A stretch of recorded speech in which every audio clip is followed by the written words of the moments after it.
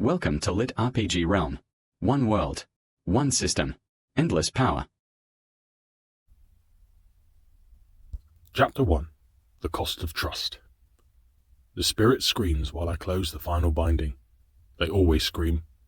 30 years of this, and they still fight like it's going to change something. You'd think word would spread among the dead.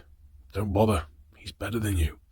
But no, every single time, they thrash and wail until the whole ordeal takes twice as long as it needs to. I hold the binding steady, letting the old words roll through me like cold water. The circle flares silver white, bone dust rising in patterns I've seen 1,000 times before. The spirit, a revenant, mid-grade, been terrorizing a village about 40 miles east, twists against the chains of my will. It's strong, stronger than the villagers described. Their angry ghost is actually a century-old murderer who figured out how to feed on fear. Sloppy assessment on their part. Could have gotten someone killed. Lucky for them, they hired me. You have two choices, I tell it. My voice is steady. Bored even. Serve or dissolve. I don't care which. Pick. The Revenant's face, what's left of it, contorts with rage. It speaks in that hollow way they do, words formed from memory rather than breath. You cannot hold me, flesh thing. I am beyond You're beyond nothing. I tighten the binding. It shrieks. You're a mid-grade haunting with delusions of grandeur. I bound worse before breakfast. Now pick. Silence. The candle flames bend towards the circle, hungry for the spiritual energy bleeding off the confrontation. The smell of ozone mixes with old graves.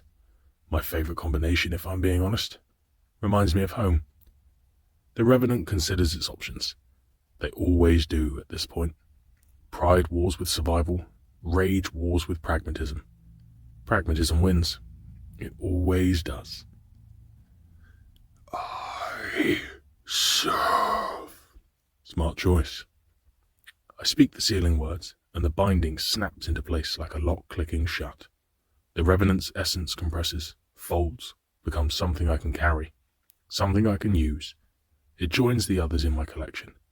17 bound spirits, each one a tool for a specific purpose. This one will be good for intimidation. Fear feeders always are. The circle dims, the bone dust settles.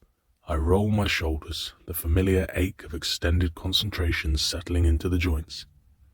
The working took 3 hours. Should have been 2, but the Revenant was stubborn. Another satisfied customer. Stepping out of the circle, the stone floor cold through my boots. I reach for the wine I'd set aside earlier. A decent vintage, payment from a merchant whose daughter I'd helped last spring. The daughter had been seeing things. Turns out she was seeing things because there were things to see. A nest of spite wisps had taken residence in her bedroom wall. Took me an afternoon to clear them. She sleeps fine now. Good wine, dark and bitter, with a finish like smoke. Quiet night, the working done. Professional acknowledgement, that's all it is. The quiet recognition of work well done. This is what I'm good at, what I've always been good at. The dead and I have an understanding. They do what I say, or they stop existing. Efficient. The candles gutter and die, one by one, as the residual energy disperses. I should restock the bone dust. I should review the binding logs and do a dozen other maintenance tasks that keep a working necromancer's sanctum from becoming a death trap. Instead, I pour another glass of wine and let the silence settle. 30 years. 30 years of bindings and banishments, spirits broken one after another. I've made enemies in every circle that matters and more money than I can spend. I've built a reputation that keeps most problems from becoming my problems in the first place. And I'm tired. Not the kind of tired that sleep fixes. The kind that settles into your bones and stays there, whispering that maybe you've done enough. Maybe it's time to stop. But necromancers don't retire. We just find new things to bind. A knock at the sanctum door. My hand doesn't flinch. Too old, too practiced for flinching. Enter, I say, and reach for a short blade I keep beneath the wine table. Not my ritual knife, just steel, just in case.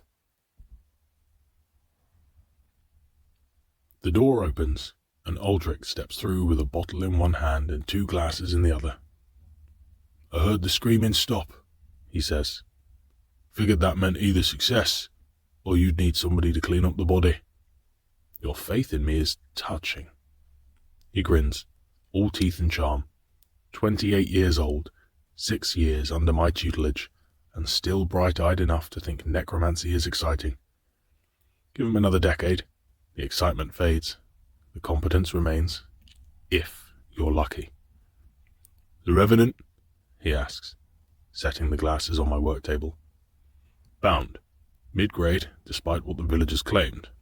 They said angry ghost, and they meant century-old serial killer with a feeding habit. Sloppy. Very. I'll be adjusting my fee accordingly. Aldrich laughs. The sound is practiced. The kind that makes clients trust him. I taught him that, among other things. He pours the wine, a better vintage than what I'd been drinking. He has expensive taste, my apprentice. Always has. I've never asked where the money comes from. Some questions are better left unasked when you're training someone to speak with the dead. You make it look easy, he says, handing me a glass. The binding, 3 hours for something that would have taken me 3 days. It is easy, for me. I take the wine without checking it. 6 years of trust earns that much. That's why you're still apprenticing. Harsh, accurate, there's a difference. He settles into the chair across from me, the client chair usually, but we're past formalities at this hour. The sanctum is quiet now, all the residual energy dispersed. The candle flames have steadied. The bone dust has settled into the usual fine layer over everything. Just 2 men and good wine, and a comfortable silence of shared work. The binding structure, Aldrich says, swirling his glass. You use Varanthi variation, 3rd iteration if I'm not mistaken. You're not. Why that one? Standard Kiorev would have held. Kiorev holds, Varanthi controls. I drink. The wine is excellent. The Revenant was a fear feeder. I wanted access to that ability, not just containment. Kierov would have given me a prisoner. Varanthi gives me a tool. The difference between control versus compliance. Now you're learning. He nods, tucking the information away. Good. He's always been good at the theoretical side. The practical will come with time. If he has time. The thought surfaces from nowhere, and I push it down. Morbid, even for me.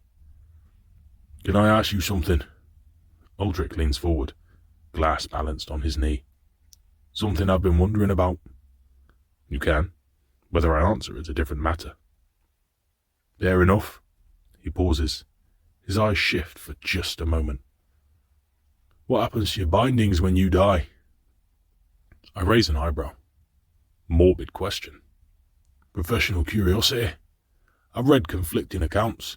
The accounts conflict because necromancers lie about it. I set my glass down. The truth is simple. When I die, the bindings dissolve. Spirits go free. Everything I've built, everything I've collected, gone in an instant. All of it. All of it. Necromancy requires a living will to maintain. Remove the will, remove the necromancy. I shrug. It's why we don't form covens. No way to inherit power. Each of us builds from nothing and leaves nothing behind. That seems wasteful. It's efficient. Prevents accumulation, prevents dynasty. The dead serve the living, not the other way around. Aldrich nods slowly. Makes sense. Why do you ask? A pause, just a fraction too long. Just curious, he says, and smiles. Occupational hazard. We spend so much time thinking about death. Eventually you start wondering about your own. Don't. I pick up my wine again. Wondering is useless. When it comes, it comes. Until then, work. Words to live by. words to survive by. Different thing. He laughs again, that same practiced warmth. I drink my wine.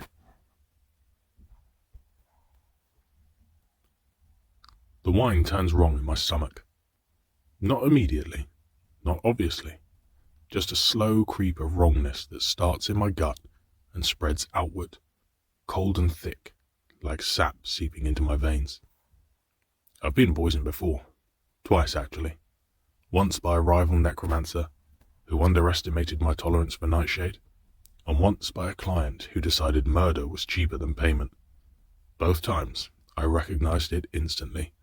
Both times I had countermeasures in place. This time, by the time I recognize it, my fingers are already numb. Aldrich. My voice comes out wrong, slurred. The glass slips from my hand and shatters on the stone floor. Wine spreading like blood. I try to stand. My legs don't respond. Don't fight it. Aldrich's voice is calm, professional. The voice I taught him to use with difficult clients. It's a paralytic compound, not a poison. You'll be conscious through all of it. I thought you'd appreciate that. My arm reaches for the blade under the table, moves an inch and stops.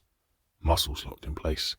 The cold spreading through my shoulders now, my chest, a tightness that makes breathing into work. His wine, the expensive vintage. 6 years of trust. The words come out thick, bitten off. Making a mistake. No. He rises from the chair, smooth and unhurried. The only mistake I made was thinking you'd eventually retire. That you'd hand over the tower, the reputation, the bindings. He shakes his head, almost sadly. But you'd have done this forever, wouldn't you? 50 more years, 60, as long as work held your interest. And I don't have that kind of time. He's right. I would have. I didn't know that until he said it, but he's right. The spirits, I manage, will never serve you. The spirits will serve whoever holds the bindings. He reaches into his coat and pulls out a knife. Not the steel under the table. My ritual blade. Silver, bone handle, runes etched along the spine. He must have taken it from my workbench whilst I was finishing the Revenant. You taught me that too. Bindings dissolve when I die. When you die naturally, yes. He moves closer, the knife catching candlelight. But there are rituals, old ones. You never taught them to me. I'm not sure you even know them. But I've been doing my own research. A clean death at the right moment, with the right preparations. He smiles. The bindings transfer. Necromancer to necromancer. I should have seen this. 30 years of reading the dead, pulling the secrets from spirits who had centuries of cunning in their hollow souls, and I missed the betrayal sitting across from me for 6 years, drinking my wine and planning my death. I'm not afraid. I should be. A knife at your throat generally warrants fear. But the fear won't come. Just a vast, grey emptiness where emotion should be. Later. I'll feel something later. When this is over, and I have time to absorb what's happening. Later never comes for the dying. You could have asked, I say. The words clearer now. The paralytic is settling, finding its equilibrium. I can speak. I just can't move. For the tower. Reputation. I might have given them. You wouldn't have. He kneels beside me, professional and precise. And even if you had, it wouldn't have been enough. I don't want your leftovers, Graves. I want what you built. I want to be what you are, what I am. I hold his gaze. He's a dead man who didn't see it coming. Yeah. Regret flickers across his face. Brief, already fading. I'm sorry. If that matters, it doesn't. No, I suppose it wouldn't. He brings a knife to my throat. My knife. The blade I've used for 3 decades. At least he learnt something. The cut is clean, professional, quick. Blood on stone, warmth draining. The candles flicker, sensing the change in spiritual pressure. My last thought, absurdly, is that I never did restock the bone dust. Darkness. I float in nothing. That's not quite right. Nothing would be the absence of experience. This is the presence of absence. Darkness that knows it's dark. Silence that listens to itself. I'm aware, but I have no body to be aware with. No eyes to see, no ears to hear, no skin to feel. I know this place. I've sent thousands of spirits through it. The threshold between life and death, the moment of transition, when the soul separates from the flesh and decides what comes next. For most, it's brief, a flash of darkness before dissolution or continuation. For some, the ones with strong wills or unfinished business, it stretches. For necromancers, apparently, it has time to get comfortable. So this is what it's like. The thought forms without words, without a mind to think it, pure observation. What did they experience? The spirits I bound and broke and bargained with? They could never quite explain it, and I assumed they were being deliberately obscure. They weren't. There's nothing to explain. It just is. Fascinating. Terrible, but fascinating. A light appears. Not light exactly. Light implies photons, implies physics, implies rules that mean something. This is information. Data presenting itself visually because that's how I'm used to reading the world. Blue text, forming in the darkness. Soul detected. Classification, magic user, necromancer. Processing. I watch the words materialize. I've seen system magic before. Fragments, echoes, things that didn't belong to the world I knew. I always assumed they were anomalies, glitches in the fabric of reality. I was wrong. Destination, the Hollows. Welcome to the system. Tutorial begins in 3, 2, 1. Tutorial. The darkness shatters. Grey light floods in. Not sunlight, not moonlight. Something else entirely. A light that illuminates without warning. A null temperature of a place that has never known heat. I have eyes again, or something that function like eyes. I can see. And what I see is a wasteland. Grey stretches in every direction. Grey ground, grey sky, grey distance. No sun or stars. Just an ambient glow that comes from everywhere and nowhere. The air doesn't move. The silence has weight. I look down at my hands. They're translucent. I can see the grey through my palms, through my fingers.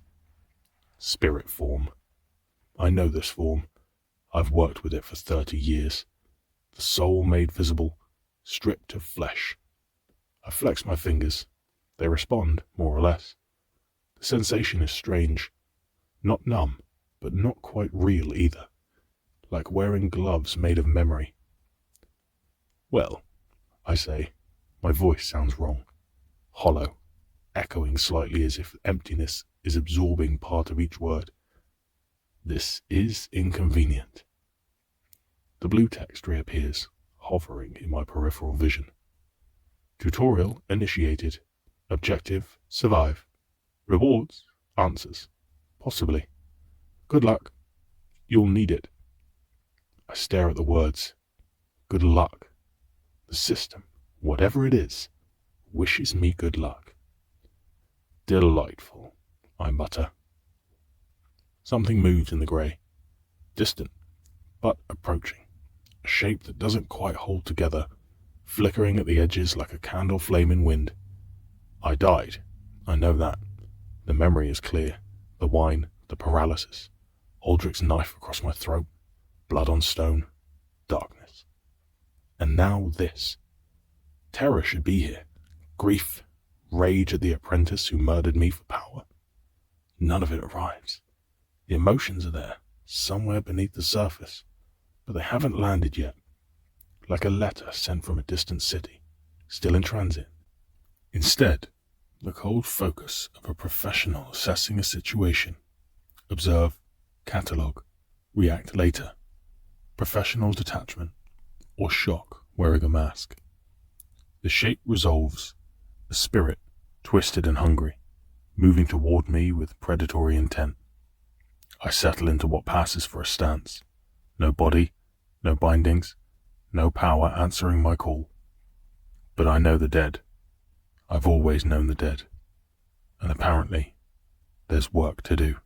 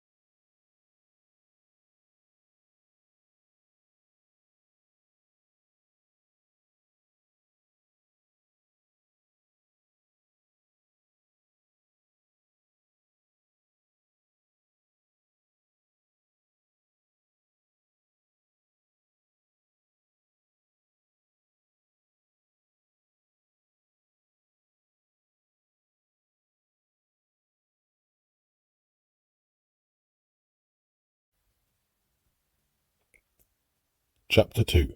Tutorial. The spirit in the emptiness doesn't attack immediately. It circles, testing the distance between us, moving with the twitchy aggression of something that's forgotten what patience feels like. A lesser shade, if I had to guess. The spectral equivalent of a feral dog. All hunter, no thought. I've banished hundreds of these. Thousands, maybe. They're barely worth the effort of a proper binding. In the living world, I could unmake one with 3 words and a gesture. Here, I have no words that matter, no gestures that carry power. I'm a spirit now, same as it. My 30 years of expertise mean exactly nothing. Well, not nothing. The shade lunges. I sidestep. It's not grace, it's knowledge. I know how spirits move. I've watched them, studied them, pulled them apart to see what makes them function. They commit fully to each action. No hesitation, no feints. When a shade lunges, it lunges. All of its essence driving forward in a singular vector. Which means when it misses, it takes a moment to recollect itself. I use that moment to move, not toward it, away, toward a formation of hardened grey in the distance. Ruins of something. I don't know what. Everything here seems to be ruins of something. The shade recovers, snarls, a sound like tearing cloth, and pursues. I take stock as I run. My body, such as it is, responds reasonably well. I'm faster than I was in life, probably. Lighter. The ground doesn't quite feel solid beneath my feet, but it holds. The air, if you can call it air, tastes like static, like licking a battery made of nothing. I can work with this. The ruins resolve as I approach. Fragments of walls, broken pillars, debris that might have been furniture or might have been architecture. The nothing has eaten most of the details, leaving only shapes, useful shapes. The shade closes the distance. Its hunger presses against my back like heat. I reach the ruins and spin, putting a pillar between us. The shade slams into it. Spirits can interact with spirit matter. That's fundamental. And staggers. Before it can recover, I grab a chunk of debris and bring it down on its head. The impact is strange. No sound, exactly, but a vibration. The shade screeches and recoils. I hit it again and again. This is embarrassing. 30 years as a master necromancer, and I'm beating a spirit to death with a rock. But it works. The shade's form destabilizes, flickering, losing coherence. I pin it against the pillar and keep striking until there's nothing left to strike. It dissolves into grey mist, dispersing into nothing around us. I stand in the ruins, debris in hand, not breathing hard out of habit, rather than necessity. A notification appears. Tutorial entity defeated. XP gained 25. Performance assessment. Efficient, surprisingly. Note: no skill used. Knowledge-based approach detected. Monitoring. Monitoring. I drop the debris. That's not ominous at all. My hands are slightly more solid than before, more opaque, more present. The act of victory strengthened me somehow, made me more real. Interesting. I pocket the observation and look around. The emptiness stretches in every direction, featureless except for scattered ruins like the one I'm standing in. No horizon, no indication of direction or distance, and no more shades, for now. The blue screen returns without warning. They manifest around me in a semicircle, not floating in the air exactly, but existing in a way that my eyes interpret as floating. Information presenting itself. The system demanding attention. I'm still standing in the ruins, debris at my feet, when the full interface unfolds. Graves, necromancer. Class, grave speaker, tier 1. Level 1. Realm, the shallows. Tutorial zone. Vitae, HP, 100 out of 100. Anima, MP, 250 out of 250. Decay, 0 out of 100. Stable. Strength 8, Constitution 10, Agility 9, Intelligence 22, Wisdom 18, Charisma 14, Will 16. Available skills, none. Bound spirits, 0 out of 3. I study the screen like I used to study grimoires, line by line, looking for implications. Vitae, hit points, essentially. My existence quantified. When it reaches 0, I assume I stop existing. Simple enough. Anima, magic points, power to spend. I'm at 250, which seems high compared to the physical stats. That tracks. I was never much for strength or speed, but I could channel enough power to bind a demon lord if the mood struck. Decay, 0 out of 100. Marked stable. That one gives me pause. I know what decay means. I've seen spirits corrupted by it, twisted, hollowed out, turned into mindless things that act on hunger alone. In the living world, we call them abominations. Here, the system calls them hollow. Supplies a whisper at the edge of my awareness. A mindless entity, powerful, empty, irreversible.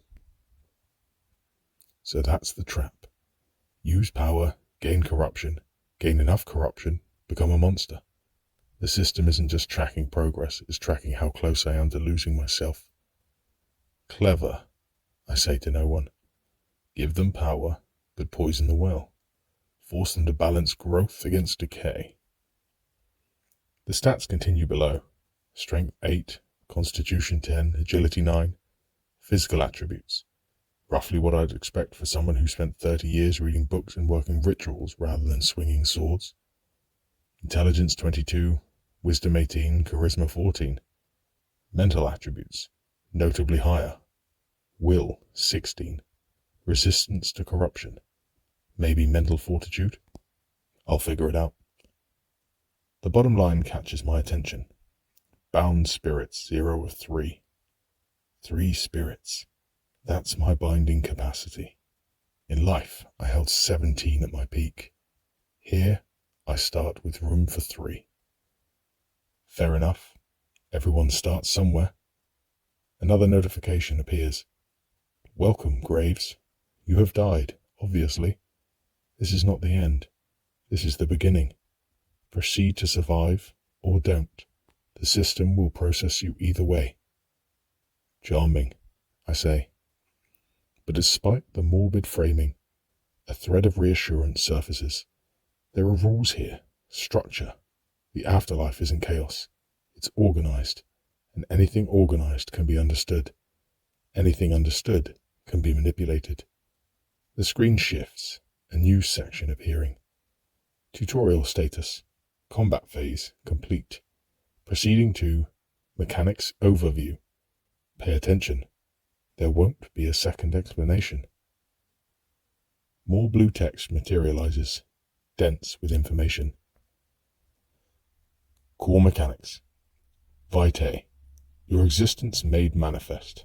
When depleted, you dissolve into the grey. There is no resurrection. Manage carefully. Anima. Your power. Spent to activate abilities. Regenerate slowly over time. Faster in locations of spiritual density. Do not deplete in hostile territory. Decay. Your corruption. Increase when using certain abilities. Binding unwilling spirits or absorbing incompatible essence. At 100, you become hollow. This transformation is irreversible. The system recommends moderation. The system also notes that no one listens. Hollow. A mindless entity of pure hunger, powerful beyond measure, empty of self. You will not remember who you were. You will not care. The system finds hollows useful. You should not. I read the last section twice. The system finds hollows useful. That's concerning. The system, whatever it is, benefits from spirits losing themselves to corruption. It's not just tracking decay, it's encouraging it. Or at least it's structured in a way that makes decay inevitable for anyone who wants to grow stronger. Why? I ask the empty grey. What does the system gain from hollows? No response. The blue text hangs silently, offering no explanation beyond what I've already provided. I log the question, add it to the list of things I need to understand if I want to survive this place. The screen flickers and updates. Tutorial complete. Skills unlocked. Soul Snare, rank F. Attempt to bind a spirit to your will. Success rate affected by charisma. Target resistance and relative power. Costs 50 anima. Spirit sight. Passive. Perceive the spiritual essence of entities. See what others cannot. No cost. Always active. You may now proceed to the shallows. Survive. Grow. Transcend. Or don't. The system doesn't actually care either way. Soul snare. Spirit sight. Basic tools. The equivalent of a first year's apprentice's toolkit. But there's something. More than I had 5 minutes ago. I focus on spirit sight, trying to understand how to activate it. The moment I think about it, my vision shifts. The world becomes more. Currents in the nothing reveal themselves. Flows of essence move through the air like slow rivers. The ruins around me pulse faintly with residual energy. Whatever they were before, something spiritual happened here once. And in the distance, at the edge of my expanded perception, I see something. A shape. Watching. Not a shade. This one has coherence. Intention. It's crouched at the boundary of what I'm starting to think of as the tutorial zone. A slightly darker region of grey where the system's influence feels weaker. It sees me seeing it, and it grins. The grinning spirit doesn't approach. It watches, crouched on a ridge of hardened grey. It's far more defined than the shade I killed. Humanoid, roughly. Tattered clothing that might have been nice once. Quick, calculating eyes that follow my every movement. I watch it back. Neither of us moves. After a long moment it speaks. The words arrive oddly here. Present, but distant. Like hearing someone through a wall. Fresh dead? Interesting? Interesting how? Most fresh dead panic. You don't? It tilts its head, studying me. You killed that shade like you knew what you were doing? I did know what I was doing. Did you? Not a question. An assessment. What were you before? Does it matter? It might. The spirit unfolds itself, standing. It's shorter than I expected. Wiry build. Movements that suggest speed over strength. It smells like old leather and copper, somehow. I didn't know spirits could smell like anything. I'm Pip. Who are you? Graves. Just graves. Just graves. Huh. Pip scratches at its chin. The gesture so human it's almost jarring. Necromancer, right? I can tell by the way you looked at that shade. Like you were deciding what it was useful for. Not whether it could kill you. I don't confirm or deny. Information is currency, and I don't know what this spirit wants yet. Relax, Pip says, apparently reading my silence. I'm not looking for trouble. Trouble finds you fast enough in the shallows without going hunting for it. The shallows? This? Pip gestures expansively at the nothing around us. First realm of the hollows, where everyone starts, where most people end. A flash of teeth. More warning than smile. I've been here a while, long enough to know the rules. And you're telling me this because you're not panicking, and you killed that shade without any skills unlocked. I watched. That's rare. Most fresh dead die 3 or 4 times before they figure out how to fight. Die 3 or 4 times? Respawn? The system gives you a few chances in the tutorial zone. Outside it. Pip shrugs. 1 life. Make it count. I absorb this. The tutorial zone has training wheels. Once I leave, they come off. What do you want? I ask. Straight to business. I like that. Pip hops down from the ridge, approaching but maintaining distance. Close enough to talk, far enough to run. Smart. Look, I want what everyone wants. Level up, survive. Maybe. And I know this is crazy talk. Get out of this place someday. And I factor into that. How? You're a necromancer. Even without skills, I could see it in you how you moved. Pip's eyes are sharp, assessing. Necromancers are valuable here. Rare. Most magic users get sorted somewhere else. The system has preferences. The fact that you're in the shallows means you're either very unlucky or very unusual. Which do you think? I think you killed a shade with your bare hands and didn't break a sweat. That's unusual. Pip grins again. I also think you're about 30 seconds from asking what I want in exchange for all this free information. 20 seconds, actually. Close enough. The grin widens. Here's the deal. I know the shallows. Where the threats are, where the opportunities are, how to not die stupidly. You know necromancy, binding, spirits, all that creepy death magic that makes my skin crawl. Together, we might actually make it past level 5. And separately, you wander into the Hollows territory in the next few hours and dissolve. I watch it happen from a safe distance and feel vaguely bad about it. Charming, but not wrong. I have skills now, 2 of them, but I have no idea how this place works. The system gave me the tools without a manual. Pip is offering to be that manual. The question is, what it costs. What do you get out of this? I ask, specifically. Protection? Maybe a direction that isn't just, surviving until tomorrow and calling that a win? Pip's levity fades slightly. I've been here a while, Graves. Long enough to know that staying still is dying slow. But I'm not a fighter. Thief in life, thief in death. Good at sneaking, good at running. Not so good at, violence. You want me to be your violence. I want us to be useful to each other. There's a difference. Maybe. Maybe not. But the logic is sound. I need information. Pip needs muscle. Symbiosis. Although, Pip could be lying about all of it.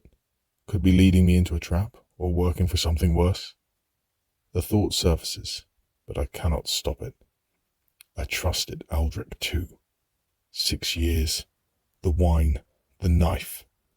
Something twists in my chest. Sharp and sudden. Not grief. Not yet. Just the first crack in whatever wall I've built between myself and what happened.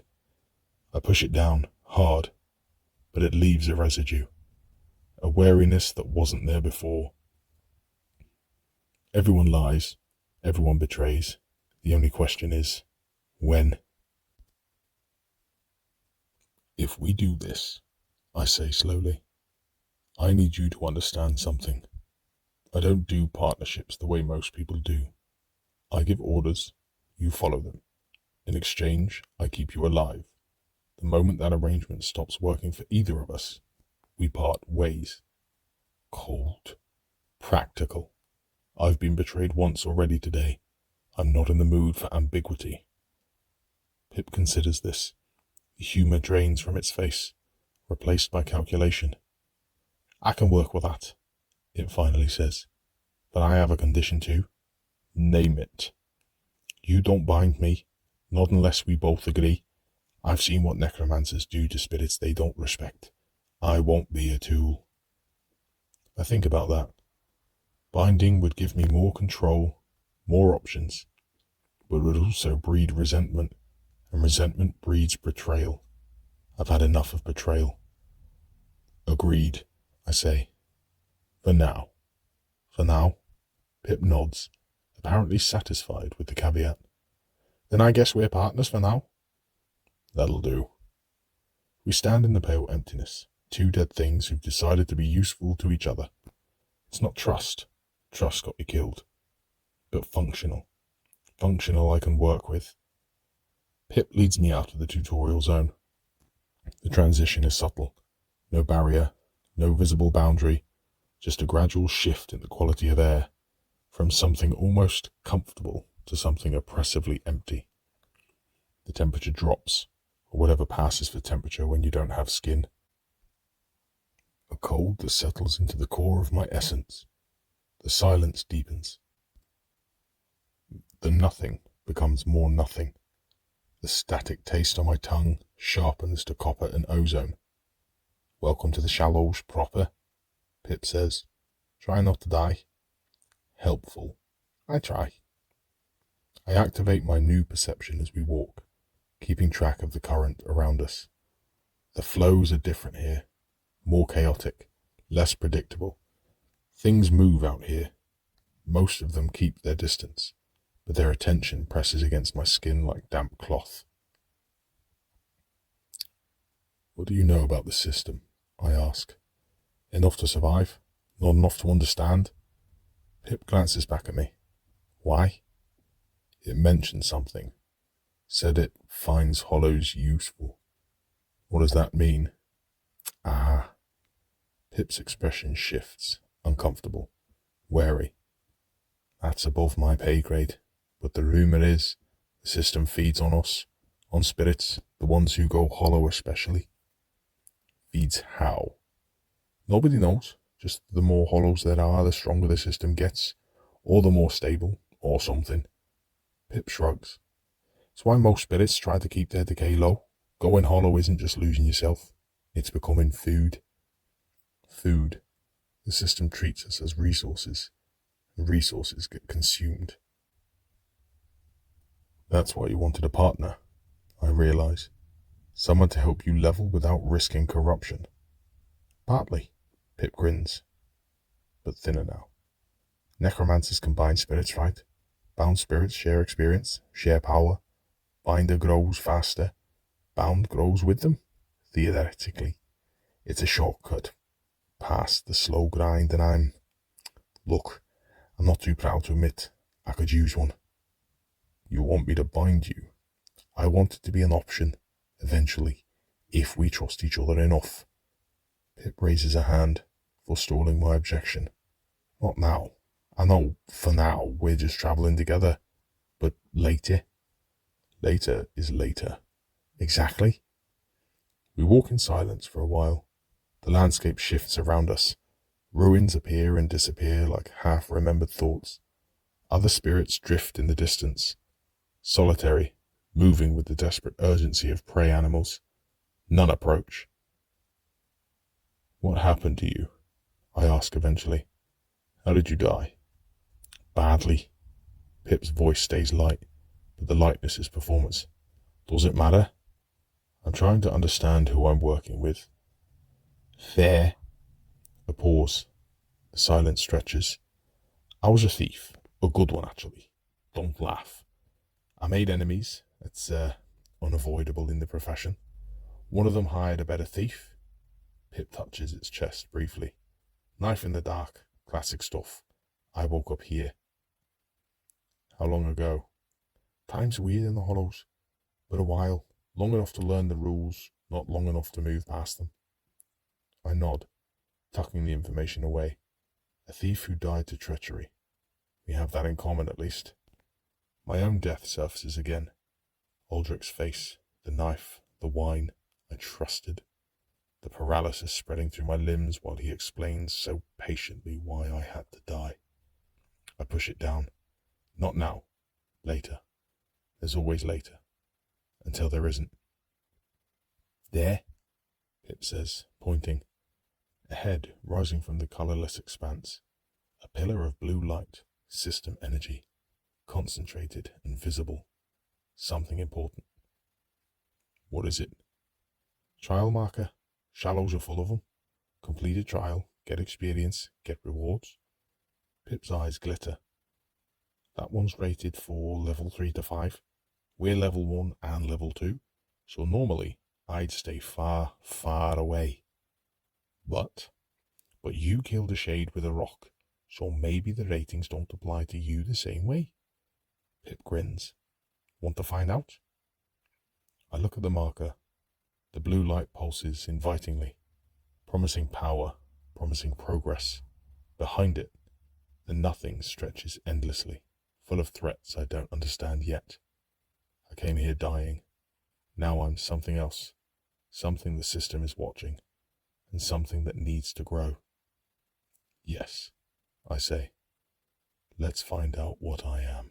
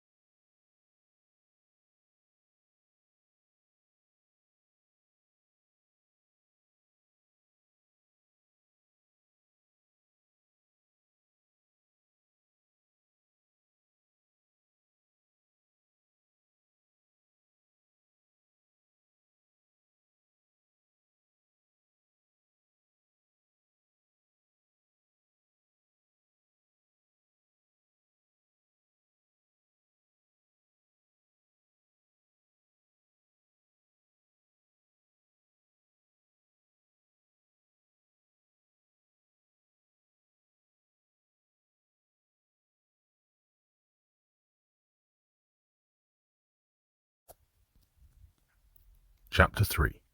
Pip. We don't make it to the trial marker. The world shifts around us as we walk. That constant, subtle rearrangement of nothing that I'm starting to recognize as normal. Ruins drift in and out of visibility. The static taste sharpens and fades. Pip moves with an easy confidence of someone who's done this 1,000 times. And I follow, watching everything. The trial's about 10 minutes out, Pip says over its shoulder, assuming nothing interrupts us. What usually interrupts?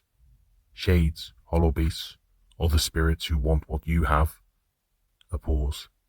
Collectors, sometimes, but they don't hunt this close to the tutorial zone.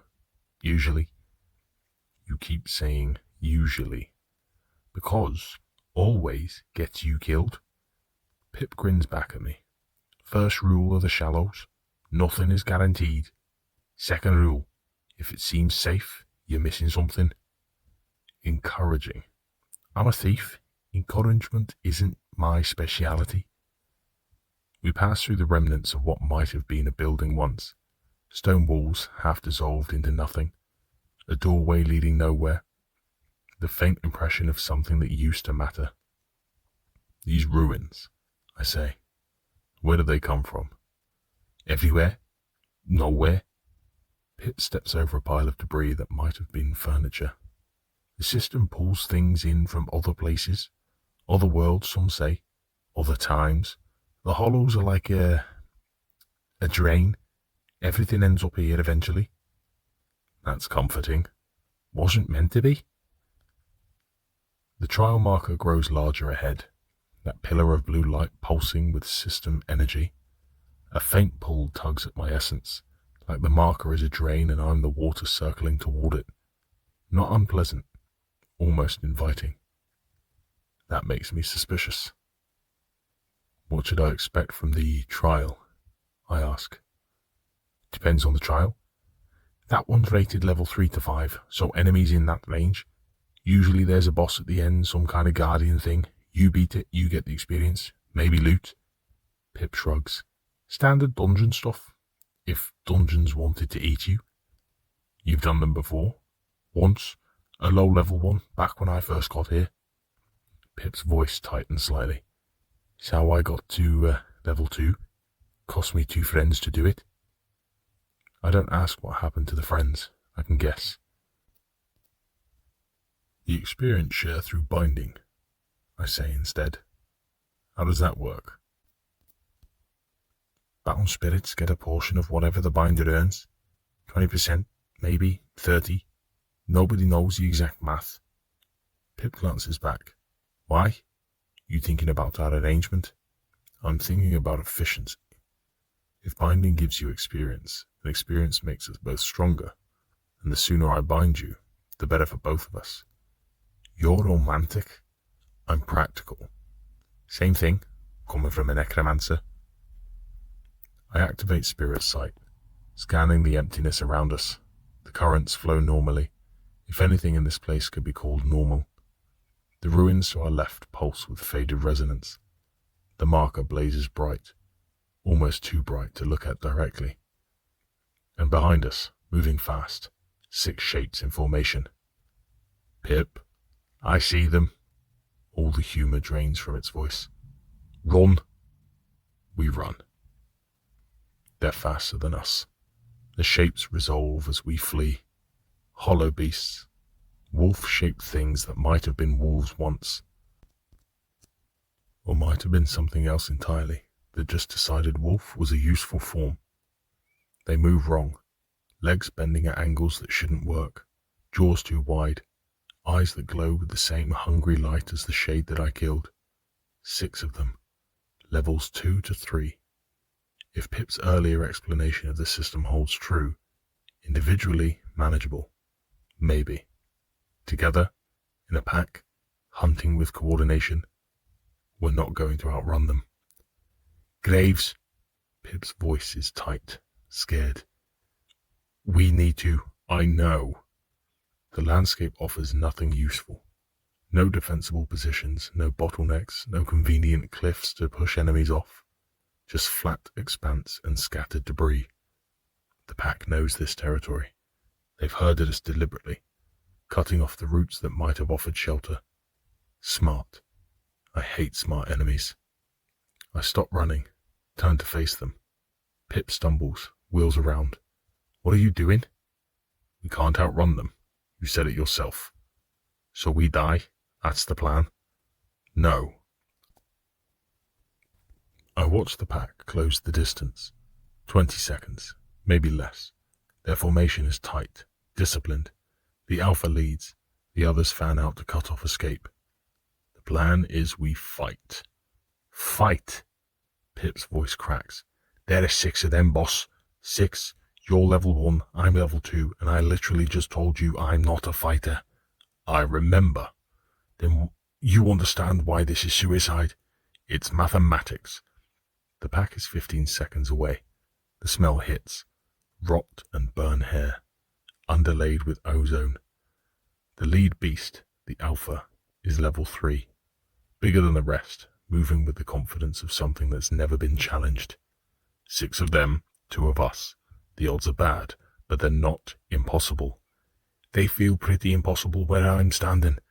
That's because you're not thinking strategically. 10 seconds. The alpha's eyes fix on me. It knows I'm a threat. Good. That's useful. I can bind spirits. That's what necromancers do. If I bind you, we become one unit. Coordinated. Your speed and my awareness, working together. Bind me? Pip steps back. No, absolutely not. And I can bind one of them. I point at the smallest beast, the runt of the pack, running slightly behind the others. Turn it against the pack mates. Suddenly it's not 6 against 2, it's 4 against 3. 3 if you count a thief who can't fight as a full combatant. 4 against 2.5 then. Still better odds. You're insane? I'm efficient. 5 seconds. Their teeth catch the pale light.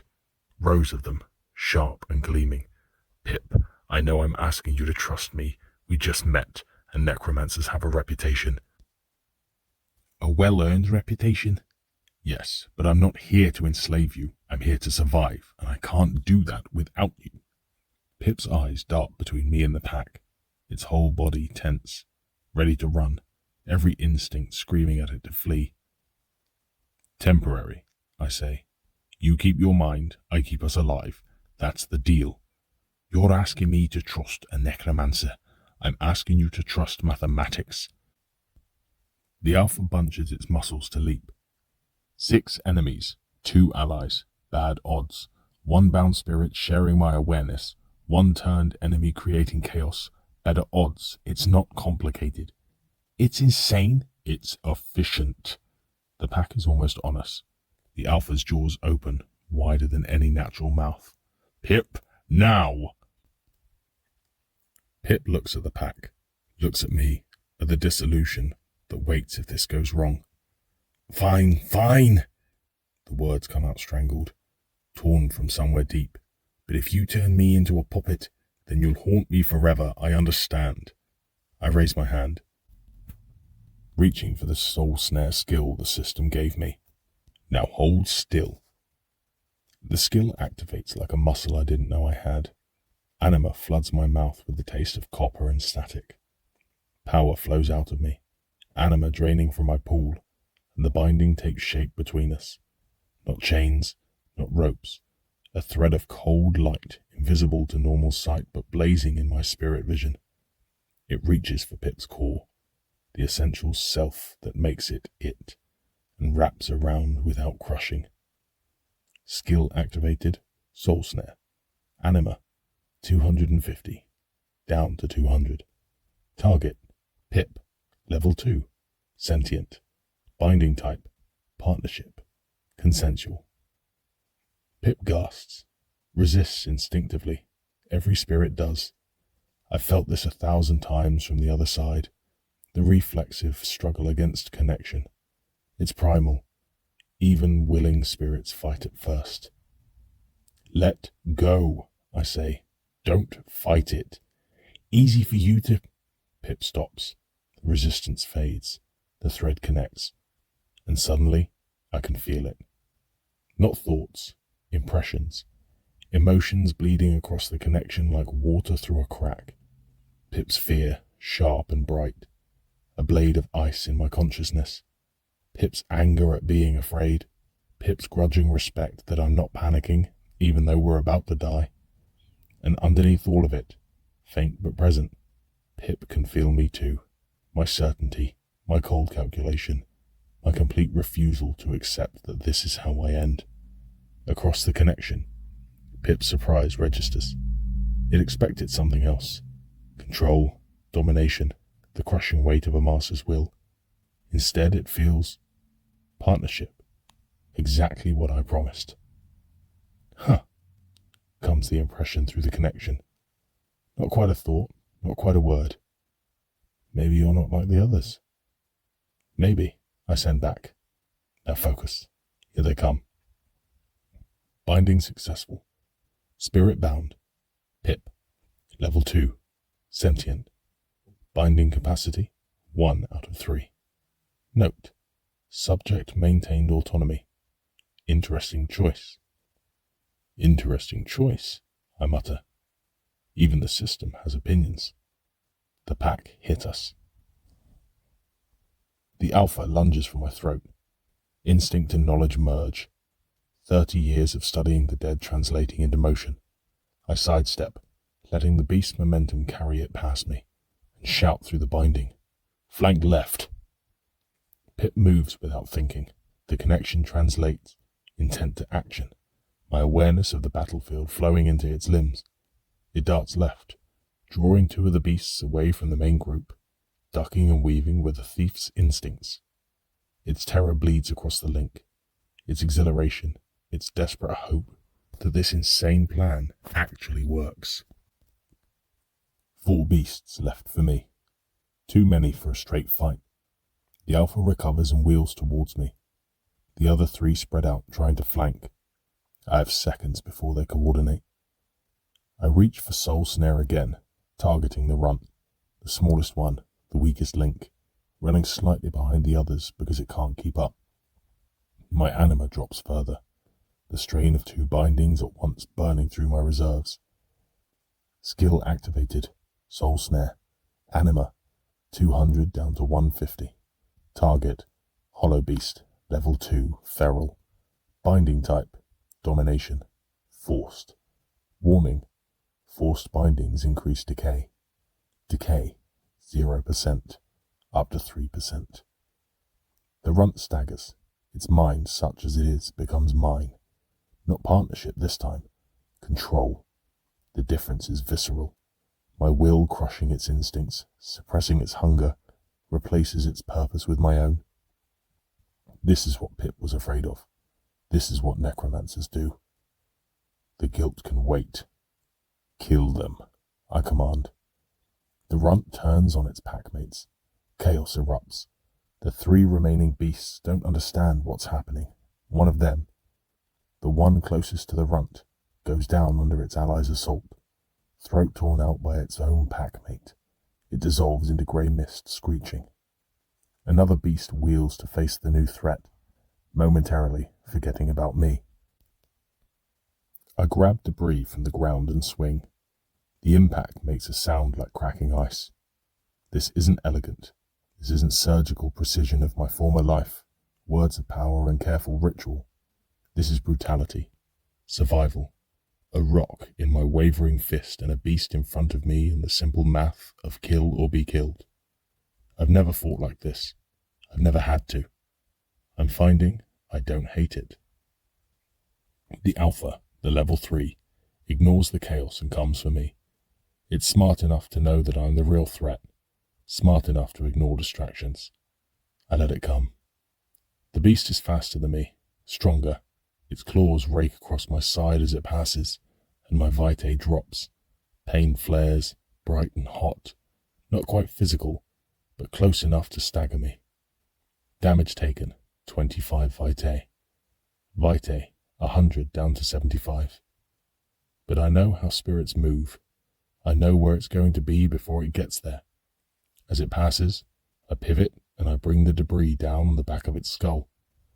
The impact staggers it, doesn't kill it. I hit it again. Again, the alpha snaps at me, catches my arm, and more vitae bleeds away. Damage taken, 15 vitae. Vitae 75 down to 60. Not sustainable.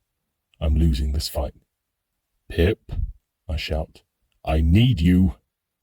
Pip's response pulses along the link. It's still running, still dodging, but it changes direction. Sprints towards me. One of the beasts chasing it follows. The other loses interest and turns towards the chaos the runt is causing. Pip arrives, grabs its own piece of debris, and together we beat the alpha until it stops moving. The beast dissolves, the pack alpha gone. 2 left, not counting the runt. One of them is still fighting the runt and losing badly. The other sees us, sees the alpha gone, and does something I didn't expect. It runs. I point at it. Kill. The runt abandons its current target and pursues.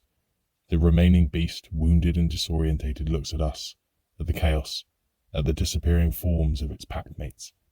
It runs too. The runt catches it. Silence. The stillness settles around us. Heavy and absolute, the chill of the aftermath soaking into my flickering hands. 6 hollow beasts, reduced to dissolving mist. We're alive. I check my anima, 150 out of 250. Check my vitae, 60 out of 100. Check my decay, 3%. Manageable. Barely. Combat complete. Entities destroyed, 5. Entity bound, 1. Hollow beast, level 2. XP gained, 175. Level up, 1 to 2. Stat points available, 5. Skill points available, 1. Note: creative use of binding in combat. Monitoring continues. The runt sits behind me like a dog. If dogs were made of half-visible malice and smelled like a grave fire, it's mine now. Bound and obedient. A tool. Pip stands a few feet away, still connected to me through the binding, still radiating fear and relief and something sharper I can't name. So, it says, this is my life now. This is your afterlife. There's a difference. Is there? You're still you, still talking, still annoying me. Pip stares at me for a long moment. Its attention presses against me. Assessment. Careful evaluation of whether I'm what I claim to be or something else entirely. Then it laughs. The sound is surprised. Genuine. Startled out of it by something I didn't expect. Fair point, it says. Fair point. A pause. The bond hums between us, that thread of cold light pulsing gently with shared awareness. Pip relaxes, the tension in the connection easing, not trusting, not yet, but accepting. You could have made me a puppet. Pip's voice is quieter now. I felt it, during the binding, the moment when you could have pushed harder, crushed my will. It watches me, unblinking. You held back. Puppets are useless. I need a partner. You keep saying that? Partner? Pip tilts its head. Most necromancers don't think that way. Most necromancers aren't stuck in an afterlife run by a system that wants to turn them into fuel. Point? Pip looks at the runt, still sitting obediently at my side. What about that one? That one is different. It's a beast, not a person. There's no partnership to offer. I nudge the runt with my foot. It doesn't react. It's a tool, nothing more. And me? You're annoying. I let a pause stretch. But useful. High praise from a necromancer? The highest. Pip laughs again, but this time there's actual warmth in it. The first crack in the wall between us. I turn my attention to the stat screen still hovering in my peripheral vision. 5 points to allocate, 1 skill point. Int, I say, pushing 2 points into intelligence. Wiz, 2 more into wisdom. Will, the last point into will. Stat allocation confirmed. Intelligence 22 up to 24. Wisdom 18 up to 20. Will 16 up to 17. Anima pool increased 250 to 280. Corruption resistance increased. Build assessment magic focused, corruption resistant. The system approves reluctantly. Reluctantly, I mutter. High praise. The system does not offer praise. The system offers survival. Sometimes. Don't get used to it. I think it's being sarcastic, Pip says, peering at my interface. Can systems even be sarcastic? Is that a thing? Apparently.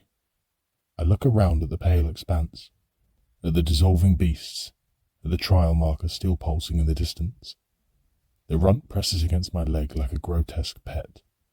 Pip stands nearby, bound but not broken. We're alive. We're stronger. We have a destination.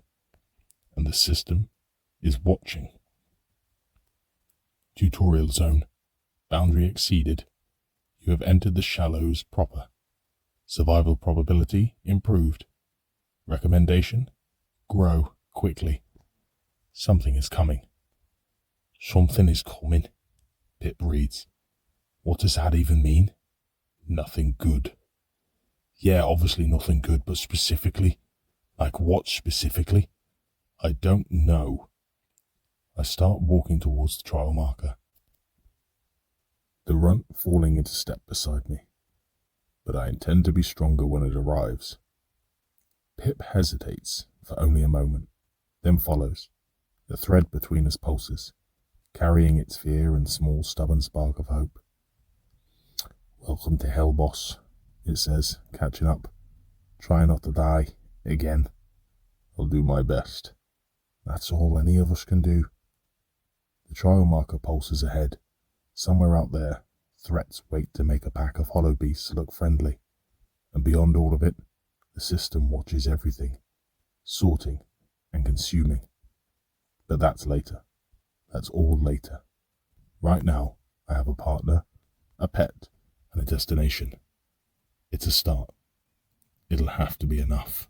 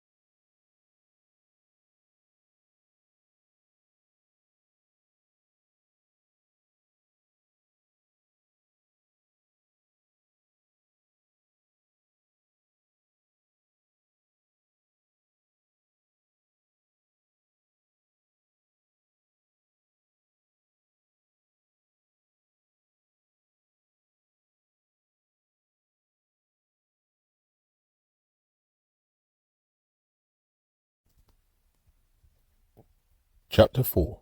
The Grey Expanse. The grey extends forever. I stop at what might be a rise, though direction means nothing here, and study the landscape. Landscape. The word feels wrong.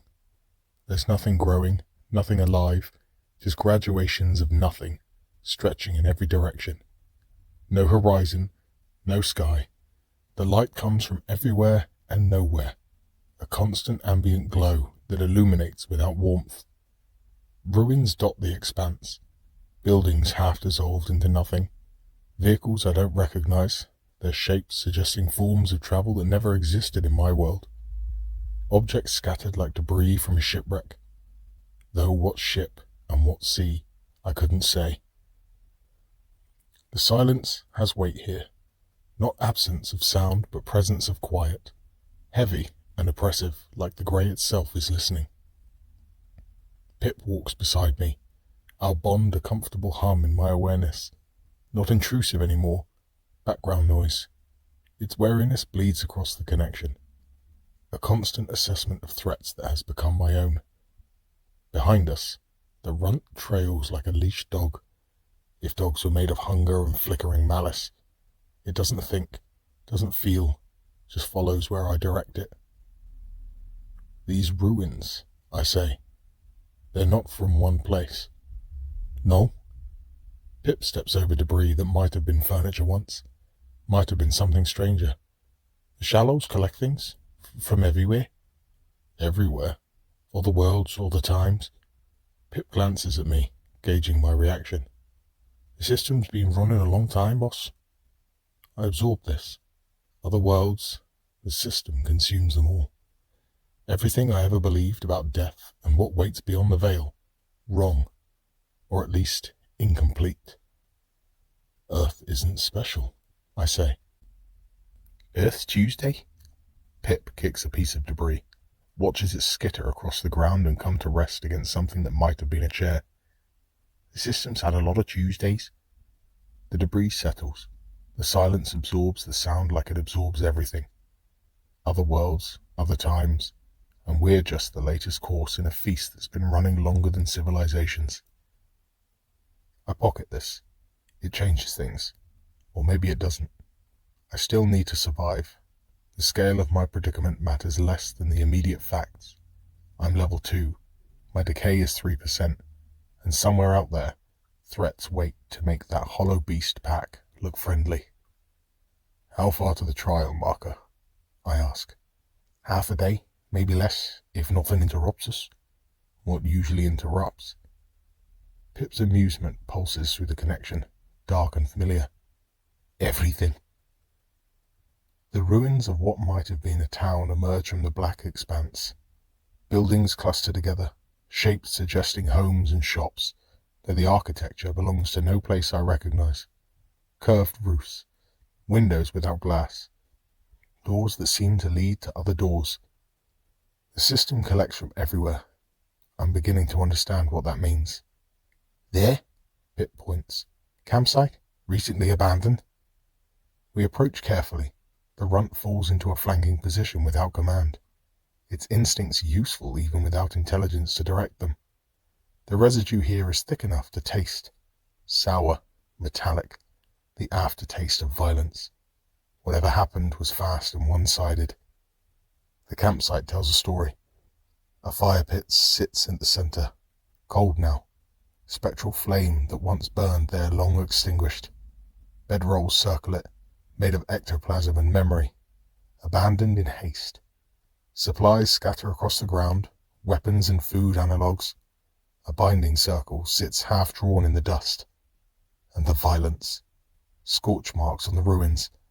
A dissolved binding circle, its edges ragged and torn, drag marks leading nowhere. This happens, Pip says quietly. Groups form, groups get hit. By what? Hollows? Collectors? Or the spirits who want what you have? I examine the binding circle, crouching to trace its lines. Competent work. Someone knew what they were doing. Someone who didn't finish.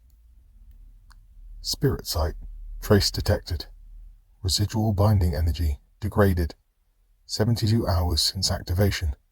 Source: unknown practitioner. Estimated level 4 to 6. Status: deceased or absorbed. The notification is clinical. The implications are not. Collectors, I say. Everyone keeps mentioning them. Pip hesitates. Dread spikes through the connection. Sharp, instinctive, quickly suppressed. You don't trust me, boss. You don't want to know about them yet. I want to know everything. Yeah, well, you'll learn the hard way, like everyone does. I let it go for now. There's more immediate information to gather. Among the abandoned supplies I find a map. Rough, hand-drawn on material that feels like skin, but isn't. The shallow spread across in an approximate detail. Landmarks, danger zones, and 3 points marked with different symbols. Trials, challenge and reward. I study the nearest one. A day's travel, maybe less. These trials, I say. Mandatory? For leveling, yeah. Pip moves closer, peering at the map. You can grind random mobs forever, but trials are the real XP. Concentrated challenges, better loot. What level? That one. Pip traces a symbol with a wavering finger. 5 to 7, maybe higher. I'm level 2. I noticed. Then we'll be smart about it. Pip's exasperation floods the link. Resignation follows. And underneath both, grudging respect that I haven't panicked yet. I hate that I'm starting to believe you, it says. You don't have to believe me. Just watch what happens. I fold the map, store it somewhere that doesn't quite exist. The afterlife has strange rules about carrying things. We move on. The campsite watches us go with empty eyes. Evening comes as a deepening of grey. Not darkness exactly. The light doesn't fade so much as thicken, becoming heavier, more oppressive. Shadows that shouldn't exist start to form in the corner of crevices. We're making good time towards the trial marker, though my expanded perception, it pulses in the distance. A pillar of blue light cutting through the pale like a beacon. Another hour, maybe 2. Then the grey shifts. Pip freezes. Its terror hits me like ice water, raw and immediate across our connection. Don't move. I don't move. Neither does the runt, responding to my will without needing a command. Something large passes parallel to us. Not close, not yet, but close enough that its outline shows through the wash of pale, a shape that doesn't hold together properly. The smell hits first. Rot and charred meat, the particular stench of spiritual corruption left to fester. The sound follows. Breathing that sounds like tearing cloth, wet and wrong, coming from a body that shouldn't need air. What is it? Pip's voice comes out as a whisper, barely more than a thought. Hollow, level 8, maybe higher. The shape resolves as it moves. 8 feet tall, hunched, limbs too long for any natural configuration. Its body flickers between solid and smoke, like a candle flame that can't decide whether to burn or die. The air around it feels heavier, colder, as if the presence drains warmth from the air itself. And the faces. I count 4, maybe 5, pressed into its torso like drowning swimmers trapped beneath ice. Mouths open in silent screams, eyes that see everything and nothing. Absorbed spirits, still conscious, still suffering. The hollow moves wrong. Joints bend backwards, speed impossible. Motion that suggests physics don't apply anymore. It's not hunting us specifically. It's just moving, patrolling, existing. Always hungry. Always eating. Into the ruins, I whisper. Now.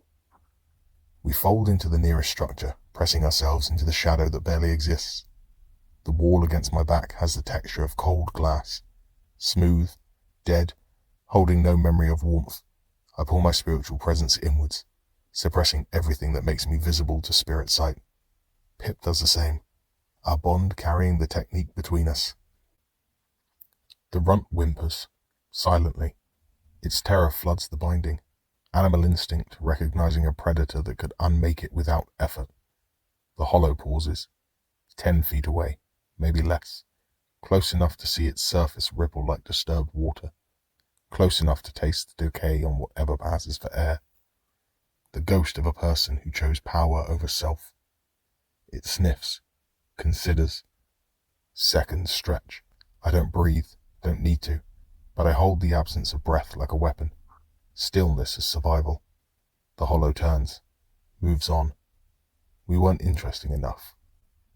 Or it had other prey, something unluckier than us, somewhere in the emptiness. I don't know. I don't care. We're alive. We wait until the distance swallows it completely. Then longer still. Finally, Pip speaks. That. Its voice shakes. That's what happens at 100 decay. You've seen them before. I've seen lots of things, boss. I try real hard to forget most of them. The connection carries more than words. Memories bleeding through. A group around a fire. Faces Pip once knew. Laughter. Then one of them. The one with the quick smile, starting to flicker. Starting to change. I had friends, Pip says quietly. When I first got here. A group. Like that campsite. It stops walking.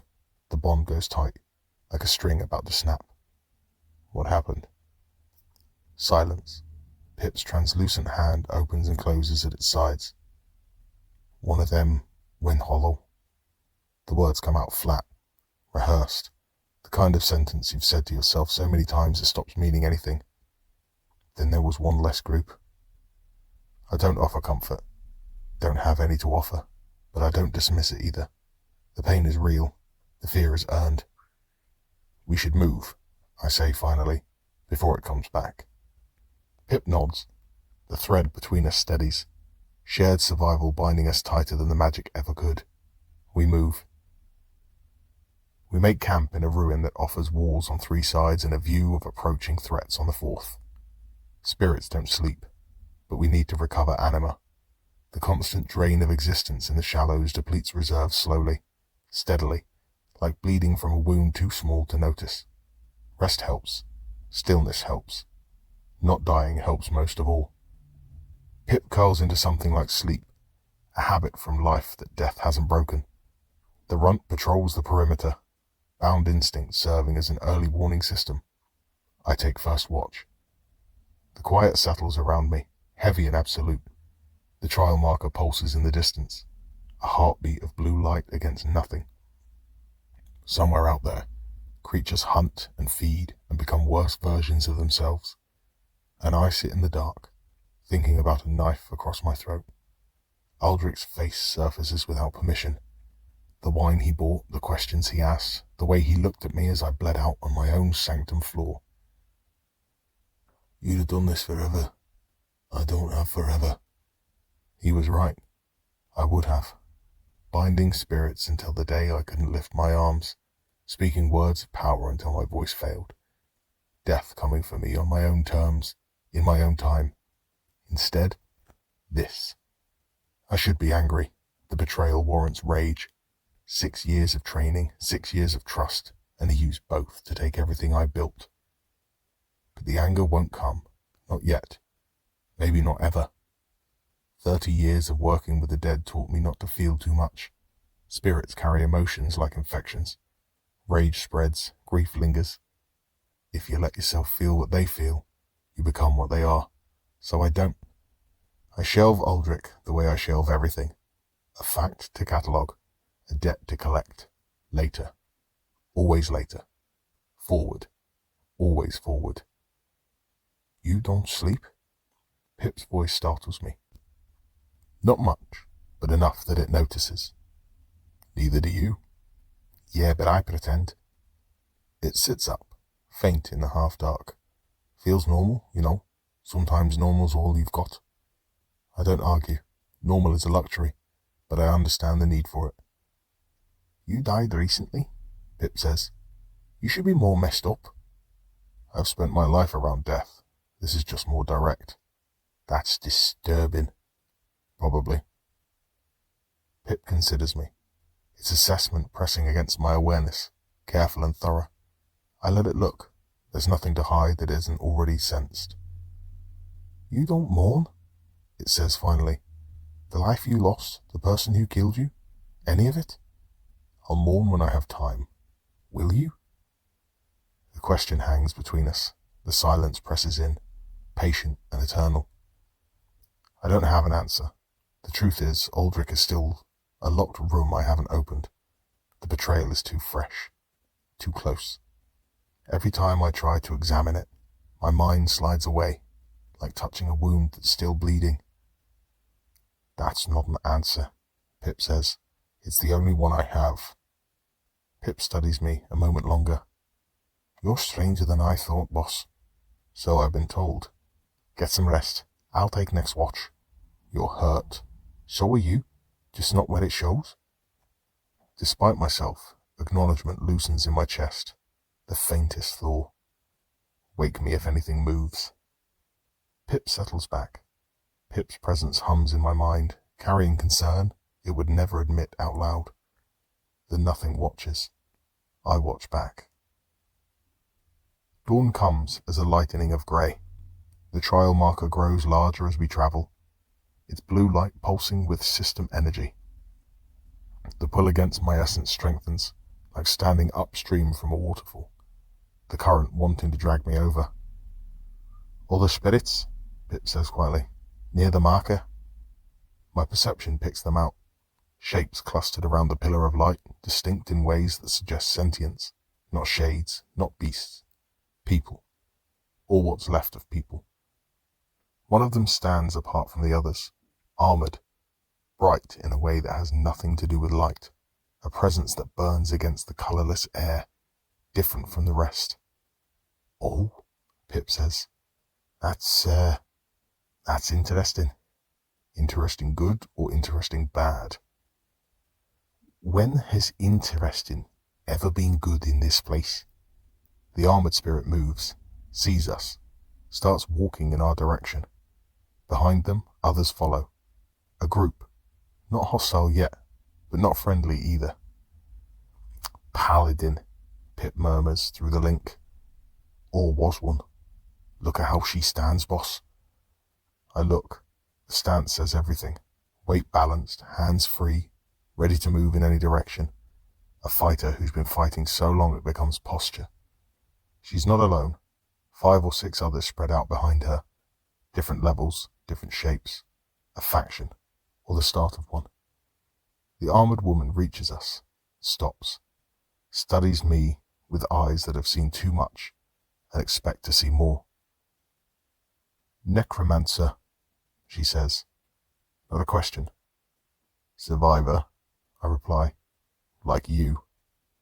She considers this, doesn't attack. Behind me the runt growls silently. Pip's fear spikes along the link, then steadies. We're outmatched, but we're not dead yet. The armoured woman's eyes move to Pip, to the runt, back to me. You're heading for the trial. We are. It's rated 5 to 7. You're level 2. I'm aware. Then you're either desperate or stupid. I hold her gaze. Purpose burns behind it. The fierce, reckless kind that gets people killed. Why not both? She almost smiles. Almost. The emptiness stretches around us, infinite and hungry. The trial marker pulses, and somewhere in the distance, something that used to be human moves through the nothing, looking for its next meal. We should talk, the armoured woman says. Yes, I agree. We should.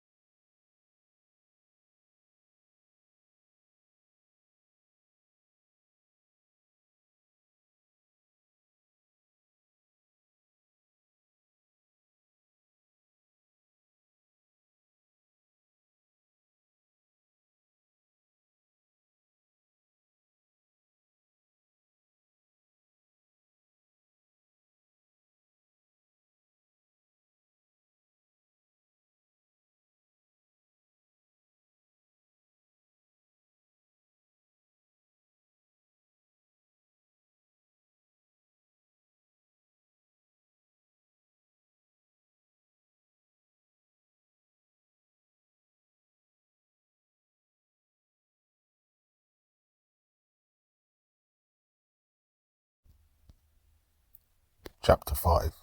The Weary and the Lost. The armored woman doesn't move like someone who expects to die. She moves like someone who expects to kill. Every step measured, every angle calculated. Her armor, half visible like all things here, still carries the memory of weight, plate and mail, the bearing of someone who wore them in a life until they became skin. Behind her, the group fans out, not attacking, assessing. 5 spirits, maybe 6, levels ranging from 2 to something higher. The one at the back, a soldier type with watchful eyes, has his hand on a spectral weapon. I don't reach for a soul snare, not yet, but it hums at the edge of my will, coiled and waiting. Necromancer, the armored woman says again, as if the word explained everything. Survivor, I repeat, like you. Not like me. Her eyes move to Pip, and then to the runt trailing behind us. You bind spirits. I've seen what necromancers do to our kind. I've seen what survival does. Binding is a tool. I don't use it for cruelty. She considers this. Strong presence, that much is obvious. The kind that comes from holding a line when everything behind it collapsed. But fractures show beneath the strength. Grief in the set of her jaw. In the stillness she uses like armor. Spirit sight. Target analysis. Level 5. Class, Guardian. Threat, high decay. 5%, stable. You're heading for the trial, she says. We are. It's rated level 5 to 7. You're level 2. Her gaze is clinical. Alone, you'll die in the first chamber. I'm not alone. I gesture at Pip, at the runt, at the binding that connects us, visible in the spirit sight as threads of cold light. The thief and a pet. The soldier at the back speaks for the first time. His voice is rough, suspicious. Great armor you've got there. Better than yours, pal, Pip mutters. The soldier's eyes narrow. Corso. The armored woman's voice cuts through the tension. Enough. Corso subsides, but his hand stays on his weapon. The armored woman turns back to me. You're desperate or stupid. You said both. I believed you. Her head tilts. What's your name? Graves. Just Graves? Just Graves. She considers this, tucks it away. The professional in me recognizes the professional in her. You're a necromancer, Graves. My people have reason to distrust your kind. Everyone has reason to distrust my kind, which means we don't get the luxury of pretending we're harmless. I know what I'm capable of. That should count for something. The corner of her mouth twitches. Amusement, quickly buried. We have a camp, she says. Information, maps. If you're serious about the trial, you'll need both. And in exchange, we'll discuss that at the camp. It's not an ambush. I'm reasonably sure of that. If they wanted to attack, they'd have done it already. The armored woman reads as a pragmatic, not a sadistic. And I need information more than I need to be cautious. Lead the way. The camp occupies a cluster of ruins that offer shelter on 3 sides and escape routes on 2. Good positioning. Someone here knows tactics. Spectral flames burn in the central fire pit, shedding light that doesn't warm but does comfort. The cold here has texture, a damp pressure against my essence that I'm already learning to ignore. Bedrolls circulate, along with supplies that speak to organization, weapons sorted by type, rations stored properly, a watchtower improvised from stacked debris. More spirits wait here. The full group numbers perhaps 10, though some barely register as sentient, lost, fading, the newly dead who haven't found their footing yet.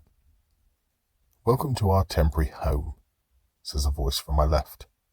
Such as it is. I turn to find a woman approaching, middle-aged in appearance, with sharp eyes and sharper assessment. She carries herself like a merchant, all calculation and careful positioning. Maren, she says, information broker. Or I was, in life. The skill set translates, even dead. Information's the only currency that doesn't depreciate. Graves, necromancer. So I've heard. She circles me like a buyer appraising merchandise. We don't see many of you. The system takes your kind elsewhere, usually. Elsewhere? The collectors. She says the words like a curse. They hunt magic users, necromancers especially. Something about your ability to bind makes you valuable. Valuable for what? That's the question, isn't it? Maren smiles without warmth. No returns on that particular investment. Ever. Corso, the soldier, approaches from the fire. His paranoia hasn't faded, but the camp's relative safety has shifted his aggression to wariness. We shouldn't be helping necromancers, he says, blunt, direct. The system sorts magic users differently. You lot are either predators or prey. Corso lost his squad to a hollow, Maren says quietly. The one who led them was a mage. He took too much power, corrupted too fast. The others didn't see it coming. I hold Corso's gaze. The rage there is old and deep. I'm sorry about your squad. Sorry doesn't bring them back. No, nothing does. I let the truth of that settle. But I'm not the one who killed them, and I have no interest in becoming what killed them. Corso doesn't respond, but he doesn't attack either. The armoured woman returns from speaking with the other camp members. 2 follow. A teacher who died of illness, her essence faded but holding, and a child who doesn't speak, young enough that I wonder how she manifested at all. A dock worker with rough hands lingers at the fire behind them. The child watches me with eyes too old for her face. I note it. The system's fingerprint are all over that gaze. Children aren't supposed to manifest here at all. You've met Maren, the armoured woman says, and Corso. The others are under my protection. Under yours? Pip speaks up. You're not from this group originally. Observant. Her mouth twitches. No, I arrived recently, but someone needs to keep them alive. I'm qualified. Paladin, I say. Her expression doesn't change, but the stillness tells me I'm right. That life is over. The skills aren't. She considers me for a long moment. The grief is plain in every rigid line of her posture, bright and terrible. No, she finally agrees. The skills aren't. We settle around the spectral fire as Maren produces better maps than the one I found. 3 trials with reasonable range, she says, spreading the charts on the ground. The Weeping Halls, spirit-based enemies, dangerous for magic users. The Bone Garden, physical enemies, more manageable. And then there's the Echo Vault. Echo Vault. Unknown difficulty, never completed.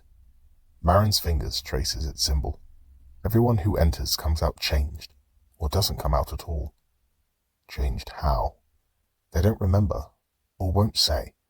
The trial does something to them. She shrugs.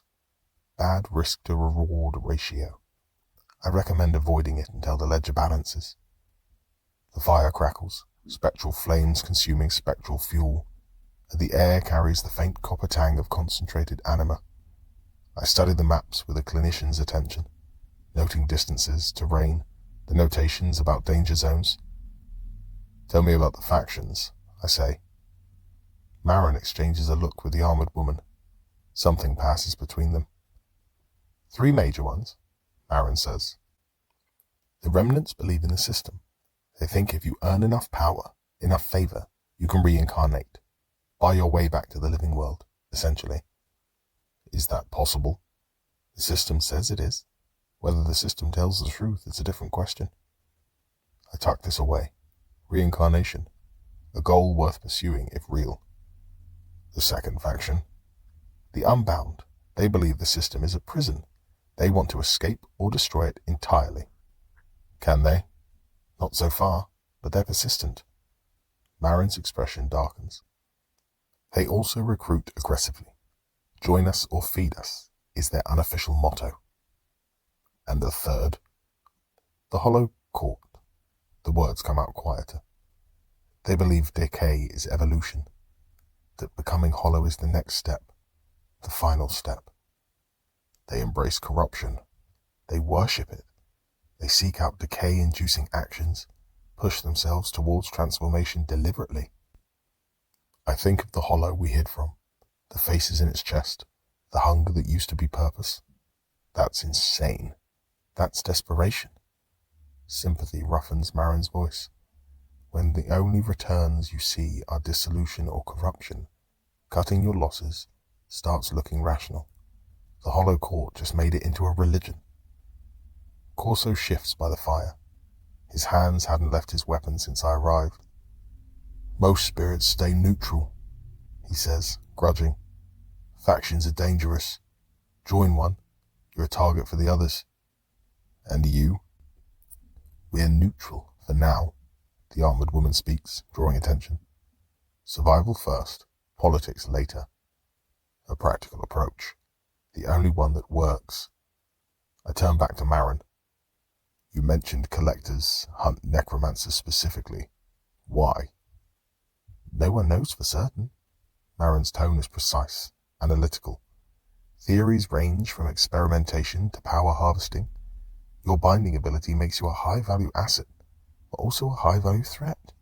The collectors seem to want to neutralize that, or exploit it. The system marks necromancers, Corso adds, tracks them, offers them to the collectors, or so the stories go. The system is monitoring me, I say. It said so explicitly. Silence. Even the fire seems to quiet. That's not good, Marin says finally. That's not good at all. I absorb this. The system watches. The system reports. And somewhere in the emptiness, entities wait for the delivery of marked souls. Then I'll need to become strong enough that marking doesn't matter, I say. How do I do that? Trials? Marin taps the maps. XP? Levels? The same path everyone walks, just faster than the things hunting you. I study the Weeping Halls marker. Level 5 to 7. Dangerous for magic users. Good. I've always learned best under pressure. Something moves in the pale beyond, distant but distinct. The camp tenses. Corso's weapon rises. The armored woman's hand drops to her side, where a sword that isn't quite solid waits for use. Second pass. The shape moves on, not close enough to threaten. This time. The tension fades slowly, like water draining from a wound. We should hit the nearest trial together, I say. Corso's head snaps towards me. What? More bodies, better odds. I gesture at the group. I provide binding support. Your fighters engage directly. We split the rewards. That's insane, Corso says. You want us to trust a necromancer at our backs? I want to survive. So do you. I hold his gaze. You can distrust me and die alone, or distrust me and maybe live. The math isn't complicated. The math checks out, Marin says quietly. Pooled risk, split returns. Corso's glare could strip paint from walls. It's a trap. He wants to bind us when we're weak. If I wanted to bind you, I'd wait until you were dying. I let the truth of that settle into the silence. Less resistance, better results. The fact that I'm offering partnership should tell you something. Corso doesn't find this comforting. I didn't expect him to. I'll think about it, Marin says. The information value alone might be worth the risk. I refuse. Corso's voice is flat. I've seen what happens when you trust magic users. That's your choice. The background spirits shake their heads when I look at them. Too scared, too new to be anything else. I'll go. The armored woman's voice cuts through the debate. First words she'd spoken in minutes. Everyone turns. You don't know him, Corso says. I don't know you either. Her voice is calm, certain. But I need to reach the marrow. This is the fastest way. The marrow? My business, not yours. She turns to face me. Are we going or not? Recognition passes between us. Not trust, not yet. Two professionals assessing each other, finding the calculation acceptable. We're going, I say, Dawn. Early start. Good. She turns and walks to her bedroll. Conversation over. Corso stares at me like I've personally poisoned his well. Marin studies me like a ledger that doesn't quite balance. The child watches without expression. Pip's amusement bleeds across our connection. You've got a real talent for making friends, boss, it says silently. I have a talent for staying alive. Friends are optional. Spoken like a true necromancer. Spoken like someone who's been dead 3 days and doesn't intend to stay that way. Dawn comes as a lightening of grey. The party assembles at the camp's edge. Me, Pip, the runt, Marin, and the armoured woman. 5 of us, if you count a thief and a beast as full combatants. 3.5 if you're being realistic. Corso stays behind with the others. His distrust radiates like heat. I'll be here, he says, if any of you survive. Your optimism is inspiring, Marin replies. The armoured woman says nothing. She's already moving towards the trial marker, professional focus narrowing her world to the task ahead. I catch up to her, walk beside her. I should know what to call you. Long pause. I watch her weigh the question, measure the cost of answering. Sarah. Just Sarah. That is sufficient. She doesn't look at me. As Graves was sufficient for you. She understands more than she's showing. Fair enough. Pip materializes beside us, curiosity buzzing along the thread between us. So it says, a necromancer, a thief, a merchant, and a paladin walk into a dungeon. Is there a punchline? Usually the punchline is everybody dies. Sarah glances back, expression unreadable. Optimism is inspiring. Pip stops walking and stares. Did she just... was that a joke? Sarah doesn't answer, but her mouth twitches, just slightly, just enough. The trial marker pulses ahead, blue light cutting through the grey. The weeping halls wait, filled with dangers rated for above my level. Spirit-based enemies, anima drain, the guardian that no one talks about, standard dungeon stuff. Behind us, Corso watches until we fade from sight. Ahead, the trial waits. I hate this plan, Pip says across our connection. You hate every plan, 'cause every plan ends up with us almost dying. Almost, keyword. That's not confident as you think it is, boss. Probably not, but comfort is a luxury we can't afford. The grey swallows us. The trial grows larger. And somewhere in the silence, something watches, waiting to see what we become.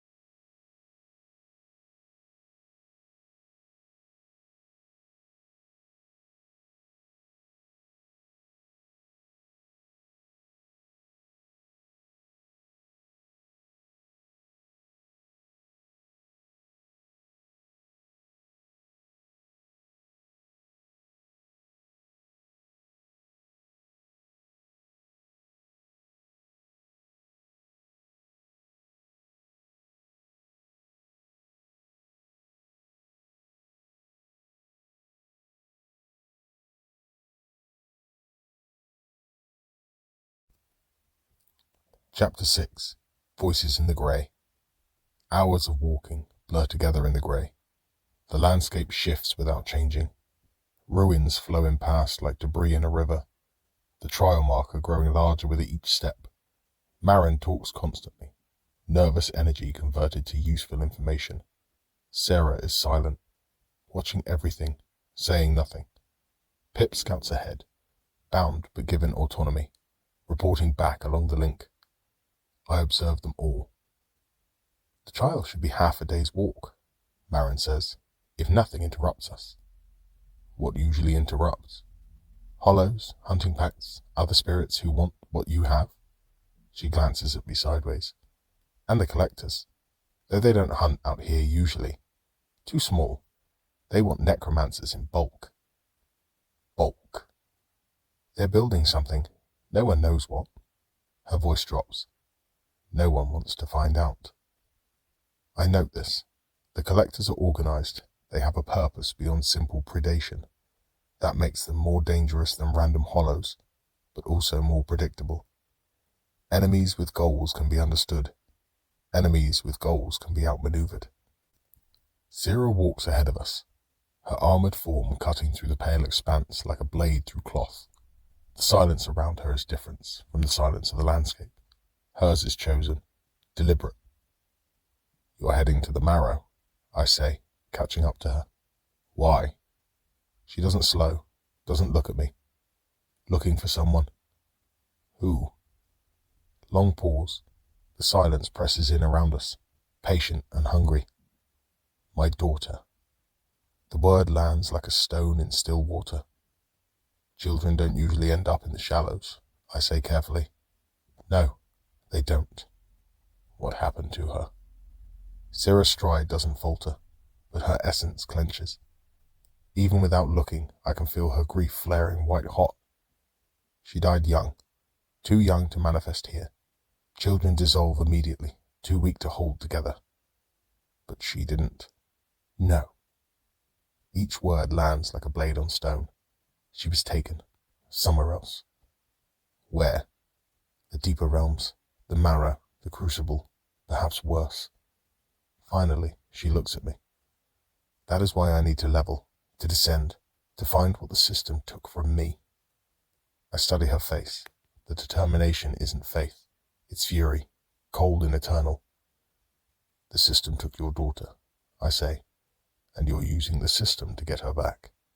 Yes. That's either brilliant or insane. Why not both? Despite myself, I almost smile. Almost. I can help with that, I say. Finding things the system has hidden. It's what necromancers do. Sarah considers this. The assessment in her eyes is familiar, professional evaluating professional. When we survive the trial, she says, we will discuss terms. Fair enough. The emptiness stretches ahead. The trial marker pulses, and somewhere in the nothing, a mother hunts for her child. The shade appears without warning. One moment, empty grey. The next, a shape materializing from nothing. Level 3, disorientated and hungry. It doesn't seem to see us yet, just drifts, lost in its own disillusion. We should avoid it, Marin says quietly. Conserve resources. I need to test something. I move before anyone can object. The shade's attention snaps to me as I approach, its form sharpening with predatory focus. The system notification appears in my peripheral vision. New skill available. Death Whisper. Rank F. Type, Decay Branch. Offensive. Cost, 30 anima. Effect, project psychic damage and fear into a single target. Warning, Decay Branch skills accelerate corruption. Decay Branch. The words carry weight I'm only beginning to understand. I activate the skill. My voice comes out wrong. Harmonics that shouldn't exist layer over my words. Frequencies that speak directly to the essence of dead things. The shade screams, a sound of pure terror, and recoils so fast it leaves an after-image in the air. It tries to flee. I don't let it. The pursuit is brief. The The shade, already disorientated, can't outrun purpose. I catch it, bind it with soul snare, feel its essence compress into something I can use. Entity destroyed. XP gained, 35. Skill test successful. Death whisper. The victory tastes like rot. It hits immediately. The wrongness at the back of my throat. A pressure behind my eyes that wasn't there before. The taste of rot coats my tongue. The flavor of decay. The decay notification appears, clinical and damning.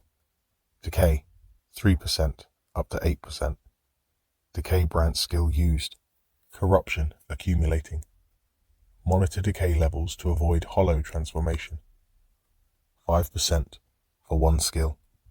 For 30 seconds of combat. The cost is real. The power is real too. Your meter moved. Marin's voice is quiet. Her eyes on my interface, reading the numbers I can't hide. I noticed. The decay skills, they're powerful. Syrah approaches, watching me with new attention. Very expensive. Pip's concern needles across our connection. Maybe don't do that again. Maybe. But I know I will. The power of Death Whisper, the way the shade simply broke before me in a world where survival depends on strength. Turning down strength is suicide. The trick is knowing when the cost is worth paying, and when it isn't. We continue traveling as Marin explains what I'm becoming. The decay meter isn't just corruption, she says. It's how the system tracks you. Tracks. High decay spirits attract attention. Hollows and enforcers, certainly, but especially collectors. She ticks them off on her fingers. The more corrupted you become, the more valuable you are to things that want to consume you. So staying low is safer. Staying low means staying weak. That's the trap. Marin speaks with the certainty of someone who's watched others make the wrong bet. Push too hard, you corrupt. Push too soft, you dissolve. The system designed it this way. Designed. Nothing here is accidental. The decay mechanics exist because the system wants us to fail, wants us to push past our limits and become hollows, or dissolve into nothing and become fuel. I register this. The system isn't neutral. It's a harvester dressed as a game. The progression, the levels and skills and rewards, all of it designed to drive spirits towards consumption. There must be another way, I say. There's always another way. If there is, no one's found it. Marin shrugs. Some spirits try to exist minimally, avoid combat, avoid progression, just fade slowly. It takes centuries, but eventually they dissolve. The system still wins. What about the factions? The remnants believe in reincarnation. The remnants believe in a system's promise. Whether the promises are true is a different question entirely.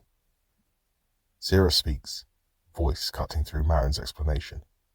In life, I faced corruption constantly. Demons, possession. I turned to her. You were a paladin. I was. The divine power didn't help. The divine power got me killed. The bitterness in her voice could curdle milk. I swore an oath, believed with everything I had, fought until there was nothing left, and the light let me die anyway. It didn't. It did not. She turns to face me.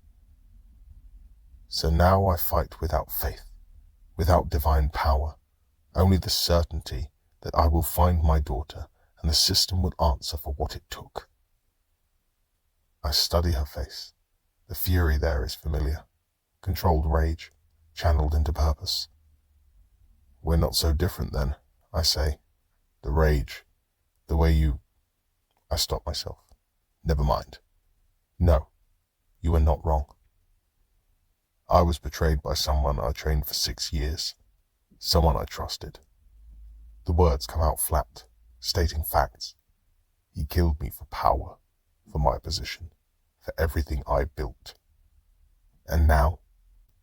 The question sits between us. I should have an answer. I don't. Now I survive. I say finally. I grow stronger. Beyond that, I trail off. I don't know yet. Sarah's eyes narrow. You do not want revenge? I don't know what I want. The words come out flat, clinical, a diagnosis I'm delivering on myself. I think about going back, finding him, but what happens then? Haven't figured that out. Most people know exactly what they do. Most people haven't spent 30 years learning that rage clouds judgment. I hold her gaze. When I decide what Aldrich deserves, it won't be because I was angry. It'll be because I thought it through. Silence. The nothing presses in around us. I cannot decide, Sarah says finally, whether that makes you dangerous or trustworthy. Give it time. The route narrows to pass between towering ruins. The air here is different, thicker, colder, pressing against my form like wet cloth. This is the only way, Marin says. Her voice is tight. But it's contested. Contested by what? There's a hollow that patrols here, level 8, territorial. I think of the creature we hid from earlier, the faces in its chest, the hunger that never ends. Different from the one we saw before. Different. There are more than you'd think. Marin's expression darkens. The shallows breed them like flies. We move through carefully, suppressing our spiritual presence. I pull my essence inwards, becoming as small and unnoticed as possible. Through the link, I nudge Pip to do the same. The runt follows my will without question. Halfway through the pass, the sound comes from ahead. Breathing. Wrong. The wet rasp of lungs that don't exist serving a body that shouldn't.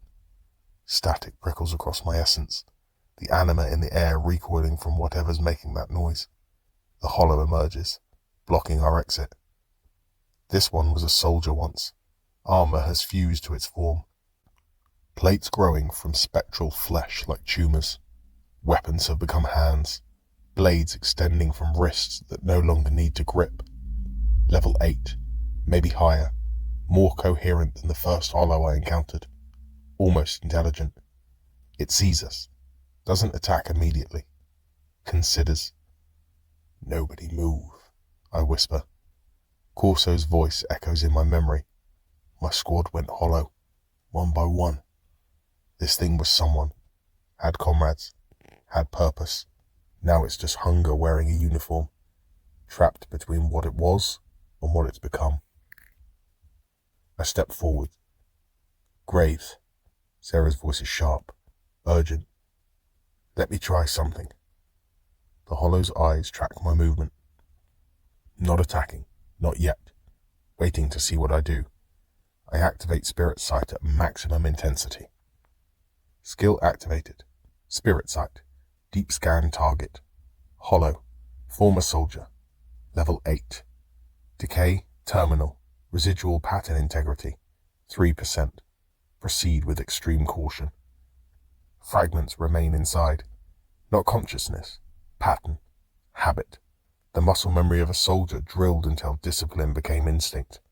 I salute. The old military gesture. Formal and precise. The kind drilled into soldiers across 1,000 worlds. The hollow freezes. Second stretch. The grey holds its breath. Pip's terror screams through the bond, but I don't let it break my concentration. The hollow twitches. Something fires in whatever passes for its mind. Recognition without comprehension. Memory without self. It returns the salute. Mechanical. Confused. But the motion is there, buried so deep that even corruption couldn't erase it. Then it moves aside. Not attacking. Not welcoming. Just responding to a pattern it can't refuse. We walk through, slowly. No sudden movements. No sounds.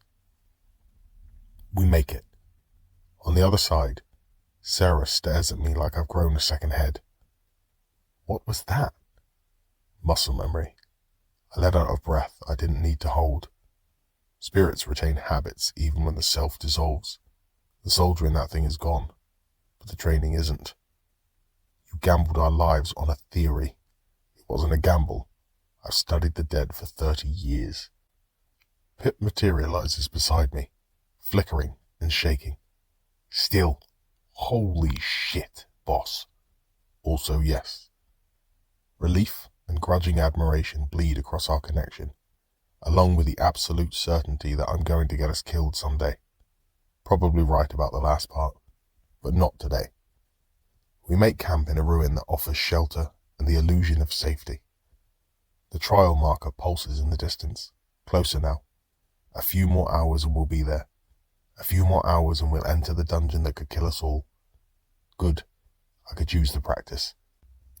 The level up notification appears as I settle into the closest approximation of rest the dead can manage. Experience threshold reached. Level up 2 to 3. Stat points available 5. Skill points available 1. Decay 12%, plus 4% from combat skills. I allocate the points. Intelligence plus 2. Wisdom plus 2. Will plus 1. The familiar pattern of someone building for magical power and corruption resistance. Stat allocation confirmed. Intelligence 24 to 26. Wisdom 20 to 22. Will 17 to 18. Anima pool increased. 280 to 320. Will investment noted. Corruption resistance improved.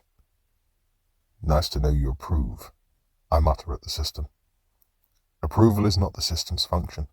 The system observes. The system processes. Your path is your own, until it isn't.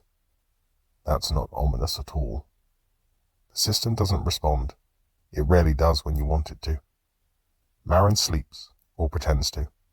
Pip scouts the perimeter, bound instinct serving as early warning. Sierra sits across from me, watching the light darken towards night. You don't mourn. Her voice is quiet, direct. Mourn what? Your life. You died recently. I can tell. How? You still check if you're breathing. Habit of the newly dead. My hand is on my chest, pressing for a heartbeat that doesn't exist. She's right. Old instincts die slowly. I'll mourn when I have time. Will you? Probably not. I drop my hand. Mourning implies I expected something different. You expected to be betrayed. I expected to be killed. Eventually, by someone. The specific someone surprised me, but not the death. Sierra studies me in the half-dark. Death was inevitable. You merely believed you would choose the timing. Exactly like that. Silence stretches between us, the comfortable kind, between people who understand certain truths without needing to explain them. Tell me something, Sarah says finally. What? That thing in the pass, the hollow. Could you bind it? I consider the question. The hollow's power, its level, the corruption saturating every aspect of its form.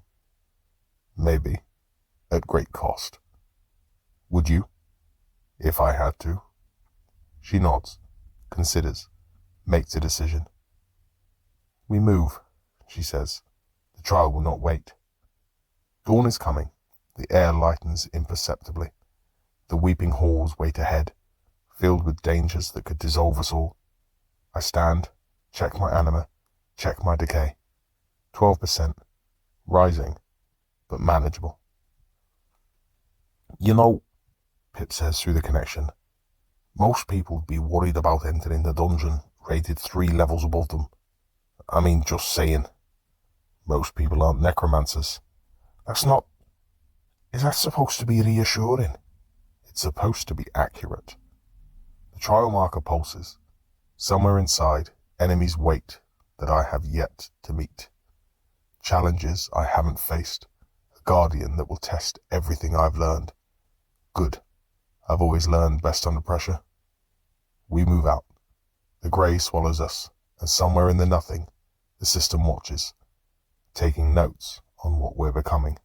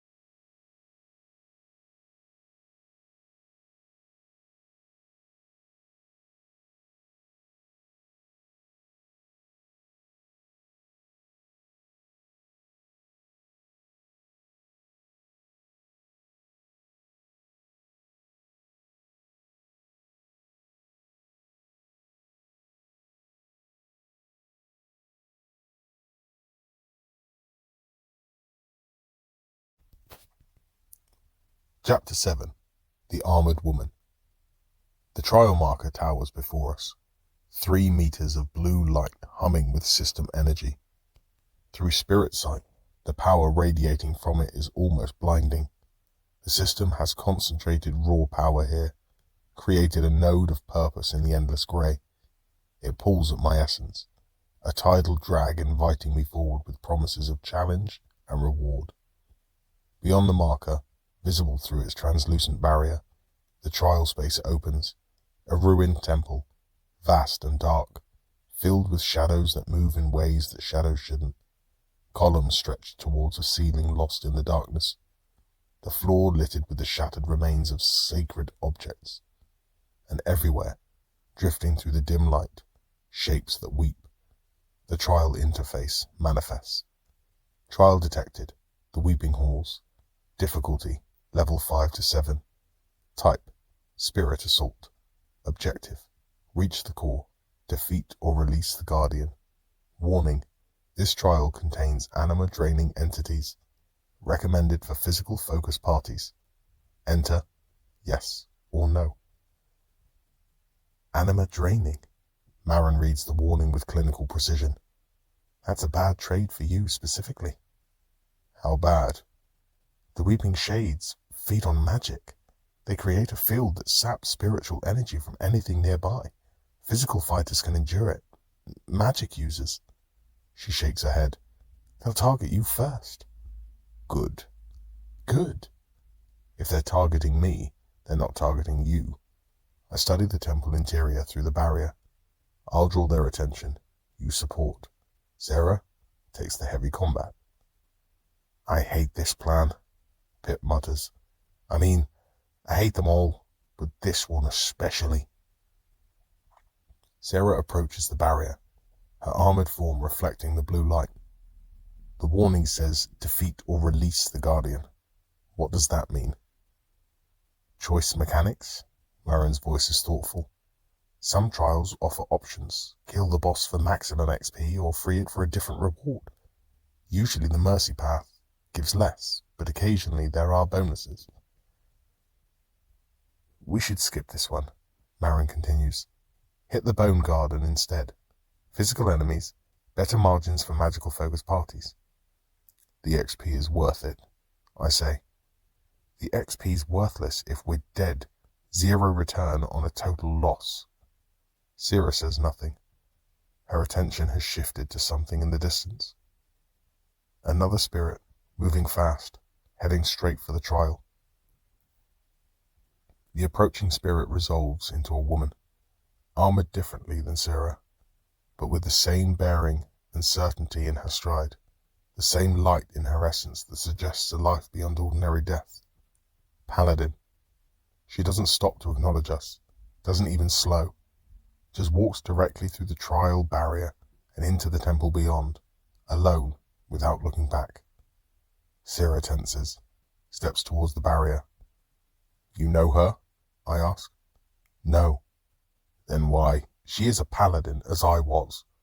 Sarah's voice is tight, controlled. I know what she intends, which is dying. The word hangs between us. I can feel Sarah's grief flare, bright and terrible. Paladins who end up in the hollows are broken, she continues. Faith shattered, purpose gone, everything we believed in, proven false by the simple fact of being here. The divine power didn't protect her. It protected none of us. Sarah's hands clench at her sides. Many who swore an oath tried to go out fighting. Holy suicide, they call it. Enter a trial too difficult to survive. Die with a weapon in hand rather than fading into nothing.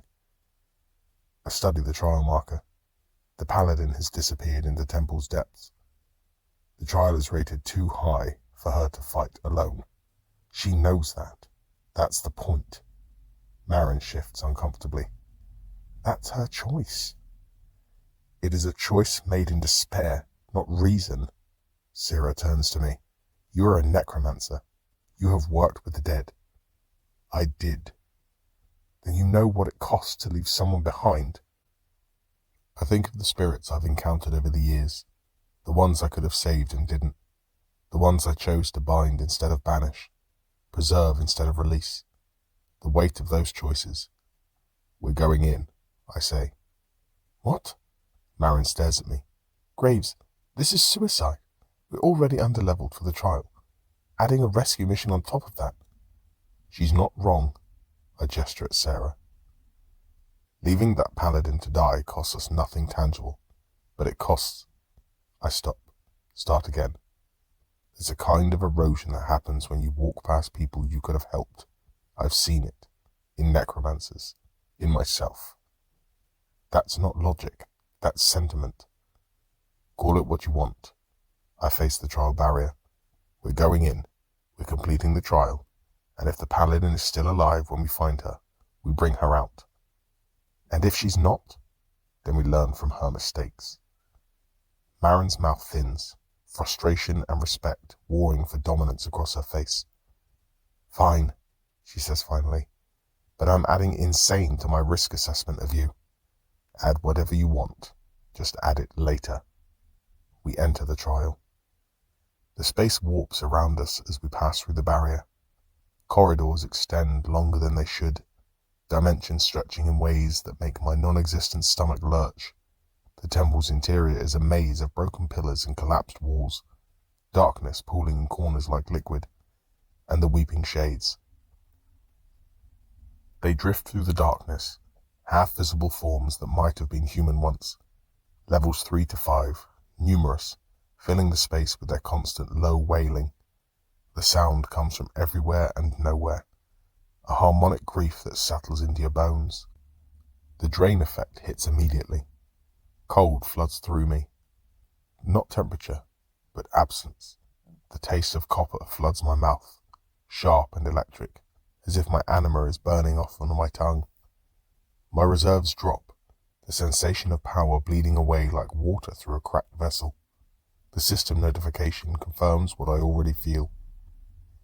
Environmental hazard. Anima drain. Current drain rate, -5 anima a minute. Time until depletion, 64 minutes. Recommendation, eliminate drain source or evacuate. We need to move, I say. The longer we're here, the weaker I get. The first pack of shades notice us, 3 of them, drifting towards us with hungry attention. Sarah engages without hesitation. Her spectral blade shears through the first shade with a sound like tearing silk, physical damage bypassing its magical defenses.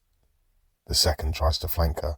She pivots, parries with a ringing clash, drives the blade through its core. The third comes for me. I sidestep, let it pass, and hit it with a soul snare. The binding is harder here, the drain field interfering with my concentration, but the shade's will is weak. It breaks, compresses, becomes mine. Entity bound.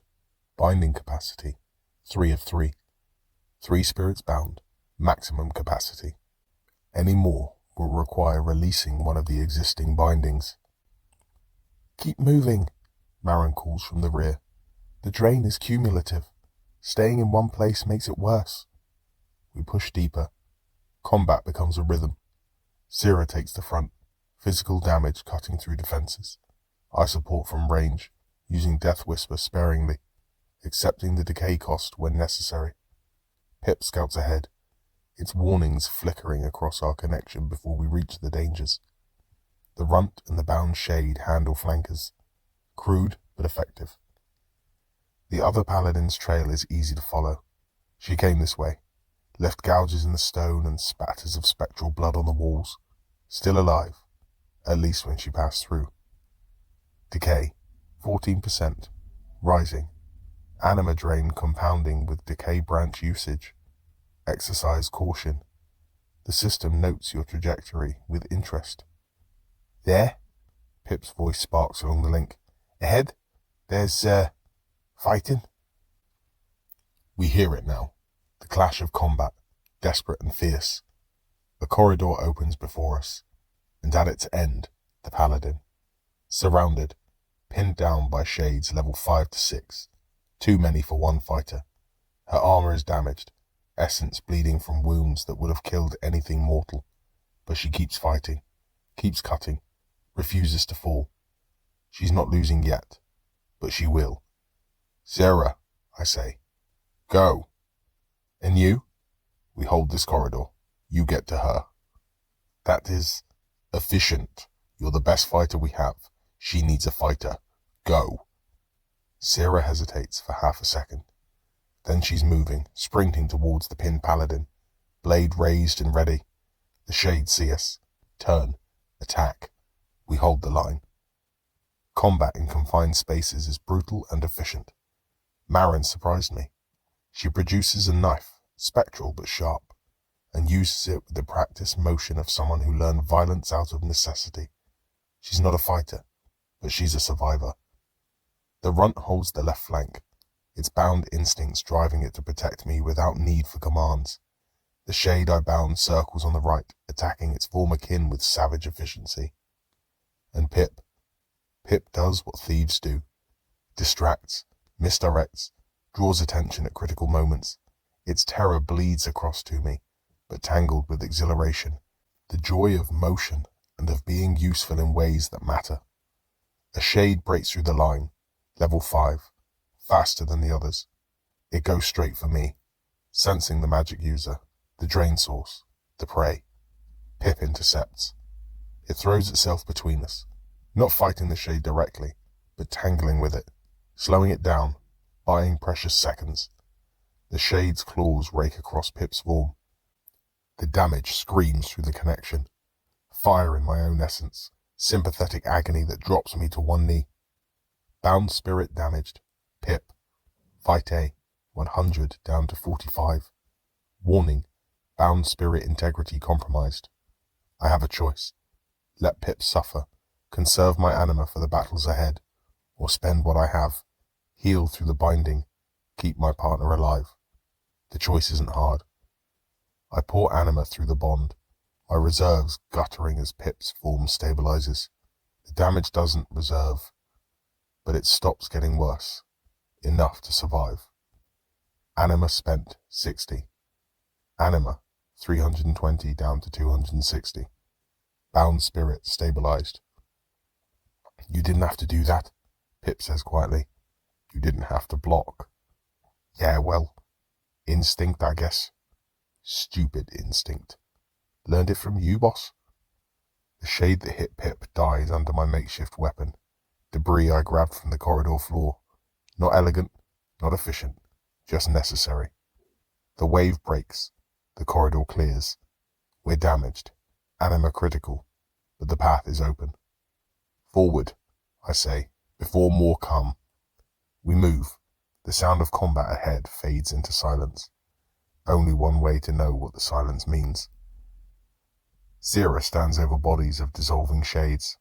Beside her, supported and bleeding, the other paladin. Her name is Adeline. We learn later. Right now, she's just a wounded spirit staring at us with confusion, shading into anger. Why did you help me? Zira's voice is steady. Because someone should. I didn't ask for help. You needed it anyway. Adeline's face twists. The anger cracks, and beneath it, shame. Relief she didn't want to feel. I came here to die, she says quietly. You failed. Zira's expression does not change. Try living instead. A moment stretches between them. Two paladins, both broken by the same truths.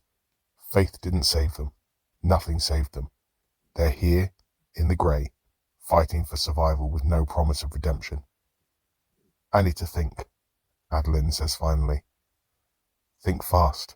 Zira gestures at the corridor behind us. More will come. We press forward to the core. Come with us, or leave. Adeline chooses to leave. She's not ready for company, not ready for purpose beyond her own destruction, but she doesn't return to the fight either. Progress, maybe. Our group reassesses. We're hurt, low on resources. The trials drain field has eaten through my anima reserves, leaving me operating on margins that make me uncomfortable. We can still retreat, Marin says. No shame in cutting losses while there are losses left to cut. The XP is at the core. I check my resources one more time. Enough. Barely. We didn't come this far to quit. Agreed, Zira says. For the record, Pip announces, I think you're all, every single one of you, completely insane. Noted. The core chamber lies ahead. Though my expanded perception, it glows in the distance, a concentration of system energy that makes the trial marker look dim. And at the center, a presence, bound and ancient, radiating suffering like heat. The Guardian, Marin says. Whatever it is, it's been here a long time. Then let's free it. Sarah glances at me. You've already decided on release. I've decided to see what's there first. Then I'll decide. Fair enough. We move on. The weeping halls press in around us, filled with the sound of ancient grief and the promise of something waiting at the end.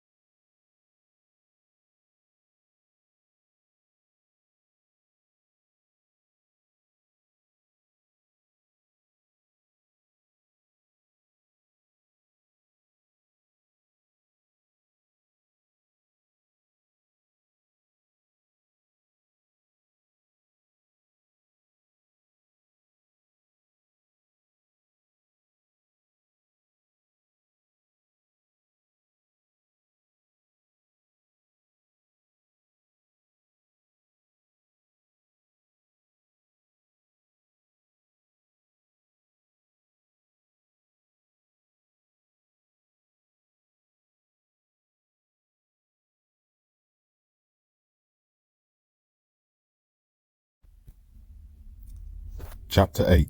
First Trial. The Weeping Halls. The core chamber opens before us, vast and domed, a ceiling lost in darkness that seems to breathe. At the center, an altar, simple stone carved with symbols I don't recognize, and bound to the altar, chains of system energy wrapped around her form like a spider's web. The Guardian. The Weeping Mother. She's beautiful, in a way that ancient things are beautiful. Tall and translucent, her form suggesting a humanity that's been worn smooth by centuries of suffering. Her face is serene, her eyes closed, her mouth slightly open as if about to speak or sing, and she weeps.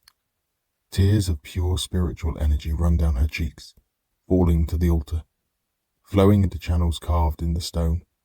The channels lead to the walls, to the corridors, to the every corner of the temple, Her grief powers the trial, fuels the shades, creates the drain field that's been eating my anima since we entered. The system has made her pain into a machine. The interface manifests. Trial call reached. Guardian detected. The weeping mother.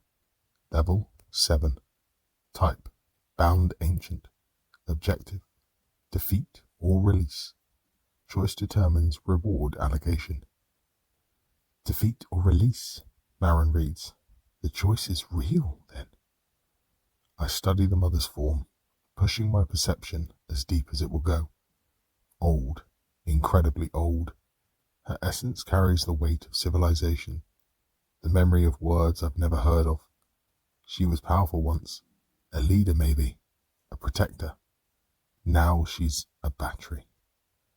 This isn't a monster, I say quietly. It's a victim. Can you read her? Sira approaches the altar, her hand not on her weapon. What she was. She was someone who mattered, someone who protects things. I traced the chains with my eyes, following their patterns. The system took her, bound her here, made her suffering into a tool. For what purpose? To test us, to drain us, to see what we'll do when given the choice between mercy and power. The mother's pain radiates like heat from a forge. Centuries of it, endless, unrelenting, with no hope of release. Release? Sarah does not hesitate. We release her. Marin hesitates. Defeating her gives more XP. The system said so explicitly. Some things matter more than XP. Sarah's chin lifts, jaw set. Some things matter more than power. I swore. She stops. Some things matter. I studied the mother's chains, system constructs, elegant and cruel, the same kind of binding I've been using my entire life, but scaled up to divine proportions. She's right, I say. We release her. Can you even do that? Marin asks. These are system bindings, not mortal magic. All bindings have structure. Structure can be unraveled. I move towards the altar. I just need to find the seams. The weeping mother's eyes open as I approach. Ancient eyes. Eyes that have seen more than any spirit should see. They focus on me with difficulty, as if vision is a skill she's forgotten how to use. More come. Her voice is like wind through ruins, broken and beautiful. More always come, to kill, to consume. We're not here to kill you. Then why? To set you free, if we can. A pause. The tears don't stop flowing, but her expression shifts. Not hope. She's forgotten what hope feels like, but curiosity, interest. Free, she repeats. That word. I remember it. From before. Before what? Before the chains. Before I became this. I examine the bindings up close. 4 chains, 4 anchor points, each one driven into a different aspect of her essence. Physical, emotional, spiritual, and temporal. The system has bound her completely, leaving no angle of escape. But bindings can be broken. I've done it before. Never at this scale. Never against system magic. But the principles are the same. Find the seams and disrupt the flow. Accept whatever backlash comes. The system bound you, I say. Which means the binding has rules. Rules can be exploited. You would challenge the system? The mother's laugh is hollow, ancient. Others have tried. They feed the temple now. I'm not others. No. She studies me with those ancient eyes. No, you're not. I see the corruption in you, the decay. You've tasted the system's poison. And survived. So far. A pause. What are you called? Graves. Graves. She tastes the words. A fitting name. You work with the dead. I am the dead. Now. Yes, but differently than most. Her eyes move past me to the others. You brought allies. That's unusual. Survival requires cooperation. Cooperation. Another pause. I remember cooperation from before. I turn to the others. I need time and protection. If more shades come, we hold them, Sierra says immediately. This is going to cost you, boss. Pip's concern needles across the link. Decay? Probably. Is she worth it? I look at the weeping mother, centuries of pain made into a tool, someone who protected things once, before the system turned protection into a prison. Everyone's worth something, I say. Even the dead. Maybe especially the dead. I begin. The chains are made of system energy, hardened purpose given form.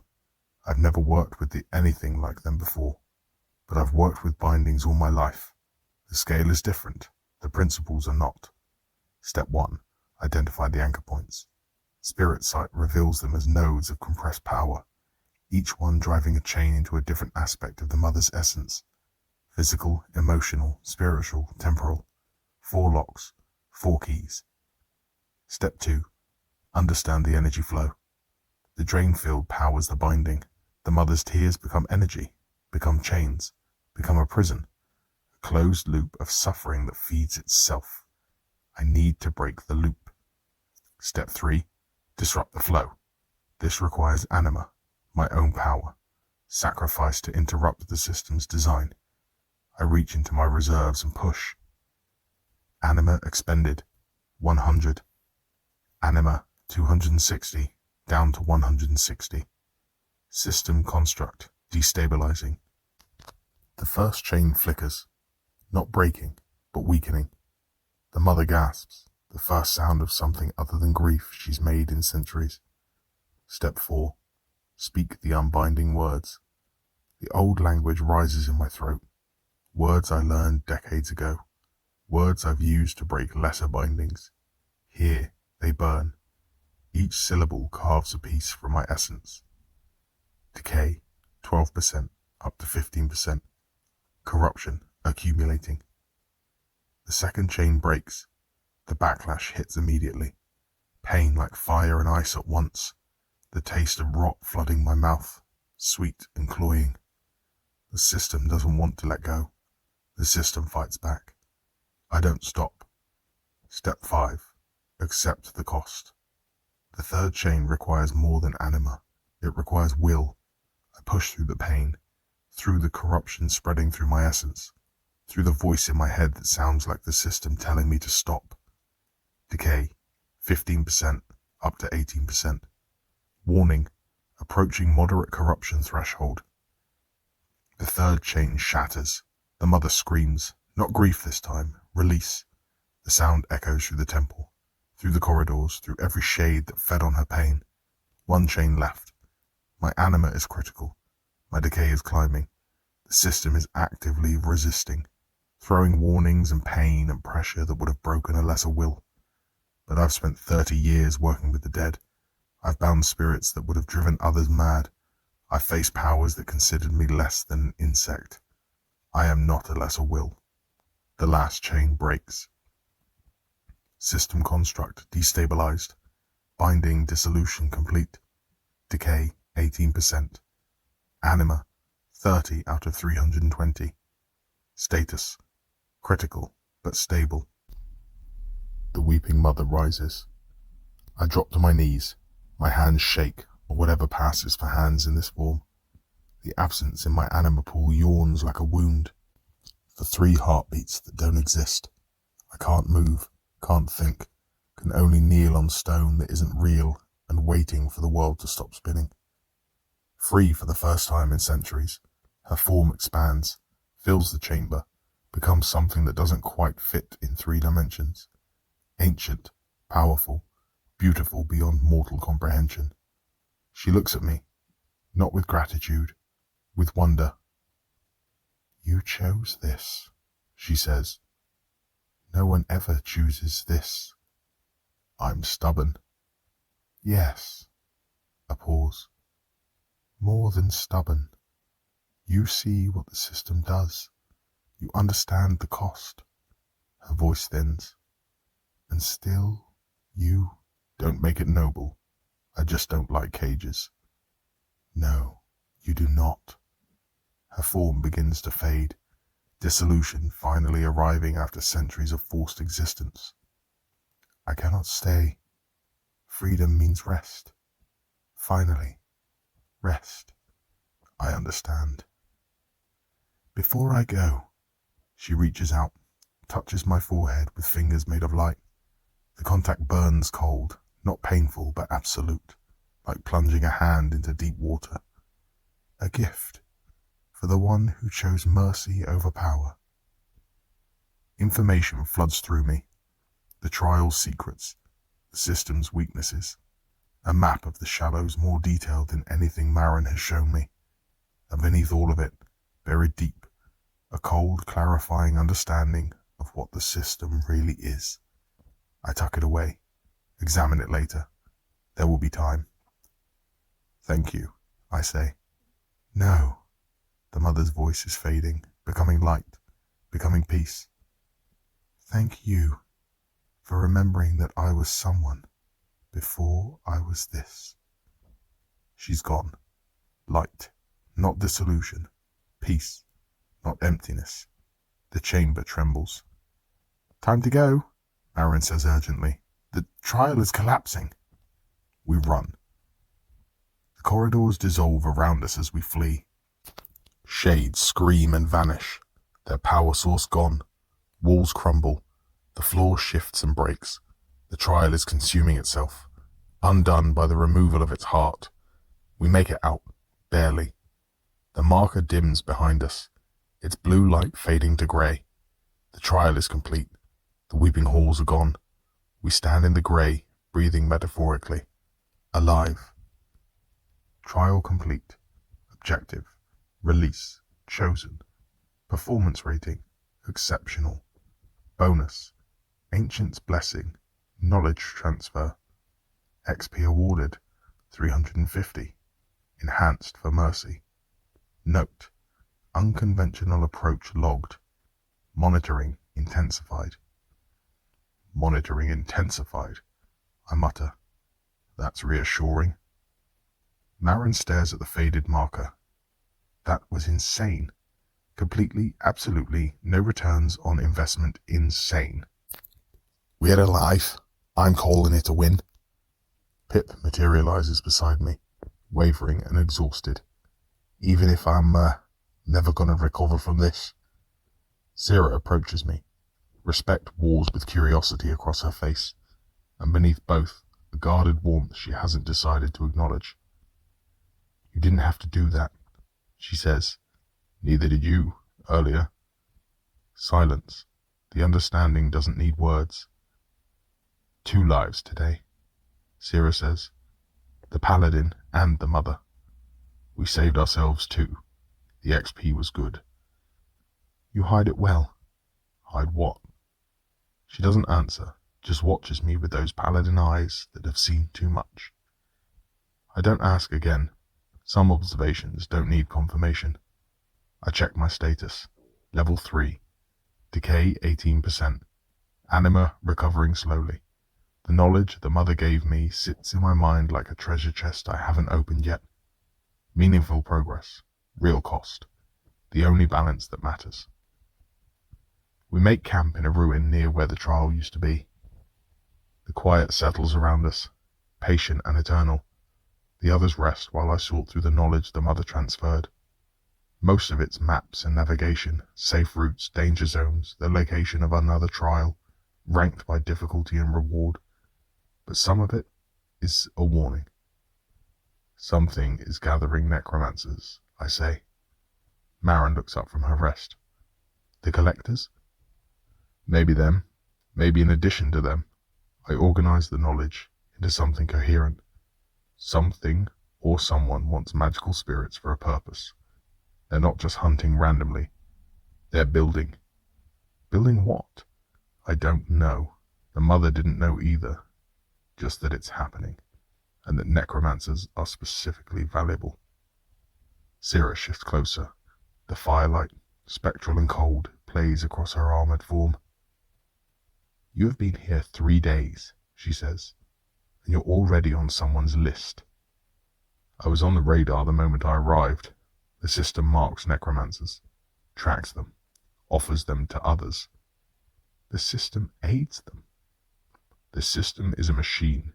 It processes and sorts. It doesn't care what happens to the sorted. Silence. The weight of that settles over us. My daughter was not sorted to the shallows, Syrah says quietly. I turn to her. Children dissolve immediately, too weak to manifest. Her voice is steady, controlled. But she did not dissolve. She was taken, somewhere else. Where? The deeper realms, the marrow, the crucible, maybe worse. That's why I need to level, to go deeper. That is why I need a necromancer. She meets my eyes, to find what the system took. Understanding clicks. Syrah didn't join us for the XP, didn't join for survival. She joined because she needs me, my skills, my understanding of the dead. You want me to help find your daughter. I want you to help me find what the system did with her, whether that means rescue or... She pauses. I will accept whatever the truth is. And in exchange, I keep you alive while you grow strong enough to do it. Fair trade. A paladin's protection for a necromancer's expertise. We both get what we need. Agreed, I say. Just like that. I'm efficient, so are you. No point pretending we need to haggle over this. The walls behind Syrah's eyes crack. Just a fraction. Not friendship, not yet, but the beginning of alliance. Pip stirs from its rest.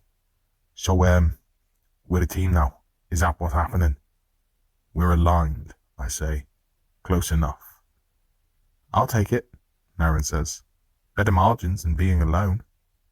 Syrah says nothing, but she stays. The nothing stretched around us, infinite and hungry. Somewhere out there, threats gather that we can't imagine yet. Somewhere deeper, realms wait that make the shallows look like paradise. And somewhere in that vast nothing, a mother's child waits to be found. Marin's map shows the next trial, the Bone Garden, level 5 to 7, physical focus, easier for a magic user than the Weeping Halls. If the first trial was any indication of future returns, Marin says, the next one will be worse. We'll manage, I say. Famous last words. In this place, I almost smile. Literally, yes. The Grey watches, the system take notes, and we rest, gathering strength for the battles to come.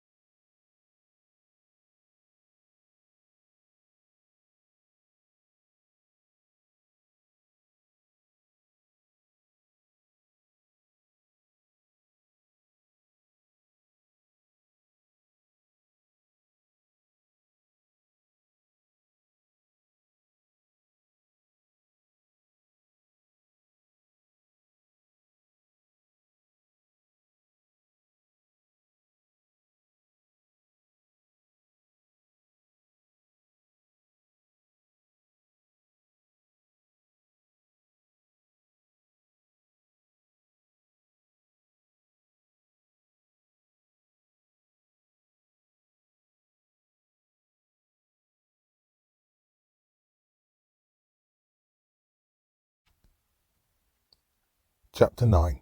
The Dead Who Hunt. I wake from meditation to pale light and silence. Spirits don't sleep, but we rest. A liminal state between consciousness and void, where anima regenerates and the constant pressure of existence fades to background noise, drowning in slow motion. Except you don't need air and the water doesn't care. The group is smaller now. Graves, Pip, Sarah, Marin. 4 spirits and a bound beast, camping in the ruins near where the weeping halls used to be. Corso stayed behind with the others. Too scared, too smart. I don't blame him. Following a necromancer into danger requires either trust or desperation. He had neither. It's better this way. Fewer complications. Decay, 18%. Stable. I checked my status. Level 3. Anima recovered. The knowledge the weeping mother transferred still sits in my mind. A treasure chest I barely opened. Maps and secrets. Pip stirs nearby, favouring the side where the shade damaged it. Its discomfort bleeds across the bond, muted but present. You should rest more, I say. You should mind your own essence, boss. But there's no bite in it. Underneath the bluster, gratitude for healing, trust earning through action. Sira sits apart from the others, her armoured form motionless, staring at something only she can see. The paladin who lost everything, the mother searching for her child. Yesterday's trial revealed more of her than she wanted to show. Marin is already awake, studying maps by the cold morning light. She's practical that way. Shelve the trauma. Plan now. The Bone Garden is half a day's travel, she says without looking up. We should move. What's between here and there? Open ground mostly. Some ruins. Nothing major. Nothing major according to your map. My map is usually right. She finally meets my eyes. Challenge and acceptance in equal measure. Would you prefer definitely wrong? I almost smile. Almost. Pack up. We move in 10.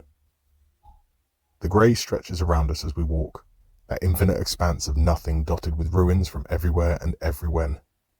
A cold that isn't temperature settles against the edges of my form, the ambient chill of a realm that doesn't care if you exist. Zira falls into step behind me, not speaking at first.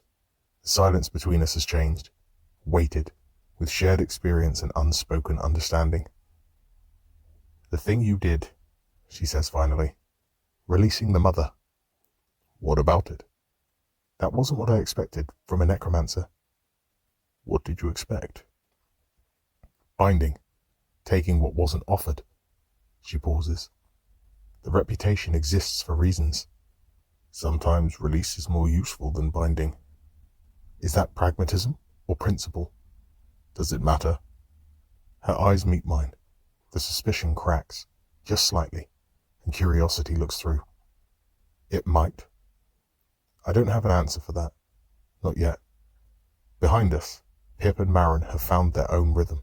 Pip scouts, Marin coordinates, both operating with the efficiency of survivors who've learned to cooperate. You're, not as helpless as you look, Pip says. I survived 40 years of merchant politics. Marin doesn't miss a step. This is just a louder market. I mean, I think I like you.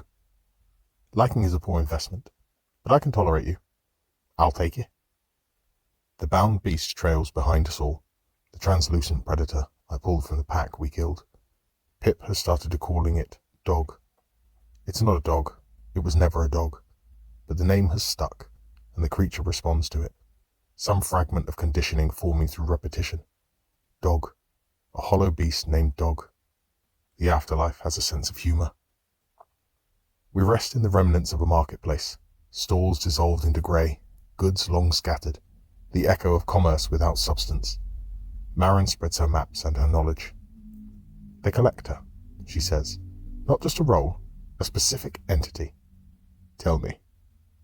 Level unknown, tier 2 at minimum, probably higher. It's been in the shallows longer than anyone can remember. Her fingers trace routes on the map. It hunts necromancers specifically. Those captured don't come back. Why necromancers? Because you bind, you manipulate souls. The ability has value. Value for what? Marin hesitates. The calculation plays across her face, plain as a tell in a poker game, weighing how much to share. The collector builds things, she says finally. Structures, machines. Nobody knows what kind. Nobody who's seen them survives to describe them. She holds my gaze. But when the collector finishes a project, the shallows shake. Every spirit feels it, no matter how far away. I turn this over. The collector isn't just a predator. It's an engineer. Some say that it's trying to breach the realm barriers, Marin continues. Like the trial we just did, but bigger. A gate that stays open. Why would it need necromancers for that? Binding power. Gates require soul energy to stabilize. Necromancers manipulate souls. She shrugs. The theory is it using necromancers as batteries, or components. Hard to say which is worse. Syrah speaks from her position by the ruin's edge. In life, there were creatures that fed on souls. Demons. Some of them. The system sounds familiar. You think the system is demonic. I think the system is hungry. The words drop like stones, heavy with broken faith. That's enough. Pip's warning comes through the bond before it speaks. Movement, multiple spirits, armed, organized. We freeze, take cover in the ruins. Skill activated, spirit sight. Spirit sight paints them clear, a hunting party. 8 or 9 spirits moving in formation. Not shades, not hollows. Servants, maybe. Tools. They're not hunting us specifically. Their intention is focused ahead on something we can't see. The spirit breaks from cover in the distance, running, panicked. The hunters close in, methodical, professional. They catch their prey, bind it with techniques I recognize as necromantic, and drag it away. The captured spirit screams, a raw, keening sound that vibrates through the grey like a struck bell. It fades with distance, but the echo clings to the air longer than it should. Collector's servants? Marin says quietly. They gather prey. That spirit, was it a necromancer? Couldn't tell, but probably. The hunters disappear into the grey, efficient and disturbing. We could follow, learn more about their operation, their roots, their weaknesses. Or we could continue to the trial, get stronger first. We're not ready for that fight, I say. Syrah's jaw tightens. We can't save everyone. No, but we can save ourselves, for now. The words taste like ash, but they're true. The bone garden materializes from the grey as we travel, different from the weeping halls. This trial occupies outdoor space, an impossible garden of calcified remains. Trees made of fused bones reach towards a sky that doesn't exist. Flowers of crystallized spirit matter bloom in patterns that suggest intelligence. Paths wind through the ossuary landscape, unclear where they lead. Beautiful in a horrible way, the system has artistic pretensions. The trial marker pulses ahead, blue light against the white of bone. Trial detected, the bone garden. Difficulty, level 5 to 7. Type, physical assault. Objective, reach the core, defeat the warden. Note, environmental hazard present. Physical assault, Marin reads. Better view than the weeping halls, less anima drain. And the environmental hazards? The garden shifts, paths change. What's safe becomes dangerous without warning. Syrah studies the trial interior through the marker's barrier. By the vow, I've seen battlefields with fewer bones. The system collects from everywhere, I say. These are probably from 100 different worlds. That's not comforting. It wasn't meant to be. Movement at the marker's edge. Another spirit standing alone, watching us approach. Level 4. Necromancer posture. The way the hand hangs ready. The way the eyes track everything. He sees us. Doesn't run. Doesn't attack. Another necromancer? Pip says through the bond. Interesting. Interesting. That word keeps coming up. The other necromancer raises a hand in greeting. Not friendly. Professional. Interesting indeed, I say, and walk toward him.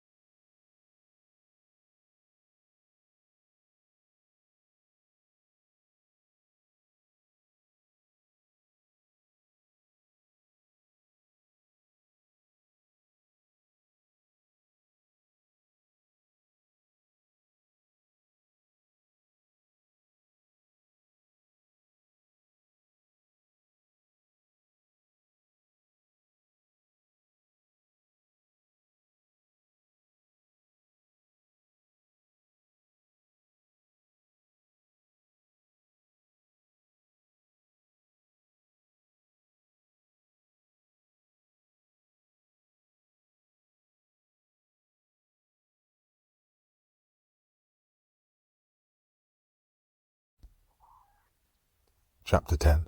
Second Trial. The Bone Garden. We left Corso and the others at the camp. They weren't ready for another trial, and Corso's distrust of me hadn't faded. Fair enough. Some wounds need time. Our party is now me, Pip, Sarah, Marin, and Dog, trailing behind like a faded shadow, small but functional, which is why the figure waiting at the trial marker catches my attention. The other necromancer is taller than me, leaner. His robes suggest formal training, the kind of education that costs money and connections. His eyes move constantly, tracking threats that aren't there yet. Professional paranoia. I recognize it. I practice it. Well, he says, don't see many of our kind still walking. Interesting. You're going in alone? I was. His gaze moves across my group. Sarah in her armor, Marin with her maps, Pip trying to look harmless, Dog waiting at my heel. You have a better offer? Numbers improve odds. Numbers also split rewards. Dead spirits don't get rewards at all. He considers this. His essence reads clearly. Level 4, unbound, competent, fear underneath the arrogance. He's been here longer than he's admitting, and a flicker at the edge of his form, too quick to identify. A secret eating at him from the inside. I note it. Watch. Fair point. He extends a hand. Vex. Graves. Just Graves. Just Graves. We don't shake. Necromancer's touching is complicated. Marin pulls me aside while Sarah watches Vex with the predator's attention. I've seen his type at every trading post, Marin says quietly. He'll deal fair until the margins shift. I know. You're letting him join anyway? Better inside the group than outside watching. I study Vex as he examines the trial marker. If he's going to betray us, I'd rather see it coming. And if you don't see it coming, then I'll have paid for the lesson. Marin doesn't find this reassuring. Neither do I, honestly. But we're not in a position to be selective about allies. Welcome to the party, I tell Vex. Try not to die. I was going to say the same to you. The bone garden swallows us whole. The barrier passes over us like walking through a sheet of ice water, a cold that reaches into the core and squeezes. On the other side, the impossible landscape spreads in every direction. Trees of fused bones reach upwards, their branches ending in hands that might have been praying when they died. Flowers of hardened spirit matter bloom between ribs and vertebrae, colors that don't exist in nature, decorating a graveyard that never was. The path winds through the ossuary, unclear and shifting. Where they lead changes as we watch, bones rearranging themselves like a maze that refuses to stay solved. The system has artistic pretensions and a dark sense of humor. Bone constructs. Baron identifies the shape moving among the trees. Level 4 to 6, made of assembled remains. They don't think, they just patrol. And the warden? At the center, something massive, something that's been collecting pieces for a very long time. We form up. Sierra takes the front, her martial training evident in every step. I settle into mid-range, binding and death whisper at the ready. Vex mirrors my position on the opposite flank. Pip scouts ahead. Marin holds the rear. Dog provides muscle. I have something too, Vex says. His hand moves in a gesture I recognize. A spirit materializes beside him. Warrior type, level 4, armed and armored, not translucent like Pip, solid and controlled. What? Vex's smile has an edge. You thought I came alone? I thought you didn't share. I don't, but I do show strength. The smile sharpens. Now we understand each other. Yes, we do. His bound spirit isn't a partner, it's a weapon. He controls it completely. No autonomy, no connection beyond command. The way most necromancers work. The way I used to work. I catalogue it and move deeper into the garden. The first patrol finds us 20 minutes in. 3 bone constructs, level 4, humanoid shapes assembled from whatever remains the garden collected. Skulls from 3 different species, legs that bend wrong, the system's idea of efficiency. Sierra engages directly, her spectral blade finding the joints between mismatched bones. She moves like water, like violence personified, and the first construct shatters before it can raise its weapon. Skill activated, soul snare. I reach for the second with soul snare. The binding takes hold, my will crushing whatever animation powers it, and suddenly it's mine, not thinking, but moving, attacking its fellow. Vex handles a third with techniques I don't recognize. His hand moves in patterns that suggest old traditions, darker paths. The construct doesn't just fall, it tears itself apart, bones flying in every direction. Effective, disturbing, the kind of power that costs more than it shows. You're pushing hard, I observe as the combat ends. Whatever works. He looks away. You have your methods, I have mine. His essence flickers where I can see it. The corruption there is heavier than level 4 should carry. He's been cutting corners, using decay-inducing techniques without regard for the cost. I add that to the tally. The garden shifts around us. Paths rearrange. What was safe becomes dangerous. We adapt, Marin tracking the changes with professional attention. The rest of us follow her lead. The second encounter is worse. 6 constructs, level 5, coordinated in ways the first patrol wasn't. They've learned from the first fight. Or the garden has. Full coordination, I call. Hit them together. Sierra leads, Vex and I follow.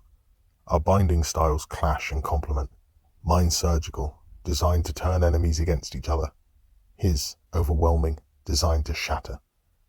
Combined effect, devastating. The constructs fall one by one, bones scattering across the ossuary floor. Through the chaos, Pip darts and distracts, drawing attention at critical moments. Dog tears at flanks with predatory efficiency. Marin coordinates, her voice cutting through the noise with tactical clarity. We're a team, barely, but enough. The center of the garden approaches. Through the bone trees, a massive shape shifts, waiting. The warden, Marin says. Level 7 at least, maybe higher. Only one way to find out. The central garden opens into an arena of bones. The warden rises to greet us. 12 feet tall, roughly humanoid if humans were made of nightmares. Hundreds of skeletons fused into a single form. Weapons grown from hands, armor grown from rib cages. Its skull, if you call it that, is an amalgamation of frozen faces mid-scream. Level 7, with effective level 8 regeneration.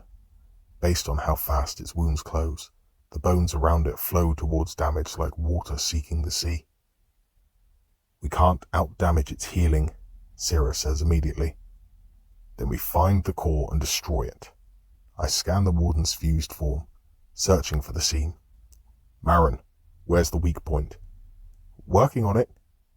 She circles while we engage, her merchant's eyes searching for the flaw in the merchandise. Phase 1. Sira leads the assault, her blade carving paths through the composite bone. Every wound she inflicts closes within seconds, but she creates openings, opportunities. Vex and I bind sections of the warden, slowing its regeneration where we can. The strain is enormous, like trying to hold back a river with bare hands. The skull. Marin's voice cuts through the combat. The central skull is different. Older. Infused.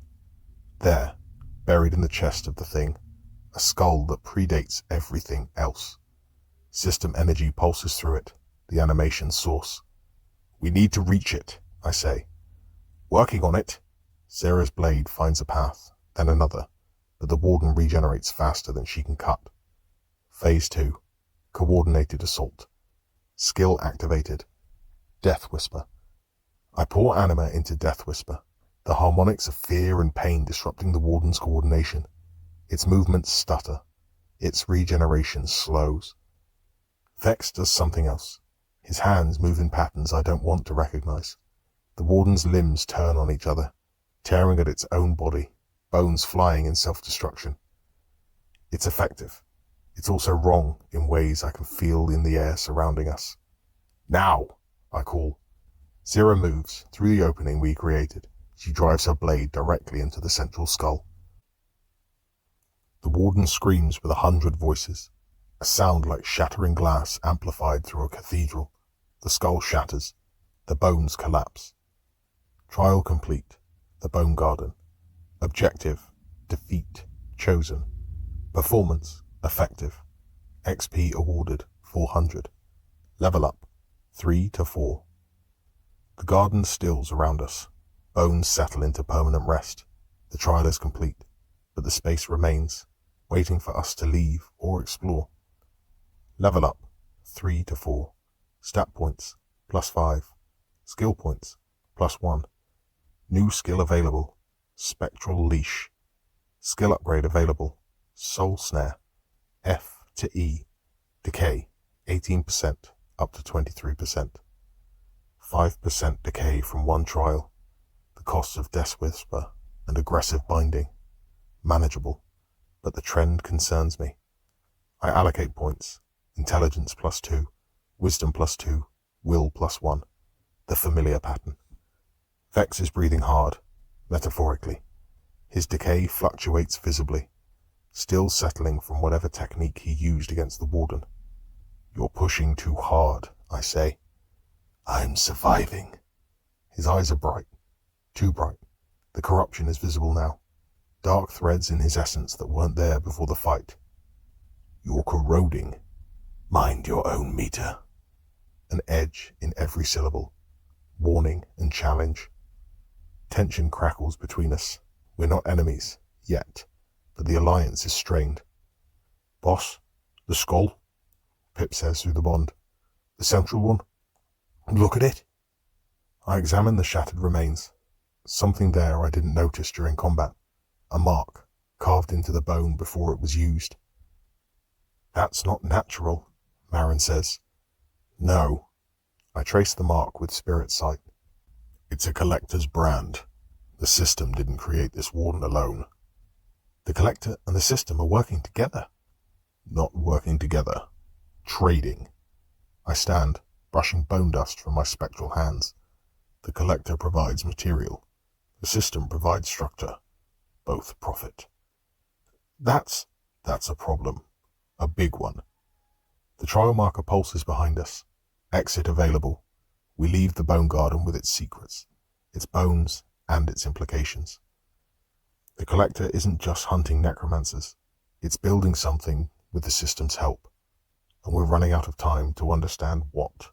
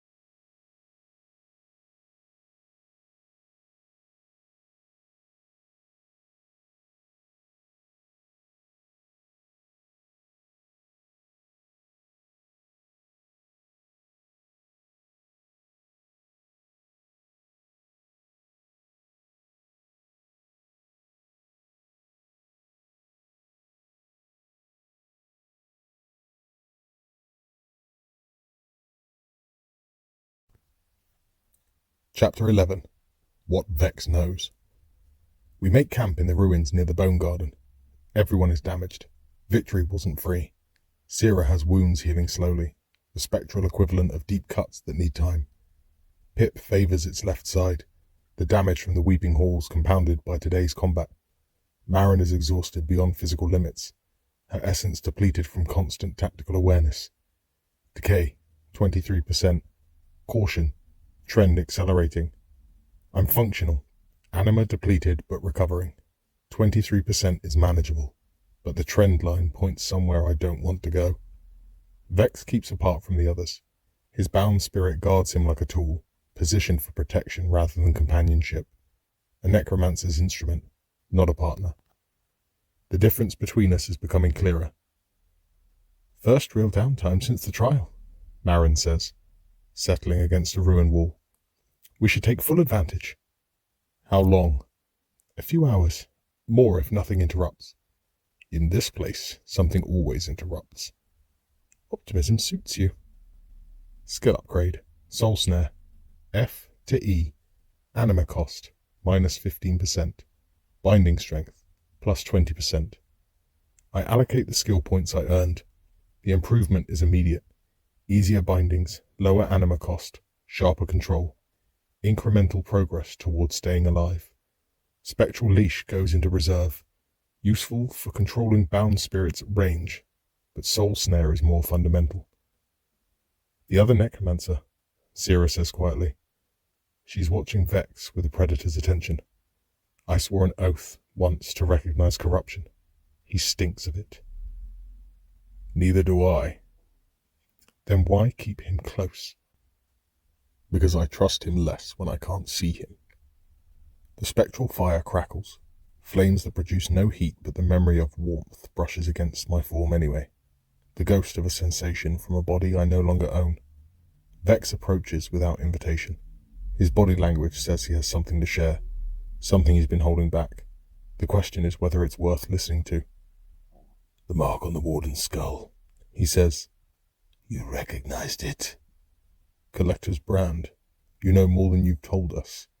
More than I'd prefer to, honestly. He settles across from me, the fire between us. I've been in the shallows longer than I let on. 3 months, equivalent time.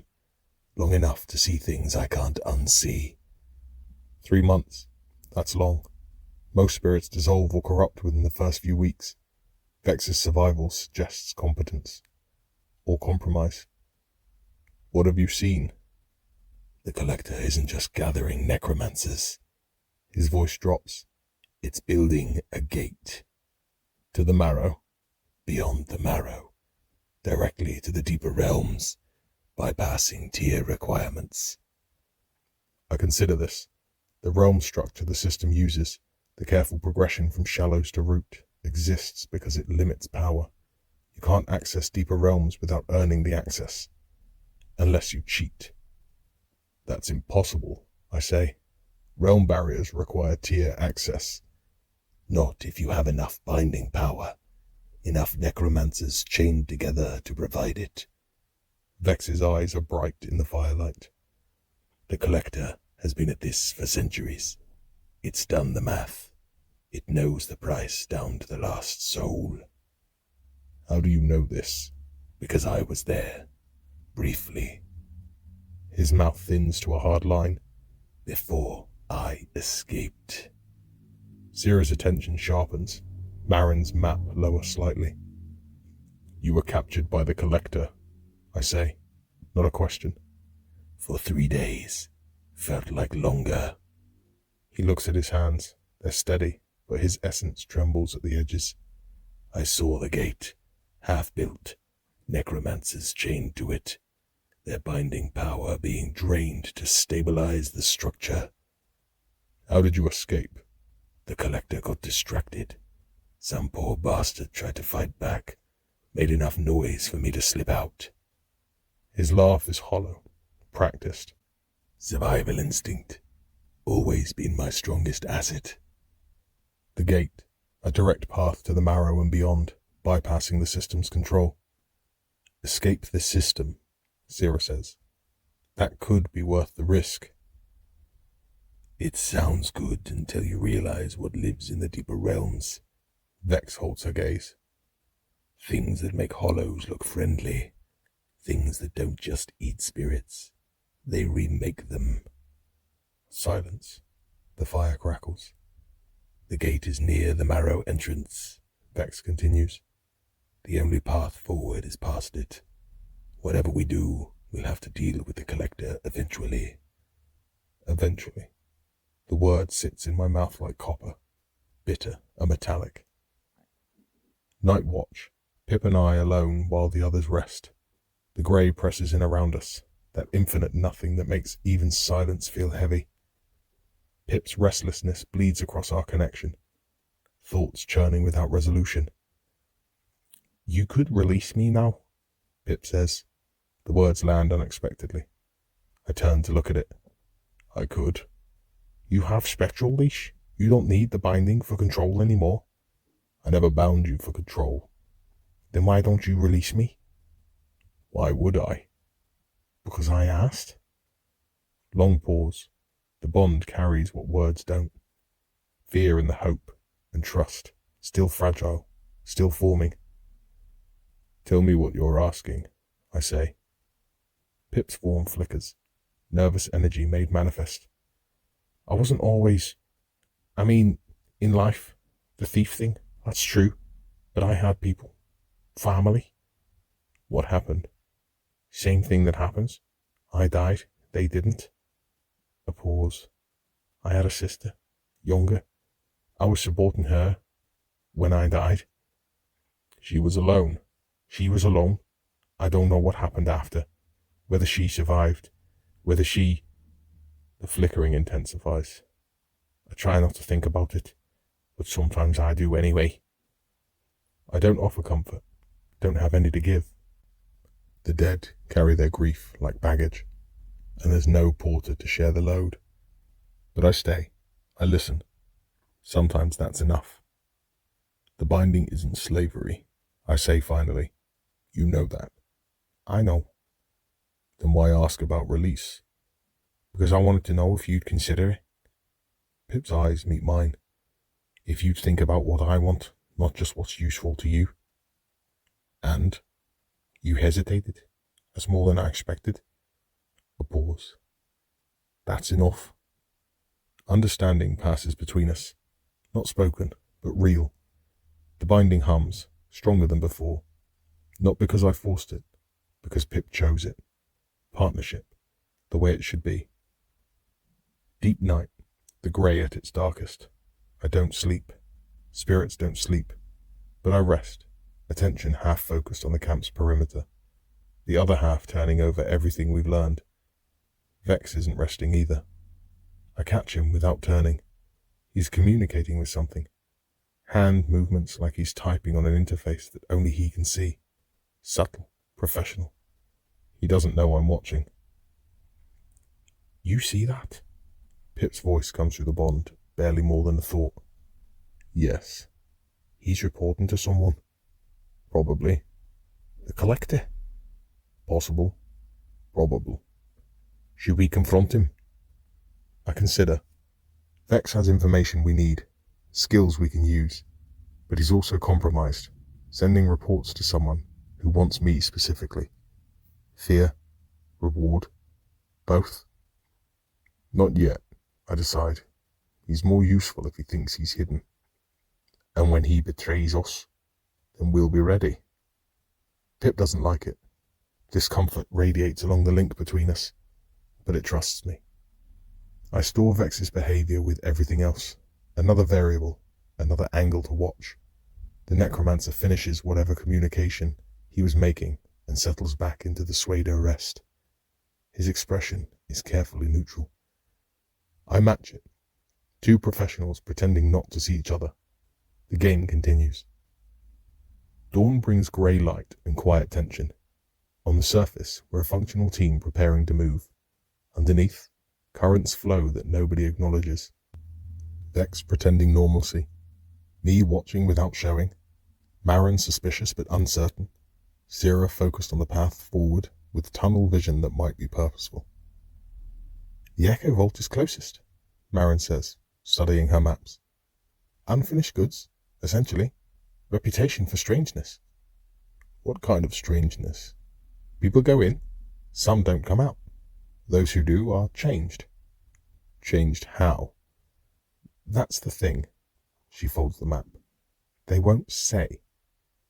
Then we go, I say. Vex steps forward. I'm in. Too eager, confirming suspicions. We move out. Pip scouts ahead, feeding me impressions. Dog follows at my heel. Zira takes point, her armor catching grey light. Contact, Pip reports. 3 spirits approaching, not hostile, yet. They emerge from the grey. Necromancers. I can tell by the posture. 3 of them. Survivors from somewhere. We've been following, one says. A woman. Level 3. Scared but holding together. Since the Weeping Halls. You're the ones who killed the commander's scouts. We killed hollow beasts. Nothing more. News travels. She glances at her companions. We split from our group. Tried our own path. It didn't go well. What happened? The Collector's forces are sweeping the area. Systematic, grid pattern. Looking for someone. Necromancers in general? Maybe. Or maybe specific ones. Her eyes move to me. Your reputation is spreading. Reputation. The word tastes wrong. What do you want? Safety in numbers. Temporary. We won't slow you down. I size them up. Scared and weak. It shows in how they cluster together. How their eyes jump at every shadow. Unlikely to survive combat, but useful as information sources. And 3 more bodies between me and whatever's hunting. Fine. Stay close. Follow orders. Don't die. They fall in with our group. Vex watches with calculated interest, his earlier communication suddenly making more sense. If the Collector is actively hunting, Vex might be making deals, selling information for protection. The game gets more complicated, but the rules stay the same. Survive and transcend. Or don't.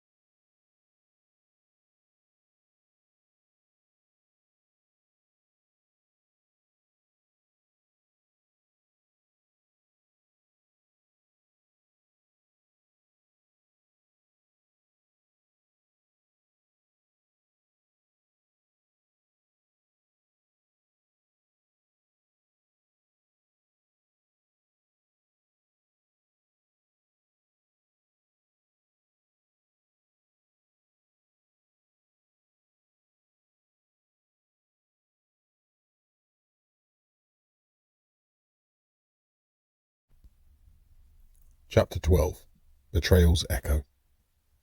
The 3 escapees have names I don't bother to learn. They're temporary. It's written in their essence. The fear eating at their cores, the dissolution already beginning around their edges. They might last another week, probably less. But they have information, and information is currency. Tell me about the sweeps, I say. The woman who spoke earlier, their de facto leader, studies me with wary eyes. Started 3 days ago. Systematic. Grid pattern. They're not just hunting randomly. The collector's forces. Some of them, others too, bound spirits, high level, and a tracker. A thing that hunts necromancers specifically. Tracks how? By the binding signature. The way we manipulate souls leaves traces. She hesitates. It reads those traces like footprints. I absorb this. Every binding I've made, every spirit I've controlled or released, leaves a mark, a trail leading directly to me. How close are they? They sweep past our position yesterday. They'll reach this area within hours, maybe less. Hours. We're exposed. We need to move, I say. Different route, faster pace. Where? Marin asks. The Echo Vault is still our best option. Not if we lead the hunters directly to it. I pull her maps from storage, studying the terrain. What about the anomaly zone? That's dangerous. Anomalies are unstable. The collector won't follow into unstable territory. You hope? I calculate. There's a difference. Vex watches this exchange with careful attention. His face reveals nothing, but I know he's evaluating, deciding. Whatever deal he's made, it's about to bear fruit. I wake from meditation with wrongness coating my senses. The camp is quiet. Too quiet. The emptiness presses in with weight that suggests attention. A hostile awareness that wasn't there before. Vex is gone. His bound spirit too.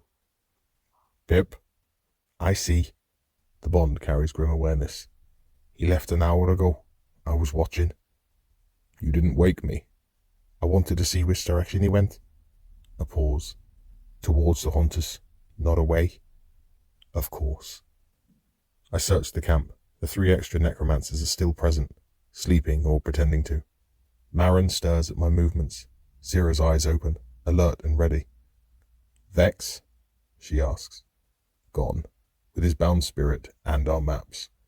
The words come out flat, clinical, the professional in me delivering a status report while something deeper goes very still. Marin's face darkens. The detailed ones. The roots. All of them. Silence. The nothing presses against the camp's edges, suddenly hostile in a way it wasn't before. Then he knows everything we have planned, Marin says. Every route, every fallback position. The note is where I expected it to be, left deliberately, where I'd find it. The collector pays well. Sorry. I read it twice, 3 times. The words don't change. My hands don't move. My thoughts don't move. Everything just stops. The way a clock stops when the mechanism breaks. All the gears frozen mid-turn. And for a long moment I'm standing in the emptiness holding a dead man's apology, and I cannot make my mind work. Aldrich's face surfaces, uninvited. The same careful neutrality. The same polished exterior over rotting intent.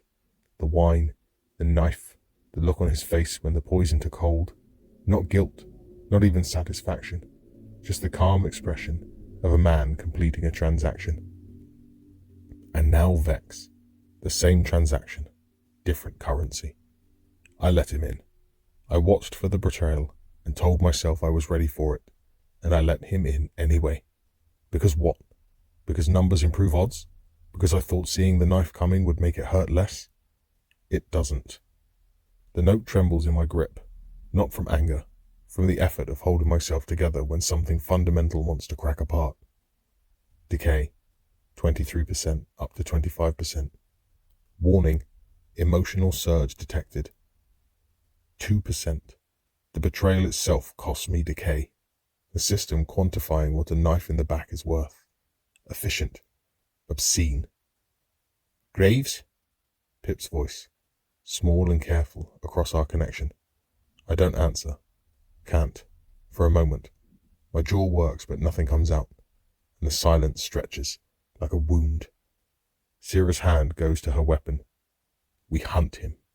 Her voice is iron, certain, and part of me wants to follow that certainty like a drowning man grabs a rope. We don't. I start, and have to stop. Swallow something that tastes like bile. Start again. We don't have time. He's already delivered the information. Hunting him changes nothing. It changes my satisfaction. Satisfaction is a luxury. The words come easier now, the professional reasserting itself over the wreckage. But the wreckage is still there. Underneath I can feel it shifting. We're exposed. Every route, every destination, the collector knows it all. Pip's voice comes through the bond again. I told you so, boss.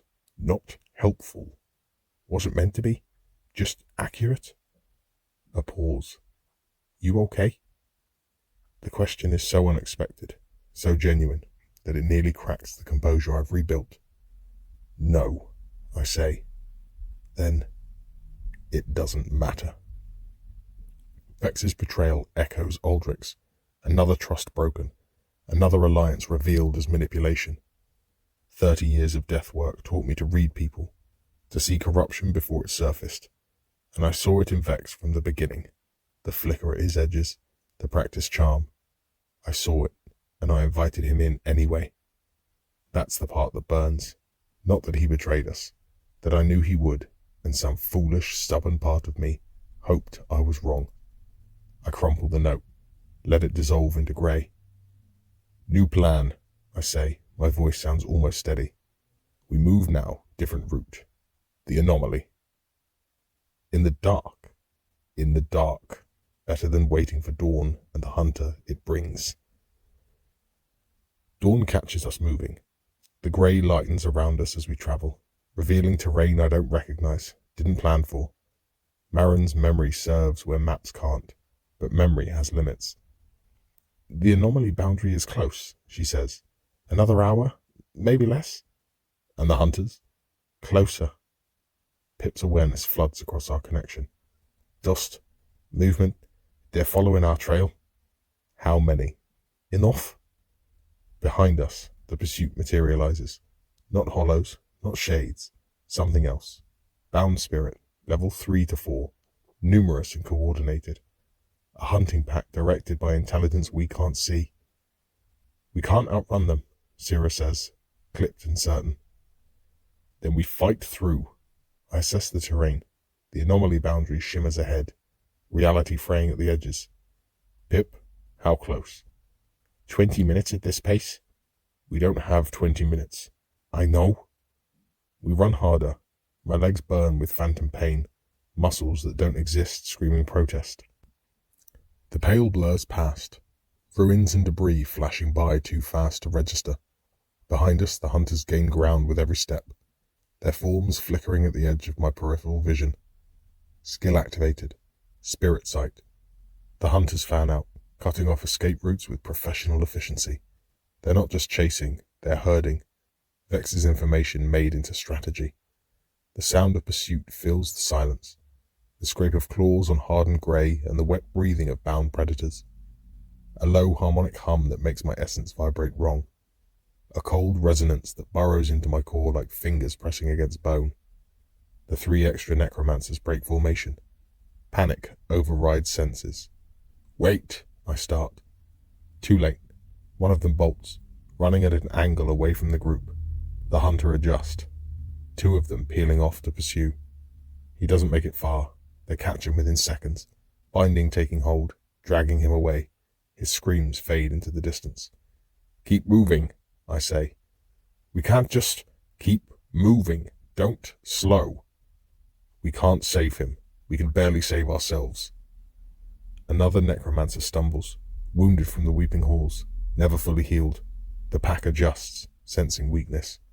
She goes down under the 3 of them. Her bound spirits dissolve. She doesn't. 2 necromancers lost. Caught, not killed. Worse, maybe. The collector would have them soon. The remaining one, whose name I never learned, stays close, her terror finally translating into sense. She matches my pace step for step, essence flickering with exhaustion but holding together through sheer will. Good. Fear has uses. The anomaly, Marin pants. Her form wavers with exertion. Almost there. The boundary ripples ahead, reality bending like heat shimmer. Colors wrong, geometry shifting. The hunters slow, then stop. They don't follow into the anomaly zone. We push through the boundary. The world twists. We're inside. The anomaly interior defies description. Space doesn't work right. Distance shifts without movement. Directions lie. The grey is different here. Deeper, stranger, saturated with a flavour like old memories dissolve on the tongue. The deeper I look, the worse it gets. The world fragments into patterns that don't quite connect. Glimpses of places, other times, flickering at the edges of perception like a signal that won't tune in. Stay close, I say. Don't trust what you see. What we see is changing, Marin says, the strain audible in every word.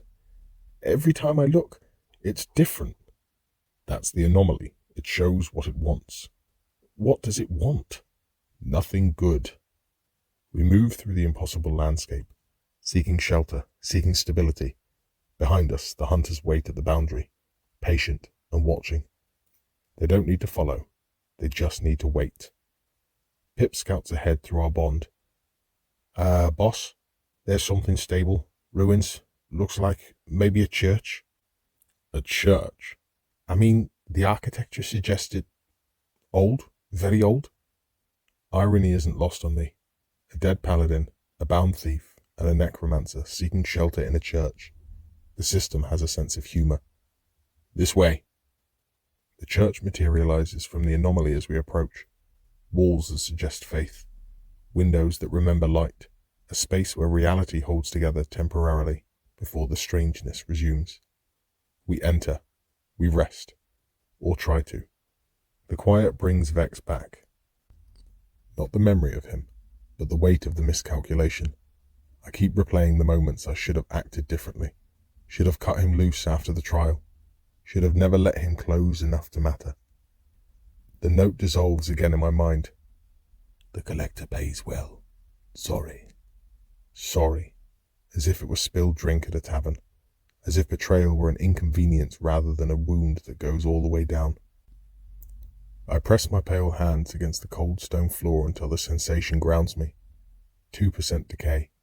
The cost of trusting someone. The system keeps a ledger of every mistake. The anomaly presses against the boundaries, patient and curious, waiting to see what secrets we'll reveal. The anomaly shows what it wants. Visions come without invitation. Unbidden and uncontrolled. Flashes of memory. Fragments of lives we thought we'd left behind. Aldrich appears first, young, laughing, before the calculation entered his eyes. The apprentice I thought I was training, the successor I thought I was making. The knife, the wine, the moment of betrayal, looped and repeated, each iteration revealing something I missed before. He hesitated, just before the cut, a fraction of a second where he could have stopped. He chose not to. I pushed the vision away. Not now, not here. But the anomaly isn't finished. My tower appears, the sanctum where I worked for 30 years, candles burning low, the smell of old graves and fresh blood thick in the air. The binding from the night of my death surfaces next. The revenant, forced to serve, its face as the chains closed around its will. I told myself it was necessary, efficient, professional, but the revenant's face showed despair, a soul that stopped fighting because fighting was pointless. Is that what I made? Is that what I always made? The vision fades, another takes its place, but this one isn't memory. Sira, nearby. Her face changes as the anomaly works on her. Grief surfaces, raw and terrible. She saw something, her daughter maybe, the loss she carries. She doesn't share, neither do I. We sit in silence, surrounded by truth we didn't ask for, waiting for dawn that might not come. The anomaly reveals, Marin says quietly. That's what it does. Forces you to see. See what? Whatever you've buried deepest. The inventory you never wanted to take. I look at my hands, dim and insubstantial. 30 years of death work. Thousands of spirits bound and broken. Some things should stay hidden, I say. Maybe, but not here. The anomaly presses closer, patient and hungry. Tomorrow we push through. Tonight we endure. Whatever the strangeness reveals, we endure.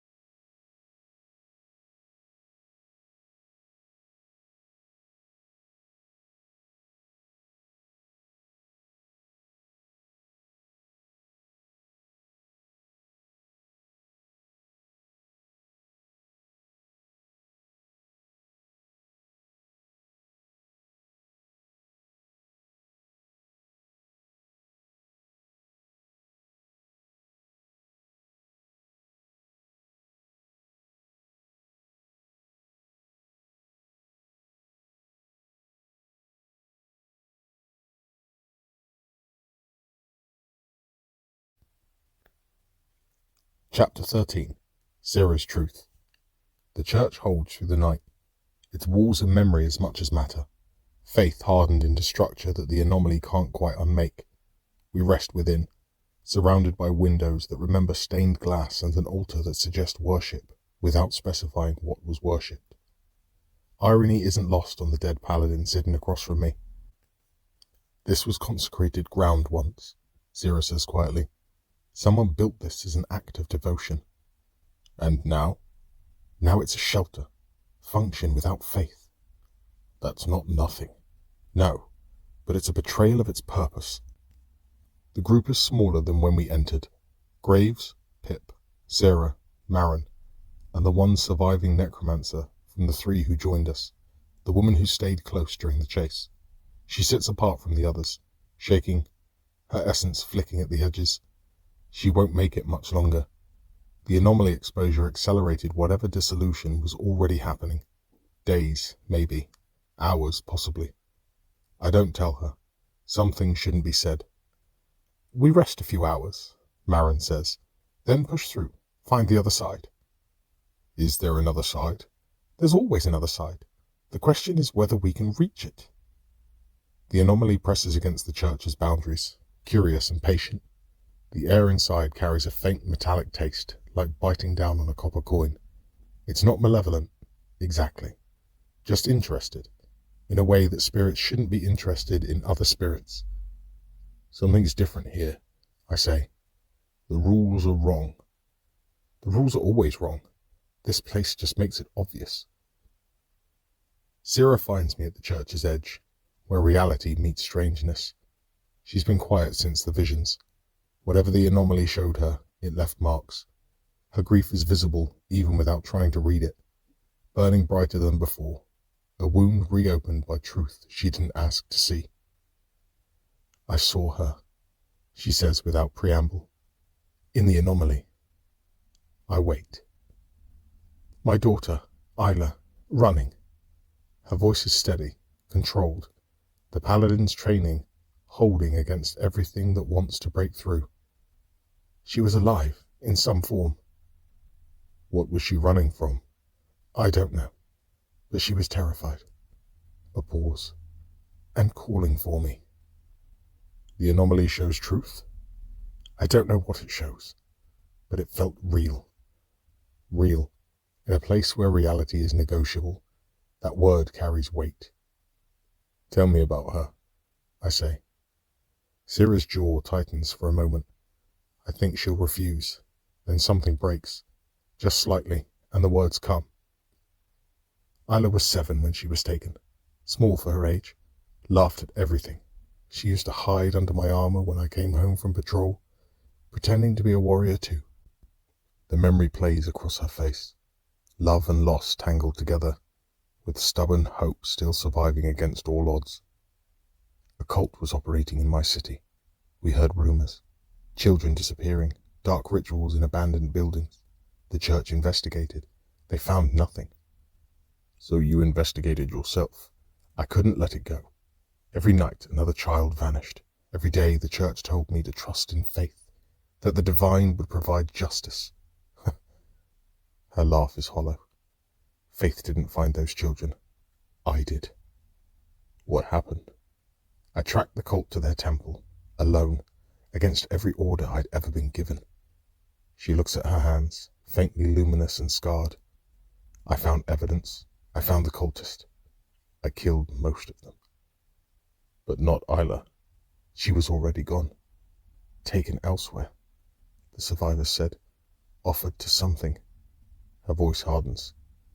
I made them tell me everything they knew before they died. It wasn't enough. And then, the survivors I'd left alive came back, with others. They poisoned me. A paladin's death, fitting in its irony. She looks at me, steady and unflinching. I woke here, still looking. The church holds around us, faith without substance, protection without promise. Children don't manifest in the shallows, I say. I know. The system handles them differently, dissolves them immediately, usually. They're not strong enough to hold form. I know. Then where would she be? The deeper realms, the marrow, the crucible, or... She trails off. Or the system itself, absorbed directly, made into power. The worst possibility, the one we've been both avoiding. If that's true, then I go to the source, the root, the system's heart. Her certainty is absolute. I swore to find her. If she's anywhere, she's there. That's tier 5 territory, level 41 to 50. No one's ever reached it. Then I'll be the first. Determination like that is dangerous. It drives people forward when they should stop. It pushes them through barriers that exist for reasons, but it also keeps them alive when everything says they should die. You can't do it alone, I say. I know. You need a necromancer. I know. Bond event, mutual objective acknowledged. Syrah, aligned companion, provisional. Spirit sight, grief signature, stabilizing. Understanding settles between us, not spoken, but real. We sit together in the church's nave, surrounded by memories of worship. The system harvests magic users specifically, I say. Necromancers especially. What does that have to do with children? What if it's also harvesting potential, unshaped souls, raw material that could be formed into anything? Syrah's expression sharpens. So you think Isla had magic potential? I think the cult was feeding children to something. Something connected to the system. I trace patterns in the dust on the floor. Your daughter wasn't random. None of the children were. They were selected. Selected for what? For conversion. The system doesn't just consume, it refines and sorts. You're saying my daughter was harvested? I'm saying the cult knew what they were doing. They had a buyer, or a master. The theory sits between us, ugly and probable. The cult as suppliers, the system as customer, children as raw material for something we can't imagine. If that's true, Sira says slowly, then the system has her, or what the system made from her. The identity might not survive the conversion. I don't care. Her voice hardens, but cracks show beneath the steel. Even if she's changed, even if she's... She stops, starts again. I need to know.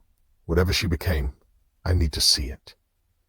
And if she's become a part of the system itself, absorbed into the structure? Sira doesn't answer immediately. Grief and fury fight for control of her face, neither winning. Then I keep going, she says finally, until I find something, or until I can't anymore.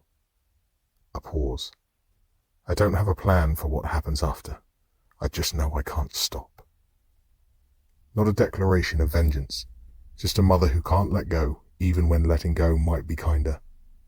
I respect it anyway. The route is far away, I say. Tier 5, beyond everything we've seen. I know. We'd have to survive the shallows, then the marrow, then the crucible, then the abyss. I know. And even then, no guarantee. There never is. I consider. The path Sira's describing is suicide for most spirits. The attrition rate through the realms is catastrophic. Even the strongest eventually break. But she's not planning to go alone. She's asking me to come. Why me? I ask. Because you see what's hidden. You unbind what the system binds. Her gaze holds mine, steady and certain. If anyone could find Isla in the root, it's a necromancer who doesn't think like other necromancers. That's a lot of faith for someone who lost hers. It's not faith, it's tactical assessment. The ghost of a smile. I have watched you work. You're different. Different. Everyone keeps saying that. If we're going to do this, I say, we do it together. All the way. All the way. And if it kills us, then we continue in whatever comes next. I have made harder oaths. Her hand extends, not quite touching. Partners. I don't shake. Necromancers touching is still complicated. But I nod. Partners. The anomaly decides we've rested enough. Reality shifts without warning. The church walls dissolve, replaced by something else. Something vast and terrifying. Impossible to look away from. Shared vision. Graves, Sira, Pip. We see it together. The system's structure laid bare. 5 realms stacked like layers of a body. The shallows at the top, surface level, where spirits first arrive. Below it, the marrow, processing, sorting, beginning the breakdown. Deeper still, the crucible, refinement, power extraction, the transformation from individual to resource. Then the abyss, storage for the valuable and the dangerous. And at the bottom, pulsing like a heart, the root, the system itself, vast and eternal in its hunger. It's a digestion track, I say. The words come before I can stop them. Sira's voice is distant, lost in what she's seeing. What? The system. It consumes worlds. We're inside it, being digested. We're being digested. Slowly, unless we climb out. The horror of understanding. The 5 realms aren't afterlife. They're stages of consumption. Every spirit that enters, every soul the system consumes, feeds something we can't see. Something at the bottom of everything.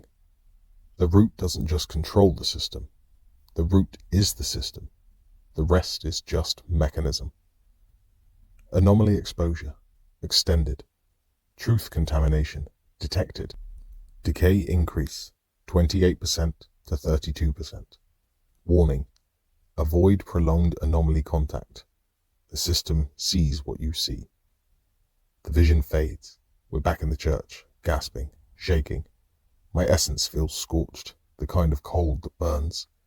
Decay increased. The truth itself is corrosive.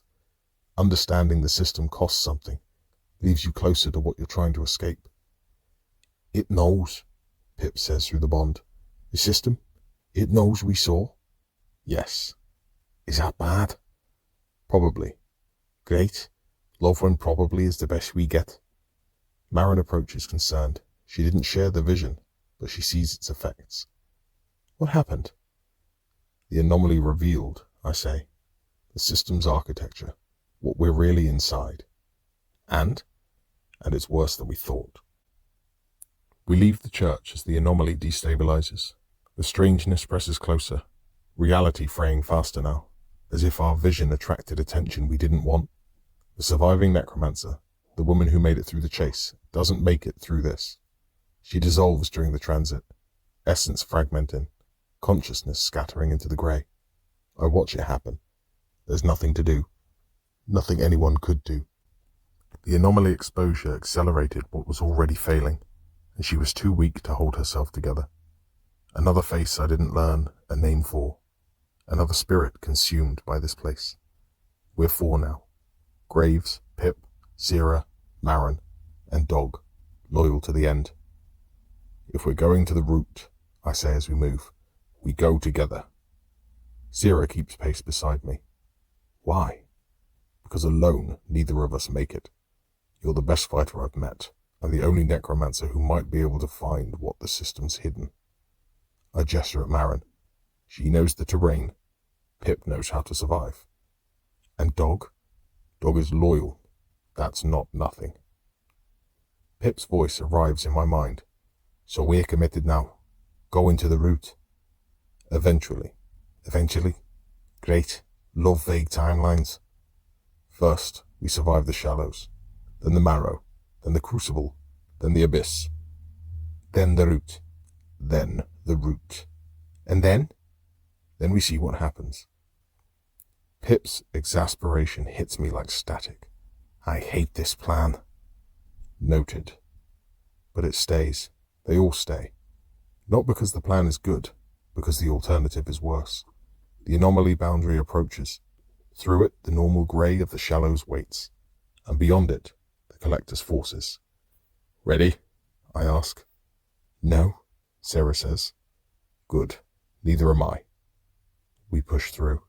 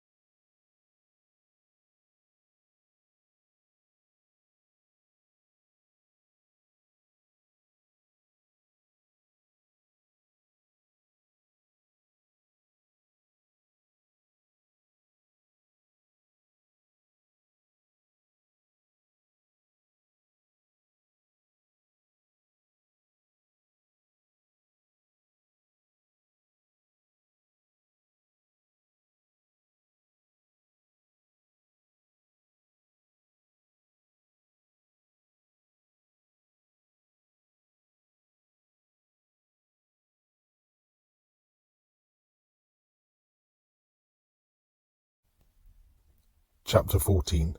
Running Fight. The anomaly boundary spits us into chaos. They were waiting. Of course they were. Vex's information told them exactly where we'd exit, exactly when we'd be vulnerable. The Collector's forces spread in a semicircle around the boundary edge. Bound spirits at the front, something worse at the back. We stumble into their kill zone and combat begins before we're fully through. Contact! Pip's warning hits my awareness a second after they register in my spirit sight. Bound spirits, level 3 to 4, numerous and coordinated, 24 at least. They move like weapons rather than creatures, responding to commands we can't hear. And behind them, directing the assault, a commander, level 6, aware, tactical, the kind of enemy that doesn't just attack, it thinks. The first wave hits before we can form up. Sierra meets them blade first, steel shrieking against spectral armor, her martial training converting ambush disadvantage into controlled chaos. She creates space, buys seconds. Marin breaks left, moving faster than her merchant's appearance suggests. Pip breaks right, distracting, disrupting. I reach for Soul Snare. The binding catches one enemy. 2. Turns them against their fellows. Dog tears into flanks with predatory efficiency. Not enough. The numbers are too many. We break through. I shout over the combat. Send a mass, then run. Sierra adjusts, drives forward instead of holding. The bound spirits fall back from her assault, creating a gap. We pour through it. The commander doesn't let us run. It pursues with precision, directing its forces to cut off escape routes, harry our flanks, push us towards kill zones it's already prepared. Vex's map in action. We have to kill it, Sierra says. We're fighting and running at once. The minions will scatter without direction. Then we kill it. Easy to say, harder to do. The commander is level 6, and it didn't reach that level by being stupid. Marin, I catch her attention between exchanges. Draw the minions, lead them away. How? You're faster than you look. Prove it. She doesn't hesitate, breaks from the group, spirits pursuing, their coordination disrupted by the unexpected movement. Pip, harass. Don't engage directly. When do I ever engage directly? It flows into action, appearing at the commander's flanks, striking and retreating, drawing attention that should be focused on Sierra. The commander wheels towards Pip. Sierra strikes from behind, her blade finding the joint between armor plates. The commander staggers, then rallies, counters with a wave of force that throws us all back. Level 6 isn't just numbers, it's experience, knowing what we're going to try before we try it. Again, I say, same pattern. It knows our pattern, which is why we're not using it. Pip moves. The commander tracks, expecting the same approach. Instead, Pip feints left and drives right, coming in from an angle it didn't anticipate. Sierra follows the opening, gets inside the commander's guard, and I hit it with Death Whisper at full power. The psychic damage hits with a sound like tearing cloth, audible only to the dead. It doesn't just hurt, it disrupts. The commander's control over its minion wavers, connection flickering, cohesion breaking. Sierra's blade finds its core. She doesn't hesitate. The commander falls. Entity destroyed. Collector's Lieutenant. Level 6. XP awarded 200. Decay 32%, up to 35%. Note, coordinated takedown. Efficient. The minions scatter, suddenly directionless. The pressure breaks. We run. We don't stop running until the pursuit fades completely. Safe distance finds us in ruins that offer concealment but little else. Everyone is hurt. Everyone is depleted. Marin took a hit she's not admitting to. Her essence flickers at the edges. The wound worsens she's letting on. Sierra has new wounds on old wounds, her spectral form marred by cuts that heal slower than they should. Pip is flickering. Badly. The damage from the weeping halls, never fully healed, has reopened. Boss. Its voice comes through the bond, strained. I need rest. Real rest. I examine it through our connection. The essence damage is severe. Combat stress pulled at wounds that weren't ready, tore at healing that wasn't complete. Familiar status. Pip. Critical. Essence integrity 41%. Recommendation. Extended rest cycle. Decay check 35%. Stable. We find shelter, I say. Real shelter. Now. There's a cache nearby. Marin's voice is tight with pain. Neutral territory. Spirits trade there. Safe harbor rules. Will they fight us? Probably not. It's protected space. Probably. Best I can offer. Then we go. We move. Slower now. Conservation replacing speed. The grey stretches around us, empty of immediate threat but full of distant danger. The collector's force will reform. Will find us eventually. But eventually isn't now. And now is all we can handle.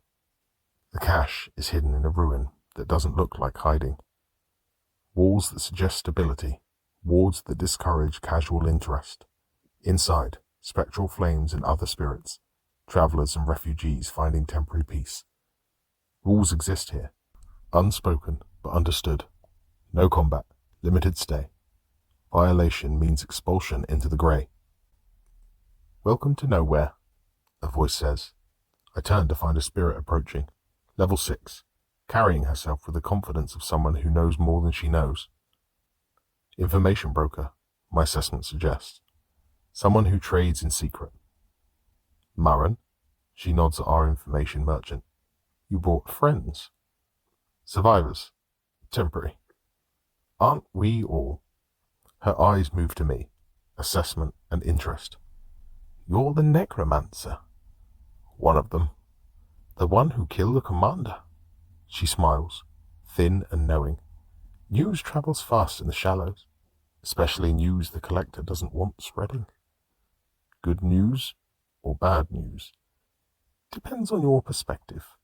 She gestures towards the cache's interior. Rest. Recover. We'll talk. The cache provides what we need. Safety, time, space to heal. I channel anima into Pip's bond. The energy warm where it flows between us, stabilizing what combat damaged. The connection deepens as the energy flows, trust and power intertwining. Thank you, Pip murmurs, the words more felt than heard. Don't thank me. Just recover. Same thing? Maybe. The information broker finds me after the others are resting. The collector is interested in you, she says without preamble. More interested than usual. Meaning there's a bounty. You, specifically, alive. Flattering. It's not a compliment. Her expression is serious. The collector doesn't take interest in individual spirits. It harvests in bulk. Whatever you did, whatever you are, it wants you for a reason. What reason? That's the question. The word going around is that you release spirits. Free them. The weeping mother. Others. She tilts her head. The collector finds that interesting. Interesting how? I don't know, and I make it my business to know everything. A pause. Whatever you are, Graves, you're not normal. That makes you valuable and dangerous. I weigh this, the collector's interest, the way I approach binding differently than other necromancers. You have advice? Run. Don't stop until you're strong enough that the collector thinks twice. She shrugs. Or die. Those are the options. Running doesn't appeal. Then get stronger. Fast. She produces something from her robes. A map, better than anything we've had before. The Echo Vault. Never completed. Reputation for strangeness. But the rewards are significant for those who survive. What's the catch? It tests memory. Forces you to relive things. Most spirits can't handle what they see. And those who can, come out changed, with knowledge the system doesn't want them to have. I take the map, study it. The Echo Vault sits within reach, a few hours' travel if we're not pursued. Rest tonight, the broker says. Tomorrow, decide. But don't decide slowly. The collector's patience isn't infinite. She leaves me with the map and the warning. The others sleep, the cache protects, and somewhere out there, Something ancient and hungry is looking for me specifically. Lucky me. The Grey watches. The system takes notes. And somewhere in the nothing, something ancient stirs. But that's tomorrow's problem. Tonight, we rest. Tomorrow, we run.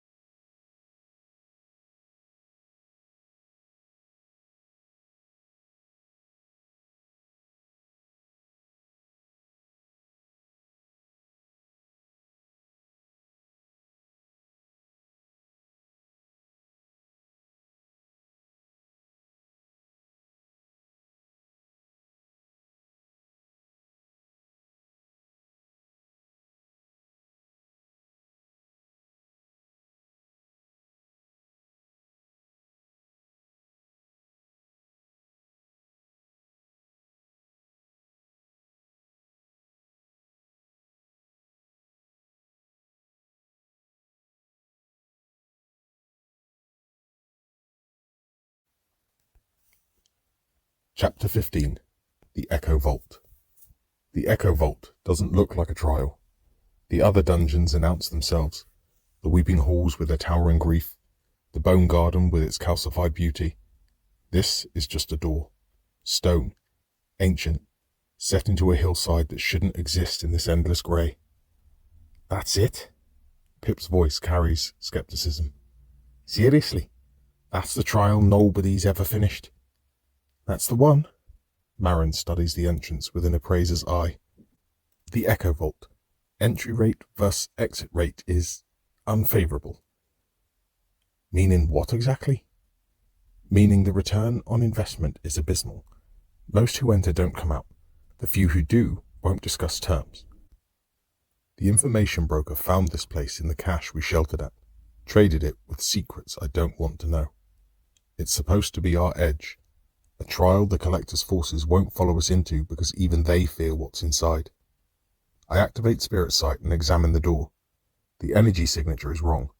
Not hostile, exactly. Curious, patient, like something waiting to see what you'll show it. This isn't a combat trial, I say.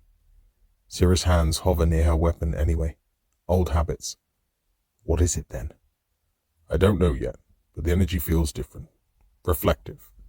Like it's designed to show you something, not fight you. Oh, that's so much worse, Pip says, its voice landing inside my skull. I can handle getting stabbed. Looking at myself? Hard pass. You don't have a choice. I move towards the door. We need the XP. Could always run. Running's worked before. Well, worked. Running got us here. The door responds to my approach, stone grinding as ancient mechanisms engage. Beyond it, darkness. But not the aggressive darkness of threat. This is the darkness of a theatre before the show begins. Stay close, I tell the others. And whatever happens in there, remember that it's a trial. It's designed to test us. Don't trust what you see. Comforting, Marin says. We enter. The darkness swallows us whole. The temperature drops immediately. Not cold, exactly, but the absence of warmth. Like stepping into a space that has never known sunlight, never felt breath, never experienced anything that could be called life. The air tastes stale and ancient, dust that predates the shallows themselves. Pip's presence goes quiet. Not gone, just waiting. We all wait. Light blooms, sudden and disorientating. The transition isn't gentle. One moment we're in darkness, the next we're somewhere else entirely. My essence lurches like a drunk finding his footing. We're standing in a room I don't recognize. Wood paneling, dark and expensive. Furniture that costs more than most people earn in a year. The smell hits next. Ink and old money. Maybe perfume underneath. Not the shallows, not the grey. Somewhere that was real once. Somewhere that mattered to someone. Marin makes a sound. Not a word. Something between a gasp and a moan. Like she's been punched in the wound that never healed. No. Her voice cracks. Not this. Anywhere but this. A woman sits at a desk across the room. Middle-aged, well-dressed, confident in the way of someone who's always had power. She's reviewing documents, making notes, unaware of our presence. Or she was, before she looked up. Marin. Her smile is warm, practiced. I've been expecting you. This isn't real. Marin backs towards the door we came through. It's gone. This is a memory. My memory. Your defining moment, the system whispers. Not words exactly, just understanding bleeding into our minds. Show us who you were. The scene plays out like a stage performance, and we're the unwilling audience. The woman at the desk is a business partner. I gathered that much from the context. From the way Marin's essence twists at the sight of her. 20 years of partnership, the memory supplies. Trust built layer by layer, deal by deal. The kind of relationship that takes a lifetime to construct. The kind that can be dismantled in an afternoon. The memory shifts. We see documents spread across the desk. Signatures that look like Marin's but aren't quite right. Transfer forms, asset declarations, the bureaucratic machinery of theft. All of it executed while Marin lay in a hospital bed, fighting cancer, trusting that the empire she'd built would be there when she recovered. You signed everything over to yourself, Marin says. Her voice is hollow. While I was dying. You were always going to die, Marin. Cancer doesn't discriminate. The business partner doesn't look up from her work. I just made sure your death was profitable for someone who could use the money. I wasn't dying. I recovered. Briefly. Long enough to see what I'd done. Long enough to fix it. Now she looks up, meets Marin's eyes. The stress killed you faster than cancer would have. Ironic, isn't it? Marin flinches like she's been struck. The memory is attacking her from the inside.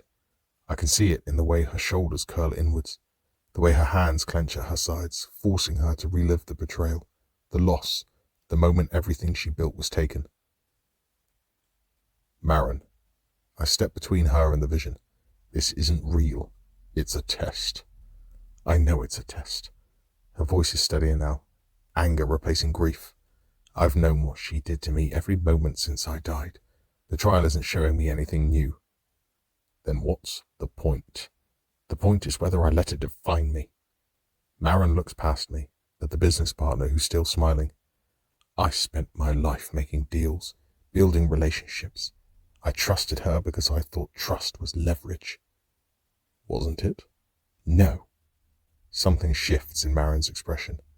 Acceptance bleeding through the pain. Trust is risk. I took the risk. I lost. But I'm still here, still making deals, still building. She turns her back on the vision. She didn't take that from me. The room dissolves. The business partner fades. Echo Vault, Chamber 1, complete. Participant, Marin. Memory type, defining betrayal. Response, acceptance without surrender. Assessment, passed. Marin is breathing hard, not from exertion, from the effort of staying herself when the trial wanted to break her. 1 down, Pip says quietly. 2 to go. Light blooms again. A new room, a new memory. I know immediately this is serious. The room is simple in the way that matters. A bedroom, modestly furnished. walls painted a soft yellow that catches the candlelight.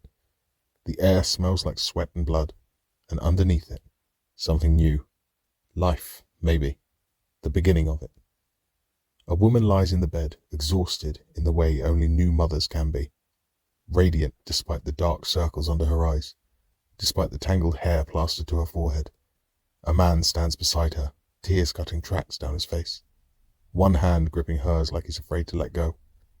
And in her arms, wrapped in cloth that's already stained, a bundle that moves, that breathes, that makes small sounds no bigger than a whisper. A baby, hours old, perfect in the way only newborns can be perfect, wrinkled and red-faced, utterly impossibly alive. Isla. Sierra's voice breaks on the name, shatters. 2 syllables carrying the weight of everything she's lost. The trial shows us Sierra's happiest moment, her daughter's birth, the beginning of everything that would later be destroyed. She was so small. Sierra moves towards the bed like a sleepwalker. I remember thinking she couldn't possibly be real, that she was too precious to exist. The scene plays out, the new family, the joy, the plans for a future that would never come. I watched Sierra's past self make promises she couldn't keep, protection she couldn't provide. This is cruel, Pip whispers inside my mind. Showing her this? It's a test, I say. The cruelty is the point. What kind of a test is this? The kind that breaks you if you can't face what you've lost. Sierra reaches for the baby. Her hand passes through, unable to touch, unable to hold. The agony on her face is beyond words. I couldn't. The words catch. I promised I would. She can't finish. The memory won't let her. You tried. I move closer, not touching, but present. You died trying. Dying isn't enough. No, it's not, but it's what you had. The scene shifts, time accelerates, and the cruelty of it is unbearable. The baby becomes a toddler, taking her first stumbling steps across a wooden floor. Sierra's past self catches her, laughing, spinning her around. The toddler becomes a child, gap-toothed and grinning, chasing something we can't see through a sun-dappled garden. The child becomes a girl, serious-eyed and thoughtful, sitting beside her mother and asking questions about the world. Each moment lasts only seconds, but their weight is unmistakable. The weight of them. The way Sierra's past self held each one like something precious and fragile. The girl grows. 7 years old, maybe 8. Dark hair like her mother's. Eyes that see too much. Then the darkness comes. Not gradually, all at once. The memory fractures, shows us fragments, hooded figures, a ritual circle drawn in blood, Isla's face twisted in fear, Sierra fighting and screaming. The moment her daughter disappeared and her world collapsed into a single endless scream. I still don't know what happened to her. Sierra's voice is steel wrapped around grief. The trial is showing me what I already know, that I failed. Is that what you see? What else is there? Purpose. A gesture at the scene still playing. Sierra's death, her arrival in the shallows, her relentless forward motion. You haven't stopped looking. You haven't given up. That's not failure. It's not success either. Not yet. The scene frees. The trial seems to wait, considering. You lost everything, the system whispers. What remains? Sierra looks at her daughter one last time, at the life she couldn't protect, at the future she couldn't give. The search, she says. Her voice cracks. My oath. I'm still. She stops, starts again. Still bound to it. Somehow. The room dissolves. Echo Vault, Chamber 2 complete. Participant, Sierra. Memory type, defining loss. Response, grief channeled into purpose. Assessment, past. Sierra stands in the new darkness, her face wet with tears she doesn't acknowledge. I don't acknowledge them either. Some things don't need words. One more? Pip says. Yours? Light blooms. My turn. I expect my death, the wine, the knife, Aldrich's smile as he cuts my throat. I'm wrong. The room that forms is my tower, but years earlier. Decades. The sanctum is messier than I remember, cluttered with the younger necromancer's experiments. Through the window, rain falls on a village I haven't thought about in 30 years. What is this? Pip asks through the bond. I don't know. Movement at the edge of the room. Small. Frightened. A child, maybe 7 years old, translucent in the way fresh spirits always are. Not yet solid enough to hold their own shape. She's crying, the sound thin and lost. Her spirit newly separated from a body that didn't survive whatever killed her. Water drips from her hair, her clothes. The memory preserved that detail, the river that took her. I remember this. The memory hits like a physical blow, dragging something up from the depths I'd buried deliberately. The drowning, I say. My voice comes out strange. In the river, spring floods took 3 children that year. The village blamed the weather, but really it was the collapsed bridge upstream. No one had maintained it. You were there?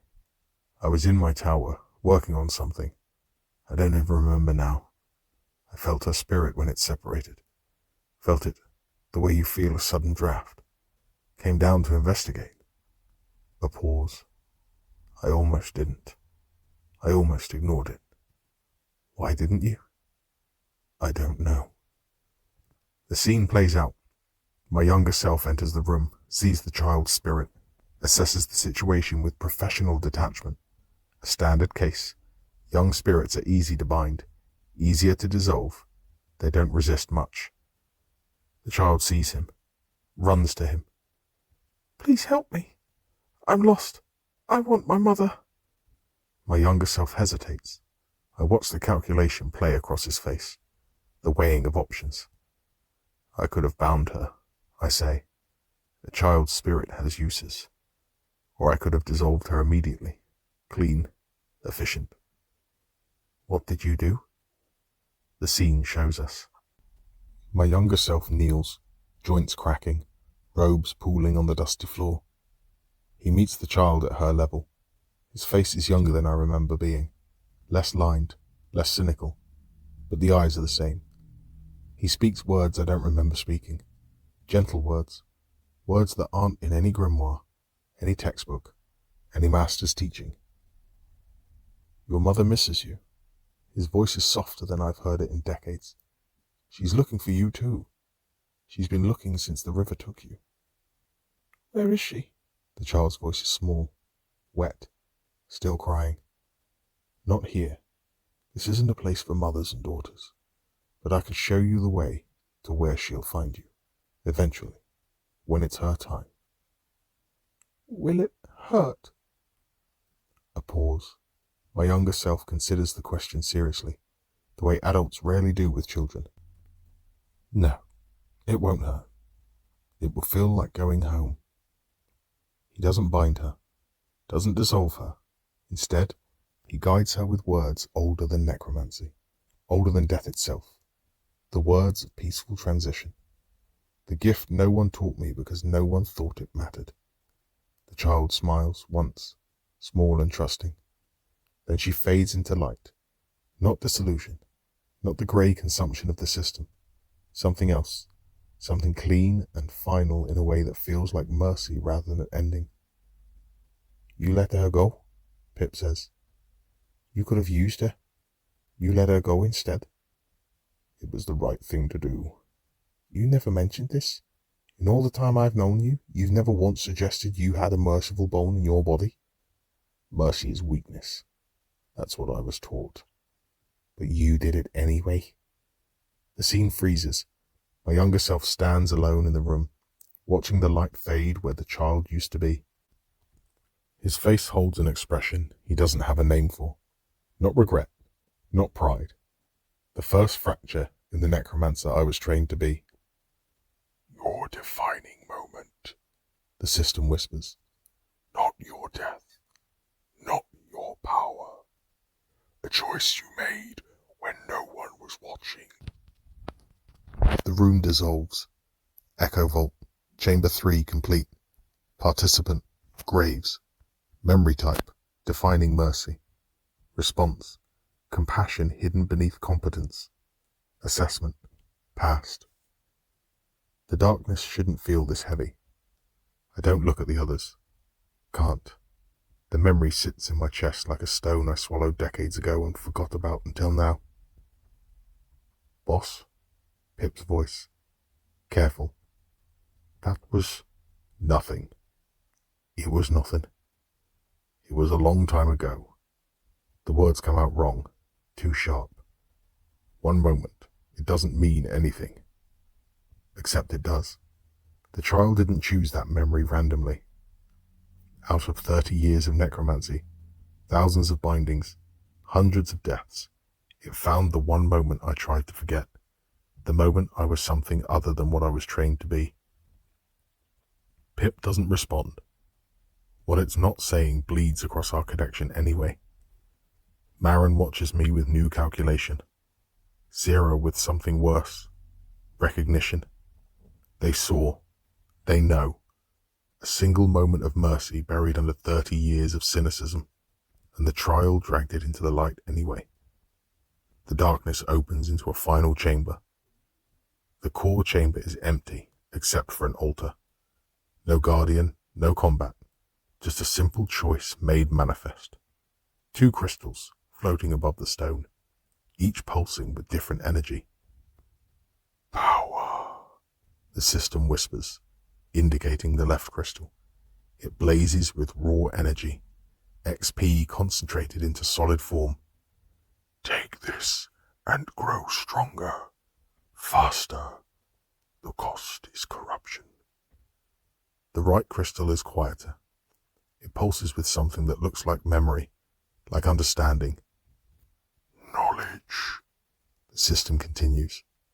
Take this and see what others cannot. The 5 realms, the system structure, the truth that very few ever learn. The cost is accepting the truth changes nothing. What do you mean, changes nothing? Knowing the shape of your cage doesn't open the door. I study both crystals. Take my time. The trial doesn't rush me. The power option is tempting. More XP means faster progression, better survival odds, a stronger chance of living long enough to matter. The decay cost would be significant but manageable. I've handled corruption before. I could handle it again. The smart choice, the efficient choice, the choice the necromancer I was trained to be would make without hesitation. But I've just been shown something about myself. Something I buried so deep I forgot it existed. A moment of mercy, decades ago when no one was watching. When there was nothing to gain and everything to lose. I chose kindness then, when it cost me. The power crystal pulses, hungry, promising. I look away from it. Knowledge, I say. Sierra and Marin look surprised. Pip doesn't. You're certain? The system asks. Power would serve you better. Knowledge brings only burden. I've been burdened my whole life. One more won't break me. I reach for the right crystal. It's cold against my palm. Cold in a way that goes deeper than skin, deeper than bone. Information floods into my mind, vast and terrible. The system's architecture unfolds before me like a blueprint. 5 realms stacked like layers of a body, each one handling souls differently. The shallows for sorting, the marrow for breaking, the crucible for refining, the abyss for storage, and at the bottom, pulsing like a heart, the root. No one reaches tier 5. No one reaches the root. The system is designed to consume souls long before they get that far. And something else, something about the collector. It's building a gate, I say out loud. The collector, it's trying to breach the realm barrier, go directly to the marrow without earning tier 2 access. How do you know that? Marin asks. The knowledge crystal. The system showed me. I let the implications land. If it succeeds, the shallow destabilize. Everyone here dissolves. The system won't tolerate a breach. Then we stop it, Sierra says. We try. I look at the altar, at the fading light of the crystals. But first, we get stronger. Trial complete. The Echo Vault. Performance rating exceptional. All participants passed. Choice: knowledge over power. Mercy bonus: decay reduced.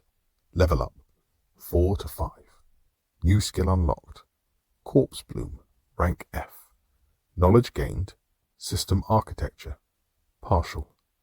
Decay: 35% down to 28%. Mercy bonus applied. The vault begins to dissolve around us. We've passed. We've grown stronger. And we've learned things that can never be unlearned. Corpse Bloom, Pip reads from my interface. What does that do? I'm not sure yet. The skill description is cryptic. Something about channeling death energy through organic matter. I'll figure it out. Great. Mystery powers. Love those. We emerge from the Echo Vault into the grey light of the shallows. The world feels different now. Smaller somehow. The edges of it are visible. The boundaries the system has constructed. We're in a cage. A processing facility designed to break us down and feed us to something at the root. But cages can be broken. And now I know where the lock is. The Collector's Gate, Sierra says. You said it's near the Marrow entrance. According to the knowledge I received, yes. It's been building there for months, using captured necromancers as power sources. Then that's where we go. Eventually. I look at my decay meter, 28%, lower than before. The trial rewarded mercy with stability. First we plan. The Collector is tier 2. We can't fight it directly. So we sabotage. Marin pulls out her maps, already calculating routes and risks. Sierra checks her weapons. Pip scouts the perimeter, ensuring we're not followed. And I stand in the pale wash of the shallows, weighing knowledge I never asked for, understanding truths I can't share. The system is watching me. I can feel it now. A pressure at the edge of my consciousness. It's curious about what I'll do with what I've learned. Good. Let it watch. Let it wonder. The Collector is building something that could break the shallows. I'm going to break it first. And maybe along the way, I'll learn how to break something else. The cage itself.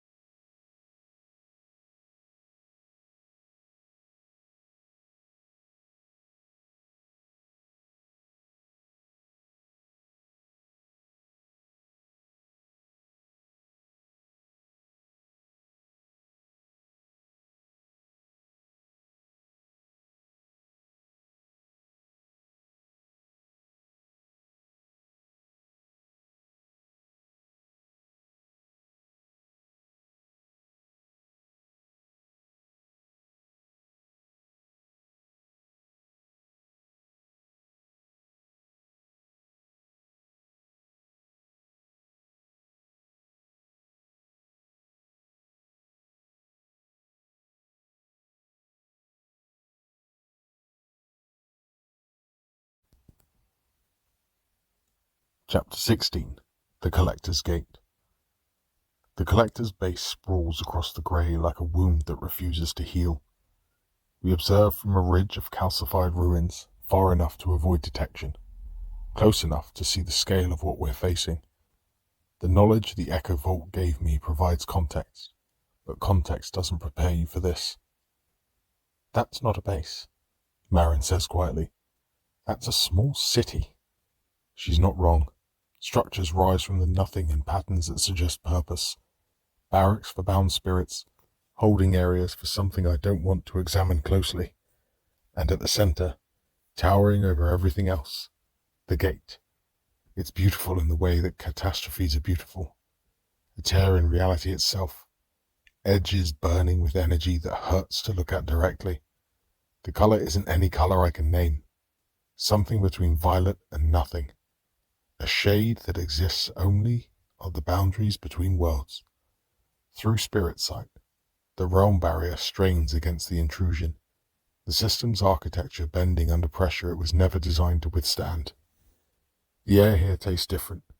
Wrong, like ozone mixed with something organic, something rotting. The space itself seems to recoil from the breach.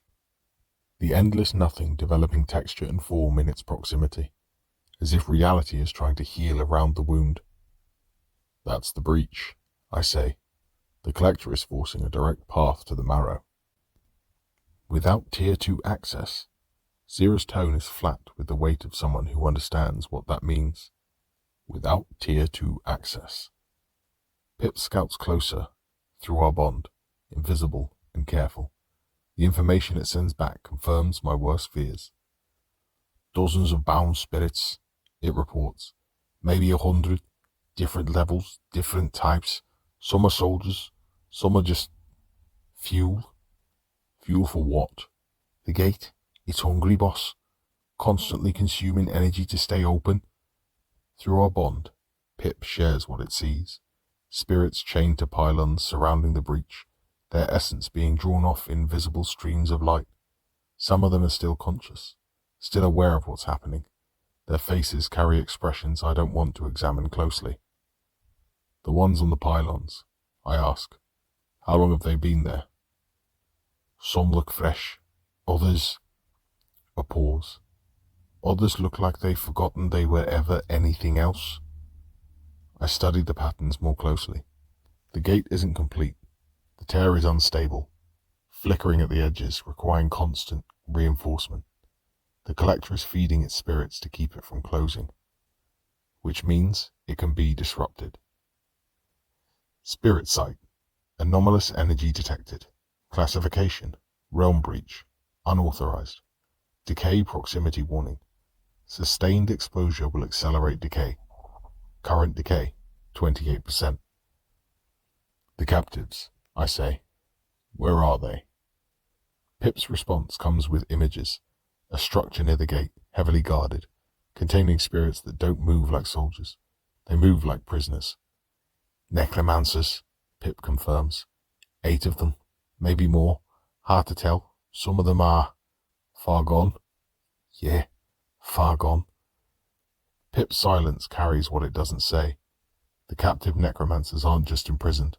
They're being drained. Their binding power channeled into the gate. Their decay pushed toward 100%. Their dissolution slow and deliberate. The Collector isn't just building a gate.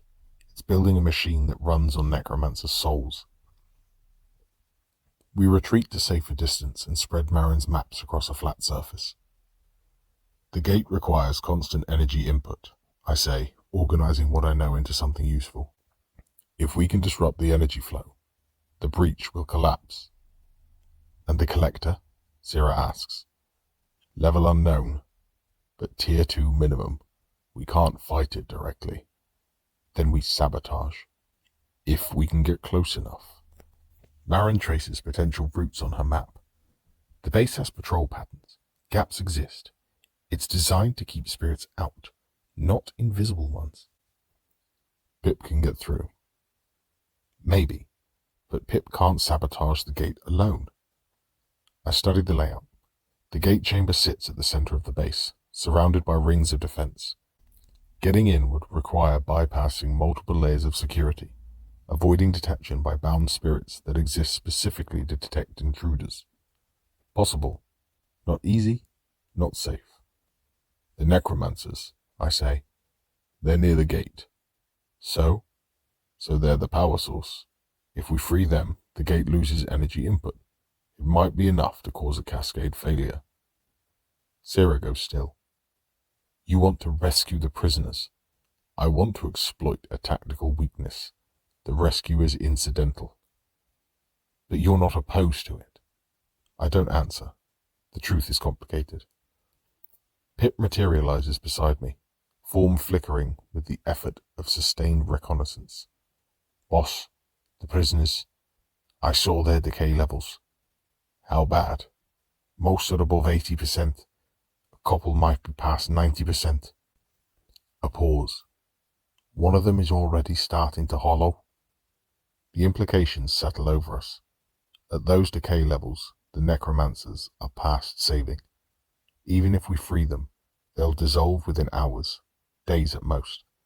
If we sabotage the gate while they're still connected to it, they'll die, Sarah says.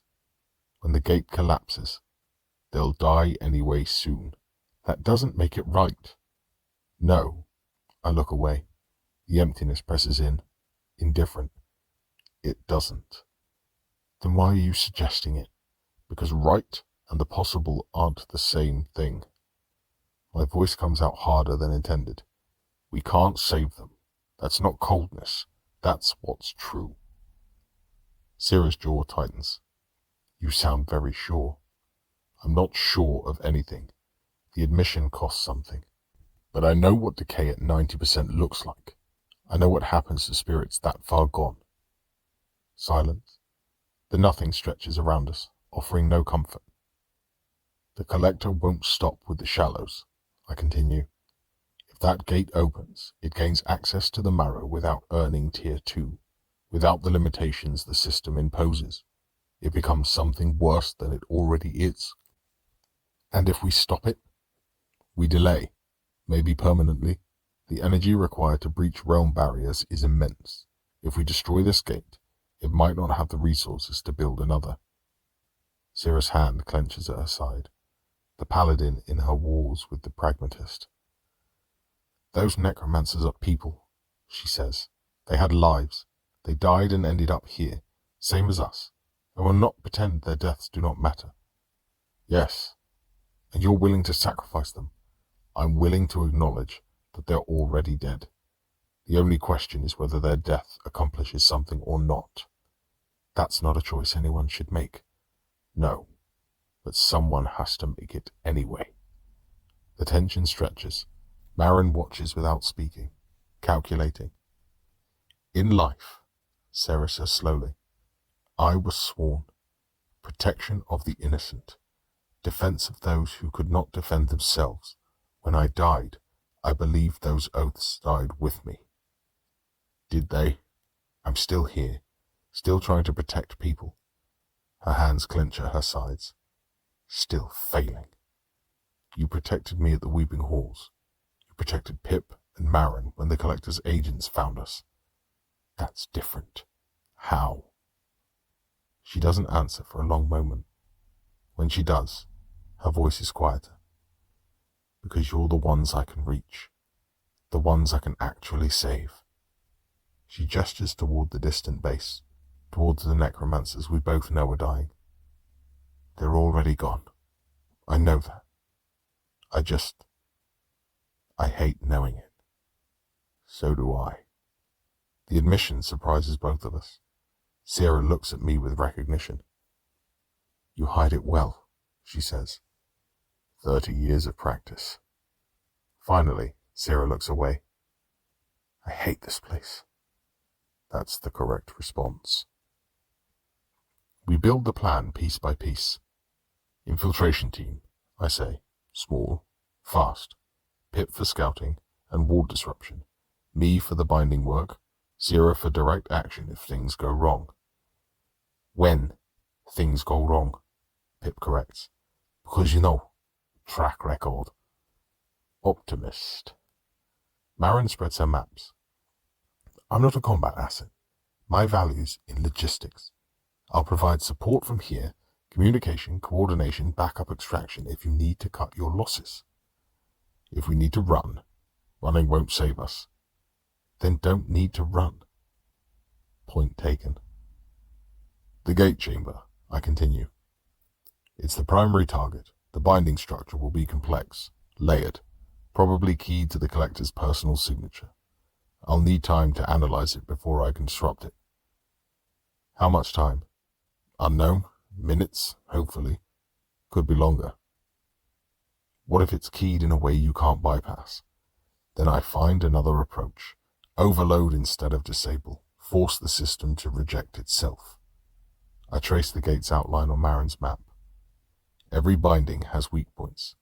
The stronger the binding, the more catastrophic the failure when those points give way. You're talking about an explosion. I'm talking about an uncontrolled release of energy. The distinction matters to someone, not to the people nearby when it happens, but the principle stands.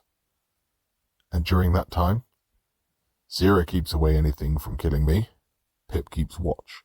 We move fast and hope the collector is too busy maintaining the gate to notice intruders.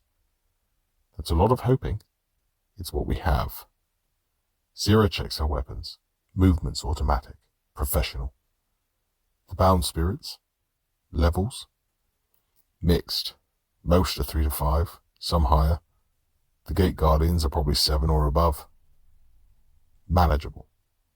If we don't get swarmed, then we don't get swarmed. The confidence would be more reassuring if I didn't share her doubts. The captive necromancers, Pip says through the bond, private. You're really going to let them die? I'm going to give them a choice. I reply the same way. If any of them can be moved, we move them. If they can't, you'll do what needs doing. Someone has to. You say that a lot, because it's usually true. Pip's presence in my mind carries a wary acceptance. Not judgment, not approval, just understanding that this is what we do. The Echo Vault showed you something, it says. About mercy. The Echo Vault showed me that I'm capable of mercy. It didn't say I should always choose it. Then what's the point of being capable? I don't have an answer for that. Not one that satisfies. Dawn, I say out loud. We move at dawn. The light is marginally better, might provide cover, or might make us visible. One or the other. Marin finishes her calculations. Patrol rotation suggests a gap around the first light. 3 minutes, maybe 4. That's your window to the inner perimeter. And after that, you improvise. Wonderful. Improvisation in a hostile base surrounded by entities that want to capture me for use as a battery component. Every necromancer's dream. Rest, I say. Whatever rest you can get. Tomorrow, we either destroy the gate, or we don't come back. Inspiring speech, Pip mutters. Really nailed the whole we might all die vibe. I'm not a speech maker. I'm a necromancer. Those two things aren't mutually exclusive. They are for me. Marin rolls up her maps with precise movements, each fold deliberate. I've been running the numbers on the captives, the necromancers. What about them? If they're being drained to fuel the gate, their binding signatures are part of the structure. When the gate fails, their essence will be released. Released how? That depends on how it fails. She catches my gaze. If you disrupt the bindings cleanly, they dissolve, quick. If you overload it, force a catastrophic failure, the energy released could scatter them, fragments instead of dissolution. Which is worse. Fragments can reform, eventually, given enough time and stability. A pause. Dissolution is permanent. The mathematics of mercy. Clean death or messy survival. Neither option feels like kindness. I'll try for clean, I say. And if you can't, then I'll make the call when I have to. The others rest while I keep watch. Not because I don't need rest. I do. But the knowledge the Echo Vault gave me won't settle, won't integrate properly. It keeps rising to the surface, demanding attention. The system structure, 5 realms stacked like layers of flesh, as shallow as the skin, processing new arrivals, sorting them by potential. The marrow is the next layer down, where serious leveling begins. The crucible for refinement, the abyss for storage, and at the bottom, pulsing like a heart, the root. No one reaches the root. The system is designed to consume souls long before they get that far. Even reaching Tier 2 is rare. Beyond that is legend and myth. Tier 5 doesn't exist, or it exists only for the system itself. The knowledge sits in my mind like a tumor, malignant and growing. The more I understand about where I am, the more I understand how thoroughly I'm trapped. In life, I believed in systems, rules, the predictable mechanics of binding and essence. Death was supposed to be the end of all systems, the great equalizer that rendered every structure meaningless. Instead, I found a bigger system, a machine designed to consume souls with the same efficiency I once applied to my own work. The irony isn't lost on me. "You're thinking too loud," Pip says. "It's supposed to be resting, but the connection between us doesn't turn off." "Apologies. What did you see? In the vault? The knowledge you chose?" I consider not answering, consider deflecting with a joke or redirection. Instead, I tell it the truth.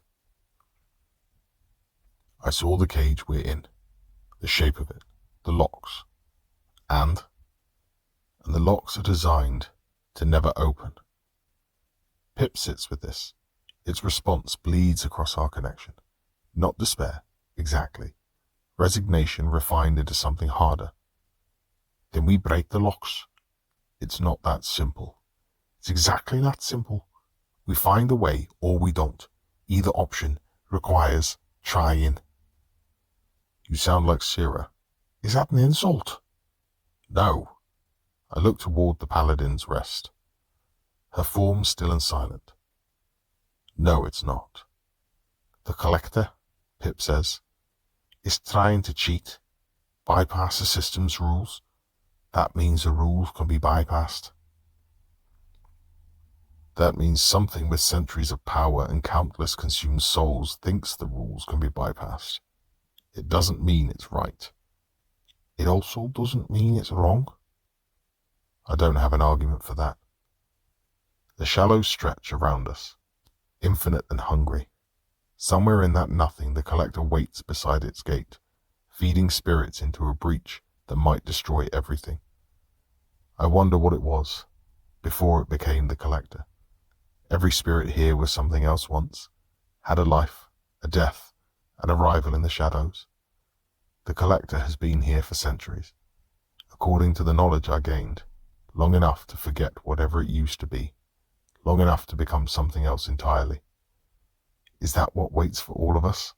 Given enough time, enough power, enough consumption, do we all become monsters?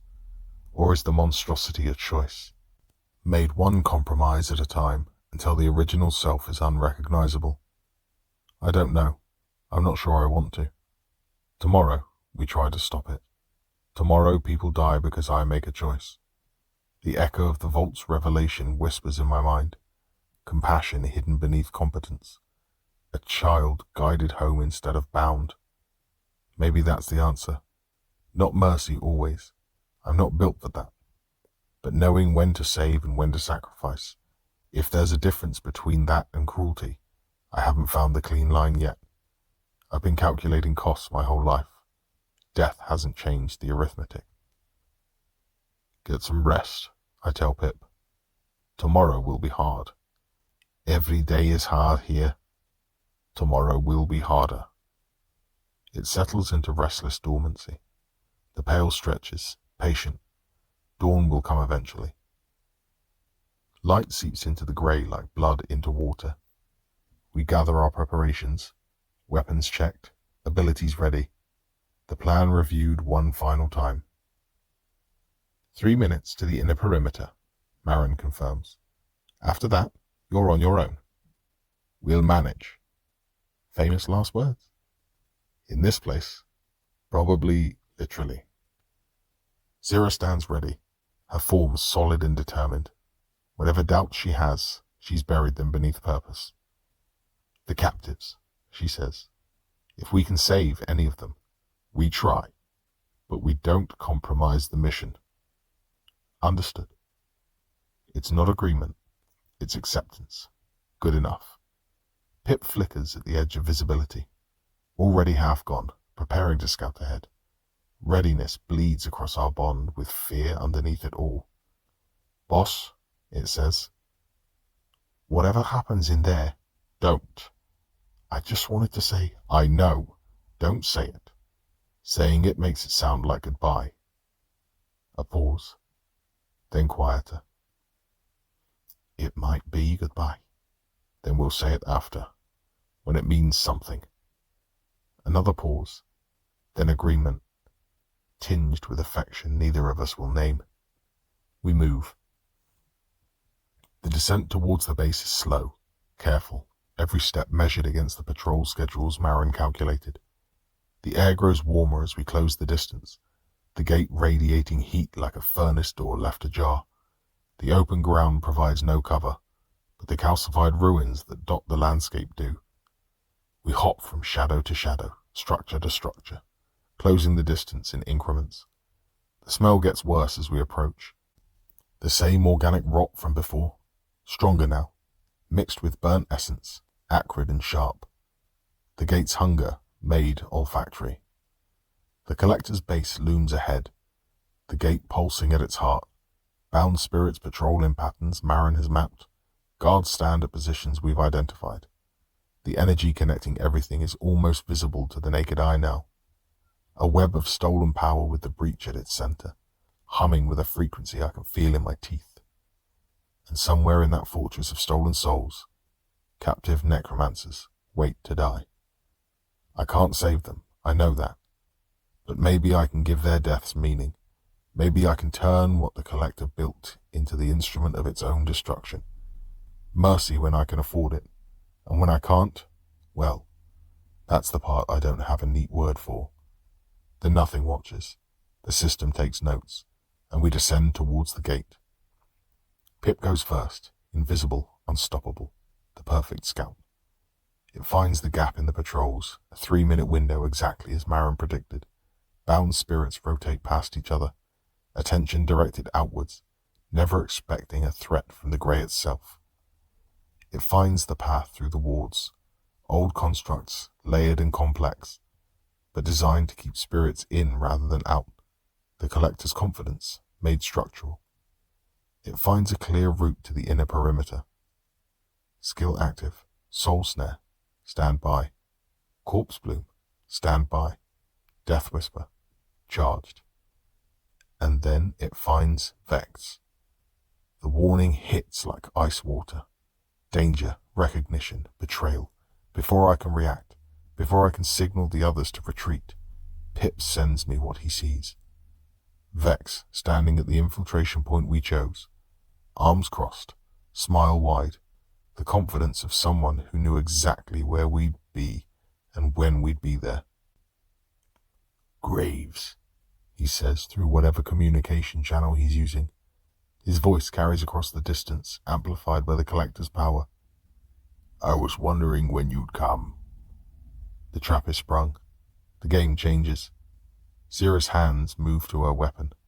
Marin goes still, calculating routes of escape that no longer exist. Inside my mind, Pip's presence flickers with fury layered over fear. But we're already in motion, already committed. Retreat means admitting defeat. It means leaving the gate intact, the necromancers trapped, the collector one step closer to its goal. Whatever happens next, we face it forward. That's all we've ever done.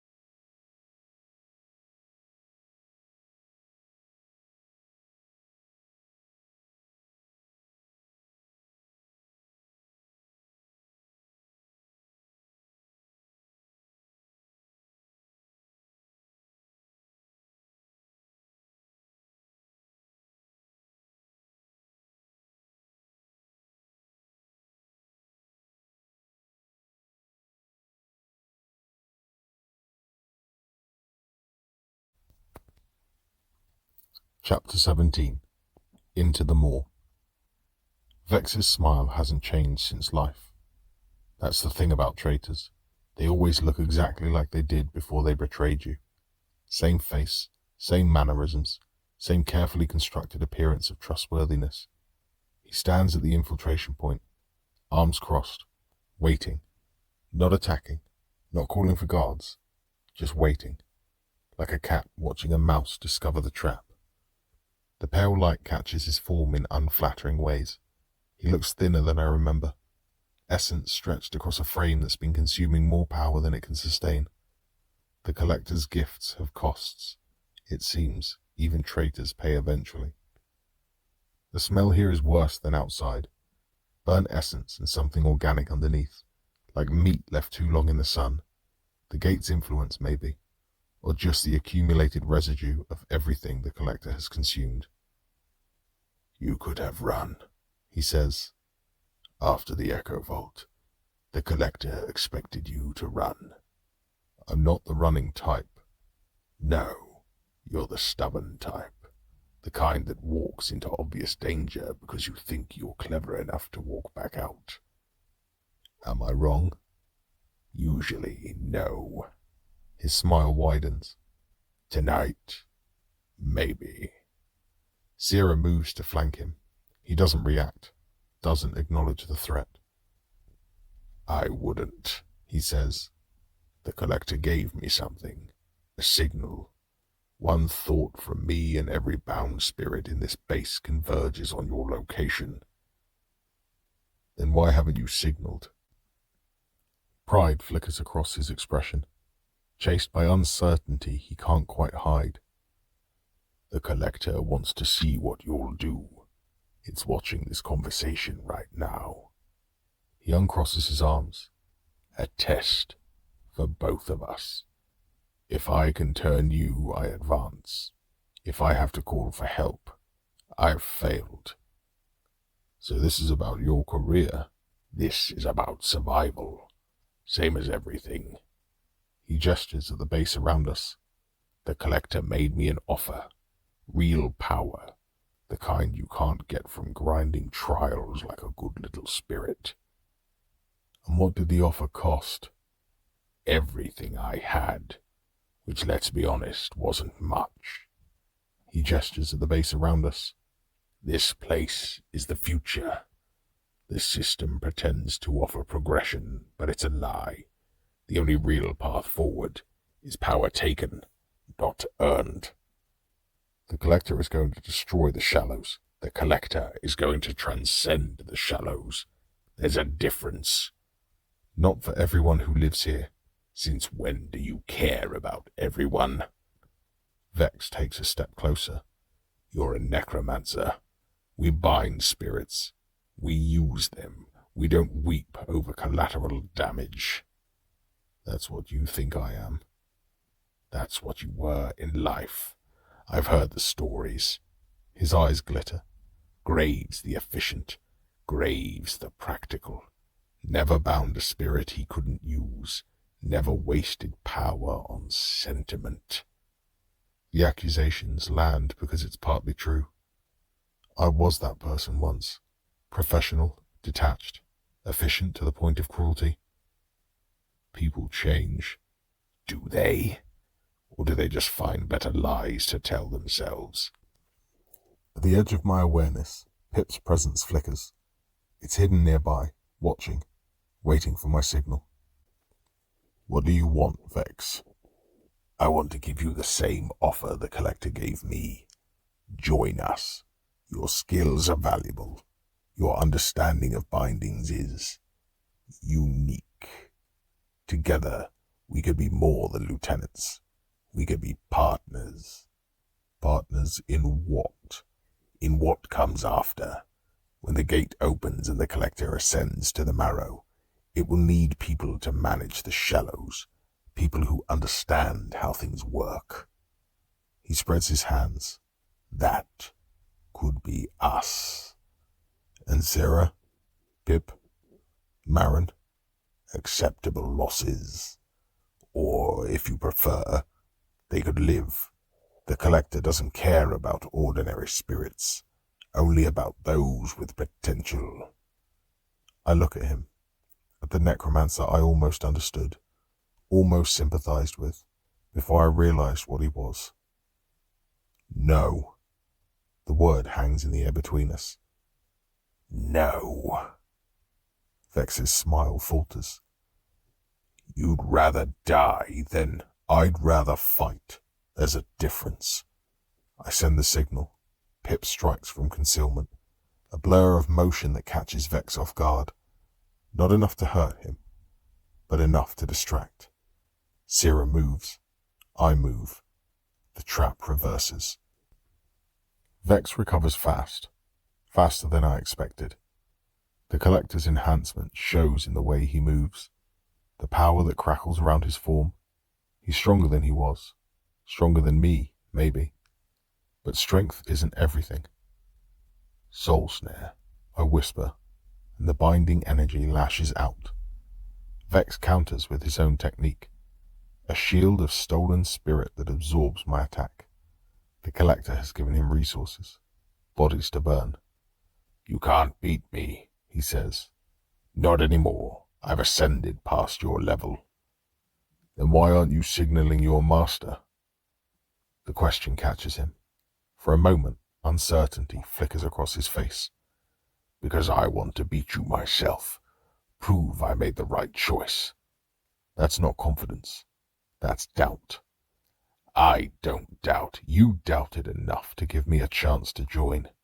You doubted enough to talk instead of attack. I circle, looking for openings. Part of you knows what you've become, and it disgusts you. Psychoanalysis. Really? He launches an attack, binding energy that I barely deflect. Save it for someone who cares. Combat becomes chaos. Vex has power, raw and unrefined. I have precision, technique honed over 30 years. We clash and separate, neither gaining clear advantage.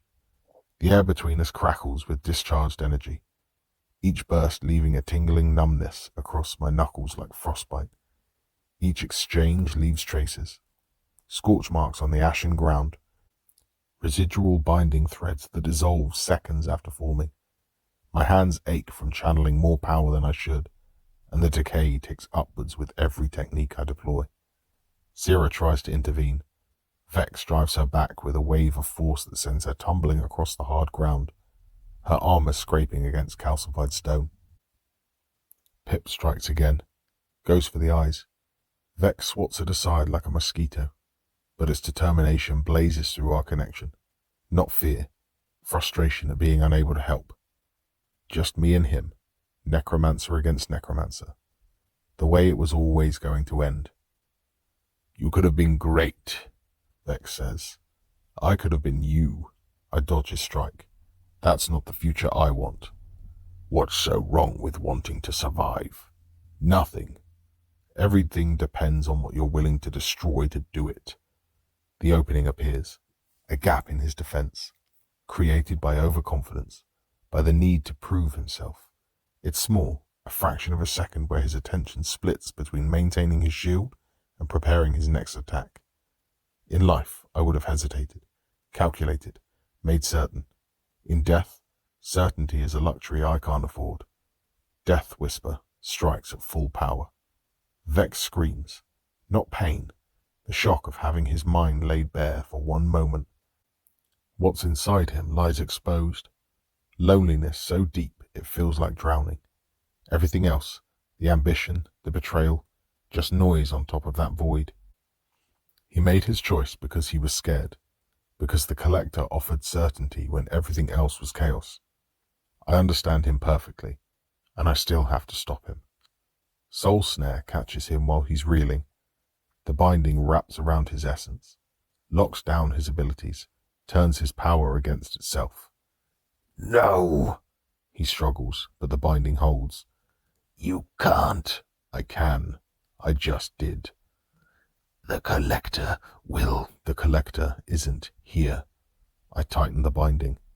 You gambled on handling us yourself. You lost. He sags in the binding, Defeated, around us the base continues its operations, oblivious to the fight that's just concluded. Kill me, Vex says. Get it over with. No. What? You betrayed us. You sold information to the Collector. People died because of you. I watch him, letting the weight of it settle. But I'm not going to kill you. Then what? You're going to watch. Adjust the binding, making it portable. You're going to see what happens when we destroy everything you chose, and then you're going to live with it. That's not mercy. No, it's judgment. I drag him along as we move deeper into the base. The captive necromancers are worse than Pip described. 8 spirits bound to the gate's energy grid, their essence being slowly siphoned to fuel the breach. Most of them don't react when we enter. They're past reaction, past hope. One of them looks up. A woman, level 4, decay at 78%. High, but not lethal. Not yet. Help, she says. The words come out cracked, hollow. We're trying. I examine her bindings. System constructs similar to what held the Weeping Mother, but cruder, more brutal. Can you move? I don't know. She tries. Her form flickers with the effort. Everything is connected. If I pull away, the gate will destabilize, yes. I trace the energy patterns. That's the point. Understanding dawns in her eyes. Fear follows. You're going to use us. I'm going to give you a choice. I gesture at Syrah, who begins checking the other prisoners. We can leave you here, connected to the gate. When we sabotage it, you'll be consumed with everything else. Quick, relatively painless. Or we sever your connection now. The shock will hurt. It might kill you anyway, but you'll die free instead of as a battery. That's not much of a choice. It's the only one I can offer. She looks at the others. Some are too far gone to hear. Their decay is past 90%. Their minds already fragmenting. 2 are aware enough to understand. Free us, one says. A man, level 3, shaking with the effort of speaking. Whatever happens, free us. The other nods, too weak for words, but the agreement is clear. I work quickly. Severing the connections is delicate, dangerous. The binding energy resists my hands like hot wire. A searing tingle that climbs through my fingers and settles in my wrist. Each severance causes a spike in the gate's energy, a fluctuation the guards might notice. The first necromancer comes free. She gasps, collapses, her essence flickering wildly before stabilizing. Weak, but alive. The second, same procedure, same result. The third doesn't survive. His decay was too high, his connection too deep. When I sever the link, his essence dissolves in a cascade of light and shadow. I watch the moment of ending, the release that's also destruction. Fragments of who he was flash past. A face, a name, a family waiting somewhere in a world he'd never return to. Then nothing, just the grey, rushing in to fill the space where a person used to be. My hands shake. I don't let them show it. Keep moving, Syrah says quietly. She's been watching, her mouth set in a hard line, eyes too bright. She understands what just happened, what I just failed to prevent. I keep moving. There's nothing else to do. 2 more survive the severance. 3 don't. The hollowing, one was too far gone to even attempt saving. In the end, 3 freed necromancers stand with us, weak and disorientated, but alive. Can you move? I ask. Slowly, the woman says. Where? Out. Marin is waiting. She'll get you to safety. And you? We have work to finish. I look at the remaining bodies, the 3 who didn't survive, the one who was already gone before we arrived. Vex watches from his bindings, face pale. This is what you served, I say.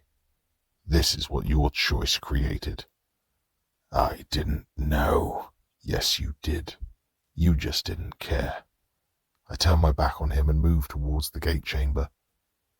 The gate is beautiful and terrible.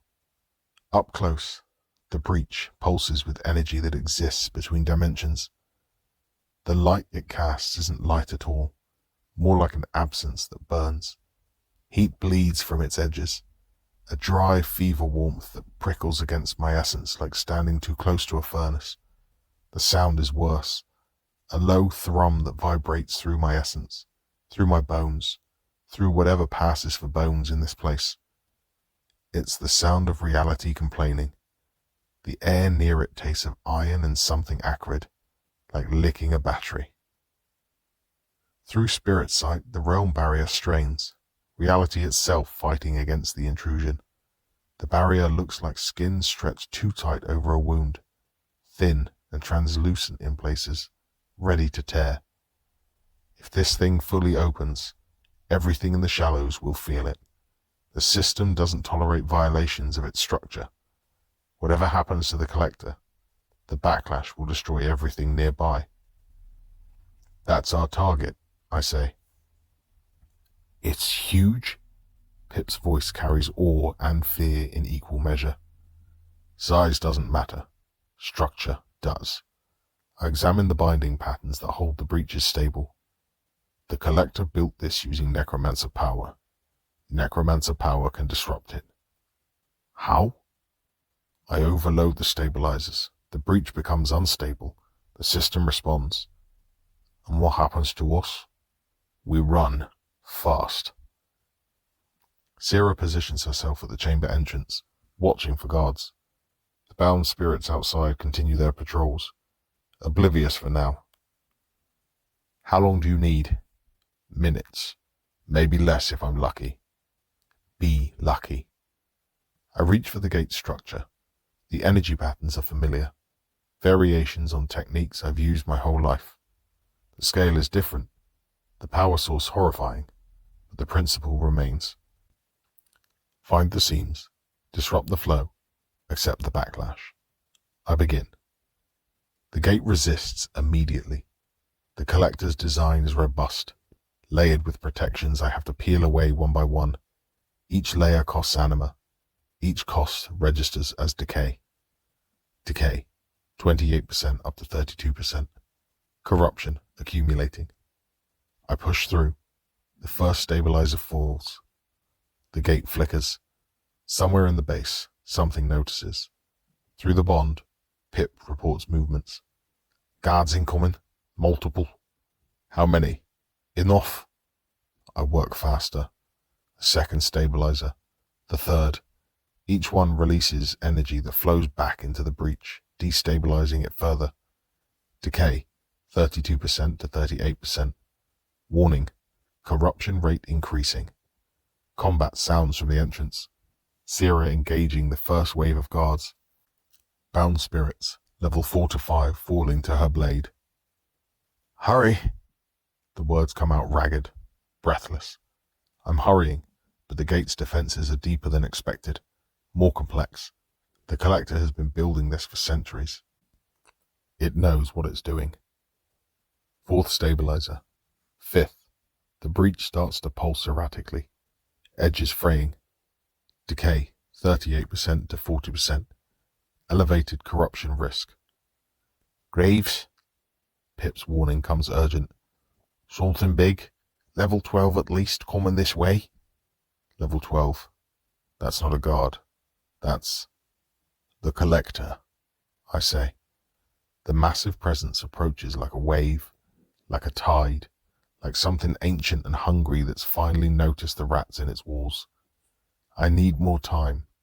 I don't have more time. Plan B, I say. What's plan B? I overload myself instead of the gate. What? No? I don't let Pip finish. I reach into the binding structure and pour everything I have into the destabilization.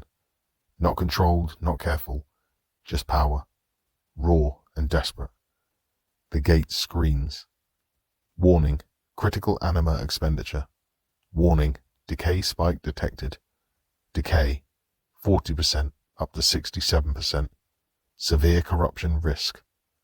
For one moment, the gate falls away, past the breach, past the realm barrier itself.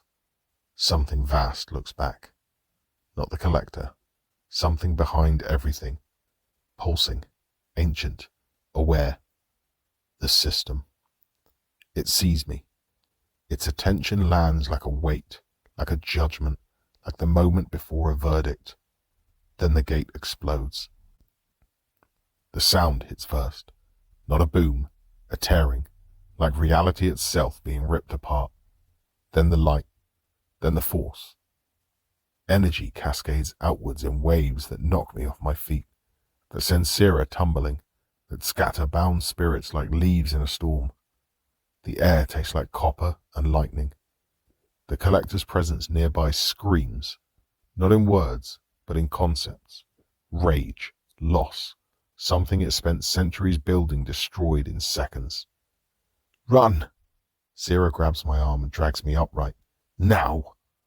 We run. The base is chaos. Bound spirits dissolve as their power source disappears. Structures collapse without the energy that sustained them. The collector's will, spread thin across its creation, fractures and fails. Pip leads us through passages that shouldn't exist anymore, finding paths through the destruction. Keep moving, it shouts. Don't stop. I'm barely conscious. The decay hit was massive. 67%, more corruption than I've ever carried. It sits in my essence like rot, the wrongness that spreads like infection. But I can also feel the gate collapsing behind us, the breach sealing, the system reasserting its control. We did it. Whatever happens to me, we did it. Collector's Gate, destroyed. Realm barrier, stabilizing. XP awarded, 500. Level progress, significant. The notification flashes across my awareness. Progress. Toward what? I can't say. Cost, unknown. Maybe everything. We break through the outer perimeter as the base collapses in on itself. Marin waits at the extraction point, the 3 surviving necromancers already with her. The gate? Gone. The collector? Wounded. Maybe destroyed. I collapse against a ruined wall. Hard to tell. Sira stands over me, anger and relief warring across her face. You almost killed yourself. Almost. Is that supposed to be reassuring? It's supposed to be honest. She doesn't answer, just watches me with those paladin eyes that have seen too much. The grey stretches around us, calm for the first time in hours. The base is rubble, the gate is gone, the collector's forces are scattered. Smoke rises from a dozen locations, essence smoke that smells like nothing and everything at once. We won. But victory feels like another kind of defeat when your decay is at 67%, and the system itself has noticed your existence. I look at my hands. They're flickering. Not stable. Not right. The edges of my form blur and sharpen, like a signal struggling to hold its frequency. This is what high decay looks like. This is what happens when you pour too much of yourself into something destructive. The 3 surviving necromancers watch me with expressions I recognize. They've seen this before. They know what it means. Boss? Pip's voice breaks on the word. Your essence? I know. We need to find help. A healer or something. There are no healers in the shallows. Can we find another way? Maybe. I close my eyes. Or maybe this is how it ends. Vex watches from his binding, silent. He saw what I did. He saw what it cost. Maybe now he understands. Maybe now he knows why I chose differently than him. Or maybe he's just waiting to see if I survive. Either way, the game continues. The system is watching, Its attention presses at the edges of my consciousness, a weight that won't lift. It saw me through the breach. It knows what I am. What am I? A necromancer who destroyed something that shouldn't have existed. A spirit who looked into the heart of the machine and survived. A problem the system hasn't decided how to solve yet. Whatever happens next, things have changed. I changed them. And now I have to live with the consequences. If I live at all.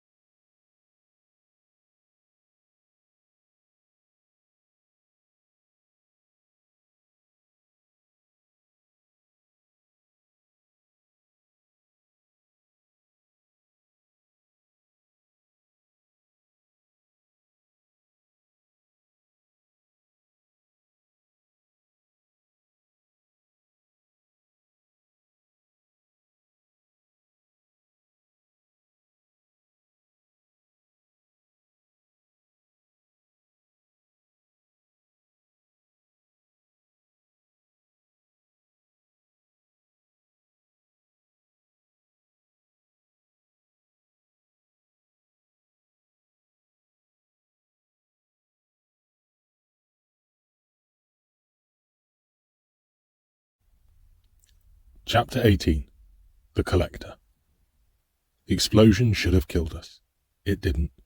The energy that destroyed the gate created a bubble of protection around us, the system itself intervening to preserve something it found interesting, or to save us for something worse. We lie in the rubble of what used to be the gate chamber, surrounded by the corpses of bound spirits and the wreckage of the collector's dream. My decay throbs at 67%, a wrongness in my essence that makes every thought feel like pushing through mud. And then the collector arrives. I've seen powerful spirits before, ancient entities that command respect through presence alone. The collector makes them look like children. It doesn't enter the chamber. It fills it. A mass of consumed souls compressed into a shape that approximates physicality without achieving it. Faces pushing against its surface from inside. Mouths opening in silent screams. Eyes rolling in endless agony. The smell hits me first. Not rot, exactly. Something worse. The smell of essence burning, of souls being digested, of existence itself being unmade and reformed into something new. It coats the back of my throat and makes me want to retch, except spirits can't retch, so the sensation just sits there, a constant reminder of what I'm looking at. The sound is worse. Whispers, thousands of them, layered on top of each other, each one a fragment of a person who used to exist. Names, pleas, fragments of memory spoken aloud because the speaker had forgotten how to be silent. Every spirit it ever devoured, every necromancer it harvested, all of them, still conscious, still suffering, fueling the thing that ate them. I recognize some of the faces, not personally, but by type. Necromancers, their binding marks still visible even in death within death. Warriors who thought they could fight it, scholars who thought they could understand it, all of them reduced to fuel. You, it says. The voice comes from everywhere and nowhere, a chorus of victims speaking in forced harmony. You destroyed my gate. I try to stand. My legs don't cooperate. Sierra is unconscious beside me.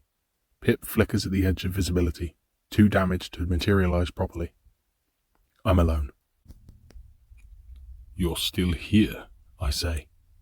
The explosion should have destroyed me. The collector's laugh is horrible. 1,000 tortured souls finding nothing funny. I've spent centuries building that gate. Do you think I didn't plan for sabotage? You're not as wounded as you look. I'm wounded enough. The mass shifts, revealing damage that would kill any normal spirit. Essence leaking from tears in its form. Faces falling silent as their energy drains away. But wounded isn't dead, and you're about to learn the difference. The collector doesn't attack. That's what terrifies me most. It has every reason to destroy us, every capability, every motive, and it just waits. You interest me, it says. You shouldn't, by any reasonable appraisal. You're level 6, low yield, unremarkable inventory. But the way you fight, the choices you make, the things you're willing to spend get to the point. The point is that I see potential in you, the same potential I saw in myself centuries ago. The mass contracts slightly, becoming more focused. A face emerges from the surface, more defined than the others. Its original form, maybe. What it looked like before it started consuming. I was like you once, a necromancer who thought they understood the rules, who thought they could work within the system while serving their own purpose. And look how well that worked out for you. You see a monster. I see evolution. The face shape twists in a grotesque smile. In life, I was level 23, one of the most powerful necromancers of my generation. When I died, the system tried to strip that away, start me over as a fresh spirit, all that power wasted. But you found another way. I refuse to forget. Refuse to be sorted and filed and catalogued like everyone else.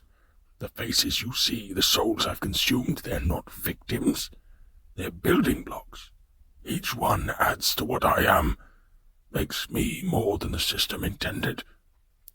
That's what you tell yourself. It's what I know. No anger in the voice, just cold satisfaction. I'm tier 2. I command thousands. I was about to breach the realm barrier without earning access. The system tried to stop me, and I nearly succeeded anyway. Nearly. This time. The face in its surface twists with hunger. There will be other attempts, other gates, other necromancers to harvest. Then why talk to me? Because you're different. The way you bind spirits, the relationships you form, the mercy you show when it benefits you. A pause. You understand something most necromancers never learn, that willing tools are better than forced ones. I don't respond. Pip stirs in my awareness, consciousness returning like light through fog. I am offering you a place, the collector continues. Not as a battery, as a partner. You would help me build the gate, and in return I would share what I know. The system's secrets, the path to tier 3, everything. And the shallows? What about them? What happens to everyone here when you breach the barrier? Depreciation. The collector's mass shifts dismissively. Acceptable shrinkage. The low-value stock dissolves, the viable specimens adapt. It has always been a matter of sorting. Viable specimens, meaning everyone who isn't you. Viable meaning anyone with the capacity to appreciate what I am offering. You have that capacity, Graves. I'm extending terms. The offer hangs in the air. Knowledge, power, survival guaranteed. All I have to do is help destroy everyone I've met since arriving. The necromancer I used to be would have considered it, calculated the odds, weighed the benefits against the cost. In life, I made deals with worse entities for less certain gains. That's what necromancy is, at its core, trading conscious for capability. But death has changed me, or maybe death revealed what was always there, buried under 30 years of professional detachment. I think about Pip, loyal despite every reason not to be. About Sierra, searching for a daughter she might never find. About Marin, building new networks because connections is how she survives. And about the 3 necromancers we freed, still alive because we chose to risk ourselves. I think about the child spirit in the Echo Vault, the one I guided home instead of binding, the moment that defined me. According to the trial, the moment I chose to be something other than what I was trained to be. No. The word comes out steadier than it has any right to be. No. You're not offering partnership. You're offering slavery with better chains. I managed to push myself to sitting. I've seen what you do to the necromancers. The ones you partnered with are screaming inside your skin right now. They serve a function. Every component does. They serve you. That's not the same thing. The collector's form ripples. Not anger, exactly. Disappointment.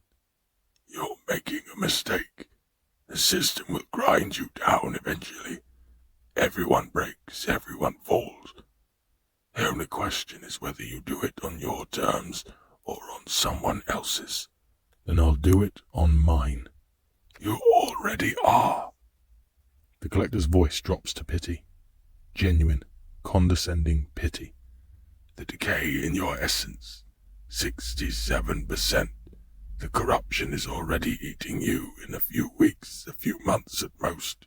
You'll be a hollow like all the others. No one escapes what the system does to us. I'm not trying to escape. Then what are you doing? Fighting. I meet its gaze, or what passes for its gaze. Maybe I lose, maybe I fall, but I do it as myself, not as one of your faces. Silence. The faces in the collector's surface stare at me with expressions I can't read. Interesting, it says finally, and foolish, but interesting.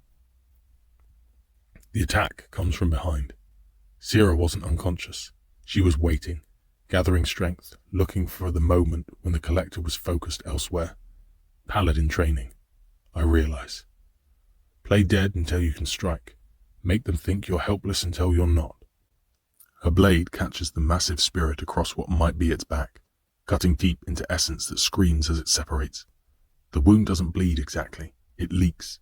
Faces spill from the gap, souls trying to escape the prison that's held them for decades or centuries. Some of them dissolve the moment they're free, too damaged to survive on their own. Others drift towards the walls, confused, lost, unsure what existence means without the collector to define it. The collector roars, not in pain, but in fury. It wheels towards her, moving faster than something that size should move. The ground shakes with its motion. The air screams. Run, Sierra shouts. I'll hold it. You can't. I can buy time. Move.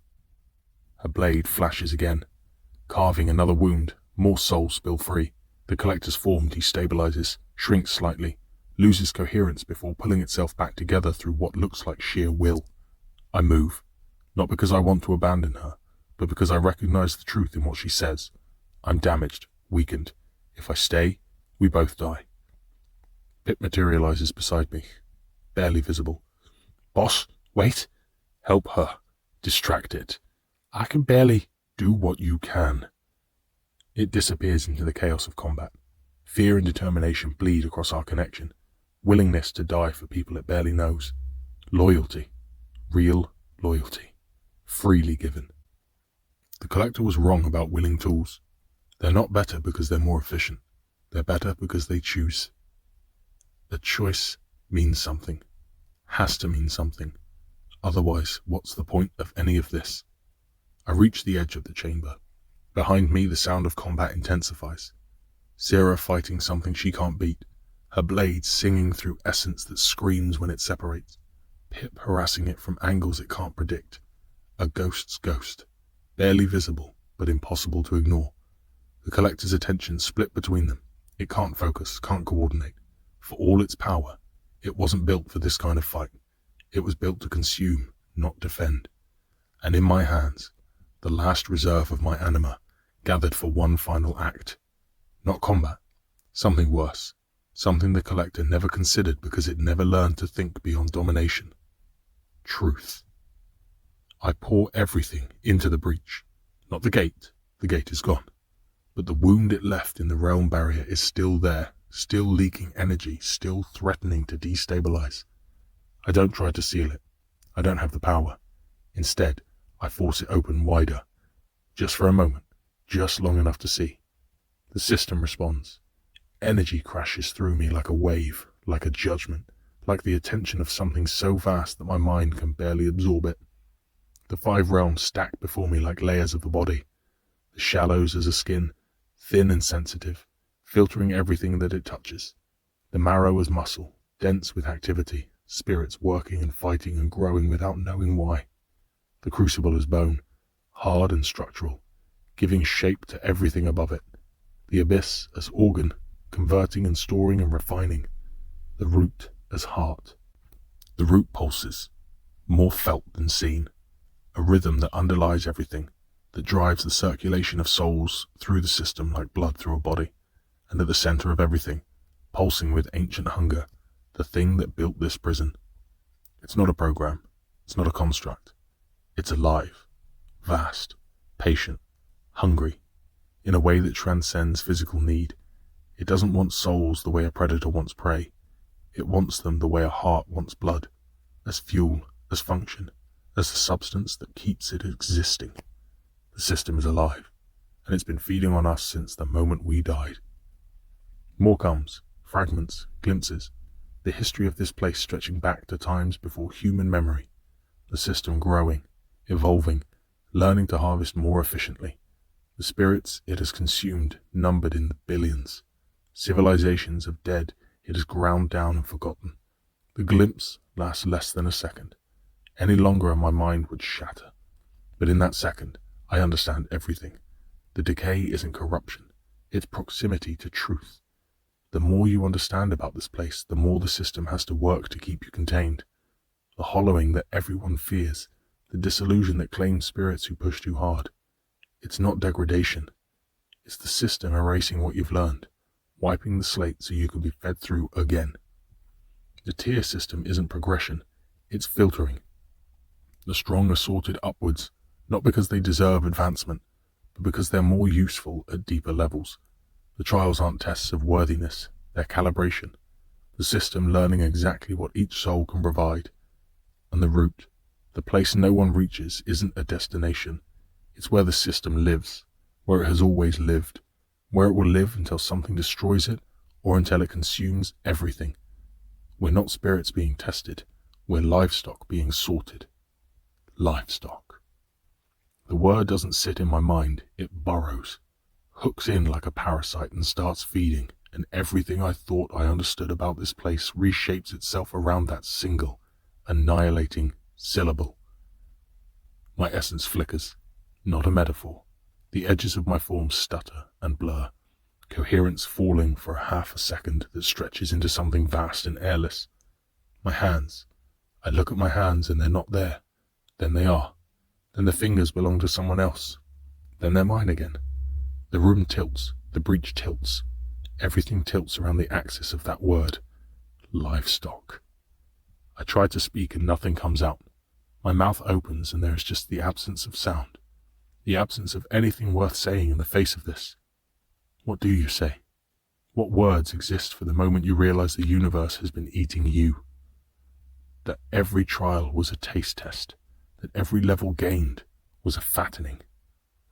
The silence goes on. The breach flickers and pulses, indifferent to the thing that it just showed me. Somewhere distant, Sierra is fighting.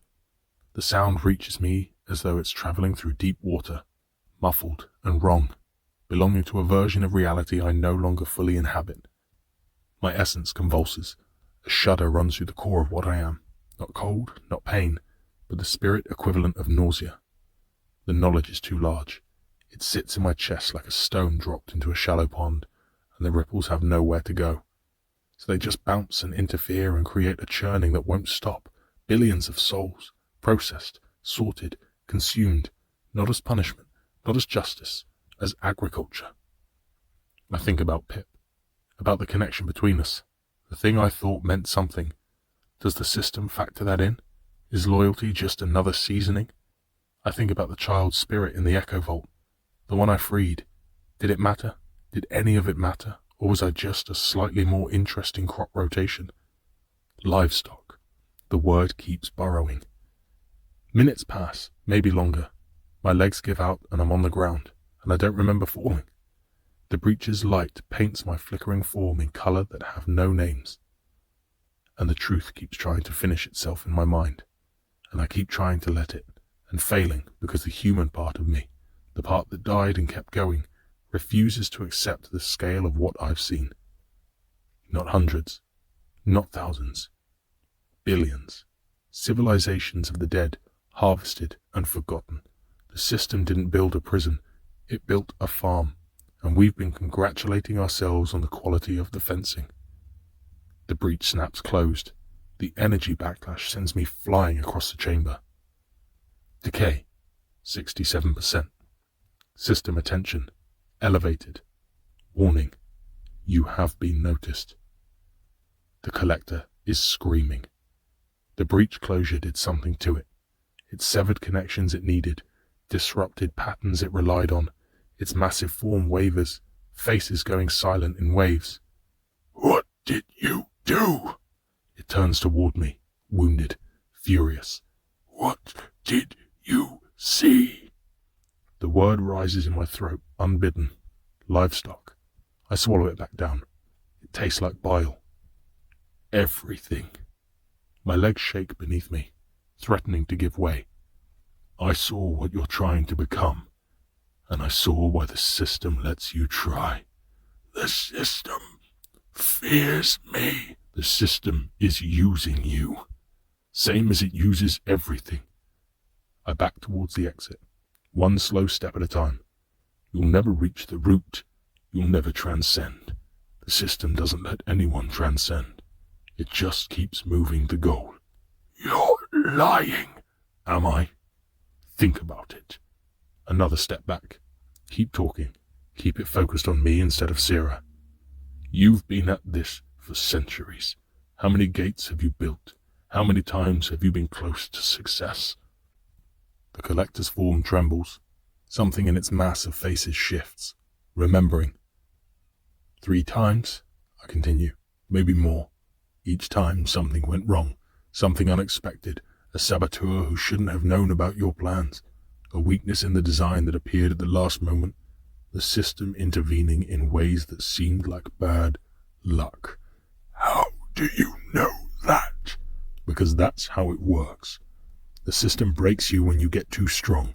It rewards you when you're useful, and it's been playing you for longer than you know. I find Sarah in the chaos. Find Pip. Gesture towards the exit. They understand. They start moving. The collector's form trembles. Something in its mass of faces shows fear. You can't know that.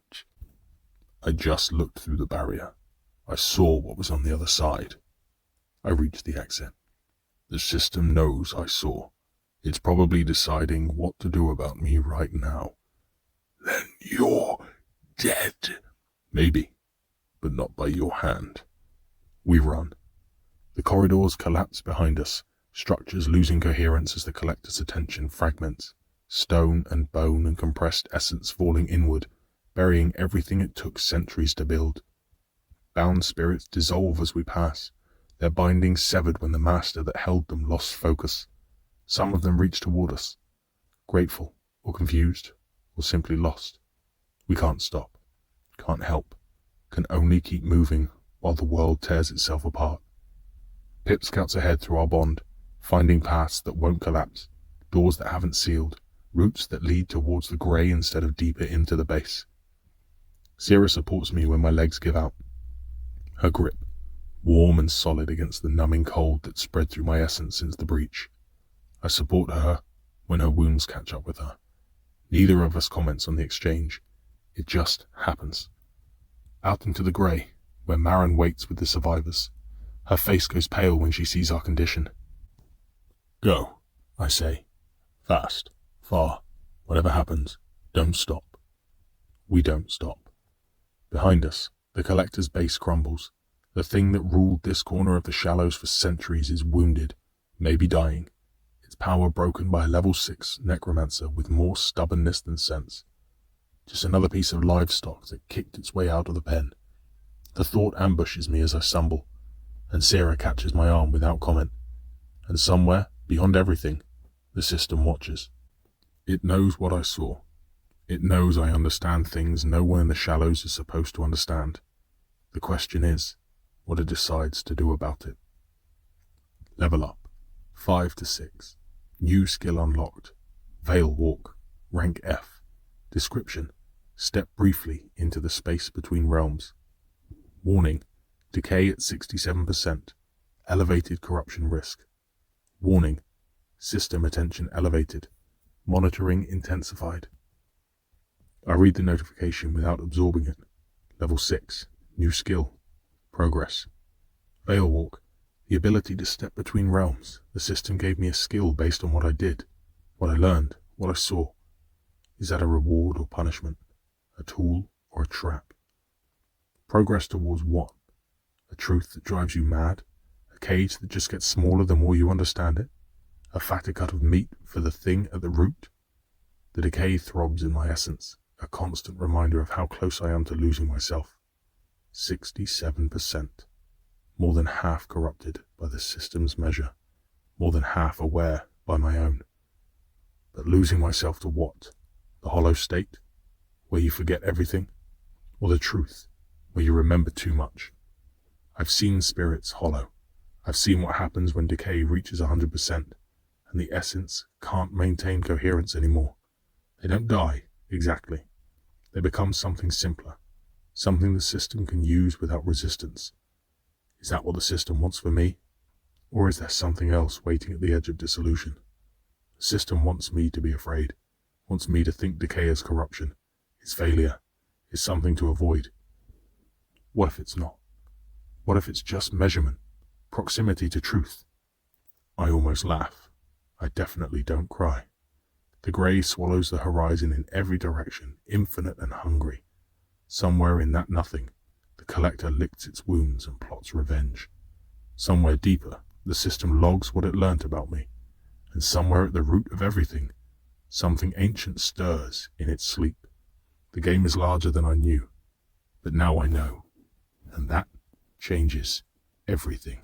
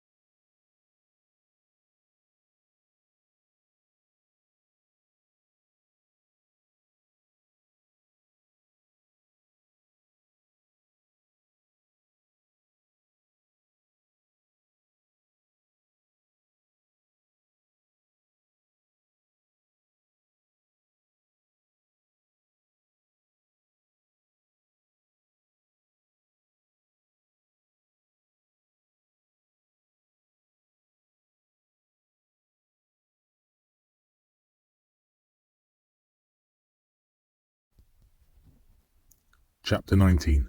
Corruption's Edge. We make camp in ruins so deep in the grey that nothing should find us. The structure might have been a building once, or a creature, or something in between. Now it's just bone-coloured walls and empty doorways, shelter that doesn't ask questions about who uses it. The nothing presses against the openings like fog, patient and hungry. Nothing will find us here, not because we're hidden, but because the collector's network is shattered, its hunters scattered, its attention consumed by survival rather than pursuit. I did that. The cost shows in my decay meter, in the flicker of my essence, in the way reality seems to slide sideways when I'm not concentrating. My hands don't feel like my hands anymore. They move when I tell them to, but there's a delay, a wrongness, like they belong to someone else who's decided to cooperate. 67%, more than halfway to hollow. Decay, 67%, stable. Corruption status, pervasive. Cognitive degradation, likely. Recommendation, reduce active bindings, minimize anima expenditure. Boss? Pip's voice carries fear it tries to hide. You need to rest. I'm resting. You're not. You're staring at nothing and twitching. It's right. I've been staring at emptiness for hours, watching patterns that shouldn't exist, hearing whispers that aren't real, or are too real. The system's attention sits in my mind like a weight. The decay, Zira says. She's studying me with professional concern. It's affecting your cognition. My cognition is fine. You said that 3 times already. I don't remember saying it once. The corruption spreads through my essence like infection, changing things that should stay constant. My bindings flicker, the careful threads I've spent decades learning to weave now fraying at the edges I can barely see. Pip's connection feels distant, muffled, like speaking through water. Even spirit sight shows me things that can't be true. The faces in the pale, watching, not hostile, not curious, just present, waiting to see what I become. The system's presence, calculating, a weight at the edge of awareness that never quite lifts. The truth I glimpsed, trying to complete itself, fragments of understanding that want to connect, that push against the walls of my mind like something trying to hatch. The worst part is the cold, not temperature. I don't recognize temperature anymore, not properly, but a coldness that settles into the core of what I am, bone deep and spreading, like swallowing ice water that never warms. My tongue tastes of ash and old copper. A chill that suggests emptiness, suggests forgetting, suggests the hollow state creeping closer with every moment I spend not fighting it. There's something I didn't tell you, I say, about what I saw. Zira moves closer. Marin looks up from her maps. Pip materializes fully, attention sharp. The system isn't a program. It's not a construct. It's alive. The words come out slower than they should, my tongue heavy with corruption. Everything we do here, the leveling, the trials, the decay, it's not processing. It's feeding. Feeding what? The thing at the root, whatever created this place. I try to focus. The world keeps sliding. We're not being tested. We're being farmed. Silence. The implications settle over the group like ash. Then everything we've done, Marin says slowly, the trials, the progress, it's all just making us more nutritious, probably. I laugh. It sounds wrong. The stronger we get, the more we understand, the more valuable we become. The system feeds on what we give it. That's insane. It's accurate. I saw it. Through the barrier. Pip's presence steadies in my awareness, warm against the corruption fog. Boss, even if that's true, what does it change? I don't know. Then maybe figure that out before you dissolve. The concern in its voice cuts through the corruption fog. Pip cares. It shouldn't. I bound it, forced the connection, gave it no choice in the beginning. Now it chooses. Now it stays. Loyalty freely given. The thing the collector could never understand. I need to lower my decay, I say, before it takes my mind completely. How? Release some bindings. Let go of some power. I look at Pip. You could be free. I could cut the connection. No, Pip, no. Its form solidifies with determination. You're not getting rid of me that easily. We find another way. There might not be another way. Then we make one up. That's sort of our thing. Zira sits across from me, her hands on my shoulders, her essence reaching towards mine. The contact grounds me in a way nothing else has since the gate fell. Her presence is solid, certain, built on years of training and belief that death hasn't completely erased. The shape of who she was in life bleeds through. The discipline, the conviction, the willingness to sacrifice herself for others. In life, I trained as a paladin, she says. Anti-corruption techniques were part of the curriculum. Demonic influence, spiritual contamination. The method should be similar. This isn't demonic corruption. Let me try anyway. Her power flows into me, warm and clean, carrying the memory of faith she no longer entirely holds. It tastes like sunlight, like the idea of sunlight, like something this place has never known. Where her hands press against my shoulders, heat seeps in. Real heat. The kind that makes you realize how cold you've been. It's gentle. It's kind. It does nothing. It washes over the corruption and slides past, unable to find purchase, like trying to clean a stain that's become part of the fabric, like trying to heal a wound that isn't a wound at all. The decay doesn't respond, doesn't resist, just sits in my essence, like it belongs there, like it's always been there, like it's not corruption at all. It's not working, Zira says, frustration and concern war in her voice. I know. The techniques work. They always worked against this isn't infection.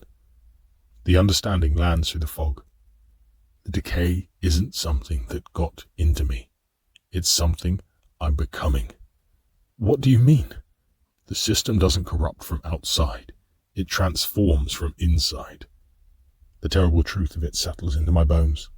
The more I understand, the more I see, the higher my decay climbs. It's not punishment. It's measurement. Measurement of what? How close I am to the truth. Zira's hands fall away. She stares at me with something I can't name. At 100, I continue, you either see everything or see nothing. Most see nothing. They go hollow because the truth is too much for their minds. And the ones who see everything? I don't know. Maybe they transcend. Maybe they break differently. I find her gaze through the haze. Maybe there's no difference. That's not acceptable. It might not be optional.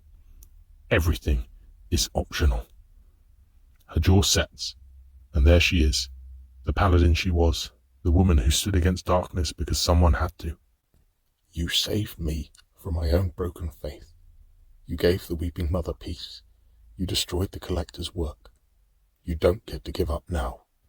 I'm not giving up. I'm stating facts. Then find better facts. She stands, her essence bright with determination that borders on anger. I've watched spirits give up before. I've watched them accept their fate and dissolve into nothing because fighting seemed pointless. Every single one of them was wrong. How do you know they were wrong? Because I'm still here. Because Pip is still here. Because every time the odds said we should fail, someone found another way. She gestures at me, at the ruins around us, at the emptiness pressing against the walls. You found another way, multiple times. You're not allowed to stop now just because the truth is ugly. The truth is worse than ugly. The truth is, I know what you saw, you told us. Her voice softens slightly. And I'm telling you that it doesn't matter. We fight anyway. We keep moving anyway. That's what we do.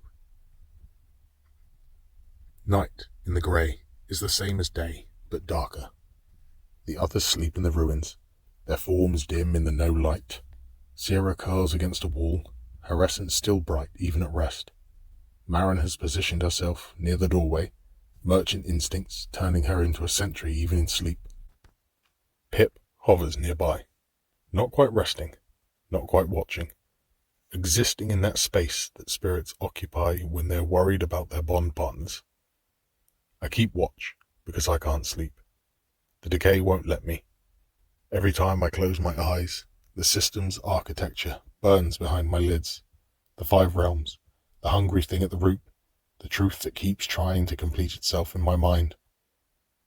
The whispers start around what would be midnight, if midnight meant anything here. Why resist? The voice isn't mine. It comes from somewhere between my thoughts, somewhere the corruption hasn't taken root. Not a possession, nothing so crude. More like a conversation with a part of myself that didn't exist before. I looked through the barrier. Power is offered. Understanding is offered. Take what the system gives you. The system gives nothing, I say out loud. It only takes. You're wrong. The system rewards those who accept their nature. Level. Grow. Ascend. Ascend to what? A deeper cage? Transcendence. The root. The place where all becomes one. The place where you eat everyone who reaches it. Silence. Then softer. You saw. You understand. Why do you keep fighting? Because fighting is what I do. Fighting accomplishes nothing. The system is eternal. Your resistance is temporary. Eventually, you will understand. Eventually isn't now. Time means nothing to us. We have waited since before your species learned to bury its dead. We will wait until the last star burns out. Your resistance is the flicker of a candle in an infinite night. And yet you're here, talking to me, trying to convince me. Silence. A long silence, heavy with meaning I can almost grasp. You interest us. The way you see, the connections you form, the choices you make when no one is watching. The echo vault. Yes. The child you freed. The power you refused. We have observed billions of souls in this place. Very few choose as you do. Is that a threat or a compliment? It is a statement. You are different. Different can be valuable. Different can also be dangerous. The voice recedes, but doesn't vanish. It's still there, at the edge of awareness, the system's attention, focused on me specifically. It wants something, not just my energy, not just my soul, something about what I saw, what I understood. It's afraid. The realization cuts through the corruption fog like a blade. The realization cuts through the corruption fog. The system is afraid of what I know. Boss? Pip's voice, concerned. You're talking to yourself again? Not myself. I shake my head, clearing the cobwebs. To it. The system. The system is talking to you? Trying to convince me to stop fighting, to accept what's happening. And you said no? I said fighting is what I do. Pip's presence in my mind carries pride wrapped in fear. The way a kid might hold a firecracker it's not sure will go off. The others are worried, it says. Marin says she might know somewhere that can help. Somewhere like what? The trial? Different from the others? A place where necromancers go when they're near the edge. And what happens there? Some of them come back stronger, some don't come back at all. A pause. It's called the Hollow King's Court. The name carries weight I don't understand, but it sounds like hope. Tell me more. The surviving necromancers brought information when they fled the collector's base. Marin spreads maps that shouldn't exist. Charts of trials, locations that change based on who's looking at them. Her fingers trace a path through the blank. The Hollow King's Court, she says. The tier trial. The only way to advance from tier 1 to tier 2. I know what a tier trial is, but you don't know about this one specifically. She holds my gaze, and whatever's in her expression is new. Fear, maybe, or respect for something she doesn't fully understand. The Hollow King was a necromancer, like you, the first to reach level 10 in the Shallows. That was centuries ago, when the Shallows were younger, when the rules were still being written. What happened to him? He tried the tier trial. Something went wrong. Her finger taps the map, tracing the outline of a structure that seems to shift as I watch it. He didn't advance. He didn't die. He became the trial. Became. The court is him. His mind, his memories, his power, all hardened into a structure that tests everyone who enters. The walls are his thoughts. The challenge are his regrets. The reward, if there is one, is his blessing. A pause. Some say he's still conscious in there, still aware, just frozen. For centuries, for however long the Shallows have existed. Marin's voice drops. Some say he chose it. Others say the system forced the transformation when he got too close to something it didn't want him to find.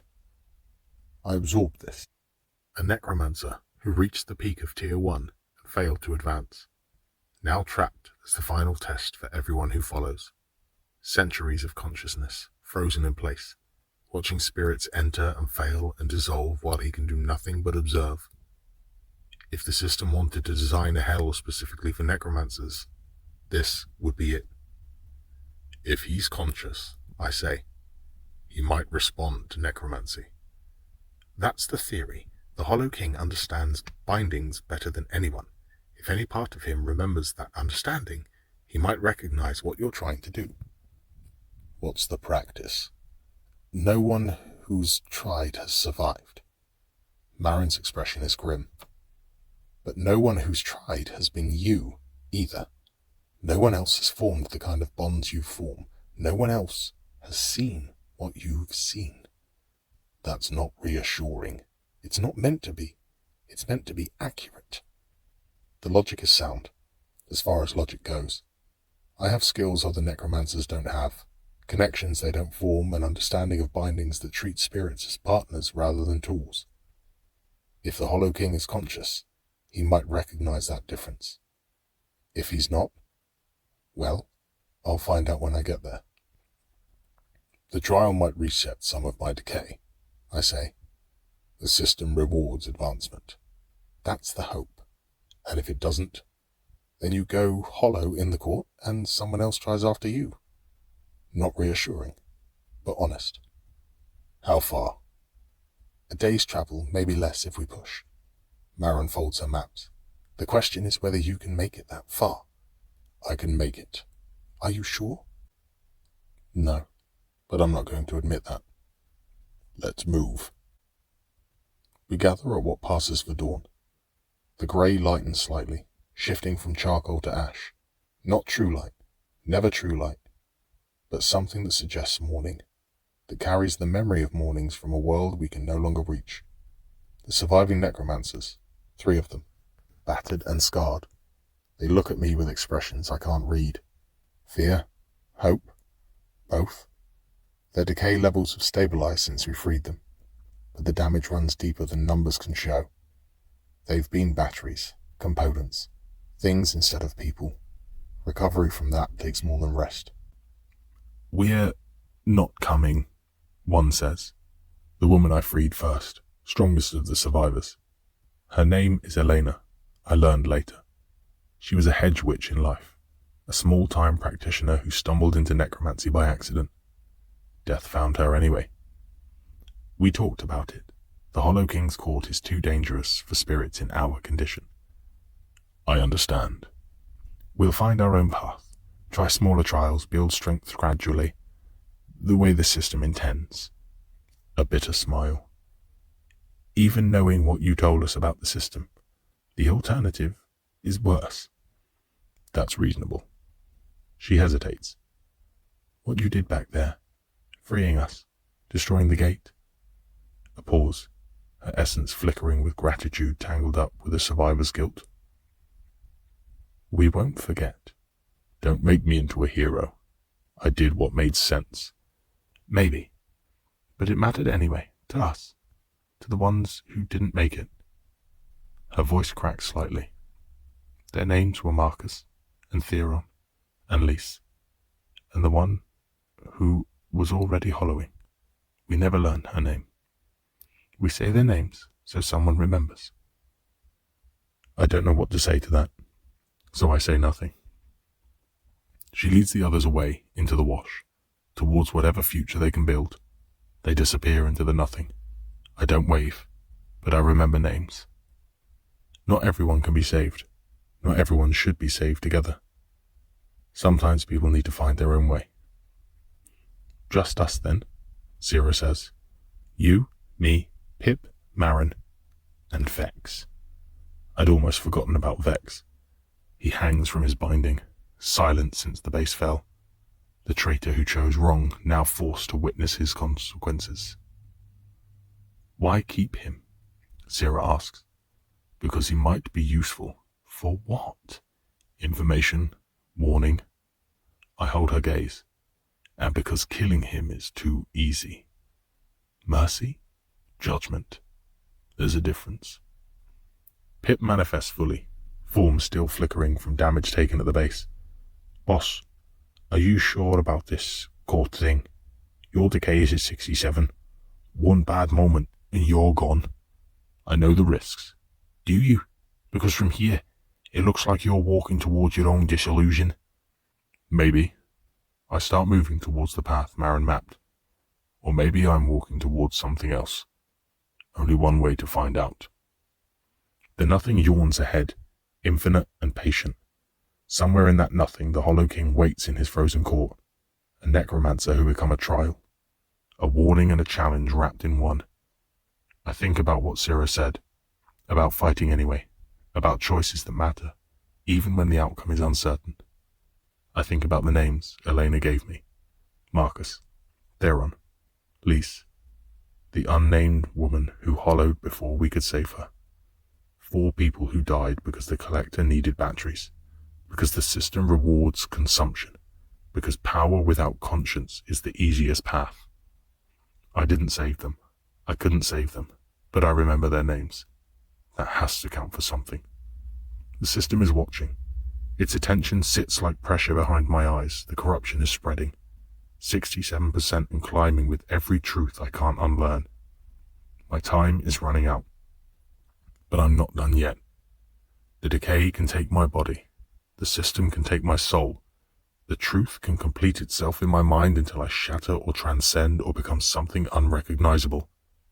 But my choices remain mine, and I choose to keep fighting until I can't anymore, and maybe even after that.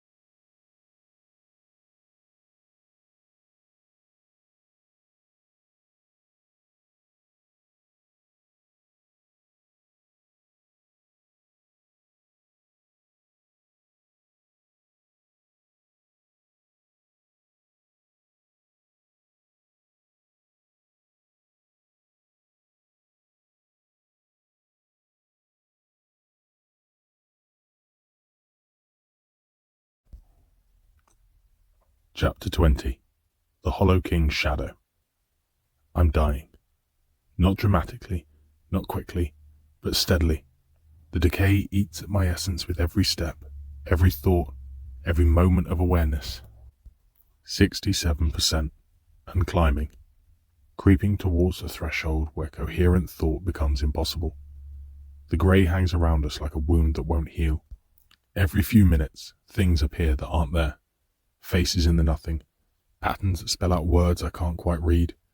Glimpses of the system's architecture bleeding through reality like ink through wet paper. The corruption is changing how I perceive everything. I lose track of time, lose track of distance, lose track of whether we've been walking for hours or days. Zira supports me when my legs fail. Role reversal. The paladin carrying the necromancer towards his last chance. Her arm around my waist is solid, certain, the most real thing in a world that's becoming increasingly abstract. "You're heavier than you look," she says. "Spirit mass is complicated. So is gratitude, apparently." I try to laugh. It comes out wrong.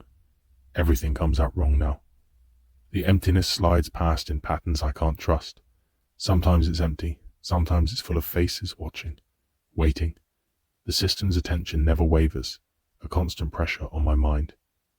"How far?" I ask. "Closer." Marin checks her maps. "The court should be visible soon." "Should be." The Hollow King's court moves, not much, not fast, but it's never exactly where the map says. She folds the chart, like it's looking for something. Or someone. That too. Pip scouts ahead through our connection, its presence steady even as my consciousness fragments. The connection between us has shifted, sharper in some registers, muffled in others, like a radio drifting between stations. "Boss," Pip's voice, urgent. "I see it." I raise my head, look where it's looking, and the Hollow King's court reveals itself. Beauty hits first. That's wrong. The decay has twisted my perception. I should see terror. Instead, the ruined palace rises from the grey and something in me recognizes it as art. A corpse surfacing from shallow water, and I'm admiring the composition. The structure defies architecture. Towers spiral upwards at angles that shouldn't hold, connected by bridges that span impossible distances. Walls of hardened memory catch light that doesn't exist and refracts it into colors I've never seen. Windows stare out like eyes, dark and knowing, watching everything that approaches. Cold radiates from the structure, even at this distance. Not temperature, something older, the chill of isolation, the freeze of centuries spent alone with your own failures. The architecture smells of dust and copper and years of a mind that's been dying slowly for longer than most civilizations exist. The Hollow King built this with his madness. His prison becomes something else, something that's been growing, evolving, becoming more elaborate with every spirit that enters and fails. I can almost read the meaning in every broken tower, every shattered wall, every gap where the stone should be. His regrets made manifest, his hopes set into structures that crumble when you look at them too long. "The largest structure is the shallows," Marin says quietly. "No one knows how old it is. Some say it's been here since the beginning." "The beginning of what?" "Of everything." The court pulses with energy that reaches even this distance. Not hostile, not welcoming, patient. It's been waiting a long time for something. Maybe for me. The entrance is there. Marin points to the gates that dwarf any structure I remember from life. Once you go in, there's no coming out until the trial is complete, or you're dead. Comforting. Accurate. She meets my eyes. "I can't go in with you. Neither can the survivors. The court accepts spirits with potential. Potential for what? For becoming what the Hollow King became. Or for breaking his pattern." I study the gates through spirit sight. The trial marker pulses beneath the architecture, embedded in the structure itself. Tier trial detected. The Hollow King's court. Difficulty, variable. Type, psychological. Combat, Negotiation. Objective. Unknown. The court will reveal its nature. Requirements. Level 5+. Necromancer class only. Warning. No one has completed this trial in 147 years. Necromancer class only. I read. Sira can't enter. I can enter. Sira's jaw sets with the familiar determination. The system says what it says, but the court has accepted non-necromancers before, rarely, when they came with someone who mattered. Who told you that? The surviving necromancers, they had stories. She looks at the gates. The Hollow King responds to bonds, to connections. Spirits who come alone usually fail. Spirits who come with allies sometimes don't. Sometimes. Better than never. The logic is thin, but I'm past caring about logic. The decay has me at 67% and climbing. The court is my only option. We approach the gates. The gates recognize me. Not physically. There's no mechanism, no lock, but as I approach, the structure responds. Stone shifting. Energy patterns reorganizing. The gates are massive, carved from material I don't recognize, covered in inscriptions that seem to move when I'm not looking directly at them. Names, I realize. Hundreds of names. Thousands. Every necromancer who ever attempted this trial. Most of them end with a single mark. Failure. The structure reads me, assesses. Its attention presses like fingers probing my essence. Searching for something. Potential maybe. Or weakness. Or both. Then it speaks. Another comes. The voice emerges from everywhere at once. From the stones themselves, from the pale around us. It's not one voice, but many, layered together, harmonized by centuries of practice. The court speaking with the voices of everyone it's consumed. Another seeks to transcend. Tell me, necromancer, what makes you different? I could list my skills, my level, my understanding of the system's truth. Instead, I say, I know what you are. Silence. The court's attention sharpens. Clarify. You were a necromancer, like me. You reached level 10 in the shallows. You tried the tier trial and something went wrong. I meet the gaze that isn't there. You're still here, still conscious, trapped in what you built. Many have known this. Many have spoken these words to me as though naming the wound would heal it. All have failed.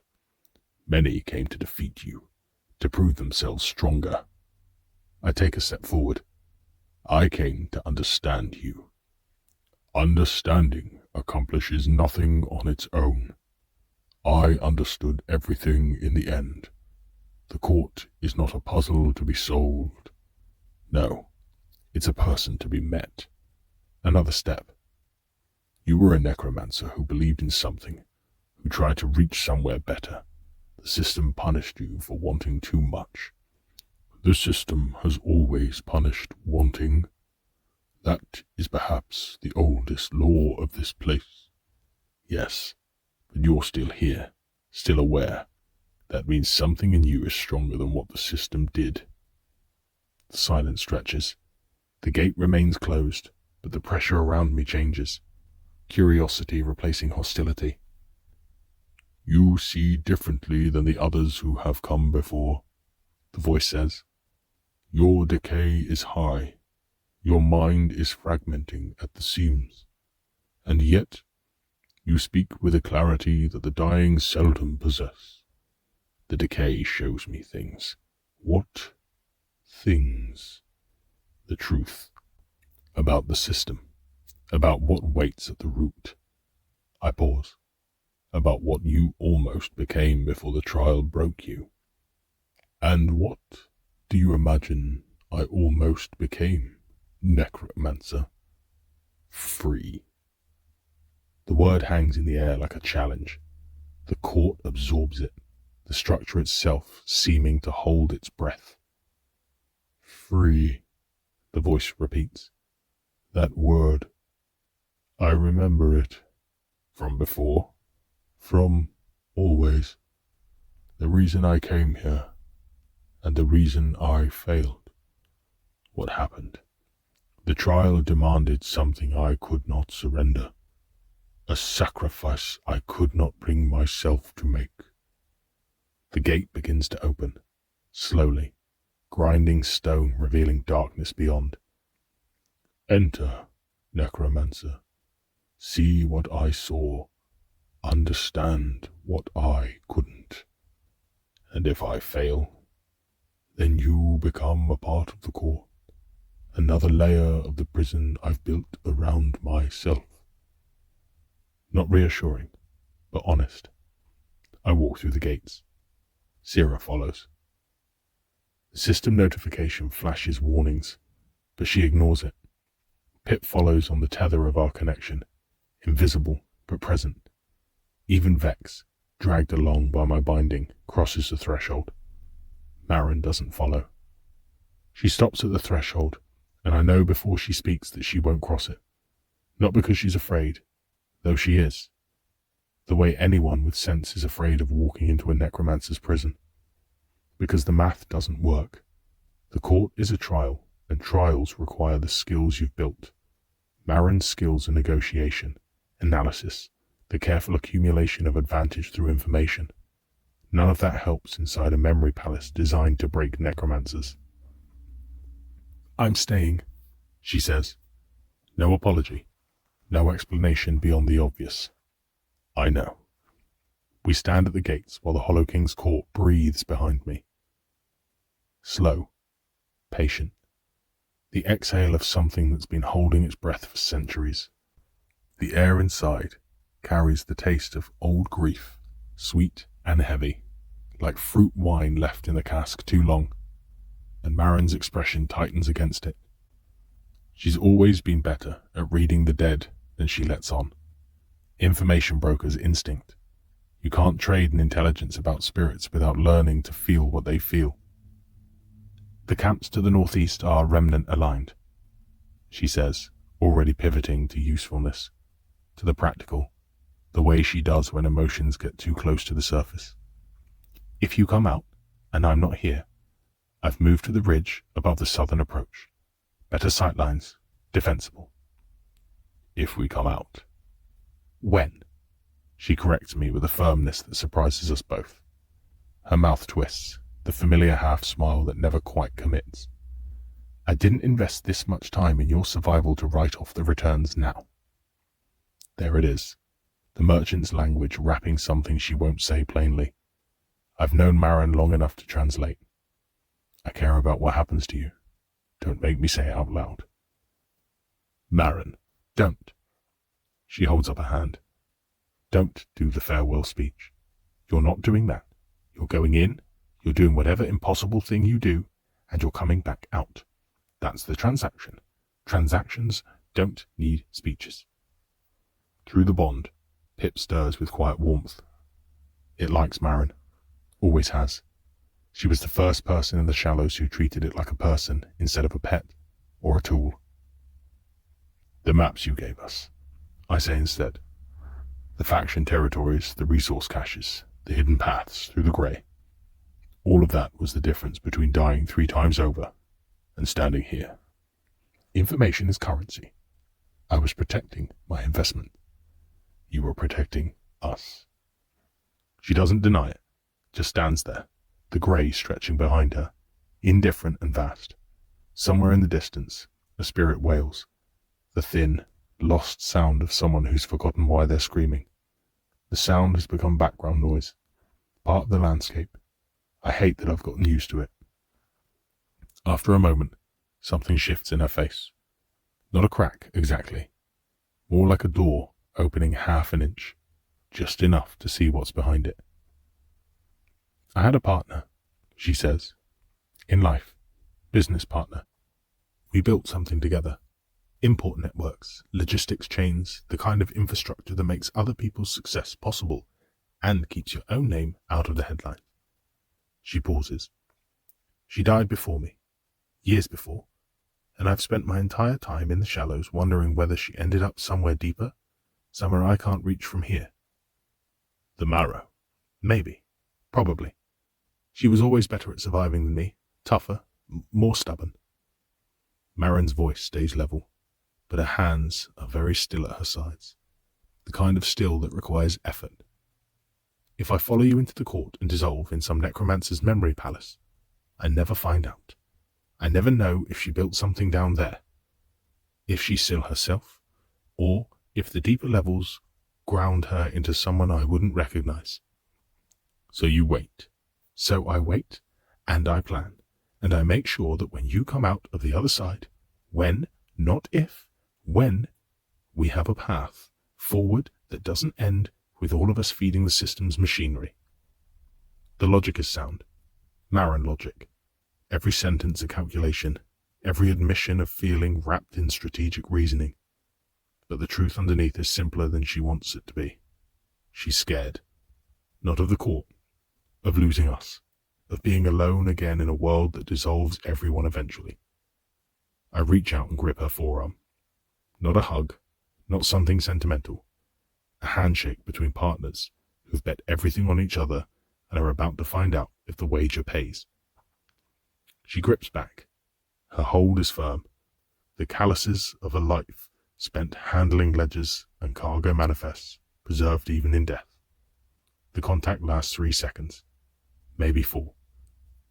Don't dissolve, she says.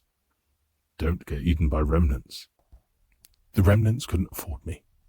She releases my arm, steps back, settles into the posture I've seen 100 times.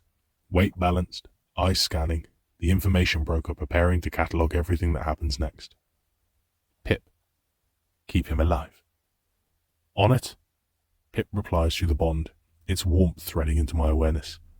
Though he makes it, really hard sometimes. I know. Marin's expression softens. Briefly. Barely. The way a number rounds up instead of down. That's why he needs you. She turns, takes 3 steps into the grey, then stops without looking back. Graves, the things you see in there, the Hollow King's memories, his mistakes, whatever the court shows you. Her voice carries the precise weight of someone choosing their words the way a surgeon chooses instruments. Don't let it make you think you already know how your story ends. His mistakes aren't yours. His failures are prophetic. How do you know? Because he was alone when he failed. You're not. She walks into the grey. The mist folds around her like a closing ledger, and then she's gone. Already mapping escape routes, already building contingency plans, already doing what she does best, preparing for every outcome so the people she cares about don't have to. I watch the space where she was for longer than I should. Then I turn and walk into the court. Inside, it's different than I expected. Not a dungeon, not a trial in the traditional sense. It's a memory palace. Corridors made of solidified experience. Walls built from moments that refuse to fade. The air tastes like nostalgia, like the particular sadness of remembering things that can never be reclaimed. Light comes from nowhere and everywhere, soft and amber, the colour of late afternoon in a world that no longer exists. The air inside is warm, almost uncomfortably so, like standing in a room where a fire burned out hours ago. Our footsteps echo strangely, sometimes too loud, sometimes silent, depending on what memories surround us. The taste of old grief coats my tongue. Salt and dust and something sweet that's been left out too long. These are his memories, Pip says through the bond. Its presence wavers as we move deeper, the court's influence affecting even our connection. The Hollow King's life, his death, everything that happened. We're walking through his mind. We're walking through what's left of it. Boss, this place is old. Older than anything I've seen in the Shallows. He's been here since before the system was whatever it is now. Since before it learned to be efficient. Maybe. Or since before it learned to be careful. The first corridor shows a village I don't recognize. Simple buildings, simple people, a life before power and ambition. The walls are warm here, golden with happiness the king hasn't felt in centuries. Through the preserved memory, a child learns his first binding, watched by parents who don't understand what he's becoming. His mother's face tight with worry, his father's face bright with pride. Neither of them will live to see what he becomes. Zero walks beside me, her presence steady. Vex trails behind, still bound, his expression unreadable as he witnesses another necromancer's history. The second corridor shows growth, a young necromancer rising in skill, in reputation, in danger. The walls here are darker, tinged with the colors of ambition. The king is a young man, binding spirits that others feared to approach, learning techniques that died with civilizations, the system marking him, tracking his progress, adjusting his challenges. Even then, it was watching. Even then, it knew he was different. The third shows death. Not his own, but the deaths of everyone he loved. The walls here are black streaked with colors I don't have names for. The system taking them because he grew too strong, too free. His wife, his children, his students and friends, and everyone who made his life worth living. One by one, the system found reasons to end them. Accidents, diseases, trials that were just slightly too difficult. Nothing provable, nothing he could fight, just loss after loss until he was alone. The pattern, I say. The system punishes anyone who reaches too high. It doesn't punish, the court's voice replies. It prunes. The difference being, punishment implies emotion. The system feels nothing. It simply maintains balance by killing everyone who matters to anyone who threatens it, by ensuring no one ever matters enough to threaten it. I walk deeper into the memories. The walls show more. The king's descent into grief, his rage against a system he couldn't fight, his decisions to attempt the impossible. You tried to break the tier system, I say. Not advance through it. Break it. I believed I could reach the root without earning access, without feeding the system's hunger. Like the collector. The collector is a child stacking blocks and calling it architecture. What I attempted was something else, something that nearly held. What happened? The trial asked for my memories, all of them. A complete reset, begin again from nothing, enter tier 2 as a blank state. The voice carries grief so old it has become geological, compressed into something harder than stone. I could not do it. The memories of everyone I lost were all I had remaining. Surrendering them would have been losing them a second time. I try to understand that. 4 centuries of choosing this frozen half-existence over forgetting. The number keeps sliding away from me. 400 years. I've been dead 2 weeks. Months, maybe. The idea of choosing this for centuries, of sitting on this throne while the nothing wears away everything outside, because the alternative is worse. My mind can't hold it. The grief is too large. It's like trying to hold the ocean in my hands. I grasp a handful, and the rest just keep going, and going, and going. So you stayed. I searched for another way. Years became decades. Decades became centuries. Every trial variant, every loophole, every whispered rumor of a path the system had not sealed. His form flickers, and the chamber fills with glimpses of those searches. Libraries of bone, conversations with spirits long since dissolved, expeditions into corners of the shallows that no longer exist. 400 years of trying compressed into the few seconds of solidified memory. And even that fragment is more than I can hold. There was nothing. The system is absolute in this. It takes what it takes. So you became this. I became this. He gestured at the walls around us, at the hardened memories, at the structures he's spent centuries building. The gesture is slow, weary, the motion of someone who has made it 1,000 times. A monument to my own refusal, a warning to all who follow. But also in the long centuries, I have shaped it into something else, a sanctuary of sorts, The system's rules bend within these walls. Spirits may find respite here, if only for a little while. The spirits who failed the trial, they're part of you now. They are woven into the cord, not consumed, not destroyed, integrated. As threads join a tapestry, their memories become mine. Their hopes become part of the architecture. A pause, vast and heavy. It is not freedom, but it is not the dissolution that waits beyond these walls.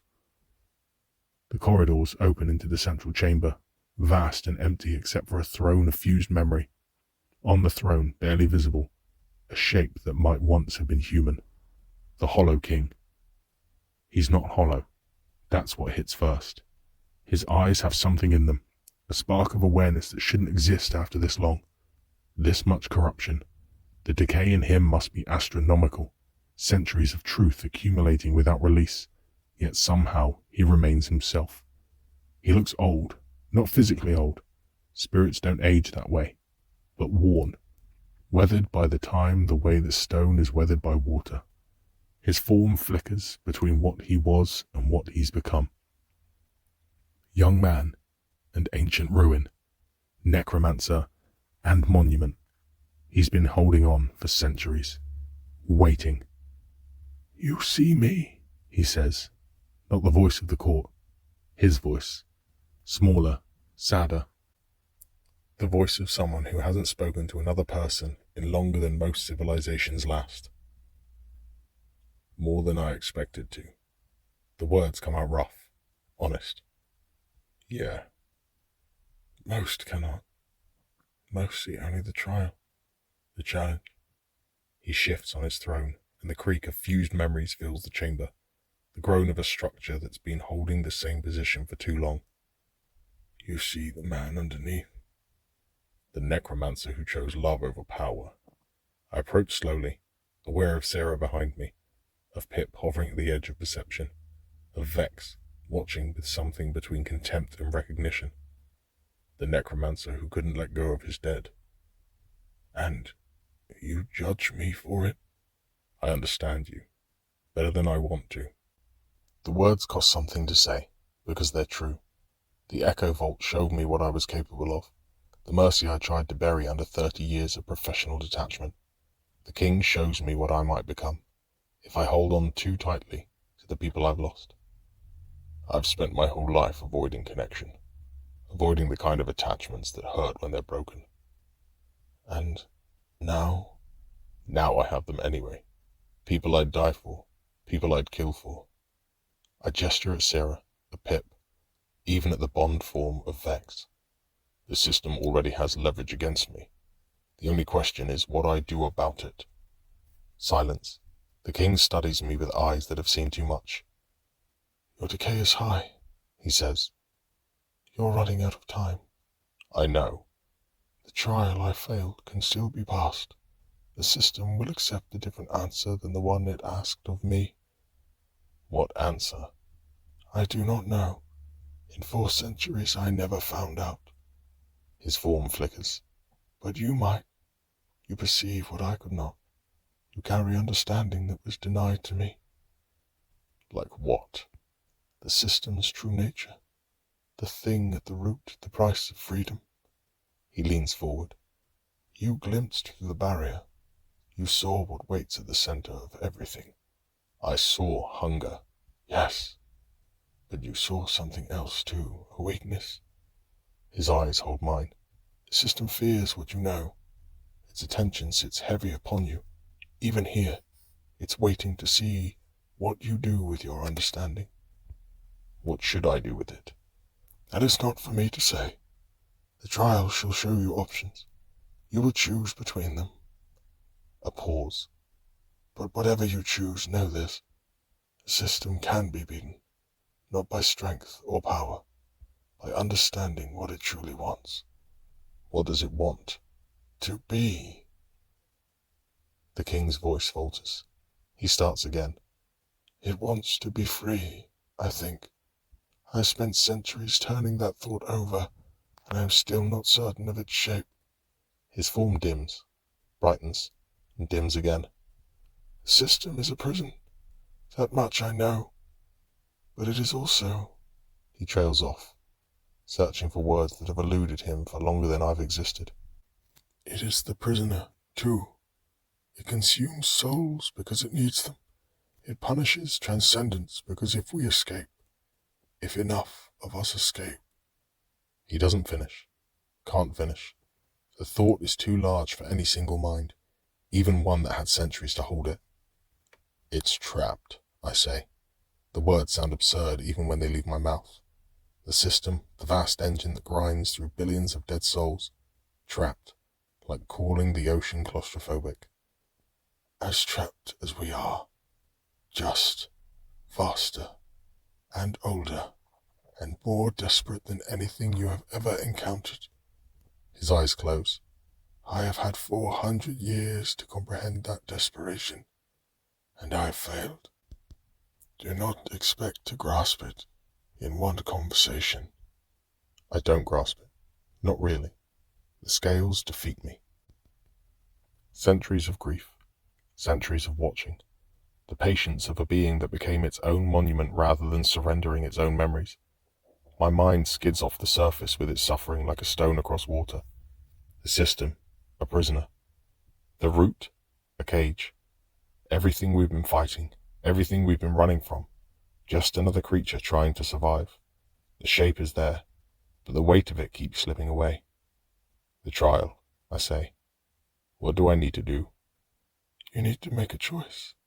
I couldn't make. A sacrifice I couldn't give. The king settles back on his throne. But maybe you'll find a third option. Something neither the system nor I anticipated. And if I don't? Then you join me here. Another stratum of the prison I have built around myself. His eyes close. Another warning spoken to empty corridors. Sira steps forward, her presence solid beside me. He won't face this alone. The king's eyes open. Surprise breaks across his ancient features, raw and unguarded. A paladin? In the Hollow King's court? This hasn't happened in a long time. Ever? His gaze moves between us, assessing. You came together, not as master and servant, as allies. As friends, Pip says, materializing fully. Whatever that means to spirits. It means everything. The king's form shifts, becoming slightly more solid, slightly more present. The trial reshapes itself to meet those who enter. For spirits who come alone, it demands the isolation they have already chosen. For spirits who come bearing bonds, it demands we choose between ourselves and each other. I finish. That's the sacrifice. Not just memories. Connection. Perhaps. Or perhaps connection is the answer I could never give. The king settles back on his throne. For a moment the weariness in him is so vast it fills the chamber like a tide. I came alone. I had no one remaining. In 4 centuries, I have wondered whether that was my truest failure. The chamber begins to shift around us. Walls rearranging. Corridors opening that weren't there before. The trial is beginning. And it's not what any of us expected. I look at Sira, at Pip, even at Vex, the traitor who might be the key to something I don't yet understand. And then I turn to face what comes next. Together.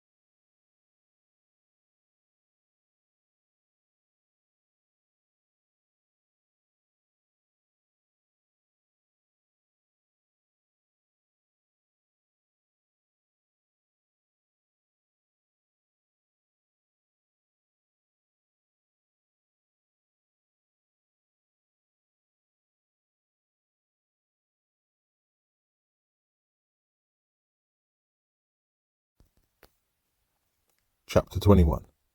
Meditation. The court transforms around us. The central chamber expands, walls pushing outward until they vanish, ceiling rising into the darkness that might be sky. The throne where the Hollow King sat dissolves into light, his form fragmenting and spreading across the space like ink in water. He's still here, still watching, but now he's everywhere instead of somewhere.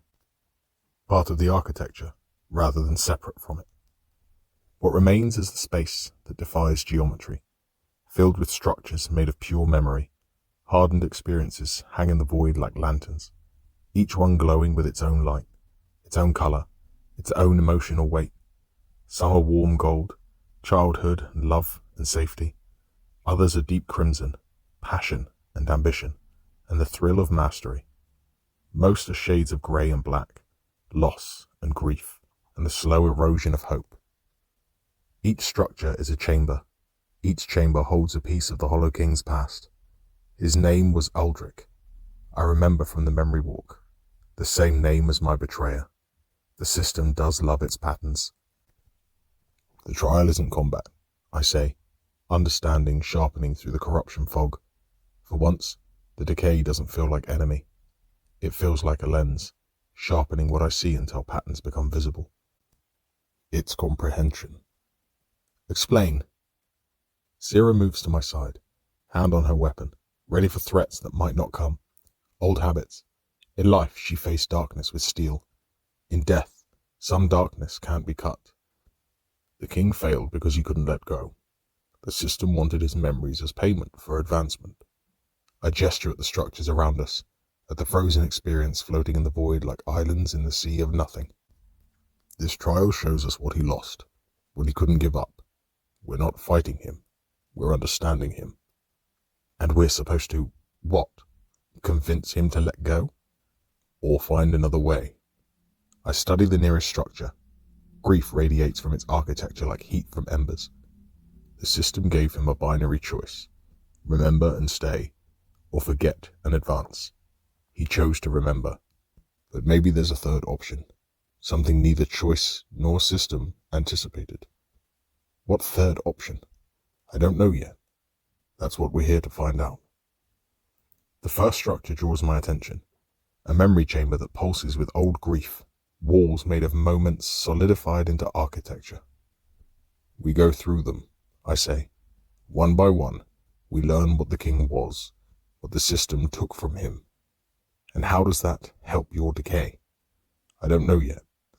I start walking, but staying still isn't working. The chamber opens around us. We're in a workshop, small and cluttered, filled with the tools of a necromancer's trade. Candles burn on every surface, their light warm and steady. Shelves line the walls, crowded with jars and books and artifacts I don't recognize.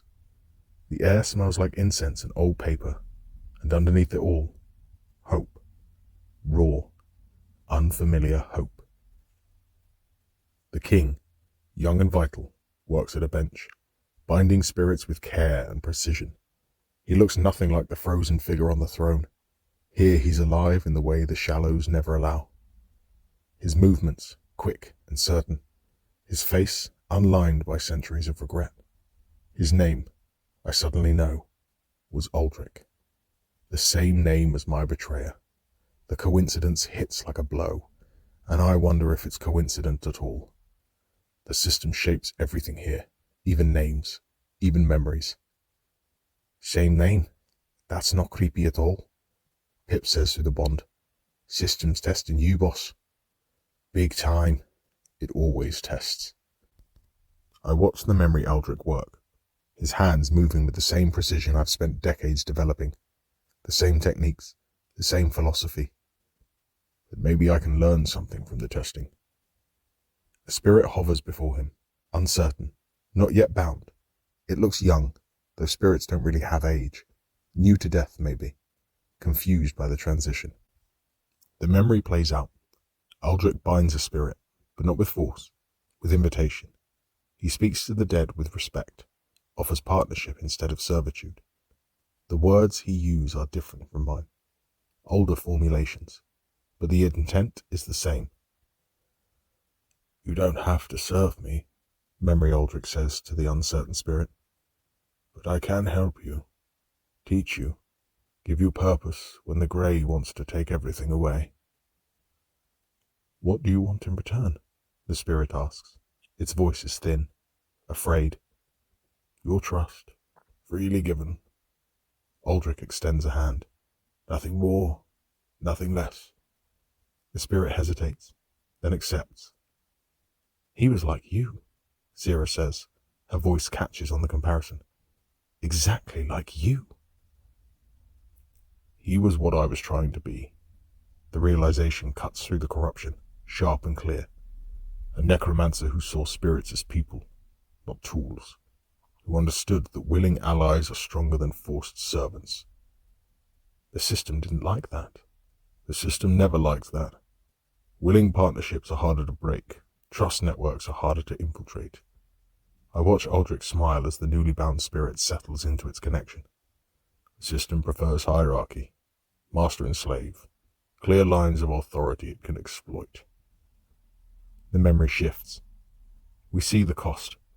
Spirits he freed returning to help him, building networks of loyalty and alliance. The system tracking his progress, registering something it found threatening. Not his powers, his methods. The system promotes corruption, I say. It rewards cruelty, punishes compassion. Why? Because compassion creates connection. Connection creates resistance. I watch Aldrich laugh with the spirit who chose to stay with him. The system can't feed on willing souls as easily as broken ones. The chamber dissolves. We return to the central space. Another structure, pulsing ahead. My decay hasn't changed, but something inside me feels steadier. Between memories, I sit. The technique is old, learned in life from masters who understood that power without focus becomes poison. I haven't used it since dying, haven't needed it. The shallows don't encourage reflection. They encourage survival, movement, the constant scramble for XP, and advancement. But survival without understanding is just delay, and I'm running out of time to understand. I find a clear space in the void between memory chambers and settle into a position that feels right. Cross-legged, hands on knees, spine straight. The void is cold here, a dry cold that settles into the joints of my spectral form like frost on iron. The posture means nothing to a spirit. The intention means everything. What are you doing? Zira watches with wary attention. Her hand hasn't left her weapon since we entered the court. Centering. The decay is proximity to truth. The truth without context drives you mad. I close my eyes, shutting out the preserved memories, the void, the weight of the king's attention spread across everything. I need to organize what I know. Integrate it instead of fighting it. Will that work? It did for the necromancers who lasted longest in life. The ones who reached old age without going mad. They all had some form of this practice. And the ones who didn't? They burned bright and burned out, powerful but unstable. I think of colleagues I knew in life, brilliant practitioners, who unraveled before reaching their potential. The system probably preferred them. Easier to consume. I begin. Breath that isn't breath, stillness that isn't stillness. The meditation centers on paradox, holding contradictions in balance until they become complement rather than conflict. In life, I would focus on the rhythm of my heartbeat, the flow of blood through my veins. Here, I focus on the pulse of essence, the threads that connect me to Pip, to the bindings I've made, to the truth I've glimpsed. The system wants me to fear my decay, wants me to think of it as corruption, as failure. Every notification, every warning, every climb percentage designed to create panic, to make me run from understanding instead of toward it. But the decay isn't corruption, it's measurement. The thought resists settling. Every instinct I've built since dying screams that decay means danger, means dissolution, means the clock running out. I have to hold the new understanding in place like pressing a broken bone straight while it knits. Painful, necessary, slowly, agonizingly. I let it become truth instead of terror. The number doesn't represent damage. It represents distance traveled. how far I've come from the ignorance the system prefers. The system feeds on broken souls, rewards cruelty, punishes compassion. I accept that too, but I don't let it break me. The system is vast and ancient and powerful, but it's not infallible. It didn't anticipate the Hollow King's refusal. It didn't anticipate the collector's ambition. It doesn't anticipate everything. The thing at the root is trapped. The prison holds the jailer as much as the jailed. I sit with that knowledge. Let it settle into my essence like sediment in still water. The system isn't evil. It's desperate. A vast intelligence trapped in a structure of its own making, feeding on souls because it has no other way to survive. That doesn't make it less dangerous. Desperate things are most dangerous of all. Accept, hold, integrate. Meditation active. Will stat engaged. Processing. System architecture. Partial. Processing. Decay correlation. The notification flashes across my awareness. Good. The system is registering what I'm doing. The decay stabilizes. Not dropping, but not climbing either. Balance achieved through understanding. It's working? Relief bleeds through Pip's words. Your essence is stabilizing? Temporarily. I don't open my eyes. The balance requires focus. I can't maintain it forever. Then we move faster. We moved at the speed of understanding. I stand. The meditation ended, but its effects lingering. Show me the next memory. The second chamber shows what the system did. Aldrich at his peak, surrounded by spirits who chose to follow him. A community of the dead, organized not by force, but by mutual benefit. The memory is golden, warm with the light of genuine connection. Dozens of spirits, maybe hundreds, gathered in a space that feels like home. They laugh together, work together, protect each other from the grey's endless hunger. It's beautiful, and I know, watching it, that beauty is why it had to end. The system's response is clinical. The first disaster seems natural. A trial gone wrong. One of Aldrich's closest allies lost to a challenge that should have been survivable. Tragedy. But the shallows are full of tragedy. No one suspects design. The second disaster raises questions. Another ally. Another unexpected failure. The odds seem unlikely, but unlikely things happen. The third disaster breaks the pattern's invisibility, and by then, it's too late. Disaster manufactured. Trials designed to destroy connections. Spirits that Aldrich trusted, corrupted from within, turned against him by promises the system whispered in their weakest moments. I watch it happen. I see the faces of friends become the faces of betrayers. See the community that took decades to build, dismantled in months. One by one, everyone he built was taken, and the system never once admitted what it was doing. This is what happened, I say. My voice sounds hollow even to me. This is always what happens. You sound resigned. I sound educated. I watch Aldrich lose everything. Watch his face shift from confusion to grief to a fury that has nowhere to go. The system punishes success, but only certain kinds of success. What kinds? The kinds that don't require cruelty. I gesture at the memory of the systematic destruction playing out before us. If Aldrich had ruled through fear, the system would have promoted him, given him more power, more resources, more followers to terrorize. He ruled through trust. The system saw that as a threat. Because trust creates resistance. Because trust creates something the system can't easily break. I think of Pip, of Sierra, of the connections I've built despite my best efforts to remain alone. Isolated spirits are vulnerable. Connected spirits are dangerous. Then how do you win? You don't win. You survive long enough to become something the system can't easily destroy. I pause, watching Aldrich's rage harden into determination. Or you change the rules entirely. Is that possible? The Hollow King thought so. The Collector thinks so. I meet her eyes. Maybe I'll find out. The memory continues. Aldrich, alone now, grieving, His community shattered. The system offers him a deal. Accept advancement to Tier 2. Gain access to the Marrow. Leave the Shallows behind. The price was forgetting, I say. Everything he'd built. Everyone he'd lost. And he couldn't pay it. Would you? Sierra doesn't answer. The memory dissolves. The third chamber shows the tier trial itself. Aldrich standing where I now stand, facing the same choice. The architecture here is different from other memories, more formal, more deliberate. This is the system at its most direct, offering a deal with terms clearly stated and consequences clearly implied. The system's offer explicit. Give up your memories, your connections, yourself, and receive power in exchange. Start fresh in Tier 2. Leave everything behind. Become someone new. The offer makes a terrible kind of sense.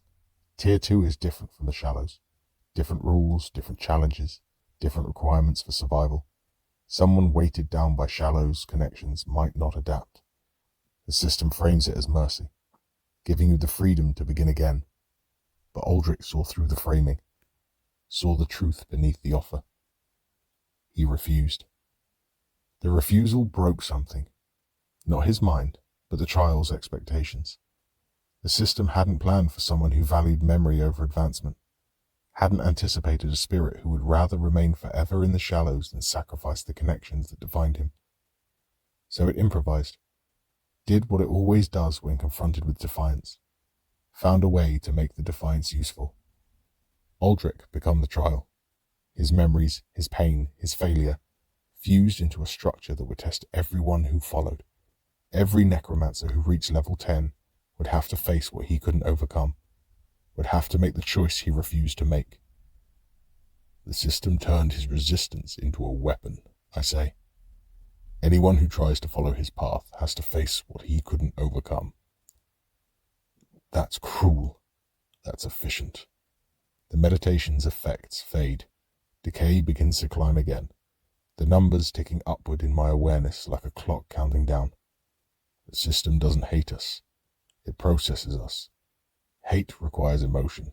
Processing requires only function. Is there a difference? To us? No. The result is the same either way. I watched the memory freeze. Aldrich's face captured at the moment of his transformation. Pain and defiance calcifying into something eternal. To the system, everything. Hate can be reasoned with, appealed to, changed. Processing just continues until the job is done. Then how do we stop it?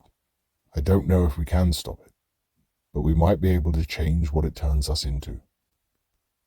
The memory ends. We're back in the central space. The remaining chambers pulse around us. Memories waiting to be witnessed. Lessons waiting to be learned. But the most important chamber waits ahead. Deeper than the others. Darker. My decay shows 65%, down from 67%. The meditation and understanding are working, but slow. Too slow. Level up. 6 to 7. Meditation bonus. Decay reduced. Current decay, 65%. Insight gained. Decay is not corruption. Decay is proximity to the truth. I read the notification. Level 7. Progress. The insight? Pip says. That's just... Boss, you already knew that. It's telling you what you told it. The system is confirming what I learned, making it official. The knowledge settles into my essence, becomes permanent. Now the question is what to do with it. What do you mean? Decay is proximity to truth. The closer I get to understanding, the higher my decay climbs. I look at the remaining chambers, at the memories we haven't yet witnessed. If I keep learning, keep understanding, I'll reach 100. And at 100, I either see everything or see nothing. Those sound like the same thing? Yeah, I haven't figured that part out yet. Zero moves closer. What's the alternative? Stop learning? Stay ignorant? The alternative is the Hollow King's path. Learn enough to be dangerous, but not enough to transcend. I searched her expression. He stayed at 99 for centuries, aware but not complete, trapped in understanding he couldn't finish. Is that better? It's different. Safer, maybe. He's still himself, still aware, still able to think and feel and remember. I consider the centuries he spent frozen in his own creation, watching spirits come and fail and join his architecture. But he's not free. He's not moving. He's just waiting. For what? For someone who could finish what he started. The realization locks into place as I say it. That's why the trial exists. Not just as punishment, as hope. Every necromancer who enters is a chance that someone will find the answer he couldn't. Sira absorbs this. And you think you're that someone. I think I have to try. I turn toward the remaining chambers, but I don't think I want different. I think I want through. Through to what? Whatever waits at 100. I start walking, even if it destroys me, even if I become something unrecognizable. I'd rather know the truth completely than spend eternity at its edge. Pip doesn't speak, but through our bond the fear and determination come through anyway, tangled together so tight I can't separate them. The worry that I'm walking toward my own destruction, the loyalty that won't let it try to stop me, the stubborn, irrational hope that maybe, somehow, this works. Then we go through together, it says. All of us, Sira adds, her hand finally leaving her weapon. There's nothing here to fight. Not really. Just choices to make and consequences to face. I didn't come this far to watch you destroy yourself alone. That's not exactly comforting. Comfort is not the objective. She moves to stand beside me, her presence solid and certain. Whatever waits in there, we face it as a unit. This is what the Hollow King lacked. That is why he failed. He came alone. He had no one left to come with. Her voice softens. You do. Even Vex, silent in his binding, dips his chin the barest fraction. The traitor who chose wrong, forced to witness a different kind of choice. I wonder what he sees when he looks at us. Fools walking towards destruction? Or something he almost understood, once, before fear drove him to the collector. It doesn't matter. What matters is a choice ahead. Through, together, whatever waits. The inner chamber opens ahead, pulsing with light that isn't light, ready to show us what the Hollow King couldn't face alone. The air near it tastes metallic, like biting down on old copper. I take a breath that isn't breath, and step forward.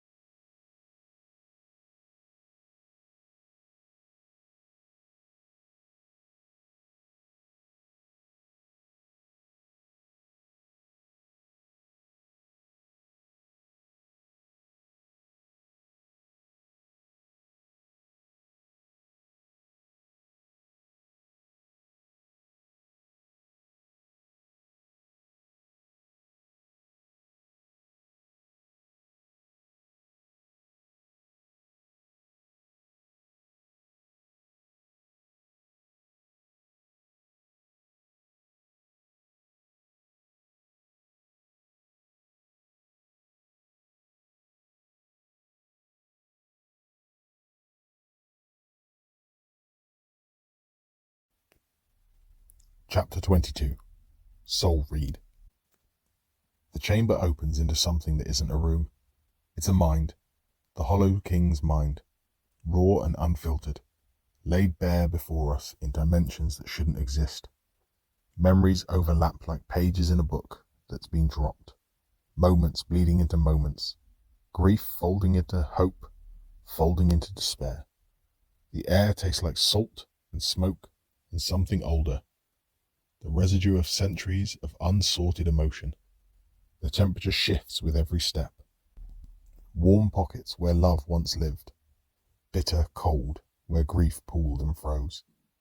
Colors swirl through the space in patterns that almost make sense. Faces flash past, his wife, his children, his students and allies and everyone the system took from him. They're not here, not exactly, but their impressions remain, ghosts of ghosts, echoing through a mind that refuses to forget them. Zira stays close, her presence steady against the chaos. Pip hovers at my shoulder, its form flickering in the unstable environment. Even Vex seems affected, his unusual stillness broken by small twitches as memories that aren't his brush against his consciousness. At the center, on his throne of fused memory, Aldrich waits. He looks different here than he did before, more solid, more present. This is his domain, the architecture of his own making, and within it he has the power the outer court doesn't allow. You have walked the corridors of my remembrance, he says. You have seen what cost me everything to learn. Most of it. I approach the throne. Not all. What remains unwitnessed is what matters most. His eyes track my movement. The wounds I could not show even to myself. Tell me. Why? Because maybe telling will help. I stop a few feet from the throne, and because I have a skill I've been waiting to use. New skill unlocked. Soul Read. Rank F. This skill allows access to a spirit's deepest memories. Warning. Use with compassion. What you see cannot be unseen. The notification flashed earlier, during the level up. I've been saving it, waiting for the right moment. This is the moment. You want to read me? The recognition sharpens Aldrich's voice, old and raw. No one has tried that before. Most people came here to fight. Most people didn't understand that fighting accomplishes nothing. He settles back on his throne. If you read me, you shall see all of it. The light and the shadow, the moments that shame me still, after all these centuries. I know. And you'll do it anyway? With your permission. The question hangs between us. Soul Read requires consent for full effect. I could force it, but forced readings are shallow, defensive. I need deep. I need true. Why seek permission? Aldrich says. You bear the necromancer's art. You could simply take what you desire. Taking creates resistance. Permission creates partnership. I turn to face him. I didn't come here to conquer you. I came here to understand you. Silence. The chamber holds its breath. Then read, Aldrich says. Bear witness to what I am, what I was, what I might have become, had the world been otherwise. I reach out with the skill. Where my hand touches his essence, the contact burns cold, a deep winter ache that spreads up my arm and settles behind my eyes, and the world dissolves. I am Aldrich. I am Graves. I am both and neither. The reading flows like water, memories becoming mine, experiences shared across the boundary of self. The sensation is unlike anything I've felt before, more intimate than binding, more complete than any connection I've formed. For a moment that stretches into eternity, I am him. His thoughts are my thoughts. His grief is my grief. His centuries of frozen existence become something I carry in my own essence. His emotions flood through me, indistinguishable from my own. The joy of discovery when his first binding succeeded. A child's excitement of finding something that worked, that meant something. The guilt when he realized what binding meant to the spirit being bound. The horror of understanding that his success had come at someone else's cost. The determination to find another way, to prove that necromancy didn't have to be predation. Years pass in seconds, decades in minutes. I watch him grow, learn, change. He develops techniques that treat spirits as partners, invitations instead of commands, requests instead of demands. He fails, often at first. The spirits don't trust him, don't understand what he's offering. But gradually, one by one, they begin to accept. He builds a community of the willing. The system takes notice, not with words, but with challenges, trials that target his allies, corruptions that turn friends into enemies. He fights back, not with power, but with persistence. Every soul the system breaks, he tries to heal. Every connection it severs, he tries to rebuild. It's not enough. It's never enough. The grief comes, wave after wave, loss after loss. Everyone he loved, taken. Everything he built, destroyed. And through it all, the system watches, calculates, learns. I was studying you, I say through the reading. Learning how to break what you were building. Yes. His voice comes from inside and outside simultaneously. Every time I found a new way to connect, it found a new way to sever. Why keep trying? Because to cease was to become what it wished of me. A pause. And that I could not abide. Not then. Not in all the ages since. The memory shifts. The tier trial approaches. The system's offer. Advancement in exchange for erasure. You could have taken it, I say. Started over. Built again. With no memory of those I loved? His grief bleeds through the connection. They deserved remembrance. Their sacrifices cried out for meaning. And by keeping the memories, you lost the chance to honor them with action. Yes. The words drop like a stone. My choosing became a cage for all of us. I could not release my grip, and so none of us were free. I see it now. The truth the readings reveal. The thing Aldrich has hidden from himself for centuries. The knowledge too painful to hold consciously. The spirits Aldrich lost aren't truly gone. They're part of the court, part of him. Their essences woven into the structures that imprison him. Preserved in memory but denied peace. When he refused to forget them, when he chose grief over advancement, he didn't just keep their memories, he kept them, their souls, trapped in the architecture of his refusal, unable to move on because he couldn't let them go. You're not alone here, I say. The words come out rough. Through the reading, his shock hits me like a physical blow, the truth spoken aloud for the first time in centuries. I've never been alone. That's the tragedy. His voice cracks. They're still with me, still suffering, and I can't free them, because I can't free myself. You didn't know. I knew. His voice splinters on the second word. Somewhere, I always knew. I just couldn't face it, couldn't admit that my love had become their prison. The reading deepens. I push further, seeing things he's hidden from himself. The system's true offer wasn't just advancement. It was release, not just for him, but for everyone trapped in his memory. The price of moving on was forgetting, but the reward was peace for all of them. He chose his grief over their rest. You know, he says. You see it. I see a man who loved too much to let go.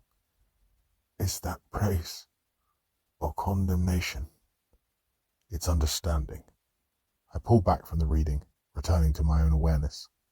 You made a choice. It cost you everything, but it was your choice. And you? What choice will you make? I stand before the throne, the reading complete. Aldrich's truth now part of my understanding. The trial, I say. You said the system will accept a different answer than the one it asked of you. Perhaps. The system is ever-changing. It shapes its demands to match those who stand before it. What is it asking of me? Aldrich closes his eyes. The chamber shifts around us, walls rearranging, memories reorganizing. A new prompt appears in my awareness. Tier trial. Final phase. System evaluation. Graves, necromancer class. Current decay 65%. Options available. 1. Surrender. Accept disillusion. All bindings released peacefully. Decay reset to 0. No advancement. 2. Conquest. Defeat the Hollow King in combat. Absorb his essence. Advancement to Tier 2. Decay increase to 80%. 3. Unknown. Surrender or conquest, I say. The system's favorite choices. The options burn in my awareness, each one detailed, each one complete. Surrender would be easy, in a way. Let go of everything I've built, everything I've learned, everything I am. Return to the grey as nothing, as potential, unfulfilled, as just another soul the system ground into oblivion. My decay would reset, my corruption would vanish, and so would I. Conquest would be harder but simpler. Fight Aldrich, absorb his essence, take his power, his knowledge, his centuries of accumulated understanding. The system would approve. My decay would climb, but I'd be Tier 2, with resources to address it. The traditional necromancer's path. There is always a third path, Aldrich says. Hidden, arduous, the path that shatters the false choice. What is it? I do not know. Had I known, I would have walked it myself. Centuries of wandering drag at every word. But I have watched necromancers enter this trial for longer than most civilizations endure. The ones who find the third path, they perceive what the rest of us cannot. I study the prompt. Surrender means peace but failure.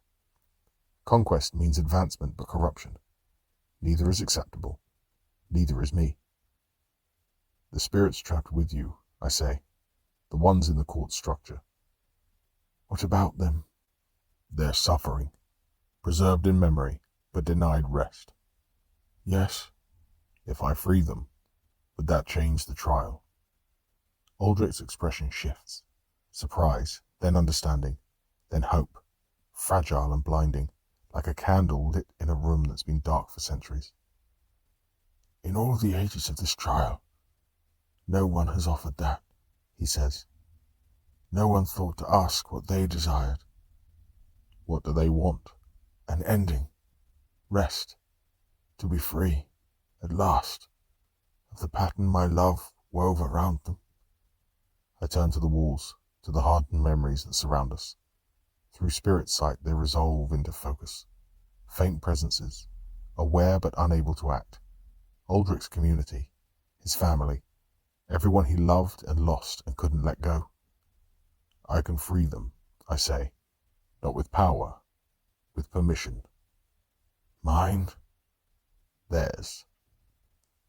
I reach out, not to Aldrich, but to the spirits trapped within him. Soul Read allows access to the deepest memories, but memories aren't just records. They're presence, essence, the remnants of souls that never quite moved on in the solid walls of the court, in the architecture of Aldrich's grief. 147 spirits wait. His wife, his children, his students and allies, everyone who chose to stand with him against the system's design. One by one, I touch them. The first is his wife. Her exhaustion washes through me, then her love, then her desperate longing for rest. She's been here since the beginning, trapped in the moment of her loss, unable to move forward, unable to go back. I see you, I say to her first, then to each of the others. I know you're here. I know you're suffering. Response comes slowly. Faint voices buried in the centuries of hardened grief. They've forgotten how to speak, forgotten how to want. But somewhere beneath the numbness, Something remains. Release, his wife's voice, stronger than the others. If you want it. We want. The chorus builds, weak but clear, 147 voices joining together. We want to rest. We want to end. We want to be free of his love that became our chain. Then I offer what Aldrich couldn't. I gather my remaining anima. The reserves are low, dangerously low. But this isn't a technique that requires power. It requires intention, will, the choice to let go instead of hold on. I offer passage, not disillusion, not binding, peace. The technique is old, older than my necromancy, older than my life. I learned it once from a master who understood that death was a door, not a wall. Practiced it rarely because it required something necromancers don't usually offer. Sacrifice without return. Forgotten its importance in the pursuit of power, in the endless accumulation that the system rewards. Now I remember. Now I understand why I learned it at all. Spirits don't have to be bound or destroyed. They can be guided, helped to move on, to find whatever waits beyond the system's machinery. The words I speak are older than the system itself, older than the shallows, older than death as we understand it. The Weeping Mother knew this. She went into the light, not disillusion. The children in the Echo Vault knew it too. In the memory the trial showed me, I guided her home then. I can guide them home now. I can offer the same peace to 147 souls who have waited centuries for someone to ask what they wanted. Accept, I say. Move on. Find rest. The walls begin to change. His wife goes first. Her essence rises from the solid structures like mist from water, coalescing into a form that's almost visible. She looks at Aldrich, at the throne where he's frozen, at the prison their love became. There's no anger in her expression, just exhaustion, just readiness. Goodbye, she says. Or maybe I only imagine she says it. Then she's gone, fading into light that has nothing to do with the system's grey. The others follow. His children, taken too young, his students who believed in his vision, his allies who stood against the system and paid the price. One by one, hardened memory becomes light. Trapped essence becomes flow. Sarah watches with quiet reverence. Through the bond, Pip goes still, awed in a way I've never known from it before. Even Vex seems moved.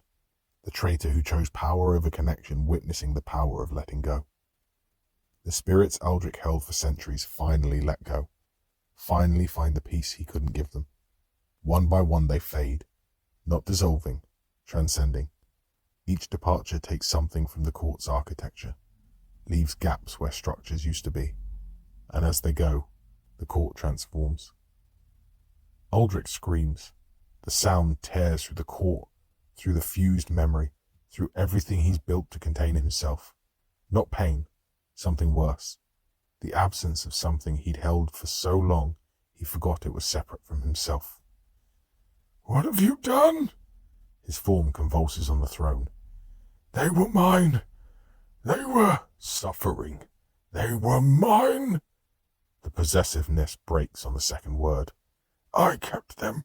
I protected them. I trapped them. He tries to rise.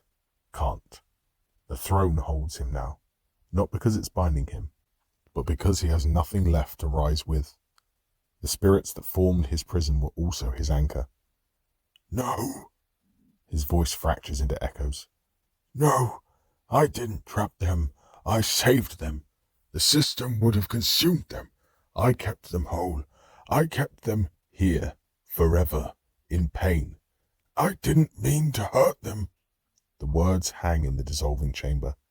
I let them hang. Some truths need silence around them before you can answer. I know. He breaks on the word. His form flickers, edges dissolving, centuries of forced existence finally losing coherence. I believed I was shielding them. Quieter now, the formality crumbling. I believed if I held on with enough strength, enough patience, I would find a way to deliver us all. You couldn't.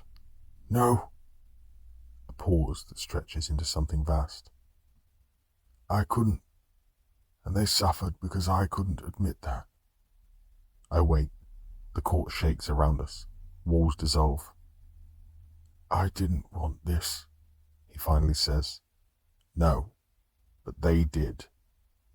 The prompt in my awareness updates. Tier trial. Alternative path detected. Action. Spiritual release. Willing. Entities freed. 147. Hollow King status. Transforming. Trial outcome. Processing. The court shakes. Walls dissolve. The structure that was Aldrich's prison finally collapses. "You're not becoming a hollow," I say, watching his transformation. "You're becoming something else." What? "I don't know, but it's not what you were. It's not what the system wanted you to be." His eyes met mine. Clarity where there used to be madness. Peace where there used to be pain. Thank you, He says, for seeing what I could not bear to see, for doing what I lacked the courage to do. "Don't thank me yet. The trial isn't over." For me, the trial ends at last. His form begins to fade. What comes next belongs to you alone. He goes into light. Not disillusion, transcendence. The same passage I offered to his spirits. The court collapses entirely. We stand in empty grey, no structure remaining, no trial visible. Then the system speaks. Tier trial, complete. Outcome, unprecedented. Action, release over conquest. Compassion over control. System response, processing. Processing. The system is trying to decide what to do with me. I've broken its pattern, refused its binary, found a third option it didn't anticipate. Now we see what that costs. Tier advancement approved. Tier 1 to Tier 2. New realm access, the marrow. Decay 65% to 52%. Note, unconventional advancement logged. Monitoring intensified. Tier 2, the marrow. Advancement without conquest, without corruption, and decay reduced. The system rewarding what it feared. "Boss?" Pip sounds stunned, half laughing. "You actually did it?" "We did it." I look at the others, at Sierra and Pip, and even the bound Vex. We found the third option. What happens now? Now we go deeper. The new awareness settles into my essence like water finding its level. The marrow pulses at the edge of perception. Accessible now. A whole new realm of the system waiting to be explored. Now we find what waits in Tier 2. "See this kid?" Pip says quietly. "If she got taken deeper." Then the marrow is one step closer to finding her. I look at Sierra. Hope cracks through her expression, naked and terrifying. The kind she hasn't let herself feel since she first told me about Isla. We're going to find her, one tier at a time. And the system? The system is watching. It's always watching.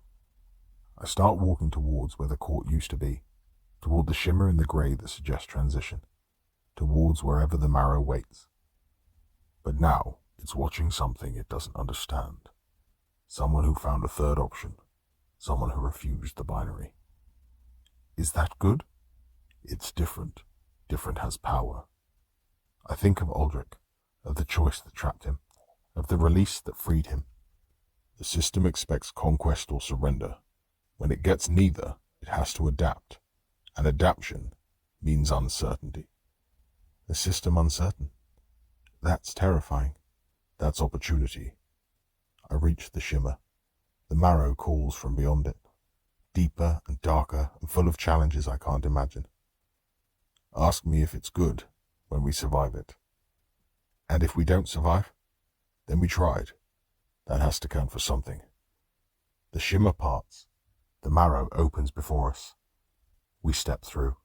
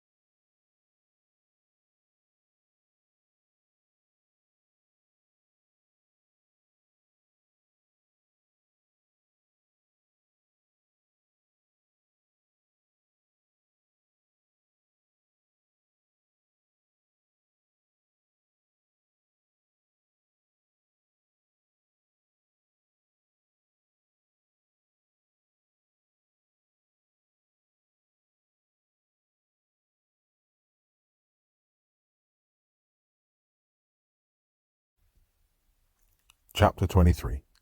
The Hollow King's Gift. The court is gone. Where the massive structure stood, there's only grey.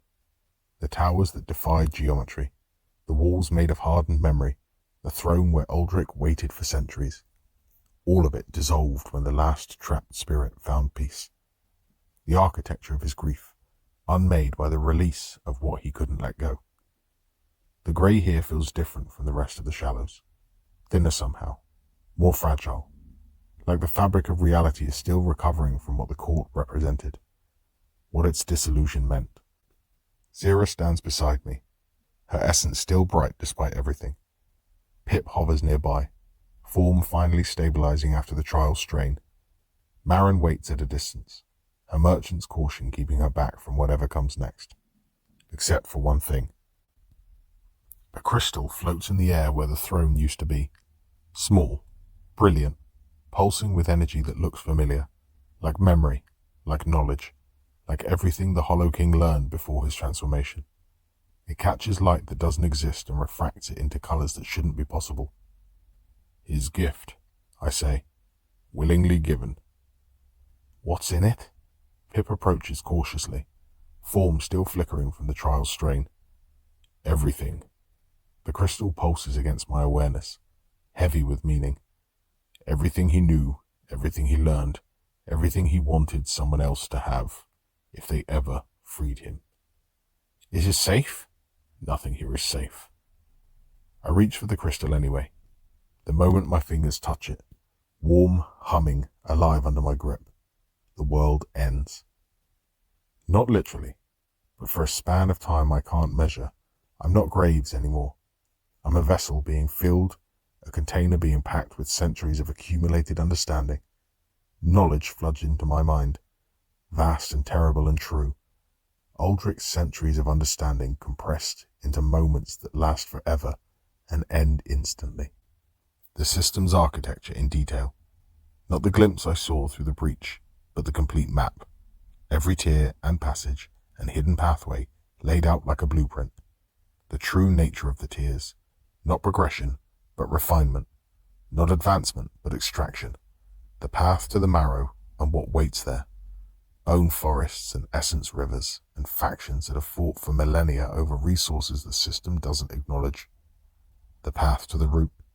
Aldrich never reached it, but he learned where it is. He learned what guards it.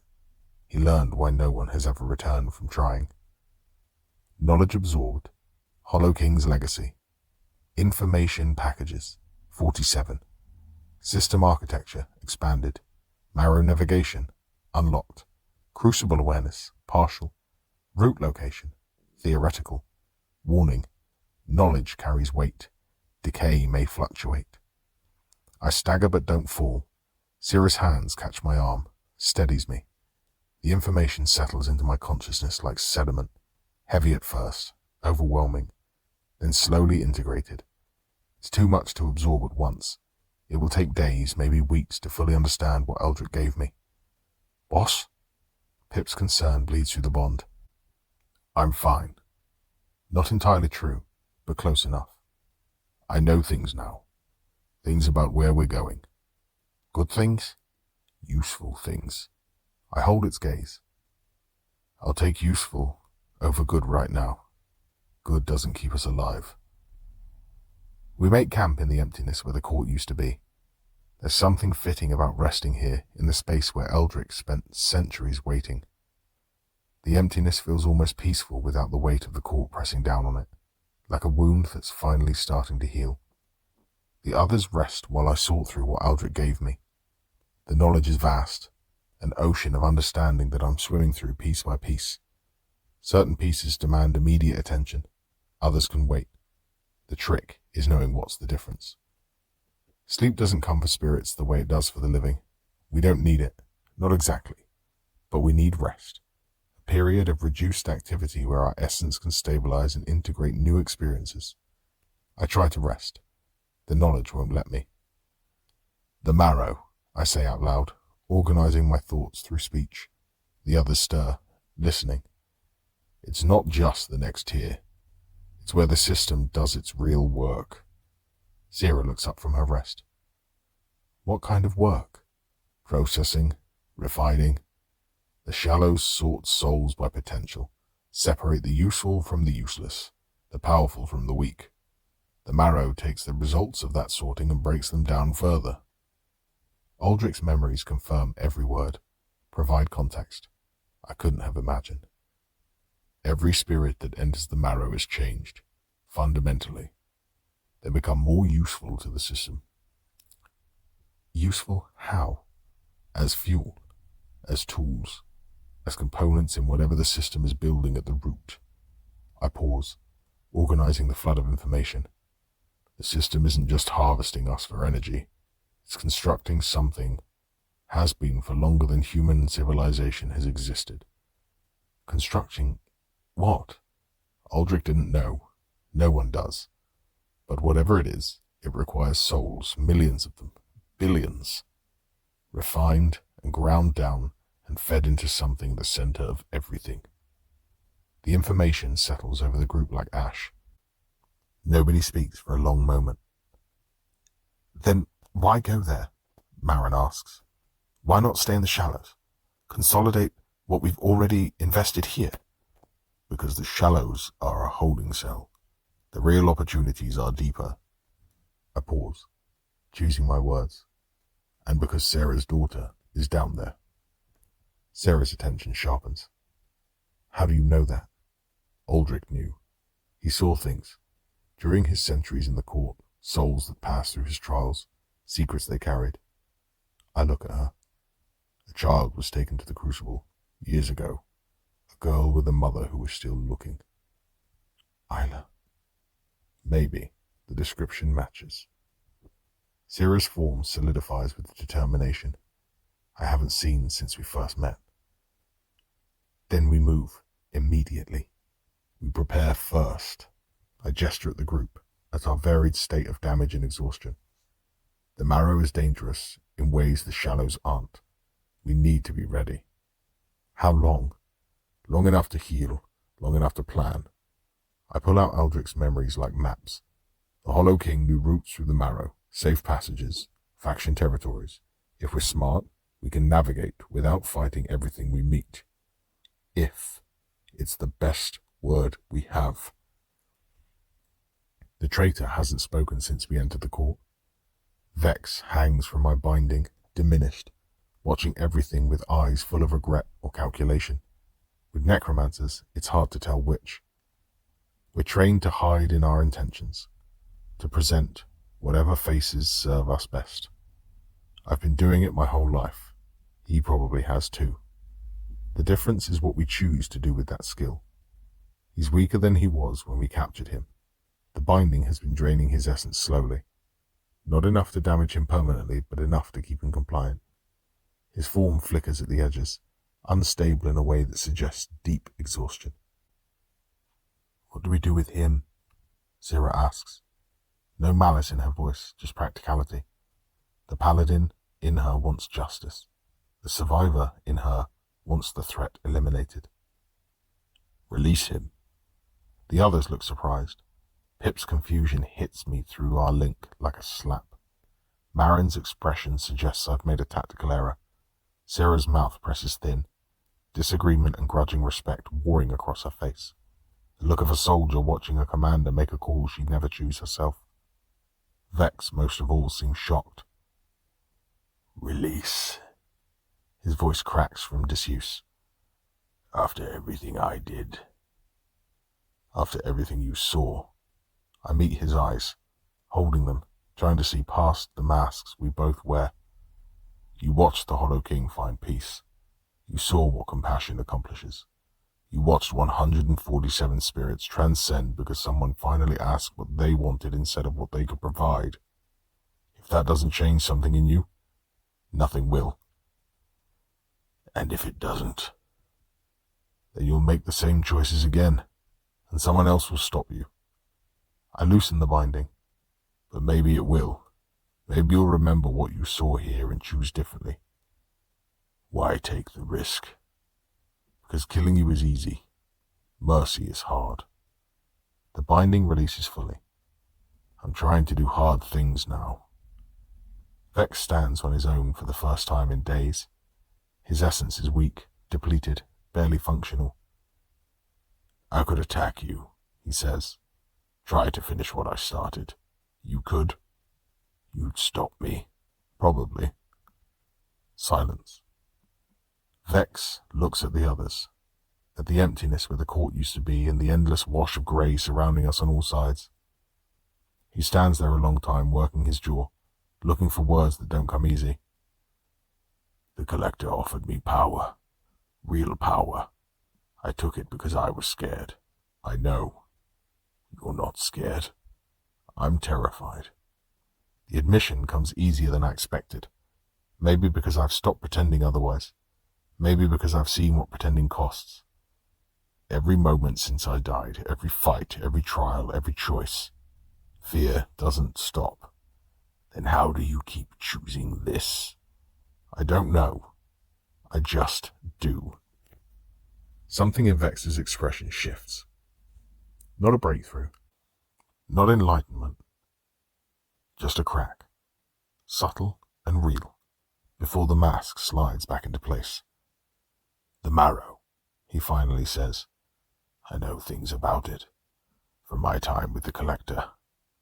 I'm listening. "There's a faction there. Rebels. Spirits who resist the system's machinery. They call themselves the Unbroken." He hesitates, shame flickering across his features before he can smother it. "They helped me escape once. Before I was captured again. Before the Collector found me and offered me everything I thought I wanted." "Why tell me this?" "Because you didn't kill me when you could have." He started walking towards the grey, his form steadying slightly as the binding drains fade. "Consider it payment." He pauses at the edge of visibility, turning back one last time. "I don't understand you," he says. Then he disappears into the nothing. No farewell, no promise to change. Maybe he'll change, maybe he won't. Maybe he'll find the rebels and tell them about us. Or maybe he'll sell us out to the first faction that offers him power. I can't control what he does. I can only control what I did. And I chose mercy. The accumulated XP from the trials finally lands. It happens gradually at first, then all at once. Energy flows into my essence from sources I can't identify. The system's response to everything that happened in the court, the trial, the meditation, the release of 147 spirits, the unconventional advancement that broke its binary. Tier trial completion bonus. XP awarded, 800. Unconventional completion bonus, 200. Level up, 7 to 8. Level up, 8 to 9. Multiple levels gains detected. Skills evolving. 2 levels at once. I haven't gained that much since my first trial in the Shallows, when everything was new and the system was still calibrating what I could do. The power flows through me, different now that I'm Tier 2, deeper, more connected to the system's infrastructure. The architecture Aldrich showed me is no longer abstract knowledge. It registers as physical reality. The tiers stacked like layers of a body, each one feeding into the next. The marrow calls, an awareness I didn't have before, a sense of the realm below and the path to reach it. It's not pleasant. The marrow presses against my awareness like a hand on a bruise. All weight and hunger. The promise of challenges that make Shallows look simple. But it's also opportunity. Progress. Steps towards whatever waits at the bottom. Skill upgrade. Soul Snare. E to D. Skill upgrade. Death Whisper. E to D. New skill unlocked. Rot Domain. Rank F. Description. Create a zone of accelerated decay. Enemies within take continuous damage. Rot Domain. Aggressive. Useful. The description suggests combat applications. A way to create zones of danger that enemies can't easily avoid. It fits the marrow's nature, according to Aldrich's memories. The deeper realms reward aggression. Survival requires willingness to hurt. But the most significant change isn't a skill. It's perception. Through spirit sight, new layers of the reality resolve into focus. Things that were invisible before, the connections between spirits visible as threads of varying thickness and color, the system's attention on specific souls, a pressure that varies depending on how interesting you are to it, the faint pathways that lead to deeper realms shimmering at the edges of perception like heat mirages. Sierra looks different now. Her grief for Isla manifests as a dark thread connecting her to somewhere deep in the marrow, maybe to the crucible, maybe to wherever her daughter waits. Pip looks different too. Our connection's stronger than I realized, thicker and brighter than any of my threads in awareness. It chose to stay. That choice made something permanent. Boss? Wonder cracks Pip's voice wide open. You're different? How? Bigger? Not physically, but your essence is more present. It tilts its head, studying me the way I'm studying everything else. Like you take up more space in reality? Like the nothing has moved around you instead of through you? Tier 2. I examine my own essence, seeing what Pip sees. The system grants more access at higher tiers, more power, but also more visibility. That sounds like it cuts both ways. It does. More power, more visibility. The system watches Tier 2 spirits the way a hawk watches a mouse that got bigger. The system's attention presses down, heavier now that I've advanced. Harder to hide. So we don't bother hiding? No, we move, fast and purposeful. The marrow gate appears as if it was always there. One moment, empty grey. The next, a doorway of bone and silver, pulsing with energy that smells like deep earth and old blood. Heat bleeds from its surface, a feverish warmth that prickles against my spectral skin from 10 feet away. The frame is carved from material I don't recognize, something that looks like bone but carries the weight of metal. Symbols cover every surface, too many to read, too old to translate. That's new, Marin says, her tone flat and appraising, the voice of someone pricing an unfamiliar commodity. That's Tier 2 access. I approach the gate, feeling its energy resonate with my own. My Tier 2 status acts like a key. The gate's defenses recognize something in my essence that wasn't there before. Aldrich's memories show me what's on the other side. What's there? Bone forests. Trees made from compressed remains of spirits who couldn't adapt. Rivers of liquid essence, harvested from the broken and sold to the powerful. A sky that whispers secrets if you listen wrong, that drives spirits mad if they pay too much attention. I reach the gate's edge. And factions, power structures, politics we'll have to navigate. Wonderful. More politics. Everything is politics. Death just makes it more honest. I study the gate, comparing what I see to what Aldrich's knowledge suggests. In the shallows, power is individual. In the marrow, it's collective. The factions control everything. Territory, resources, access to deeper realms. We'll need allies. The rebels Vex mentioned. Maybe, if we can find them. If they trust outsiders. I pause. If they're real at all. Sierra stands beside me, her determination a physical weight. Isla is down there. According to Aldrich's memories, yes, a child was taken deeper, years ago. The description matches, the timing matches. I hold her gaze. It's not certain, but it's more than we had. Then we go. Not yet. I turn to face the group, all of them watching, all of them waiting for direction. Somehow in the chaos of survival and trial, I've become the leader. Not because I wanted it, because someone had to make decisions and I kept being the one who made them. The marrow is different, harder. The spirits are stronger, more organized, more dangerous. We need to decide how we approach this. Together? Pip says immediately. Obviously together. But how? As conquerors, diplomats, ghosts? I gesture at the gate. The choice we make now determines everything that follows. Marin speaks up. I have contacts in the marrow, traders, information brokers, outstanding debts in my favor. What kind of price would they charge? Depends on the ledger. Services, intelligence, sometimes raw essence. She shrugs.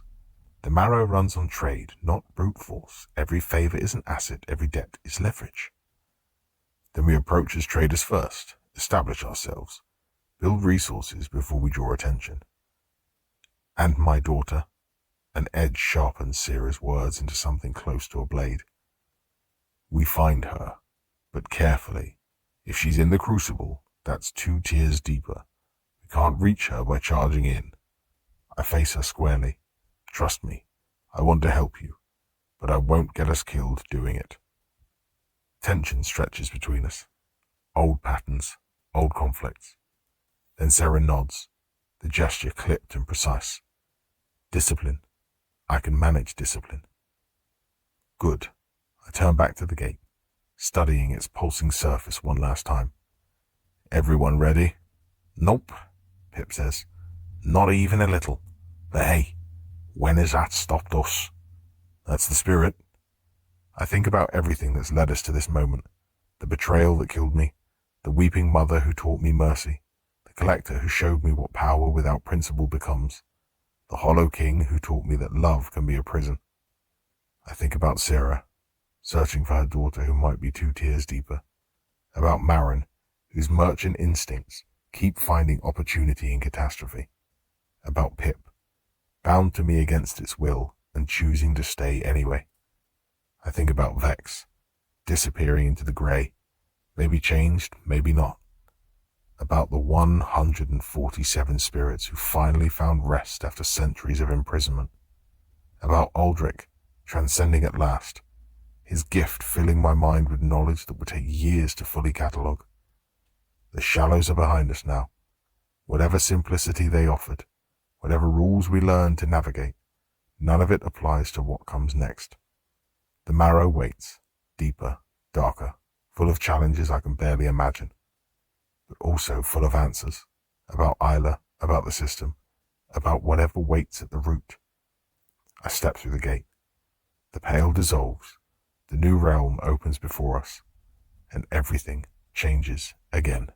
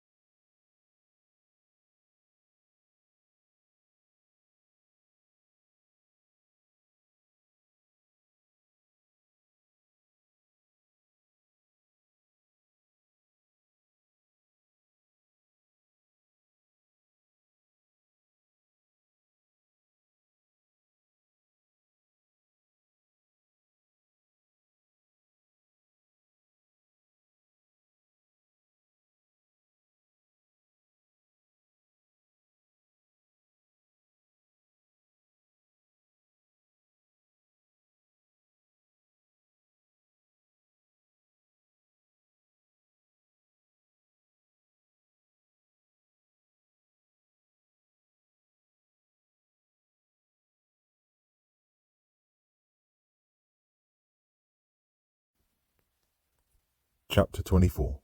The Marrow. The marrow smells like old earth and ozone and something sweeter underneath. Decay that hasn't finished decaying, like fruit left too long on the vine, beginning to rot but not yet collapsed. The air coats my tongue with the taste of bone dust and dry chalk, the flavor of things ground down to their smallest components. The wrongness hits before I can name it. Not danger, not exactly. More fundamental than that. Reality has been twisted here, forced into shapes it resists holding. The grey of the shallows was absence, emptiness, potential unfulfilled. The marrow is presence, overwhelming presence. Reality so thick you could choke on it. Colours exist here that didn't exist above. Not new colours exactly, but old ones, saturated and deep in the ways the shallows never allowed. The bone white of the landscape carries undertones of gold and red. The silver rivers catch light from a sky that shouldn't produce light. The sky whispers. Aldrich warned me about that. But warnings don't prepare you. The whispers scratch at the edges of hearing, almost words that could be secrets or could be nothing. Names maybe, histories, confessions extracted from the spirits who couldn't hold them anymore. Every sound carries the system's attention in ways the shallow never managed. Something watches. Not just the spirits, though there are plenty of those, the realm itself. The marrow is aware in ways the shallows never were. Don't listen, I say to the others as we materialize. Whatever you hear, don't listen. What happens if we do? Pip asks. Aldrich's memories are unclear on that, but it's bad. We stand at the gate's exit, a platform of bone overlooking the landscape that shouldn't exist. A platform itself is carved from something that used to be alive. Old spirits ground into infrastructure, their essence stripped away until only structure remained. I try not to think about whether they're still aware. Below us, forests of calcified remains stretch toward a horizon that bends the wrong way, not curved like a planet's surface, bent, like space itself has been folded around something too heavy to exist. Rivers of silver-white liquid carve channels through the bone, flowing towards that impossible center, feeding whatever waits there. And everywhere spirits move. Not the scattered wanderers of the shallows, aimless and confused, still trying to remember who they used to be. These spirits move with purpose, organized groups traveling along established paths, factions bearing symbols and colors that declare allegiance, armies maybe, marching towards conflicts we can't see. The marrow is populated in ways the surface never was. It's beautiful, Sira says quietly. There's no joy in her voice, just observation. It's horrifying is what it is, Pip corrects through our bond. Pretty and horrifying, like watching a really elegant predator eat something alive. Tier 2 access, I say, sorting through Aldrich's knowledge.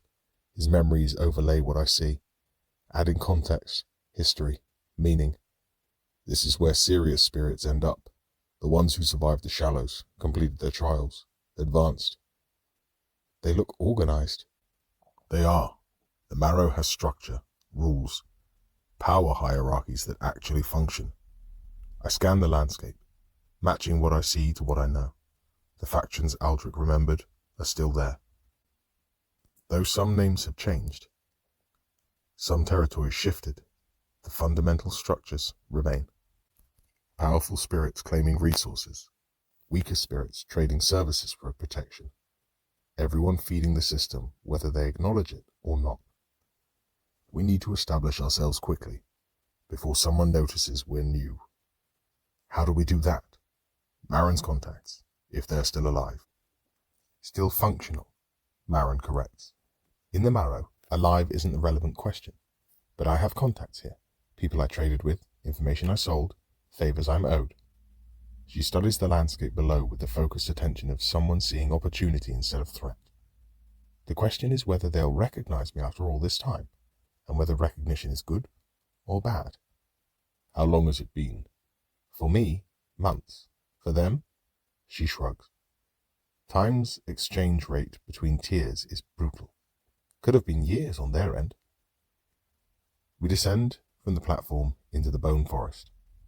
The path downwards is steep, carved into the platform's side in switchbacks that force us to walk slowly, carefully. The air thickens as we descend, carrying more of that sweet rot smell, and the temperature drops in stages, cool, then cold, then a bone-deep chill that settles into the marrow of my spectral form. By the time we reach the forest floor, breathing feels like drinking. The trees aren't wood, that's clear immediately. They're calcified spirits, their essence compressed into structure, frozen in postures that suggest pain. Some reached upwards when they were hardened, arms stretching towards a sky that never answered. Others curled in on themselves, protecting cores that no longer existed. Some still have faces. The closest one watches as we pass, eyes still tracking, still aware, mouth open in a scream that ran out of air centuries ago. The ground crunches underfoot, gritty and dry, each step sending up fine white powder that clings to my form like frost. Fragments of spirits too small to become trees but too solid to dissolve. I don't look down. I don't want to know what I'm walking on, what used to be people. Don't think about it, I say to myself as much as anyone. Just move. How can I not think about it? Pip's voice arrives with a queasy edge. They were people. They're still people. Kind of, just frozen. They're not people anymore. They're landscape. The words taste like a lie. The system stripped them. What's left is structure, not soul. You don't believe that. I don't have to believe it. I just have to keep walking. The first contact comes sooner than expected. 3 spirits emerge from the forest, organized, armed, bearing insignias I recognize from Aldrich's memories. Trade faction, merchants of the dead. New arrivals, the leader says, level 8, confident, carrying himself like someone who knows how to use the weapons at his belt. Fresh from the shallows. Just through. I keep my voice neutral, looking for a merchant named Kira. She's supposed to operate in this sector. Kira. The spirit's expression shifts. Interest. And who's asking? Someone she used to work with. Marin steps forward. Tell her Marin's back. She'll understand. The leader studies her, studies us, calculating. Wait here, he finally says. Touch nothing. Talk to no one. He disappears into the forest. His companions remain, watching us with professional attention. Old contact, I ask Marin quietly. Former business partner. We ran trades together before I died. She died first. Years before me. Cancer. She reached here too before I even arrived in the shallows. The mathematics of death. Some people have more time to grow. Some people are just better at survival. Will she help us? She'll negotiate. Marin's mouth twists. Affection and weariness, pulling in opposite directions. Help implies charity. Kira doesn't trade in charity. In the marrow, every exchange has a price. The merchant arrives with guards. The wait takes long enough that I start calculating escape routes. The trade faction guards watch us without expression. Professional in a way that suggests training. Experience, the kind of violence that comes naturally after enough practice. If this goes wrong, we're fighting through them to reach the forest. Not ideal, but possible. Then Kira emerges from the trees, and I understand why Marin thought she could help us. Kira is level 10, tall and sharp-featured, wearing essence that looks like silk and carries the weight of serious power. She moves like someone who's never had to run from anything, never had to fight for her survival. Not because she can't fight, but because she made herself too valuable to threaten. She studies business in life. I gather from Aldrich's notes. Death made her better at it. 4 guards flank her, each one level 8 or higher. Her personal security. Not the trade faction's general forces. These are hers specifically. Marin. No surprise in her voice, just acknowledgement. You took your time. The shallows were longer investment than I planned. They always are. Her eyes move to me. Assessment, interest, the kind of look a merchant gives something she's trying to price. And this is? Graves. Wraithcaller class. Tier 2 as of recently. The necromancer who destroyed the Collector's Gate. Kira's smile doesn't reach her eyes. Word travels fast in the marrow. Faster than spirits usually. You've made quite an impression. News of the gate reached here. News of everything reaches here eventually. The marrow is where the shallow stories end up. Her gaze sharpens, and where new stories begin. I wasn't trying to. The impressive ones never are. She gestures towards the forest. Walk with me. We'll discuss terms. We walk. Her guards follow at a distance, professional and watchful. I can offer you sanctuary, Kira says without preamble. No small talk, no haggling preamble. She opens with her position and assumes you know yours. Protection in my territory. Access to supply chains, market intelligence about the marrow's power structure. What's the price? Services. Your skills are a scarce commodity. Necromancy at Tier 2 is a seller's market. She glances at me, and the calculation behind her eyes are practically audible. What I can do for her, what I might cost her, whether the margins justify the risk. Even scarcer when the necromancer has principles. I don't have principles. I have methods. In my ledger, those columns add up the same. A necromancer who won't bind unwilling spirits is one who can be trusted not to bind mine. A pause. The silence stretching just long enough to become meaningful. There's a problem in my territory. Spirits going missing, someone is hunting, and I don't know who. You want me to find out. I want you to solve it, however that happens. Her voice hardens slightly. My territory's value is built on trust. Spirits trade here because they believe I can guarantee their safety. If that guarantee defaults, the whole market collapses. You've been hunting the hunter yourself, for weeks, without success. Her eyes tighten at the edges, pride grinding against the truth. Whoever is doing this knows how to hide, knows my patrol patterns, knows where to strike and when. An insider? Possibly. Or someone who's been watching long enough to learn. I consider the offer. We need resources, need safety, need time to learn the Marrow's rules. Kira provides all of that. The price is getting involved in someone else's problem. We'll take the job, I say, but we need information first. About the crucible. Kira's expression flickers. Caution and calculation, and beneath both, unease. The crucible is Tier 3. You can't reach it from here. But you know things about it. What happens there? Who controls access? I know some things. Why? Someone we're looking for was taken there. A child. Silence. Kira's guards shift slightly, attention sharpening. Children don't usually survive the crucible, Kira says.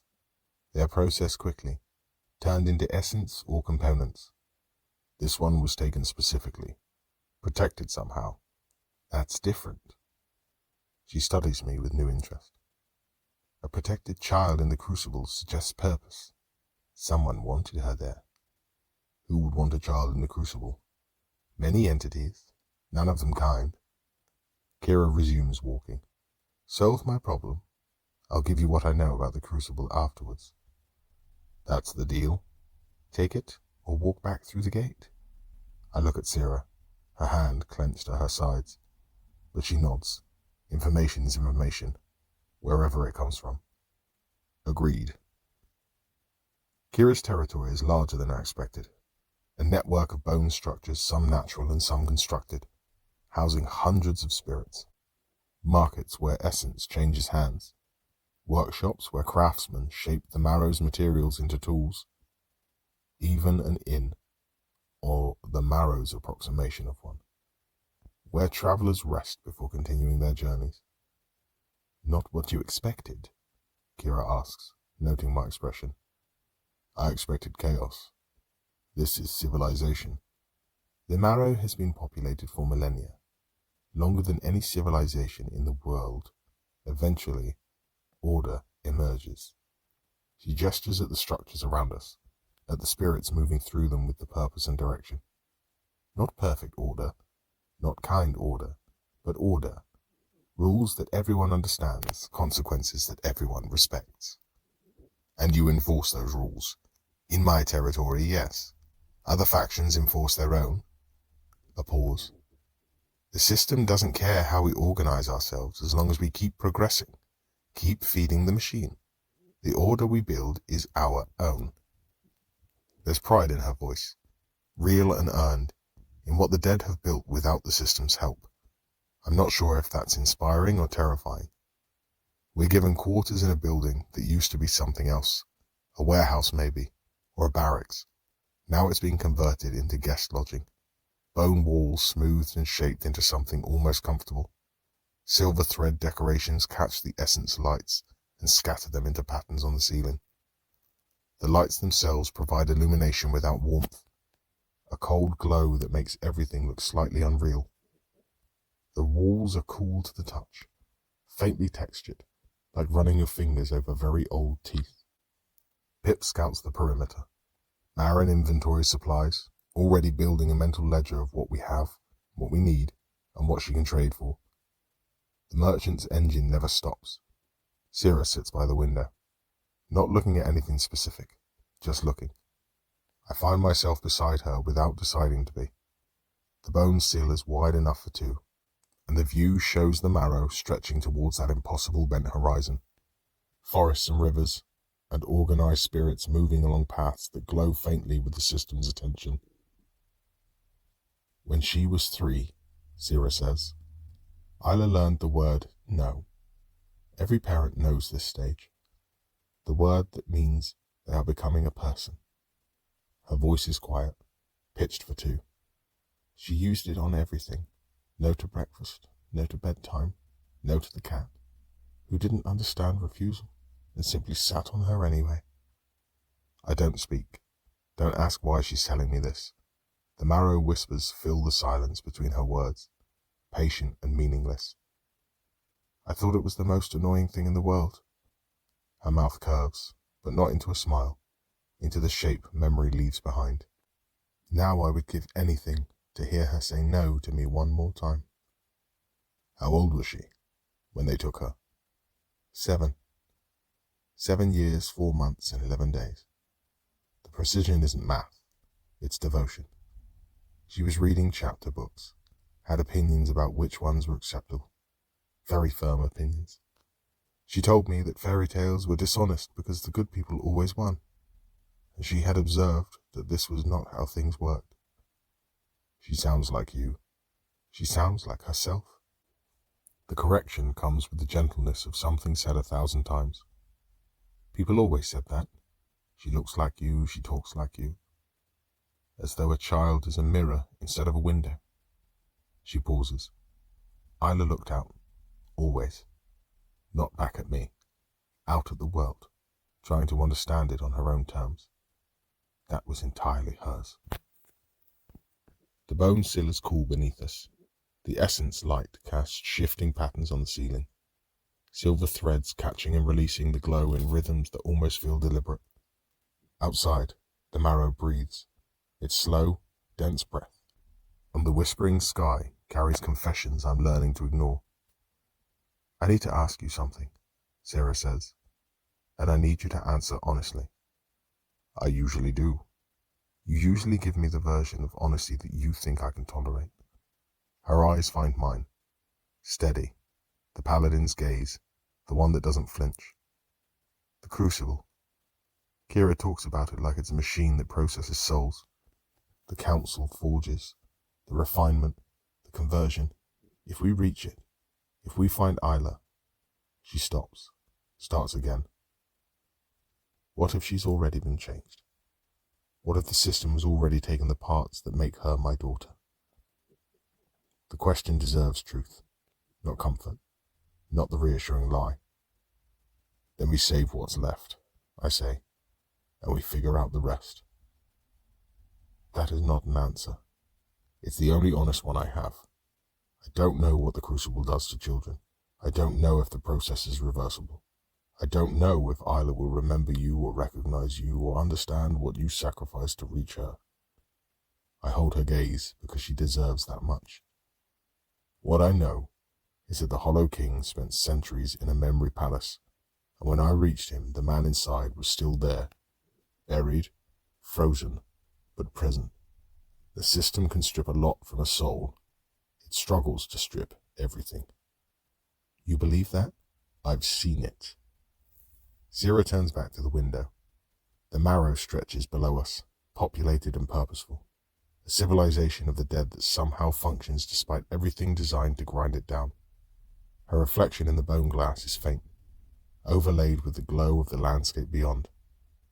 In life, she says, I was very certain of things, right and wrong, good and evil, necromancers. A sidelong glance, the smallest crack of humor in the marble. I had categories.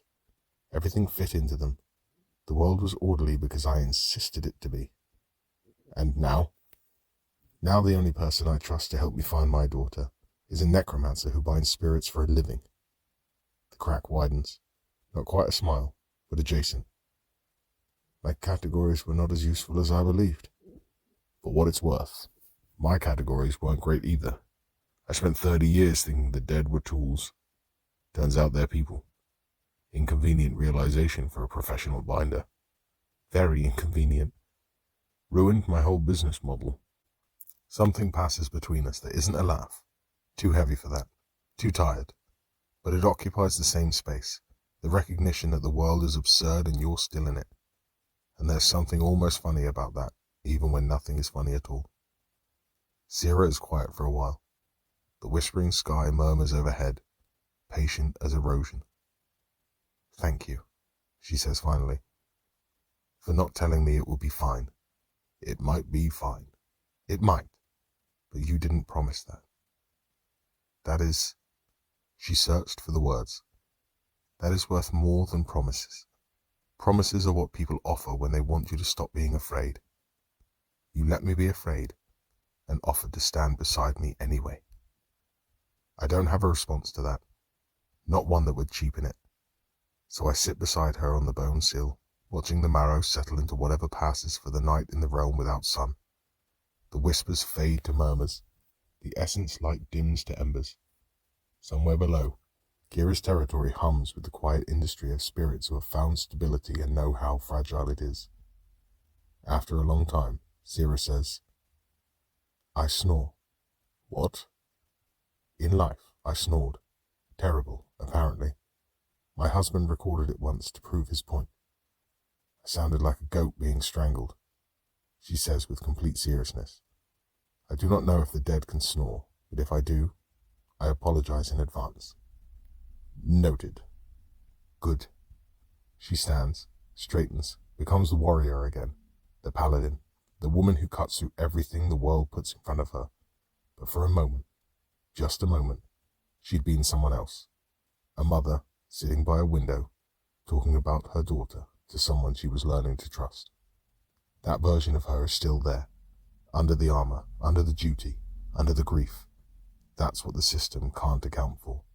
Not the warrior, the mother. Morning arrives without sunrise. The marrow sky shifting from dark whisper to pale whisper. The secrets overhead changing register but not volume. I leave the others sleeping, or whatever the dead do instead of sleep, and step into the territory's market district, alone.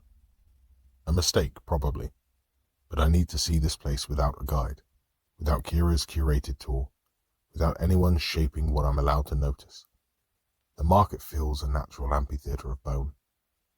Tiered rings descending toward a central trading floor where merchants call prices in a currency I'm still learning to pass. Essence units, favor debts, service bonds. The marrow has more ways to measure value than the living world ever imagined. Spirits crowd in the aisles between stalls, browsing wares that range from practical, weapons, armor, skill crystals that temporarily boost abilities, to bizarre. One merchant sells memories, literal memories, extracted from spirits who no longer want them, bottled in containers that glow with the color of whatever emotion dominates the recollection. Joy is amber, grief is indigo, fear is the grey-white of old bone. Don't buy the red ones, Pip advises through our connection. It stayed in the quarters, but its awareness rides the bond like a passenger. Red means anger, and the withdrawal from anger memories is apparently really unpleasant. I heard some guards talking about it. I'm not buying memories. Just saying, in case you were tempted. The stall nearest the entrance sells maps, hand-drawn charts of territory surrounding Kira's enclave. I studied them, cross-referencing what I see with Aldrich's knowledge. The Hollow King's memories give me a framework, but the details have changed. Factions he knew have fallen. New ones have risen. The marrow reshapes itself constantly, power flowing like the silver rivers towards whatever center of the gravity currently dominates. A disturbance at the lower levels pulls my attention. 3 spirits are pushing through the market with a deliberate menace of people who want to be seen coming. They wear matching insignia, a clenched fist wrapped in barbed wire, rendered in dark essence that pulses with territorial authority. Each one is level 8 or higher, armed, moving with the coordinated precision of soldiers on a mission they've rehearsed. They stop at a stall near the trading floor center. The merchant behind it, a small spirit, level 4, who sells bone-carved tools with hands that still remember the motions of living craftsmanship, looks up with an expression I recognize instantly. Not surprise, resignation. This has happened before. Tith collection, the lead spirit says. He's tall, heavy with accumulated essence, his form carrying the density of someone who's consumed power without regard from where it came from. You're behind. I paid last cycle, full amount. The merchant's voice is steady but thin, the voice of someone who knows his answer won't matter. Rates adjusted. Territorial protection costs increase with markets expansion. Yours still grew. Your payment didn't. I added 1 shelf. 1 shelf doesn't... The Iron Tith sets the rates. Not you, not Kira. The lead spirit leans closer across the counter. Pay the difference or vacate the stall. Your choice.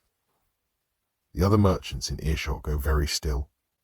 The kind of stillness that says this happens regularly and intervention is bad for your health.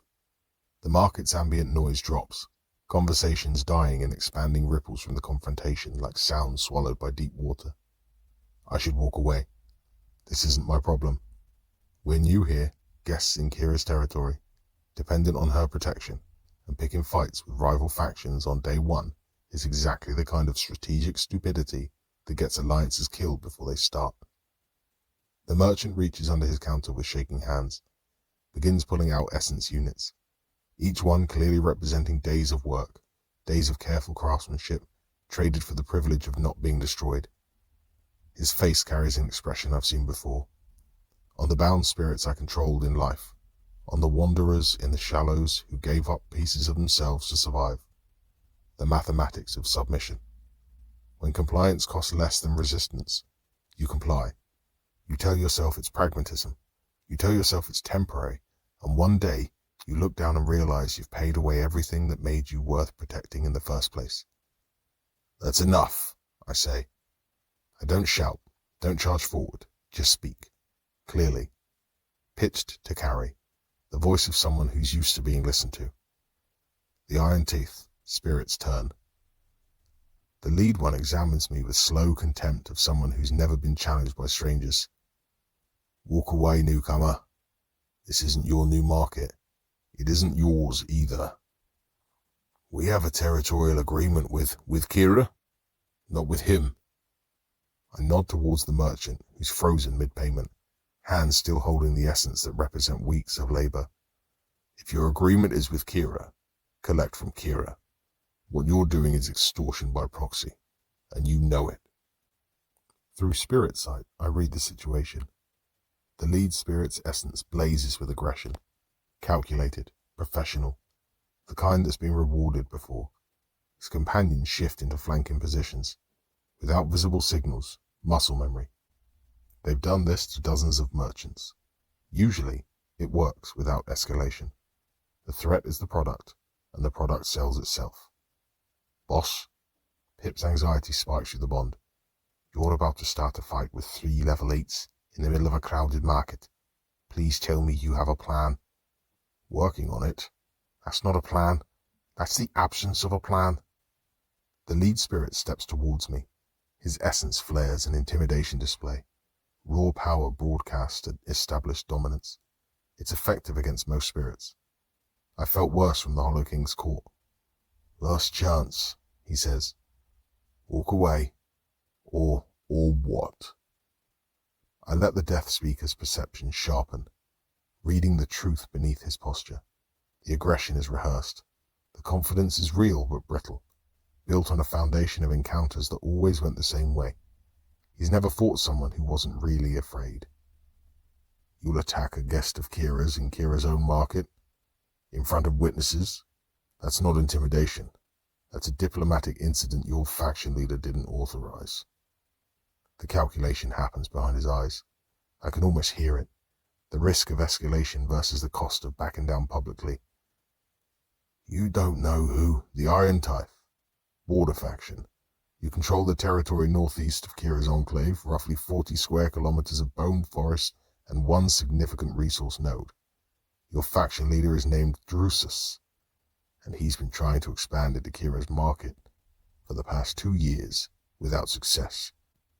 Aldrich's knowledge, Marin's intelligence, a simple observation, all combining into something that looks like omniscience. You're a collection crew, not a diplomatic envoy. This visit isn't sanctioned. You're freelancing. The lead spirit's expression shifts. The contempt is still there, but something colder slides underneath it. Assessment, the recognition that he's been read accurately and doesn't know how.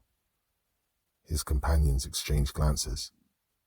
We'll be back, he says, the kind of exit line that pretends retreat is a choice. I'm sure you will. Next time, bring authorization. They leave. The market exhales. Conversations resume carefully, the way birds resume singing after a hawk has passed. The merchant behind the stall stares at me with an expression that mixes gratitude with the very practical concern that I've just made his life more complicated. Thank you, he says. But they'll be back, and next time they'll bring more. Next time, tell Kira, her protection is what you're paying rent for. Kira's protection has limits. Factions test those limits. The ones who survive learn where the lines are. He pauses, studies me. You're the necromancer, the one who broke the collector's gate. Word travels. In the marrow, word is all there is. He glances towards the market's upper tiers, where the Iron Teeth soldiers have disappeared into the crowd. Be careful.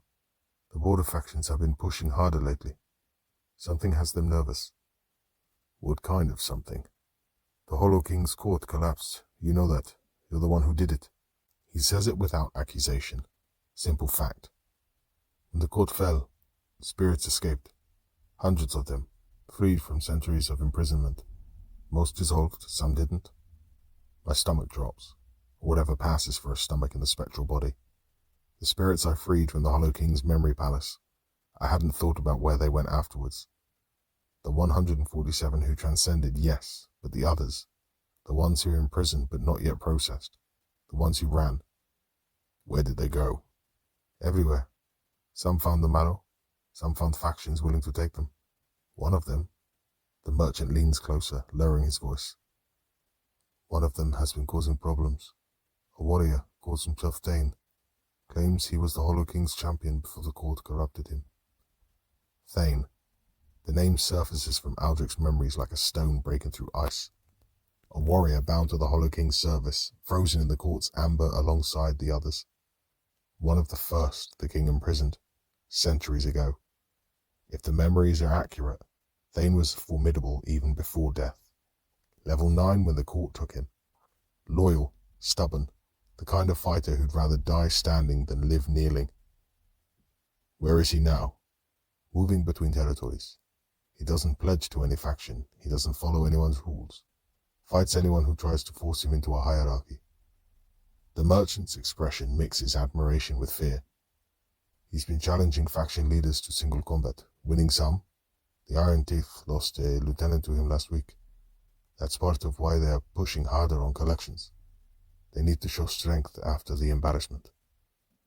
A freed spirit from the court, disrupting the Marrow's power balance.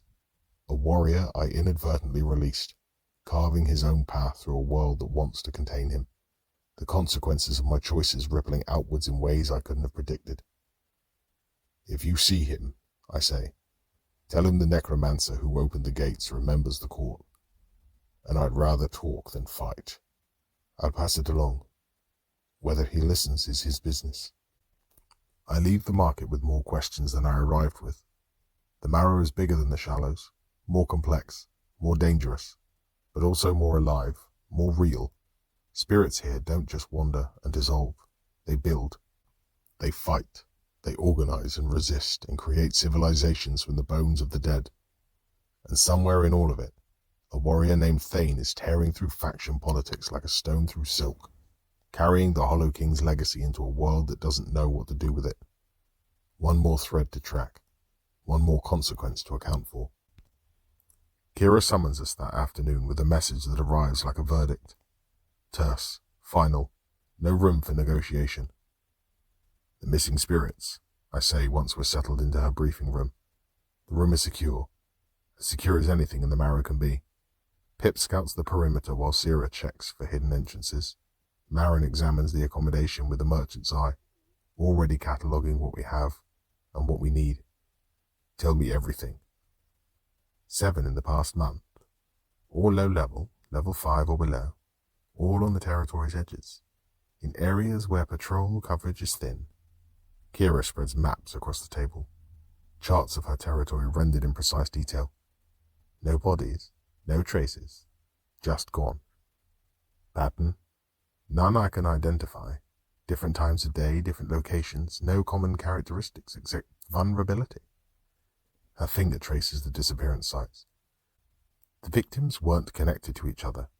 Different origins, different paths through the Shallow, different reasons for being in my territory. The only thing they shared was weakness. Someone hunting the weak, someone hunting the easy. In the Marrow, that's the same thing. Through Spirit Sight, I examine the maps. The location formed no obvious shape, no clear progression. 7 sites scattered across the territory's perimeter like drops of water flung from a spinning wheel. But something about them feels familiar. Not the pattern itself, the energy signature embedded in Kira's maps. A residue left by whoever created them. A taste of power I recognize from my own practice. These spots, I say, they're all near passage points, places where the realm barrier is thin. You can see that. I can see a lot of things. The Echo Vault's gift, the Hollow King's knowledge, all combining into perception I didn't have before. Someone is using thing points to move spirits, taking them somewhere the Marrow's usual paths don't reach. Where? I don't know, but I can find out. We prepare to investigate the first disappearance site. The transition from rest to action happens faster than I expect. We've been running for so long, fighting and fleeing, that preparation feels like luxury. But we take time anyway. Check our resources, review what we know, plan for contingencies that might or might not matter. Zira checks her weapons with professional attention. Hands move through patterns she's repeated thousands of times. The motions are automatic, leaving her mind free to worry about everything else. Her gaze keeps drifting towards the deeper Marrow, towards wherever the crucible waits with her daughter. Soon, I tell her. After this. I know. She doesn't look at me. I have discipline. She is, but I don't call her on it. Pip scouts ahead, invisible and careful. The connection between us has changed, tighter, more defined. Each of Pip's impressions arriving with an edge they lacked in the Shallows. The Marrow's density sharpens everything, including our connection. Marin studies maps, calculating routes and risks. She's in her element now, building networks and finding the angles that turn problems into opportunities. This feels too easy, Pip says, the thought landing in my awareness with skeptic's weight. Someone snatching spirits, we poke around, we fix it. Neat little package. Since when does anything come in a neat little package for us? It doesn't, right? So what's the catch? We'll find out. We always do. The site is a clearing in the bone forest, unremarkable until you know what to look for. Energy patterns that don't belong, faint but unmistakable. Passage marks that suggest transfer rather than travel. Someone opened a door here, I say. Not a gate, something smaller, a keyhole. To where? That's what we need to find out. I reach for the traces, trying to read what happened. The skill comes easier at Tier 2. Perception enhanced, understanding deeper. What would have taken minutes in the shallows takes seconds here. The marrow's density makes everything more present, more accessible, more real. Images flash through my mind. A spirit, weak and alone, lured to this spot by promises I can't quite hear. Trust, maybe. Safety. The thing that vulnerable spirits crave most. A presence emerging from nowhere, binding power that felt familiar. Not identical to mine, but close. Variations on themes I learned decades ago. Skill activation. Soul read. Rank F. Trace analysis. Necromantic binding residue detected. Estimated age 3 to 5 days. Decay check. Passed. Currently 53%. Note: unknown practitioner. Technique variant not in system registry. Necromancy. Whoever is taking these spirits uses techniques I recognize. Another necromancer, I say. The words sit heavy between us. In the shallows, I could pretend I was the only one. Here in the marrow, that pretension dies.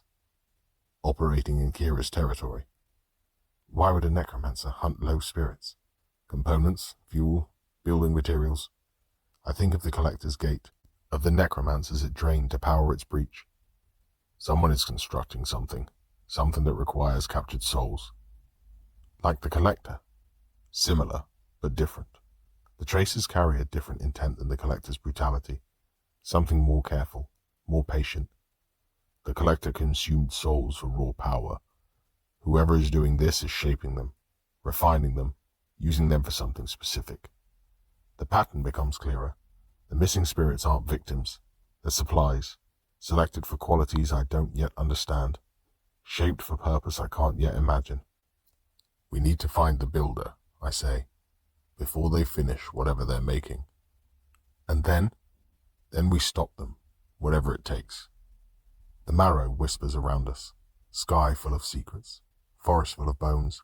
The whispering seems louder here than it was at the gate, more insistent, like the realm itself wants to tell us something but can't quite find the words. Somewhere in this realm a necromancer is building something terrible. I've stopped something like this before. I'll stop it again. And maybe, along the way, I'll learn something about what the marrow really is, what the system really wants, what waits at the bottom of everything. But first, the hunt.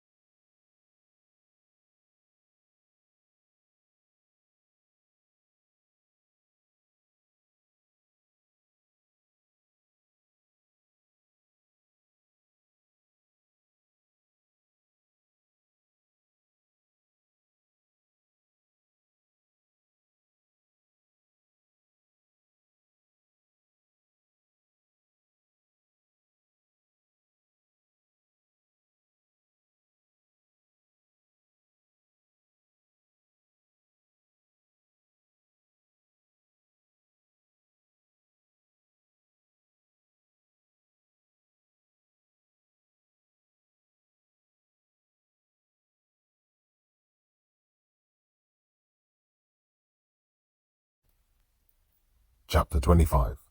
The Hunt. 3 days tracking the invisible hunter. 3 days of crawling through bone forests, examining disappearance sites, piecing together fragments of evidence that don't quite form a picture. The marrow resists investigation the way it resists everything, patiently, inevitably wearing down anyone who pushes too hard. But I've been worn down before. I'm still here. Each disappearance site tells a part of the story. The necromancer, whoever they are, is methodical, patient. They don't rush. They don't make mistakes. The spirits they take vanish completely. No residue, no trace that curious people can find with their conventional methods. But the traces are there. Traces that speak a language I learned in life and perfected in death. Here, I kneel at the fourth site. The ground feels wrong under my knees, cold in a way the rest of the marrow isn't. Not temperature cold, absence cold. Something was ripped out of this spot, and the wound hasn't healed. The bone beneath me carries a faint residue, a sour taste that clings to the back of my throat. Blood would have dried long ago. This is essence residue, the spiritual equivalent of a stain that won't wash out. Through spirit sight, the patterns become visible. Energy flows disrupted, binding signatures embedded in the very structure of the realm. The work is clean, professional, the kind of precision that comes from decades of practice. The binding signature is consistent. Same practitioner, same technique. Can you identify them? Sierra asks. She's been patient during these investigations, watching, learning, waiting for something she can actually fight. The hunt frustrates her. She wants action, confrontation, resolution. I understand the feeling, but this kind of work requires patience. Not yet, but I'm learning their style. I trace the energy patterns with my fingers, feeling the echoes of power that was used here. The technique is familiar, variations on methods I studied decades ago. They bind differently than I do. Forceful, efficient, no regard for the bound. Like Vex, like what I used to be. The words come out rough, scraped, raw. Sierra's attention sharpens, a stillness that says she's filing this away, but she doesn't comment. Before I learned better, before I understood that willing spirits are stronger than forced ones. You think this necromancer doesn't know that? I think this necromancer doesn't care. They're building something. The spirits they take are materials, not partners. I stand, brushing bone dust from my knees. That's useful information. It tells me something about their priorities. Pip scouts the surrounding forest, its presence threading through my awareness. It feels steadier now, our connection strengthened by everything we've survived together. 3 days of investigation, 3 days of shared perception, 3 days of learning to move as one instead of two. Nothing nearby, it reports. But there's something strange about this spot. Define strange. The realm barrier, it's not just in here, it's damaged, like something tore through it and didn't heal properly. I examine what Pip says. The barrier between the marrow and wherever the spirits are being taken shows stress fractures, tears that suggest repeat use. They've been at this longer than Kira knows, I say. Months, maybe. The disappearances she noticed are recent, but the damage is old. What does that mean? It means whatever they're building is almost finished. Marin finds the connection. She's been working her own angle while I examine disappearance sites, doing what she does best, gathering information, finding patterns, building pictures from fragments of data that others overlook. Trade records, she says, spreading documents across the table in our quarters. The papers are strange, made from refined essence rather than wood pulp, but they serve the same function. Kira's merchants track everything that moves through her territory, every transaction, every transfer, every exchange of any significance. I've been looking for anomalies. And someone has been buying bone material, specific types, calcified essence from powerful spirits, the kind you can only get from remains that are centuries old. Her fingers trace the relevant entries, nails tapping against purchase dates that span months, the kind of material you'd need for a construct. I lean closer, studying the records.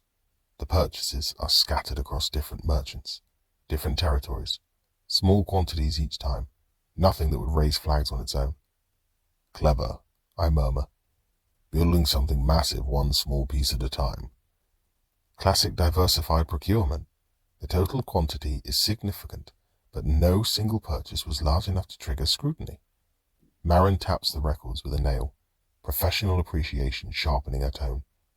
Whoever this is understands supply chains, understands how to keep a ledger that doesn't look suspicious. A construct like a gate, or something similar, something that needs structural integrity, something that has to channel significant power without breaking apart. She points at the records, at the progression of purchases over time. The purchases stopped 3 weeks ago, right before the disappearances started. They finished gathering materials. Now they're gathering power sources. The pattern completes itself. The necromancer built a framework from purchased bone, assembling something over months of careful acquisition. Now they're filling it with captured souls, adding the power that will make the framework function. The purchases were spread thin, Marin continues. Multiple vendors, multiple territories, a fractional share from each. Nothing that'd spike on anyone's balance sheets. This buyer knows how to use Marrow's markets work. Until now.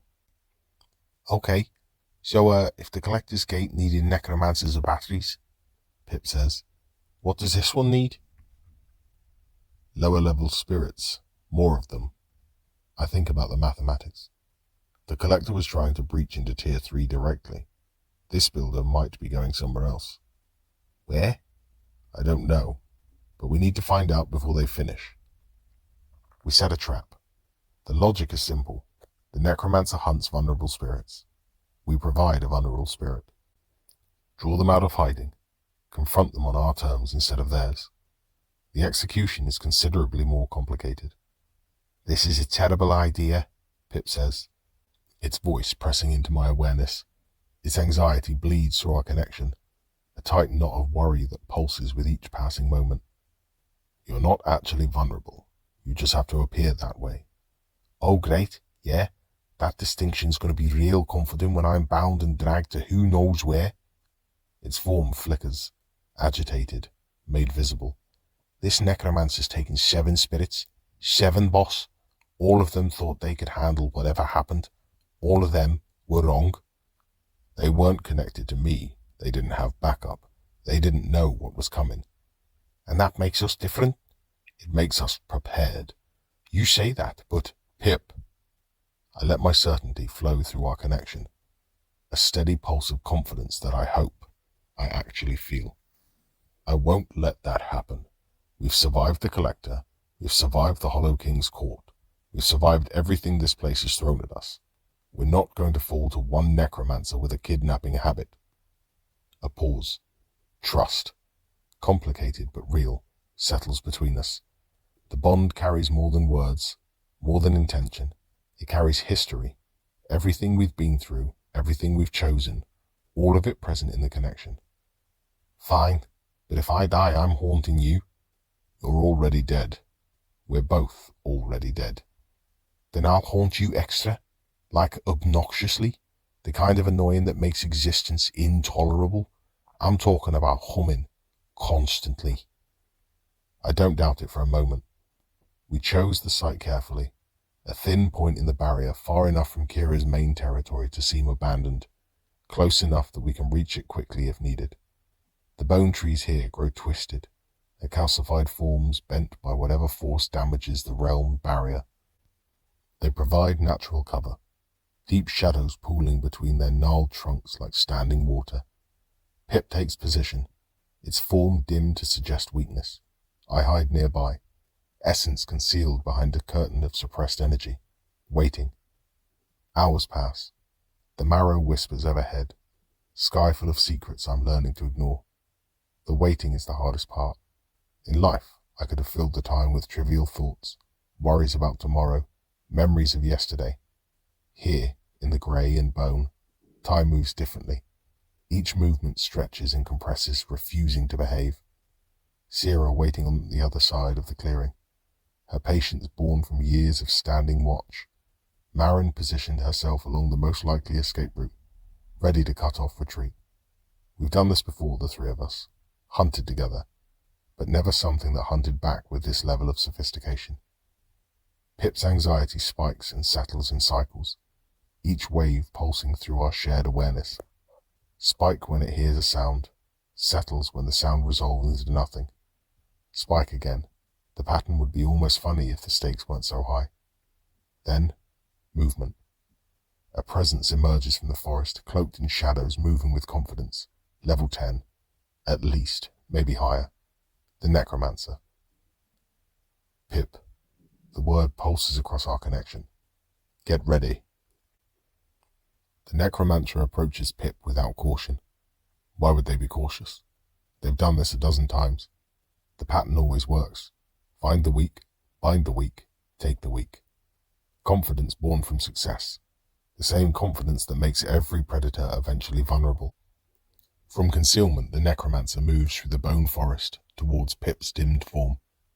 The figure is cloaked, shrouded in shadow that seems to cling deliberately, obscuring details that might allow identification.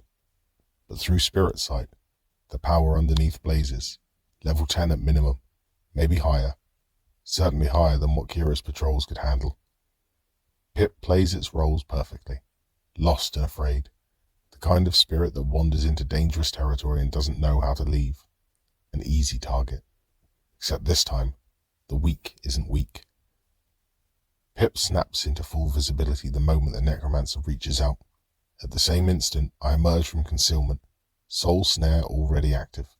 The technique flows faster at tier 2, more powerful, more precise.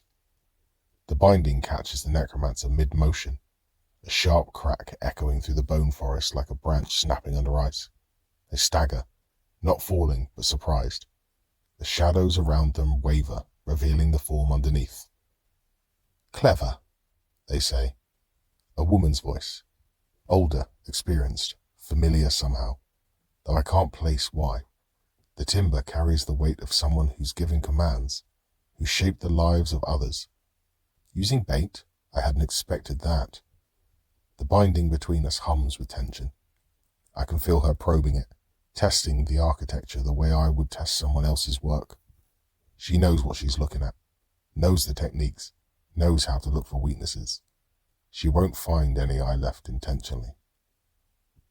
You've been hunting in Kira's territory. I'm here to stop you. Stop me? Laughter, cold and knowing. The kind of laughter that comes from someone who's been through too much to fear one more threat. You don't even know what I'm building. Enlighten me. She turns, my binding straining but not breaking. Her power pushes back, a grinding pressure against the limits of my control. Level 12, higher than I estimated, higher than comfortable. The binding creaks, not a sound, a sensation. Like holding a door shut while something massive throws its weight against the other side. Her technique grinds against mine, testing every seam, every join, probing for the structural flaws that 40 years of practice have taught her to find. And she finds one, a hairline fracture where my binding transitions from containment to communication, the point where the technique shifts from holding to understanding. She drives power into it like a chisel into a crack. The binding shudders. Something old wakes up in my hands.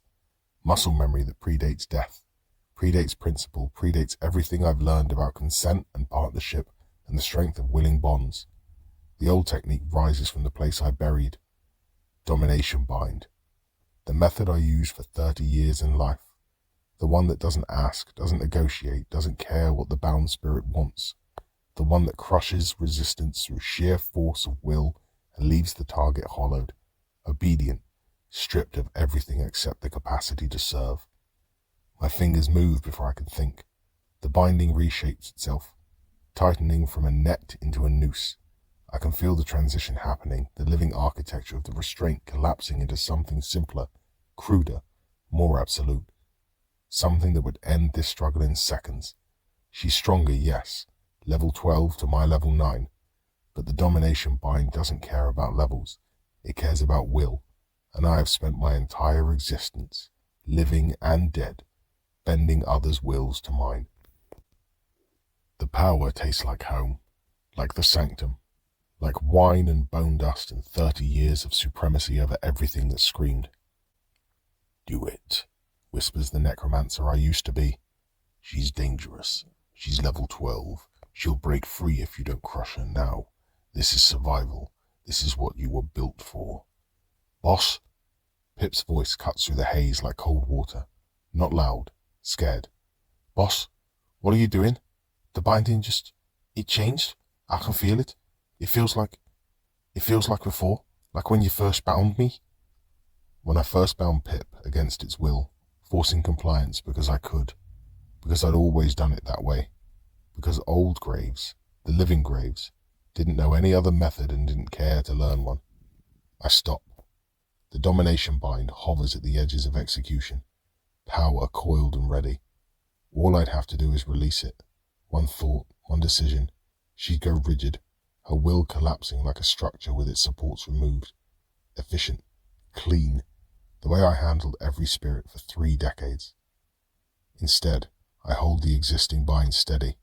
Let it strain, let it creak, let her push against it with everything she has, while I absorb the pressure through technique instead of tyranny. The effort costs more. The strain is real. My essence aches with the sustained force of holding something that wants to break free without breaking it. But the binding holds because it's built on better architecture. Not dominance, containment. The difference is everything. Boss? Pip again. Quieter now. Relief bleeding across the bond. Yeah, okay. The moment passes. The old instinct retreats to wherever it lives inside me, curling back into the dark like a snake that's struck and missed. It'll be there next time too, and the time after that. It doesn't go away.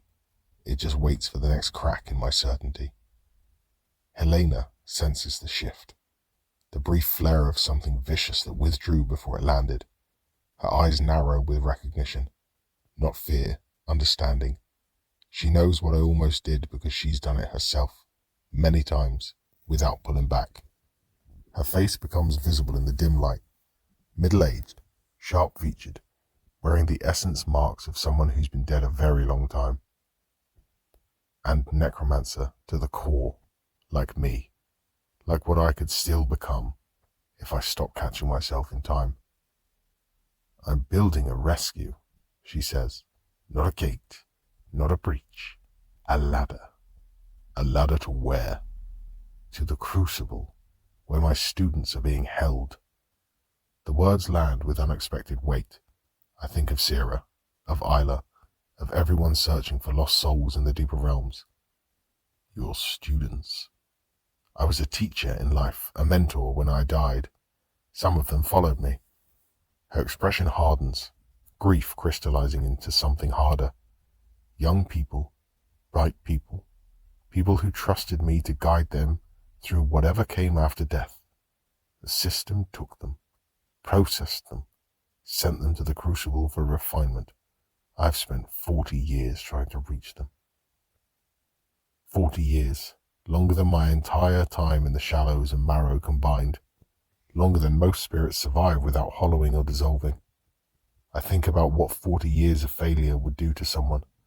40 years of watching your students suffer in a place you can't reach.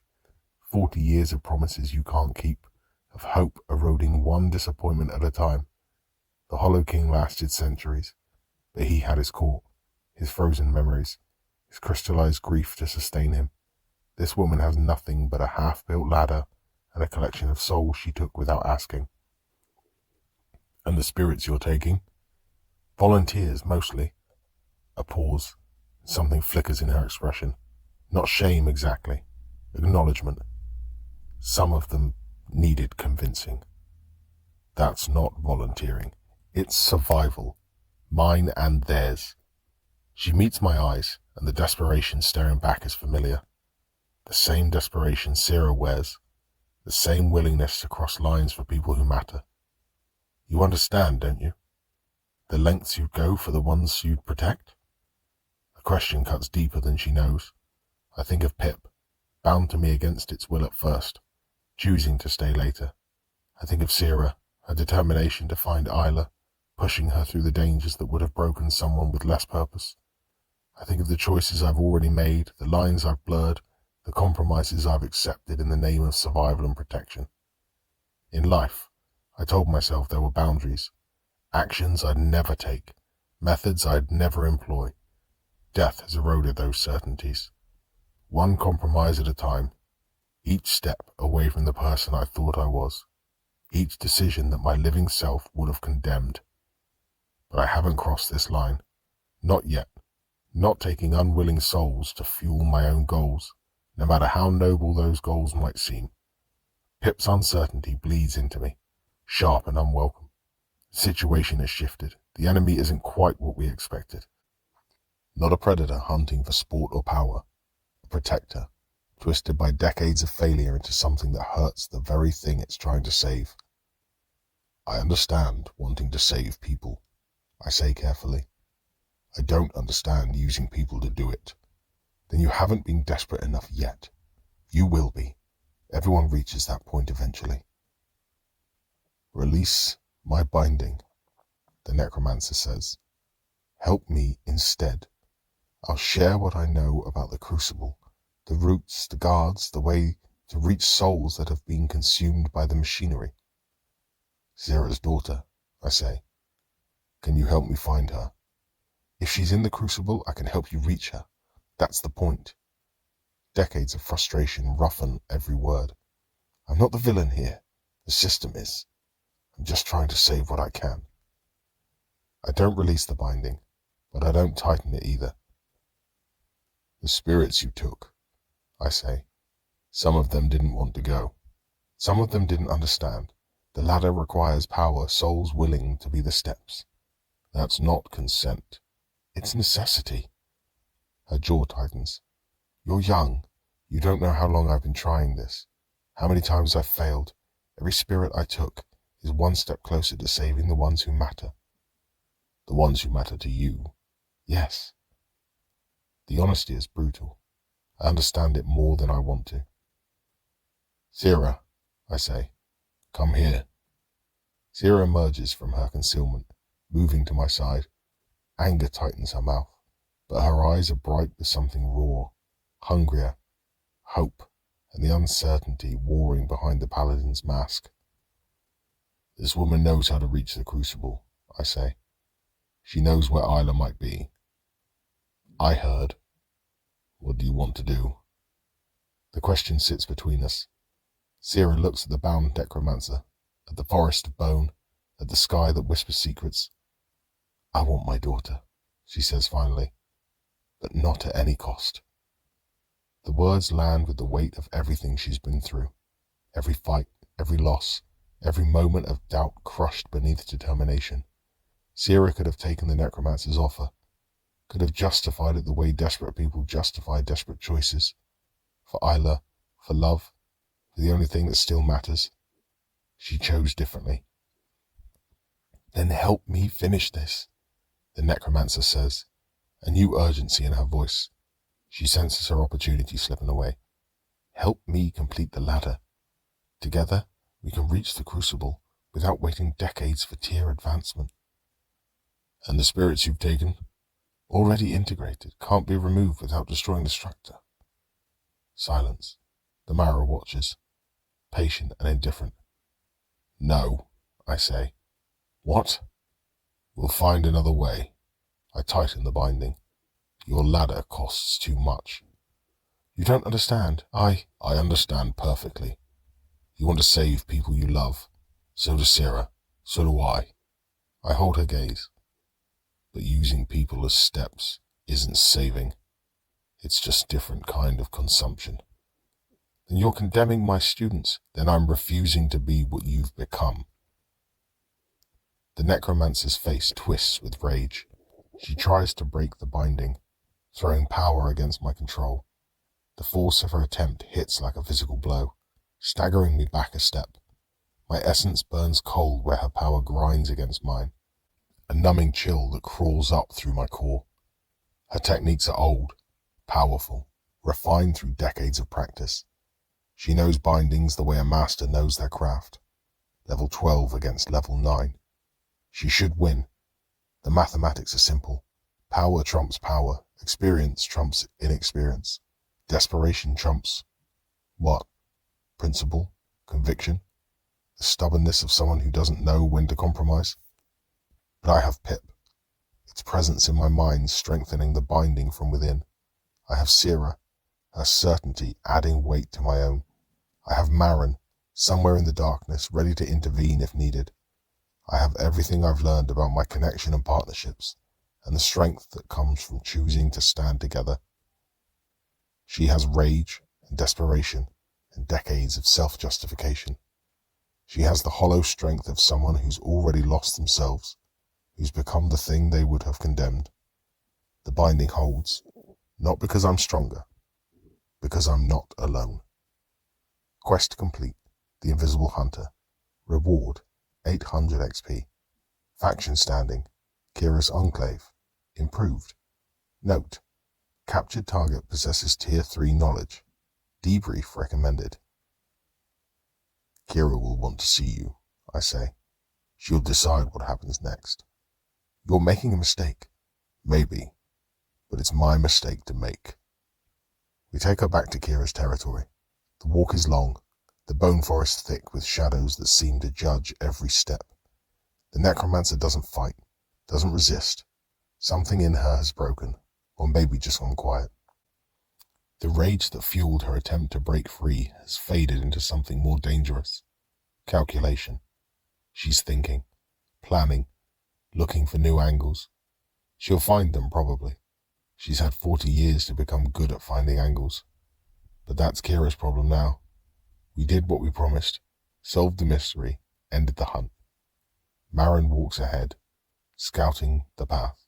Sierra walks beside me, silent but present. Through the bond, Pip turns over what we learned, what we rejected, what the choice costs and what it might have bought. Boss, Pip's voice is quieter than usual. She knew how to reach the crucible. She knew how she was trying to reach it. That's not the same thing. I glance at the bound necromancer, at the decades of failure walking ahead of us.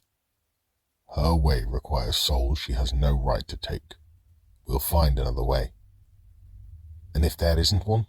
I mean, what if she was the only person who, then we'll make one? The hunt is over. The question it raised are just beginning.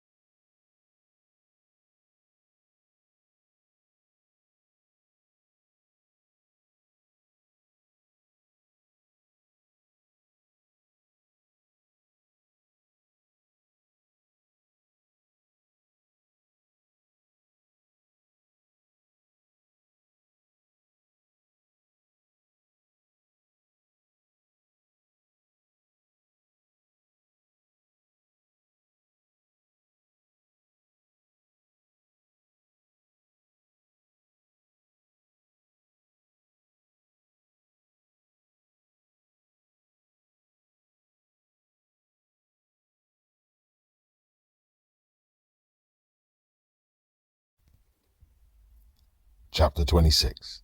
The Cost of Principles. The council chamber occupies a hollowed section of what might have once been a massive spirit's ribcage, the curved walls rising to a peak far overhead. Essence lights floats in careful patterns, casting shadows that shift and dance across the assembled advisors. The air carries the sharp tang of formal proceedings, the ozone laced with the dry dust of old bone. The captured necromancer, who gave her name as Helena, stands before the council of Kira's most trusted advisors. 8 spirits, each one level 10 or higher, each one watching with careful attention of people who've seen too many trials to be surprised by anything. They sit in a semicircle on benches carved from calcified remains, their positions marking rank and influence I don't fully understand yet. The evidence is presented, the testimony is heard, the verdict is delivered. The missing spirits cannot be recovered, Kira says. They are integrated into her structure. Removing them would kill them anyway. Then what happens to them? Sierra asks. They stay where they are, part of the ladder that will never be used.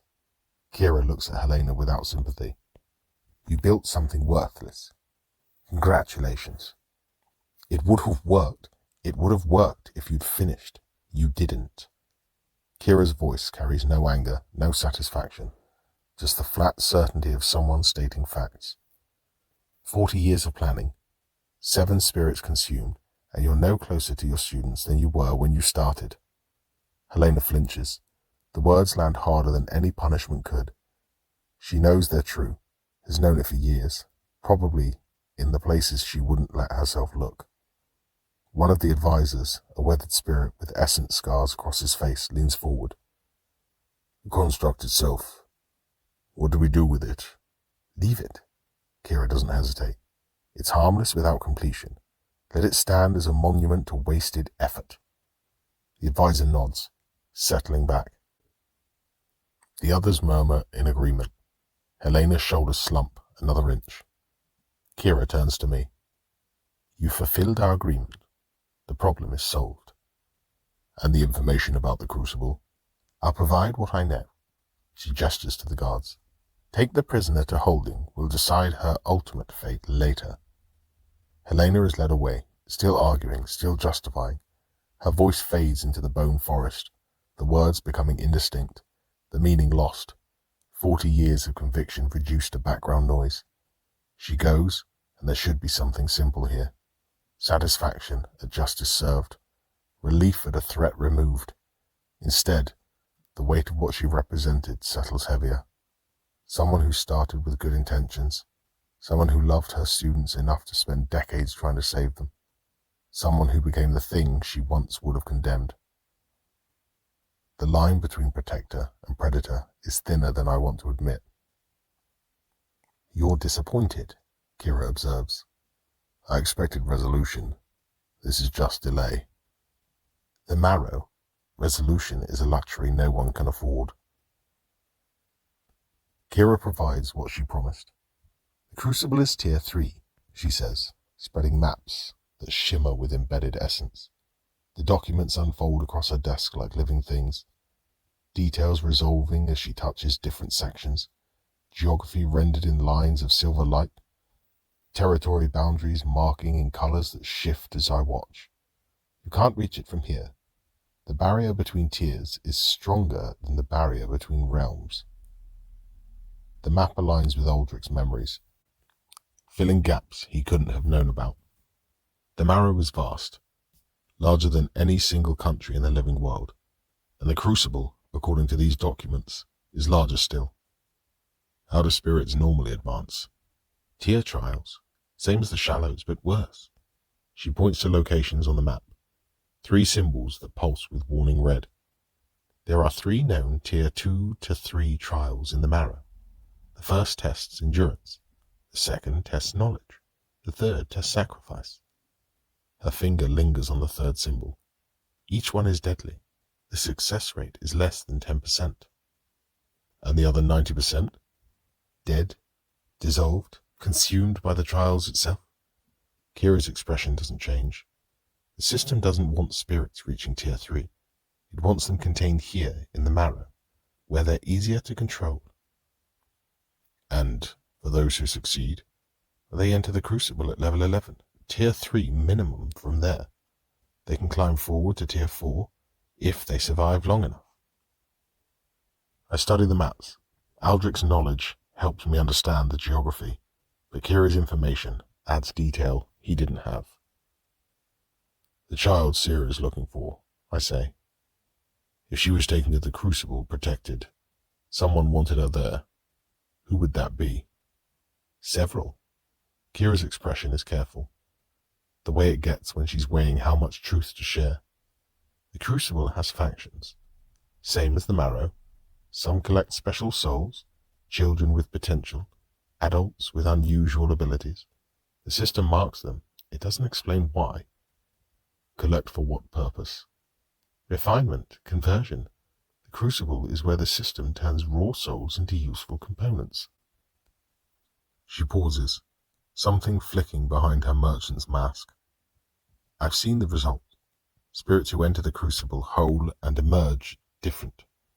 Pieces of them removed, other pieces added, like clockwork being rebuilt into new configurations.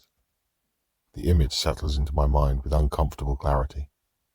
Not just death, not just dissolution, transformation to something useful, something that serves. Some factions resist that, others accelerate it. The rebels Vex mentioned. They exist. They fight the system's machinery. Sometimes they protect souls from being consumed. Kira holds my gaze, and something unexpected surfaces there. Respect, maybe recognition. If someone took a child to the crucible intentionally, the rebels might know about it. They track unusual movements and monitor the factions that collect souls. Hope and caution war in Sira's expression. Her hands clench and unclench at her sides. How do we find them? You reach the crucible first, then you ask questions carefully. Kira folds her maps with practiced efficiency, the shimmer of essence fading as she compresses them into the form that fits in her pocket. The rebels don't trust outsiders, especially necromancers. Your class has a reputation for serving the system's interest, whether you intend to or not. I'm not like the others. Every necromancer says that. Her tone isn't unkind, just honest. The rebels have heard it before. They've been betrayed by people who meant every word of their promise. Trust takes time, actions, proof that you're different. Then how do we earn their trust? That's your problem. I've delivered what I owe. She straightens, the meeting clearly over. The path to the crucible is open to anyone willing to pay the toll. The Tier 3 trial won't care about your intentions, your allies, or your reasons. It tests. You pass or you don't. Encouraging. Honest. There's a difference. The accumulated experience from the recent events finally settles into place. Level up. 9 to 10. Class evolution. Available. Current class. Wraithcaller. Evolution options. Soul Shepherd or Death Speaker. Choose wisely. The decision cannot be reversed. The notification demands attention. Level 10. The maximum for Tier 2. The threshold where class evolution occurs. The power settles into my essence like water finding its level. Everything sharpens, presence, density, solidity, in ways that are difficult to articulate. The marrow's density presses against me, and for the first time, I push back with equal force.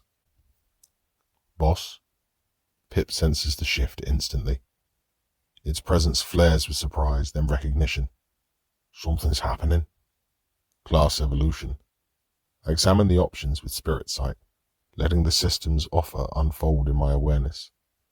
2 paths, branching from the foundation I've built. The system is offering me a choice.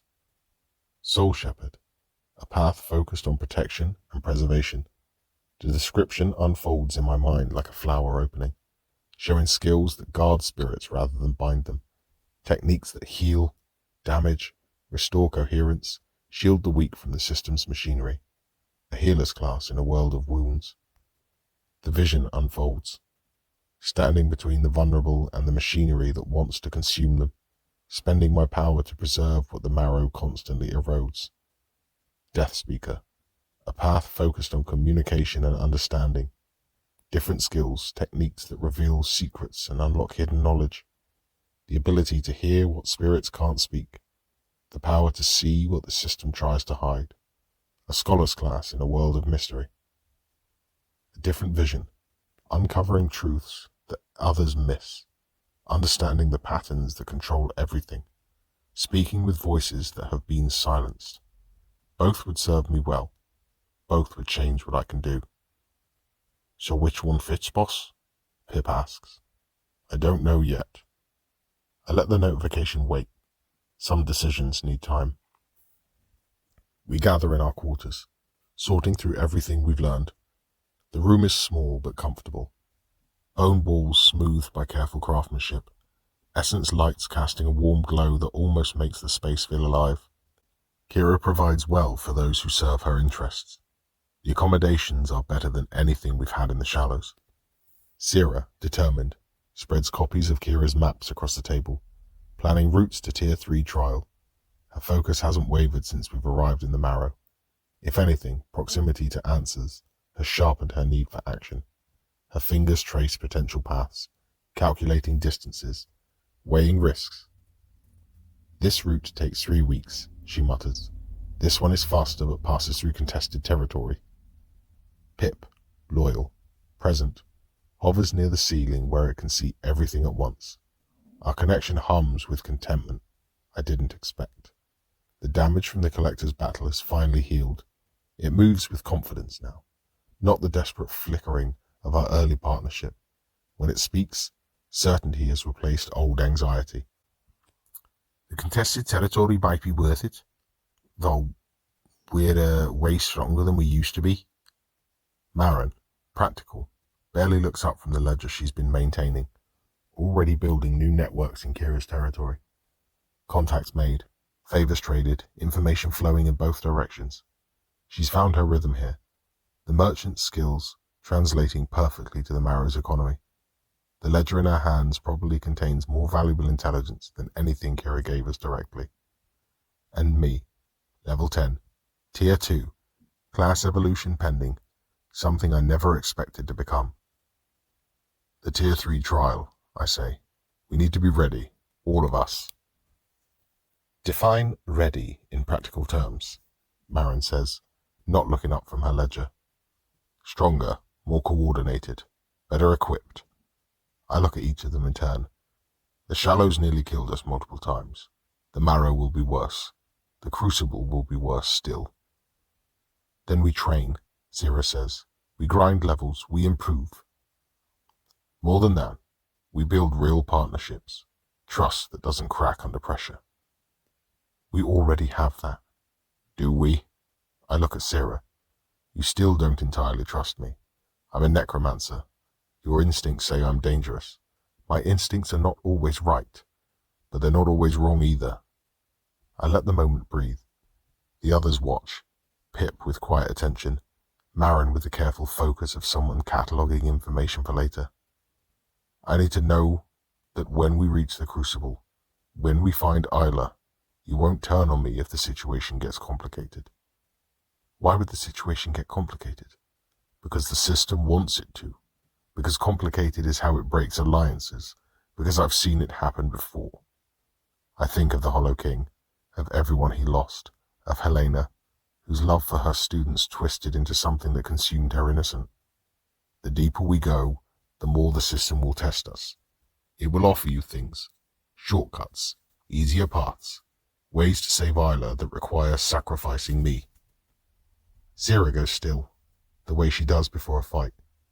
You think I would take those offers? I think desperation makes us all do things we wouldn't consider otherwise. Helena spent 40 years building a ladder out of unwilling souls. She started somewhere. She had principles once. The system eroded them one compromise at a time. Silence. Zira's expression hardens, then softens, then settles into reluctant acceptance. Marin looks up from her ledger, watching the exchange with interest. Pip's presence in my mind carries a fragile warmth. Hope, unmistakable and unbidden. I trust you, she says. Not because I should. I swore an oath to judge people by their actions, not their titles. You have earned it. That's enough. It must be. She meets my eyes, and the paladin she used to be stares back. The woman who stood against darkness without hesitation, who believed in clear lines between right and wrong. Death has complicated that belief, but it has not destroyed it. I have watched you choose mercy when cruelty would have been easier. I have watched you protect spirits who could not protect themselves. I have watched you refuse to become what the system wants you to be. That could change. It could. But I do not think it will. She reaches out, puts a hand on my shoulder. The touch is solid, real, her palm warm enough to make me aware of Marrow's ambient chills seeping through everything else. You are not Helena.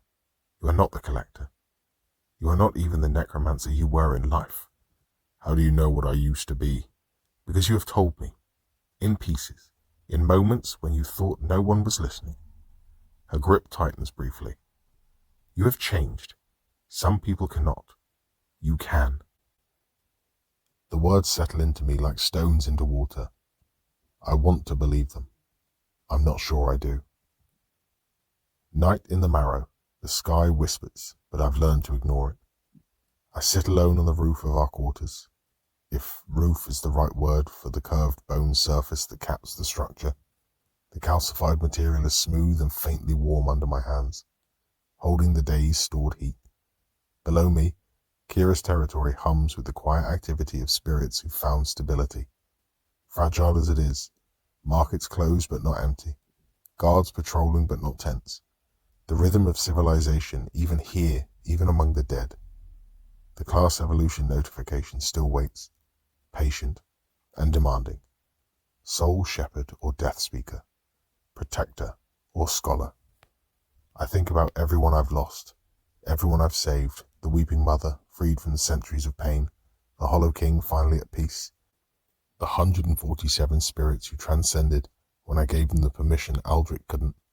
Helena, captured because she couldn't let go of the one she loved. The patterns are clear. I've been protecting things since I arrived, defending spirits that the system wanted to consume, standing between the weak and the machinery that grinds everything into components. But I've also been learning, seeing truths that others couldn't see, understanding the system's structure in ways that no one taught me. The decay that measures proximity to truth, the root where something waits, trapped in a prison of its own making, the tears that grind and refine, preparing souls for purpose I still don't fully understand. Both paths fit. Both paths serve. You're thinking too hard, Pip says through the bond. Its presence settles beside me on the curved bone roof, form coalescing into something almost solid. I can feel it from here. It's like you're trying to chew through a wall with your brain. Important decisions require thought. Important decisions require instinct. Thought just makes you second guess. It tilts its head in that peculiar way it has, examining me with eyes that have seen more than any creature its age should have. Come on, what does your gut tell you? My gut tells me both options are traps. The system doesn't offer good choices. It offers choices that seem good and reveal their costs later. Then what's the cost of each? I consider the question. Soul Shepherd would make me a target. Everyone who needed protection would come to me. Everyone who wanted to use that protection would try to control me. I'd spend my existence reacting to threats instead of understanding them. Death Speaker would make me a threat. Everyone with secrets would fear me. Everyone hiding something would see me as an enemy. I'd spend my existence uncovering truths that made me dangerous to powerful entities. Soul Shepherd costs peace. Death Speaker costs safety. I shrug. Neither of those is something I have anyway. Huh. That's surprisingly philosophical. I have depths, boss. Mysterious, unknowable depths. Don't look so shocked. I almost laugh. Warmth floods between us. and unexpected from this impossible creature. Death Speaker, I say. The choice locks into place. The system acknowledges my decision with its unusual clinical efficiency. Class evolution, Death Speaker. Tier 2 class confirmed. Skill adjustments, processing. New skill unlocked. Soul voice, rank F. Description. Communicate with any spirit, regardless of state or protection. New skill unlocked. Truth reading, rank F. Description. See through deception and concealment. The evolution settles into my essence like a key sliding into a lock, stronger and more deeply connected to the mysteries of death. The world shifts around me, not physically, but perceptually. I can hear the whispers from the sky more clearly now, the individual voices separating from the chorus, names and secrets that spirits couldn't keep and couldn't let go. The marrow sky isn't just atmospheric noise, it's a library, an archive of everything the dead have confessed to the realm that holds them. Through spirit sight, new layers resolve. The connection between spirits, visible as threads of varying thickness. The lies people tell themselves, hairline cracks in their essence. The truth they hide, dense knots of compressed energy. Truth reading strips Kira's territory bare. The guards who doubt their orders, the merchants who hide transactions, the advisor who disagrees with Kira's decisions but lacks the courage to say so. The marrow is full of secrets, and every one of them is visible now. Why that one? Pip asks. Because I don't just want to protect, I want to understand. The new skills integrate, perception shift, awareness expands like a lens adjusting focus. The system is a puzzle. I'm going to solve it. And if solving it doesn't help, then at least I'll know what we're really fighting. I look down at Kira's territory, at the spirits moving through their routines, at the structures they built to give themselves the illusion of permanence. You can't protect people from something you don't understand. I tried that. In life. It didn't work out great. Pip's presence carries warmth. That's surprisingly thoughtful. Hey, I have depths too. Pip's form flickers with mock indignation. You don't have a monopoly on depths. You're stealing my lines now. Consider it, flattery, imitation, whatever. The marrow stretches around us. Forest of bone, sky of whispers, realm of the dead who didn't stop climbing. The bone trees sway in the winds that shouldn't exist. Silver rivers flow towards the center of everything, feeding whatever waits at the root. Somewhere in this vast realm, 3-tier trials wait to test anyone foolish enough to attempt advancement. Somewhere deeper, the crucible waits, a realm of conversion and refinement where the system turns raw souls into useful components, where factions war for influence and rebels fight against the machinery that defines existence. Somewhere deeper, I'll await, a child taken intentionally, protected for reasons no one has explained, held in a place that consumes everything it touches. We'll find them both, but first we need to become something stronger than we are. The Tier 3 trial won't care about our intentions. It will test us, and we'll either pass or we'll die. I've died once already. It taught me things. I couldn't have learned any other way. Maybe the trial will teach me more. The journey continues.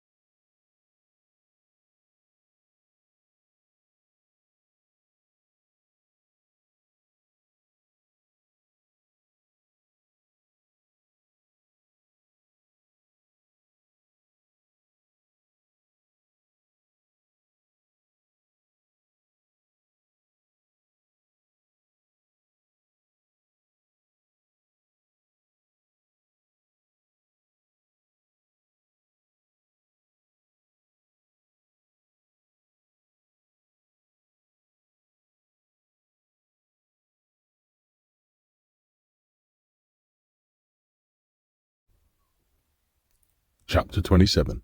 Consolidation. Weeks pass in the Marrow. We train, we grow. We learn the territory's rhythms and the faction's expectations. The bone forest becomes familiar, its twisted paths no longer threatening but merely difficult. The whispering sky fades to background noise, its secret less tempting now that I've learned to ignore them. Kira's protection has value, but protection isn't free. We take jobs, hunting threats that her regular patrols can't handle and investigating anomalies that require necromantic perception. A spirit gone feral in the deep forest, consuming others to fuel its madness. A merchant's goods sabotaged by a rival, requiring truth reading to identify the culprit. A section of territory where the realm barrier has thinned dangerously, leaking something through from wherever lies between tiers. Each job brings XP, each victory brings reputation, and each challenge teaches us something new about how the Marrow works, how its factions balance power, how the system's machinery grinds on regardless of who stands in the way. "You're becoming known," Kira says during one of our meetings. Her office occupies a hollowed space in what might have been a massive skull, the curved walls catching essence light in patterns that shift as she moves. Documents cover her desks, trade agreements and territory disputes stacked in the endless paperwork of running a faction. The necromancer who destroyed the Collector's Gate, the spirit who freed the Hollow King. Names carry weight in the Marrow. Is that good? Useful and dangerous. She studies me with calculating eyes, the merchant's gaze that measures everything in terms of value and cost. Useful because factions ally with the powerful. Dangerous because factions eliminate threats before they grow too strong. Are we threats? Everyone is a threat to someone. She leans back in her chair. The question is whether your value to me outweighs the cost of keeping you. Through truth reading, I catch her intention. She's not threatening. She's warning. Something's coming, I say. Something is always coming. A pause. But yes, the Crucible factions have noticed you specifically. Noticed how? Inquiries, questions about your capabilities, your loyalties. Her expression remains neutral. Someone in Tier 3 is paying attention to what happens in Tier 2. That can't be normal. It's not. Tier 3 rarely cares about Tier 2 affairs. We're too small to matter. Unless we're not. Unless you're not. She meets my eyes, and uncertainty stares back. Unmistakable. Kira, who calculates everything, who always knows the angles, looking at me like I'm a variable she can't predict. Whatever you did in the shallows, whatever you saw when you destroyed the gate, it has attracted interest from above. The Crucible doesn't typically notice individual spirits in Tier 2. The fact that they've noticed you suggests something different. Significant good or significant bad. At their level, the distinction does not exist. Be careful what that interest costs you. The message arrives 3 days later. I'm practicing soul voice with Pip when the air shifts. Not a sound, not a movement, but a change in pressure that tells me something has entered our quarters uninvited. The wards I set on the room haven't triggered.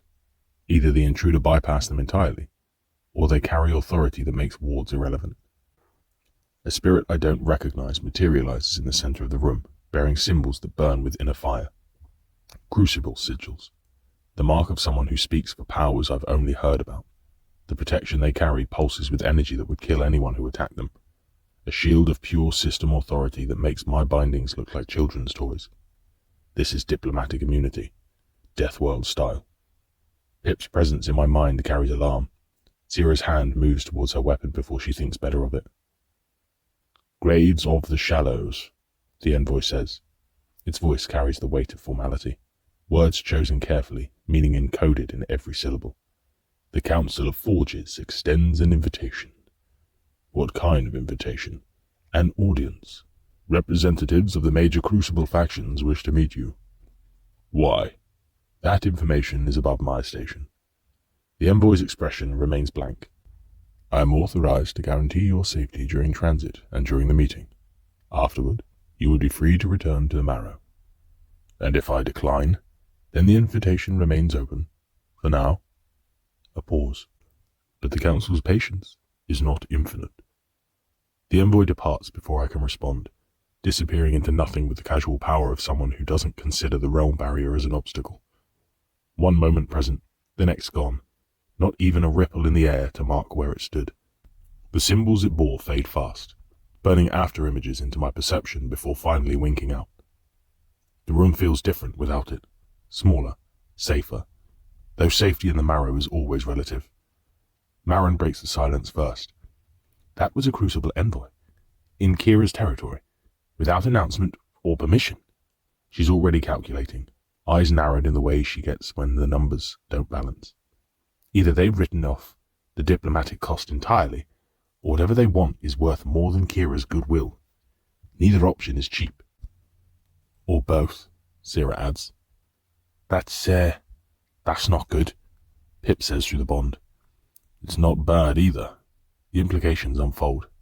Someone in the Crucible wants to meet me. That's opportunity, not just danger. Opportunity and danger trade in the same currency, Marin says. No, but we need access to the Crucible anyway. This might be our path. Sierra's expression sharpens. You're considering accepting. I'm considering options. I look at her. If the Crucible factions know about me, they might know about Isla. They might have information we need. Or they want to use us. Conscript us to whatever they're building. Possible. Probably even. I hold her gaze. But we are always going to have to deal with Crucible factions eventually. Better on neutral ground than fighting them on their territory. The logic is sound, if cold. Sierra recognizes it. When? She asks. I haven't accepted yet, but soon, I think, before their patience runs out. We prepare as if for war, the days between the invitation and our departure filled with training, planning, and the careful accumulation of resources. Marin leverages her contacts for information about the Crucible's power structure. Sierra drills combat techniques against multiple opponents, preparing for enemies we can't anticipate. The skills I've developed, the team we've built, the knowledge Aldrich left me, all of it comes together in something that has to be enough. Might, the uncertainty grates. Soul voice. I practice on Pip, pushing the skill to its limits. Can you hear this? Loudly. Very, disturbingly loudly. It flinches away from my mental projection. It's like you're shouting directly into my consciousness. Could you maybe not? Good. The skill allows communication with any spirit, regardless of barriers or protection. I dial back the intensity, finding the balance between clarity and overwhelming. If we're separated in the Crucible, we can still coordinate. Assuming you survive long enough to communicate. Always the optimist. Someone's got to balance your reckless confidence, boss. Its form settles into something more stable, the weeks in the marrow strengthening it in ways I can feel without looking. I've been thinking about what the council might want. And they don't just invite random spirits to audiences, right? Whatever they want from you is specific, important, worth breaking protocols to get. Truth reading reveals deceptions I couldn't see before. The skill is sharpened over weeks of practice, moving from blunt impressions to precise insights. Kira's guard carry hidden weapons, backup blades tucked into essence folds that conventional perception would miss. Marin's contacts have secondary loyalties, serving masters they don't disclose, trading information in multiple directions simultaneously. The merchant who supplies our quarter shortchanges us on essence rations, skimming small amounts that add up over time. The marrow is full of lies, and every one of them glows like a signal fire. That skill will make you unpopular, Sierra observes. She's been watching me practice, noting the moments when my expression shifts as truth reading reveals something new. It's going to keep us alive. The two are not incompatible. True, being alive and unpopular is better than being dead and well liked, though in the marrow, unpopularity has a way of leading to death anyway. The balance matters. The decay sits at 47%, stable, not climbing. The meditation techniques from the Hollow King's Court help. Centering exercises that organize knowledge instead of letting it fragment into confusion. But more important is the understanding itself. Decay measures proximity to truth. The more I accept what I know, the less it corrupts me. I've learned to live with knowing things that would drive other spirits mad. The system's true nature, the conversion that awaits everyone eventually, the route where something vast and hungry waits, trapped in a prism of its own making. Each piece of knowledge that would have sent my decay climbing now sits integrated into my consciousness, accepted rather than resisted. The Hollow King spent centuries fighting what he knew. I've chosen to embrace it instead. That choice has kept me sane where resistance would have broken me. Ready? Pip asks. Never. I check my essence, my skills, my connection. Everything as strong as we can make it. Everything as prepared as time allows. But close enough. Cool? Great? Love that for us. The envoy returns to escort us. The journey begins with a step that takes us elsewhere. One moment we're in Kira's territory, the bone forest stretching around us in familiar patterns. The next, we're somewhere that exists between places. A corridor of compressed space that the envoy navigates with casual expertise. We travel through pathways I couldn't see before, routes that cut through the realm barrier like knives through silk. The walls of the corridor shift as we walk, showing glimpses of realms I don't recognize. The shallows visible as grey fog in one direction, the marrow as bone forests in another, and ahead, something that glows with industrial intensity. The crucible emerges around us in stages, first pressure that pushes against the skin, a weight that increases with each step until it feels like swimming through something denser than water. Then heat that bakes from inside out, warming essence in ways that would be pleasant if they weren't so clearly dangerous. The light so bright it should blind, the radiance of operations that consume and transform without ever stopping. The smell arrives last, metal and ash underlaid by something alive that shouldn't be. The scent of souls being rendered, converted from one form to another, their essence rendered down into components the system can use. Even my teeth ache, the vibration of the machinery settling into the bones I no longer have, but somehow still feel. And then we're there. Realm transition. The Crucible. Tier 3. Warning. Ambient refinement energy detected. Prolonged exposure may affect essence integrity. Decay. 47 out of 100. Stable. Monitoring. The Crucible is a furnace. Not literally. The fires here are metaphorical. Essence fires. Forge fires. The burning that refines souls into something the system can use. Spirits move through the heat in organized patterns, each one contributing to machinery I can barely comprehend. Conveyor lines of pure energy carry souls towards processing stations. Massive structures pulse with the rhythm of consumption, drawing in essence and expelling something changed, something that no longer resembles what it used to be. The system's infrastructure is visible here, naked and industrial, grinding the dead with factory efficiency. A spirit enters one of the intake stations, level 8 maybe, strong enough to have survived the marrow's challenges. It moves towards the machinery without resistance, without fear, without anything suggests awareness of what's about to happen. Rendered down, Kira said. Turned into something useful. Now the meaning is visible in every horrifying detail. This is where they're taken, Kira says quietly, horror bleeding into the controlled steadiness of her tone. The souls that disappear. This is what happens to them. Some of them, not all. I read the patterns with new perception, letting Death Speaker show me the flow of souls through the Crucible's machinery. Some are refined and sent deeper, towards purposes I can't see from here. Some are converted to essence, raw fuel for the system's operations. Some become components, pieces of the infrastructure itself. How do you know? The Death Speaker class. The Wraithcaller couldn't have seen this. The connections between refinement stations, flow patterns that show where souls go after entering, the terrible efficiency of a system that's been running since before human civilization began. The system is a machine. This is where the machine runs. The envoy leads us through the industrial landscape, past conversion stations that hum with terrible efficiency, past conveyor lines carrying souls towards purposes I try not to imagine. Spirits pass us without notice, moving in patterns that suggest programming rather than choice. The Crucible has its own order, its own logic, its own way of ensuring compliance. Eventually, we reach a structure that doesn't fit, a building of proper architecture, deliberate design, standing apart from the refinement facilities like a mansion in a factory district. Walls of dark stone that absorb light instead of reflecting it. Windows that show nothing of the interior. Steps leading to the doors that wait with patient authority. "The Council of Forges," the envoy says. "They'll see you now." The doors open without being touched. Whatever waits inside has been expecting us. 5 figures wait in the council chamber.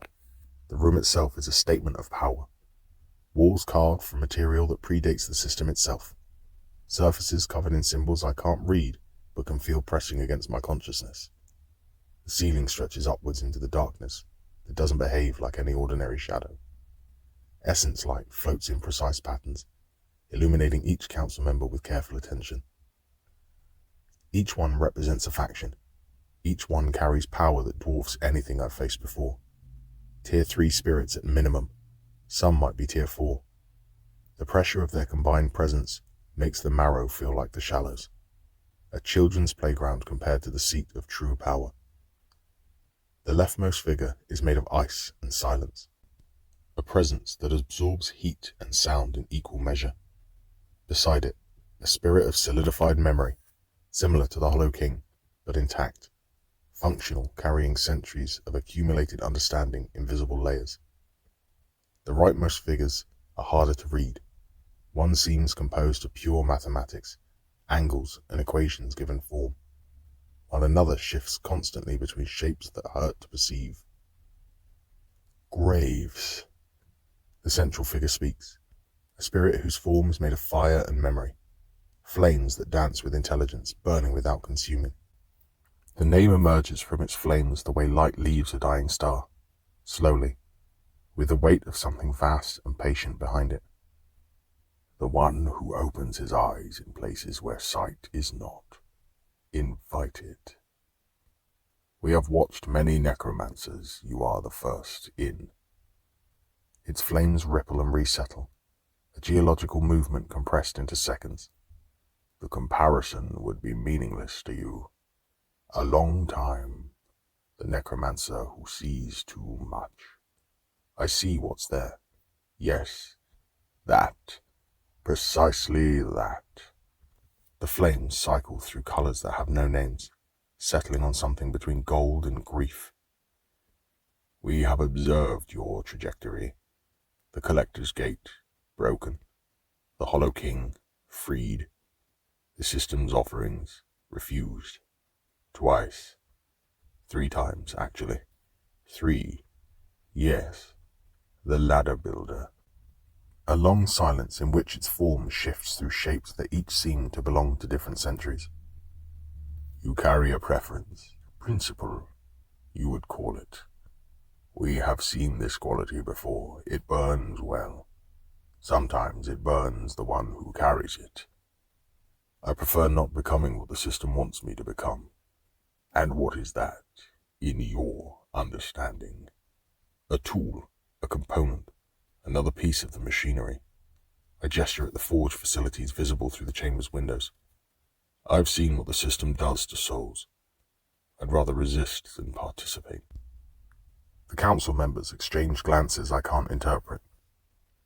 The rebels speak similarly, one says, a spirit made of bone and silver, ancient and calculating. They resist. They fight. They believe the system can be overthrown. Can it? Unknown. But the attempt has value, regardless of outcome. You're offering me alliance with the rebels. We are offering. No. Offering is imprecise. The central figure's form flickers, the first sign of something like frustration with the limitations of language. Its flames brighten with intensity that washes warmth across the chamber. We are placing information where you can reach it. The child your companion carries like a wound. The daughter. We have located her position in the machinery. Sarah goes still beside me. Not the stillness of composure, the stillness of someone who's been hit so hard the body forgets how to move. Her hands tremble first, small, involuntary tremors that spread up her arms and into her shoulders. She opens her mouth. Nothing comes out. Closes it. Her essence flickers. The careful control she's maintained for months cracking in hairline fractures that spread across her form like ice giving way. The council chamber is silent. Even the fire figure waits. I don't speak, don't touch her, don't fill the silence with reassurance she hasn't asked for. Some moments belong only to the person inside them. I learned that watching the Hollow King break free of centuries of grief. Some weight has to be carried alone before it can be shared. A sound escapes her. Not a word, not a sob. Something between the two. Her hand comes up to her mouth. The warrior, who's cut through everything the marrow threw at us, stands shaking in the council. Undone by 3 words. We know where. She stops. Swallows. Tries again. How long? The words come out scraped raw, stripped of the formal cadence she wraps herself in. Not a question. A demand her voice can barely hold together. How long have you known? Time. You want time placement. The central figure's flame dims and rekindles in a rhythm that feels like breathing, if breathing took centuries. Recently, by your measure, the information has not yet spoiled. The word arrives with visible distaste, a flare of heat suggesting the concept offends it. Sarah's hands clench at her sides. The trembling hasn't stopped. Through truth reading, her essence blazes with something so bright it's almost hard to look at. Years of hope compressed into a single, white-hot point, warring with the terror that this could be another false trail, another dead end, another compromise that dissolves when she reaches for it. I put a hand on her arm, not to steady her, just so she knows I'm here. She flinches, then leans into it, barely perceptible. When she speaks again, her voice has found some of its steel, though it bends under the weight. Where? In the heart of the crucible, protected by a faction that's calls themselves the Architects. The name lands with weight suggesting significance beyond what's being said. They collect special souls, children with potential that shouldn't exist, adults with abilities the system values for reasons it doesn't explain. Through truth reading, I verified the statement. No deception, no misdirection. The council is telling the truth, or at least what they believe to be true. Zira's breathing has steadied, but her eyes are wet with something spirit shouldn't be able to produce. The paladin is reassembling herself, piece by piece, building the composure back from the wreckage of that first devastating moment. But the cracks show. They'll keep showing for a while. She's persistent. The core identity remains. The fire figure's flames settle to embers, and the shadow growing between them feel alive, sentient, pressing in. But the machinery is patient. Patience in the crucible always wins, unless interrupted. Zira's voice, when it comes, barely holds. What do you mean? The Architects, a crude name for what they are, intend to reshape her, to fold what she is into what they need. Its flames dim further, and the chamber's temperature drops, the cold rushing into the vacuum the fire leaves behind. They believe she can become an opening, a way through to where the system keeps its self, the root, where the hunger lives and has always lived and will always live unless. It stops. The silence that follows has texture, like touching something very old. Unless. A key to the root. The root. You understand? The place beneath all places. This place is not a place. It studies me, and being studied by something made of fire and centuries is like being examined under a lens that sees through everything. We believe you glimpsed it. Through the breach you made, you saw what waits there. I saw hunger, a vast intelligence that feeds on souls. Yes, and this is why we called you here, necromancer. This specifically. You saw something else, something the root did not intend for you to see. The figure rises, and rising is not the right word. It unfolds upwards, flames stretching toward the dark ceiling like trees growing in accelerated time. Retrieve the child, stop the key from being forged, and learn. Learn what she carries that makes the root want her so badly. That knowledge may be the first weapon anyone has found against the machinery in all the time we have watched it run. And if I refuse, then the child folds into the key. The key opens the root, and the system becomes something it has been trying to become since before your species learned to bury its dead. A pause that stretches like heat shimmer over stone. We do not know what that something is. We have theories. None of them are comforting. The weight of the movement settles over me. Everything we fought for, everyone we've saved, all leading to this. The Weeping Mother, the Hollow King, Helena's failed ladder, each choice bringing us closer to this chamber, to this offer, to this impossible task. Warning, Forge Master's hand. Estimated threat level exceeds current capacity. Survival, low. This is not a recommendation. This is an observation. Please be careful. The system notification stops me cold.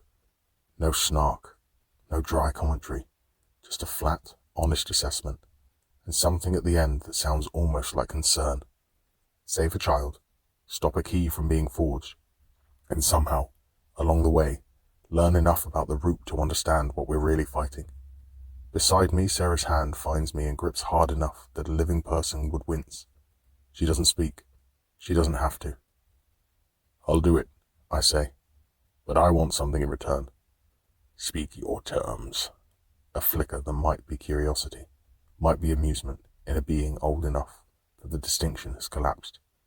We are old enough to negotiate. Safe passage for my team. Protection while we search, and answers when we succeed. I hold the central figure's burning gaze without flinching. Real answers about the root, about what the system is building, about why it needs souls in the first place. Silence. The council members exchange glances that carry meaning I can't fully pass. Something shifts in the balance of the room. Power calculations adjusting to account for my demands. Answers may be more dangerous than ignorance, the figure of ice and silence says, its voice sounding like winter cracking a river's surface. Cold, final, structural. Ignorance hasn't kept anyone safe so far. Another pause. Then the central figure nods, and the motion is wrong. Too slow, too deliberate, as if the concept of agreement requires translation from a language that doesn't have a word for it. Agreed.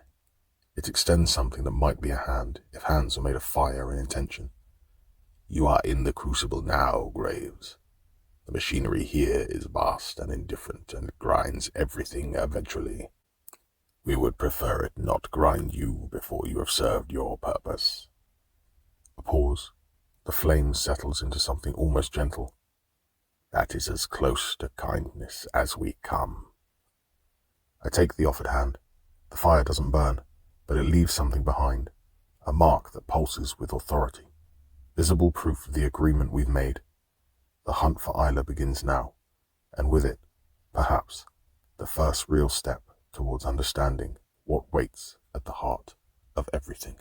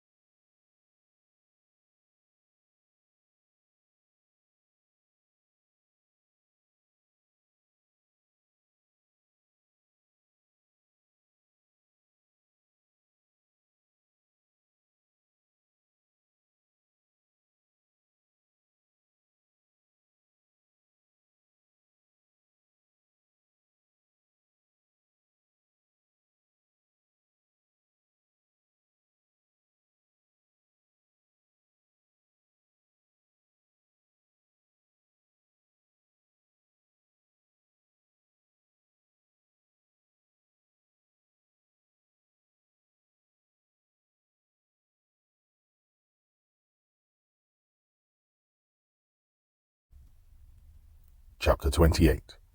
Death Speaker. We establish a base in the Crucible.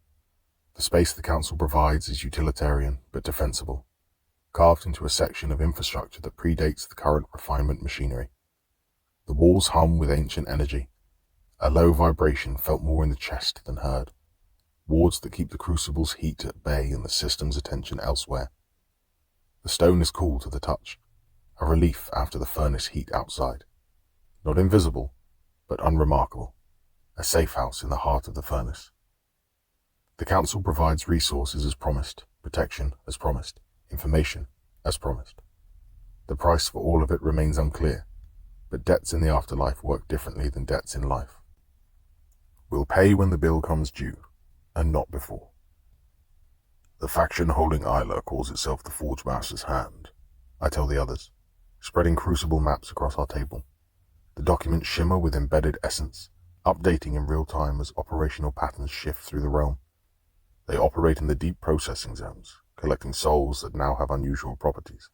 Children, mostly, adults with abilities the system marks as significant. Unusual how? Sarah asks. Undefined.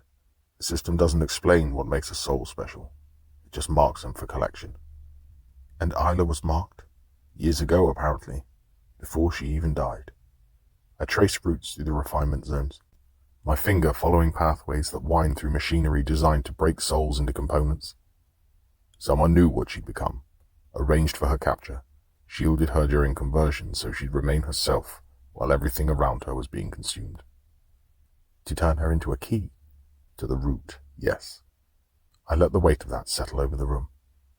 The Council believes she has some property, some quality, that would allow access to whatever waits at the system's heart. The thing I saw through the Collector's breach, the hunger that drives everything. The implications are staggering. A child's soul, refined into a tool that could access the system's heart. The place where the hunger lives. The place no one reaches. Whatever the Forge Master's Hand want with such a key, it can't be anything we'd want them to have. We rescue her, Sarah says. Before they complete the conversion, we try. The Forge Master's Hand is powerful. Tier 4 leadership at minimum. You faced the Collector. The Collector was damaged and desperate. The Forge Master's Hand is established and confident. I hold her gaze. This will be harder. Possibly impossible. Impossible never stopped you before. No, but I like knowing what I'm facing. Pip's concern bleeds across our connection. Sharp-edged. Boss, even if we find her, even if we get her out, then what? I mean, what's the plan after the plan? I don't know. Cool? That's not reassuring. It's honest, and right now, honest is all I've got. We've grown since the Shallows. I look around the table at the team we've become, measuring how far each of us has traveled from where we started. The grey wasteland of the Shallows feels like another lifetime now, though it's been less than a year by any reasonable measure of time. Sarah, level 8 now, her combat skills honed by marrow conflicts and the endless work we did for Kira. She moves differently than she did when I first met her. The Paladin's rigid stance softened into something more fluid, more adaptive. She's not just a Paladin anymore. She's something harder, more practical, forged by experiences that would break most spirits. The mother in her drives everything, but the warrior in her makes that drive effective.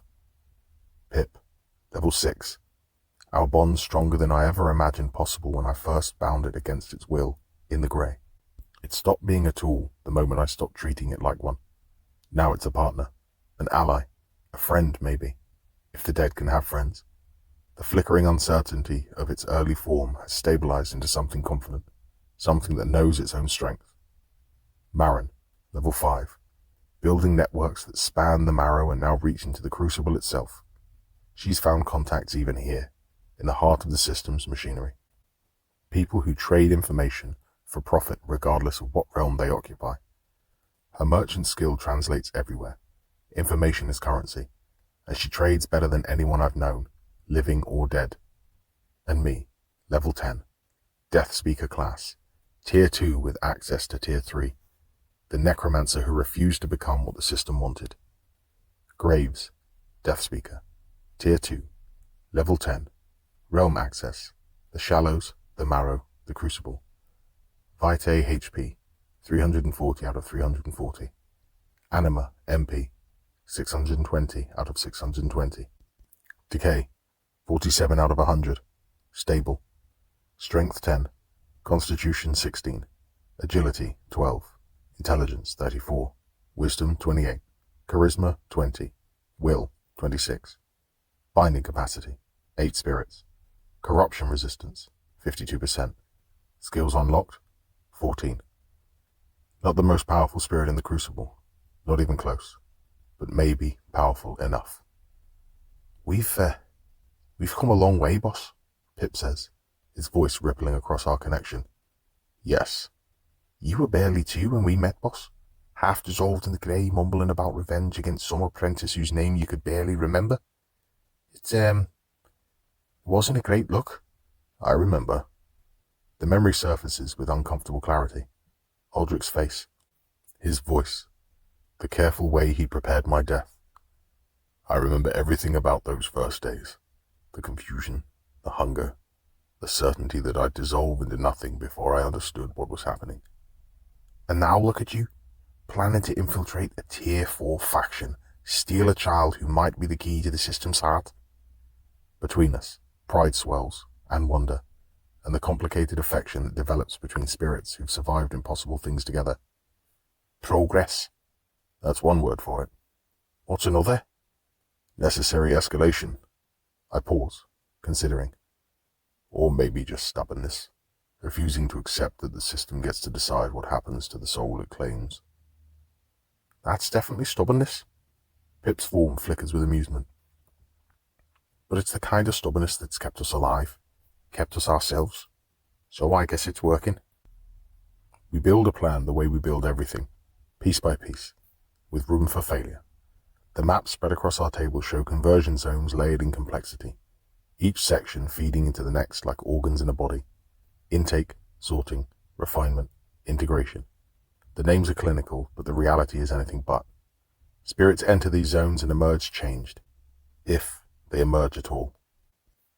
The intake zones have security, but it's one-directional, designed to keep product in, not to stop imports. Marin explains, her finger tracing the perimeter defenses with precision. The Forge Master's hand does not expect infiltration. There's no margin in their model for someone wanting to walk into the Forge voluntarily. So we enter through the intake.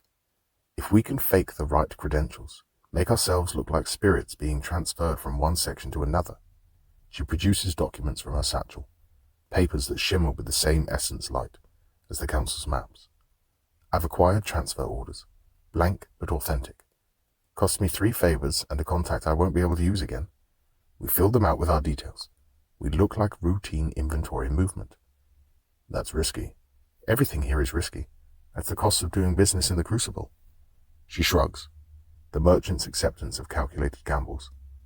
Risk management is just choosing which losses you can absorb. Would you rather fight through the front gates or walk through a checkpoint with forged papers and a confident stride? Can't argue with that. Once inside, I continue. We locate Isla. Soul Voice should let me communicate with her, even through the containment wards. And if she doesn't want to leave? Syrah's voice is clipped, controlled. The fear beneath it bleeds through anyway, visible to truth reading even if she's trying to hide it. She has been there for years. She might not. A pause, the kind that costs something. She might not know me. She'll remember you. I don't know if that's true. I say it anyway, because hope matters more than certainty right now. The system can refine souls, but it cannot erase everything, not without destroying what makes them special. And whatever makes Isla special, the Forge Master's hand is trying to turn into a key. They need her to remain herself for it to work. You sound certain. I sound hopeful. That's not the same thing, and we both know it. I look at her steadily. But I believe it. The Hollow King spent centuries in the court, and he never forgot his wife, his children, his students. The system couldn't take that from him even when it took everything else. Love persists. Memory persists. Whatever Isla has become, the daughter who loved you is still in there somewhere. Sierra's expression shifts. Not belief, she's too honest for that, but a grim willingness to act as though it might be true. The plan crystallizes. Enter through the intake using Marin's forged credentials. Navigate to the section where the Forge Master's hand keeps their collected souls. Find Isla using Soul Voice. Extract her before the faction realizes what's happening. Escape through routes the Council provided. Back to the safe house, then out of the Crucible entirely if we can manage it. Impossible? Necessary. Night in the Crucible is different than the Marrow. The fire never stops. The refinement never pauses. The system's machinery runs continuously, converting souls into components with mechanical efficiency. There's no dark here, no quiet, no moment when the work pauses to acknowledge cycles of rest and activity. The Crucible burns eternal, the furnace that never cools. I stand at the edge of our safe house, watching the flames through a gap in the ancient walls, thinking about everything that brought me here. A month ago, I was dying in a tower, a treacherous apprentice with a drugged glass of wine, blood on marble floors, the taste of hemlock and betrayal, the cold spreading through my limbs, the last sight of Aldrich's face wearing an expression I couldn't read. Satisfaction, maybe, or relief, or nothing at all. The emptiness of someone who'd already stopped seeing me as human. Now I'm something else. Not alive, not traditionally dead. A spirit in a system designed to break me, refusing to be broken. The Death Speaker class settled into my essence like a key finding its lock, and with it came perception I never had in life. The lies people tell themselves are visible now, thin as glass. The secrets they carry hum at frequencies only a Death Speaker can detect. Any spirit, no matter how damaged or protected, will hear my voice. You're thinking out loud again. Pip materializes beside me, flickering slightly. It's bleeding across to me. It's very distracting. I was having a perfectly nice moment of existential denial. Important thoughts require volume. What's so important you gotta broadcast it at full blast? Aldrich. I pause. Both of them. The Hollow King and your apprentice. Same name, same betrayal in a way. I watched the forge fires burn. The king was betrayed by the system. My Aldrich betrayed me. But maybe the pattern is the same. How? I stop. Start again. My Aldrich killed his master for power. The king got twisted into a test for everyone who came after. Helena ate souls to build a ladder she couldn't finish. I turned to look at Pip. It's like the system doesn't have to do the work. People just become the thing it needs them to be. Love turns into obsession, ambition turns into betrayal, and I keep wondering if that's what we're really fighting. Not the system itself, but the way it makes everything into a tool, even people holding the tools. Okay, that's a lot, boss. Death makes philosophers of us all. I almost smile. Or maybe just necromancers. We've always been the ones asking uncomfortable questions about what happens after. Pip's confusion bleeds across to me. Not rejection, just the struggle to follow thoughts that twist back on themselves. Sure, boss. I think I follow. Maybe. A pause. But for what it's worth, I don't think you're becoming a tool. You make choices. You change direction when you learn new stuff. Tools don't do that. I'm pretty sure they don't. Maybe that's the difference. Maybe that's what we're fighting to preserve. Okay, but the child we're rescuing, it says. What happens after, though? We protect her, help her understand what she is, make sure the system doesn't get the key it wants. And if she is the key? If there's something in her that could unlock the root? Then we figure out what to do with that. I meet Pip's eyes, the eyes of a creature I bound against its will, and who chose to stay anyway. But we figure it out. Her choice, not ours. She's been a tool for the Forge Master's hand long enough. Whatever happens next, she decides. That's not how necromancers usually operate. Like, at all. I'm a different kind of necromancer. The words feel true in a way they didn't when I first started saying them. I've earned them now, through choices that cost me and choices that saved others. Through refusing the system's binaries. Through finding third options when everyone said there were only two. The Hollow King taught me that necromancy doesn't have to be predation. The Weeping Mother taught me that mercy has power the system can't account for. Even Helena taught me something by showing what happens when you let desperation justify everything. Yeah? Pip's voice drops, the jokes falling away for once. Respect, quiet and unadorned. Yeah, boss. You are. Dawn in the Crucible is just lighter fire. The flames shift from deep orange to something closer to gold. The conversion machinery adjusting its output to match cycles I don't fully understand. Somewhere in the distance, the sound of the great forges changes pitch, a bass hum becoming something higher, more insistent. The Crucible wakes, if something that never sleeps can be said to wake. We gather our resources, check our skills, prepare for what comes next. Marin's forged credentials sit in my essence pocket, ready to produce at the first checkpoint. The maps are memorized, roots burned into my consciousness through hours of study. The escape paths wait like threads I can follow if everything falls apart. Syrah stands at the safe house's edge, staring towards the forge zones, toward the place where her daughter waits. Her silhouette against the fire looks like something from a painting, a warrior preparing for battle that will define everything that comes after. We are really doing this, she says. Unless you've got a better apocalypse planned. If it goes wrong, it won't. But if it does, then we adapt. That's what we do. I move to stand beside her. We didn't survive the shallows by planning perfectly. We survived by adjusting when plans failed. The Crucible is not the shallows. No, it's worse, which means we'll need to adjust faster. She almost smiles, the first time in days. You're a strange man, Graves. I'm clinically precise. The strangeness is a side effect. I do not think that is true. Neither do I, but it sounds better than I have no idea what I'm doing and I've stopped pretending. We share something that isn't quite a laugh. The alliance between us, strange and complicated, feels real for the first time. She's a paladin, dedicated to light and protection and all the things necromancers traditionally oppose. I'm a necromancer, wielding death and binding spirits in ways her training taught her to condemn. We shouldn't work together. We shouldn't trust each other. We shouldn't have become whatever we've become. But death changes things. The system's cruelty creates alliances that life never would have allowed. Standing together against something vast and terrible matters more than the differences that separated us before. When this is over, Syrah says quietly, when we have her back, what then? I don't know. Honesty, because she deserves it. We figure out the next thing, the route, the system, whatever Isla's role in all of it turns out to be. And if the next thing is impossible too, then we do the impossible again. It becomes a habit. Pip and Marin join us.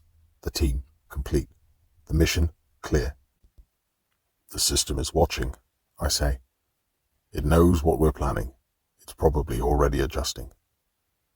Then we move before it finishes adjusting. Exactly. We move. The refinement facilities loom ahead. Structures of dark metal and pulsing energy that dwarf anything I've seen in the Marrow. Heat washes over us in waves as we approach, each step bringing us closer to the heart of everything the system has built to consume the dead. Light and shadow dance across surfaces that were never meant to be seen by spirits who still retain their sense of self. The smell hits first, ozone and old iron, and something sweet that shouldn't be sweet. The taste coats the back of my throat, cloying like burnt sugar mixed with copper.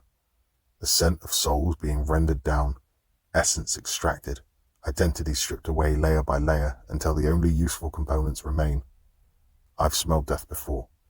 This is something else. This is industry.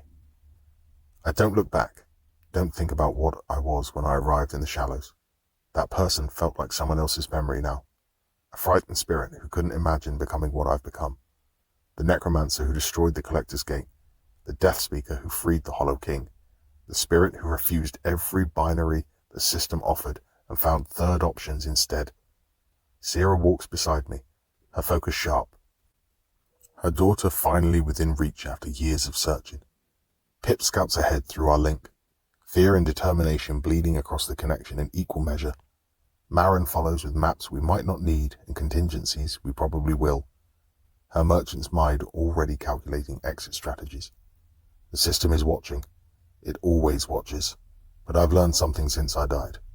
Watching isn't the same as controlling. The system can observe everything we do and still fail to stop us. If we're smart enough, fast enough, determined enough. The crucible is burning.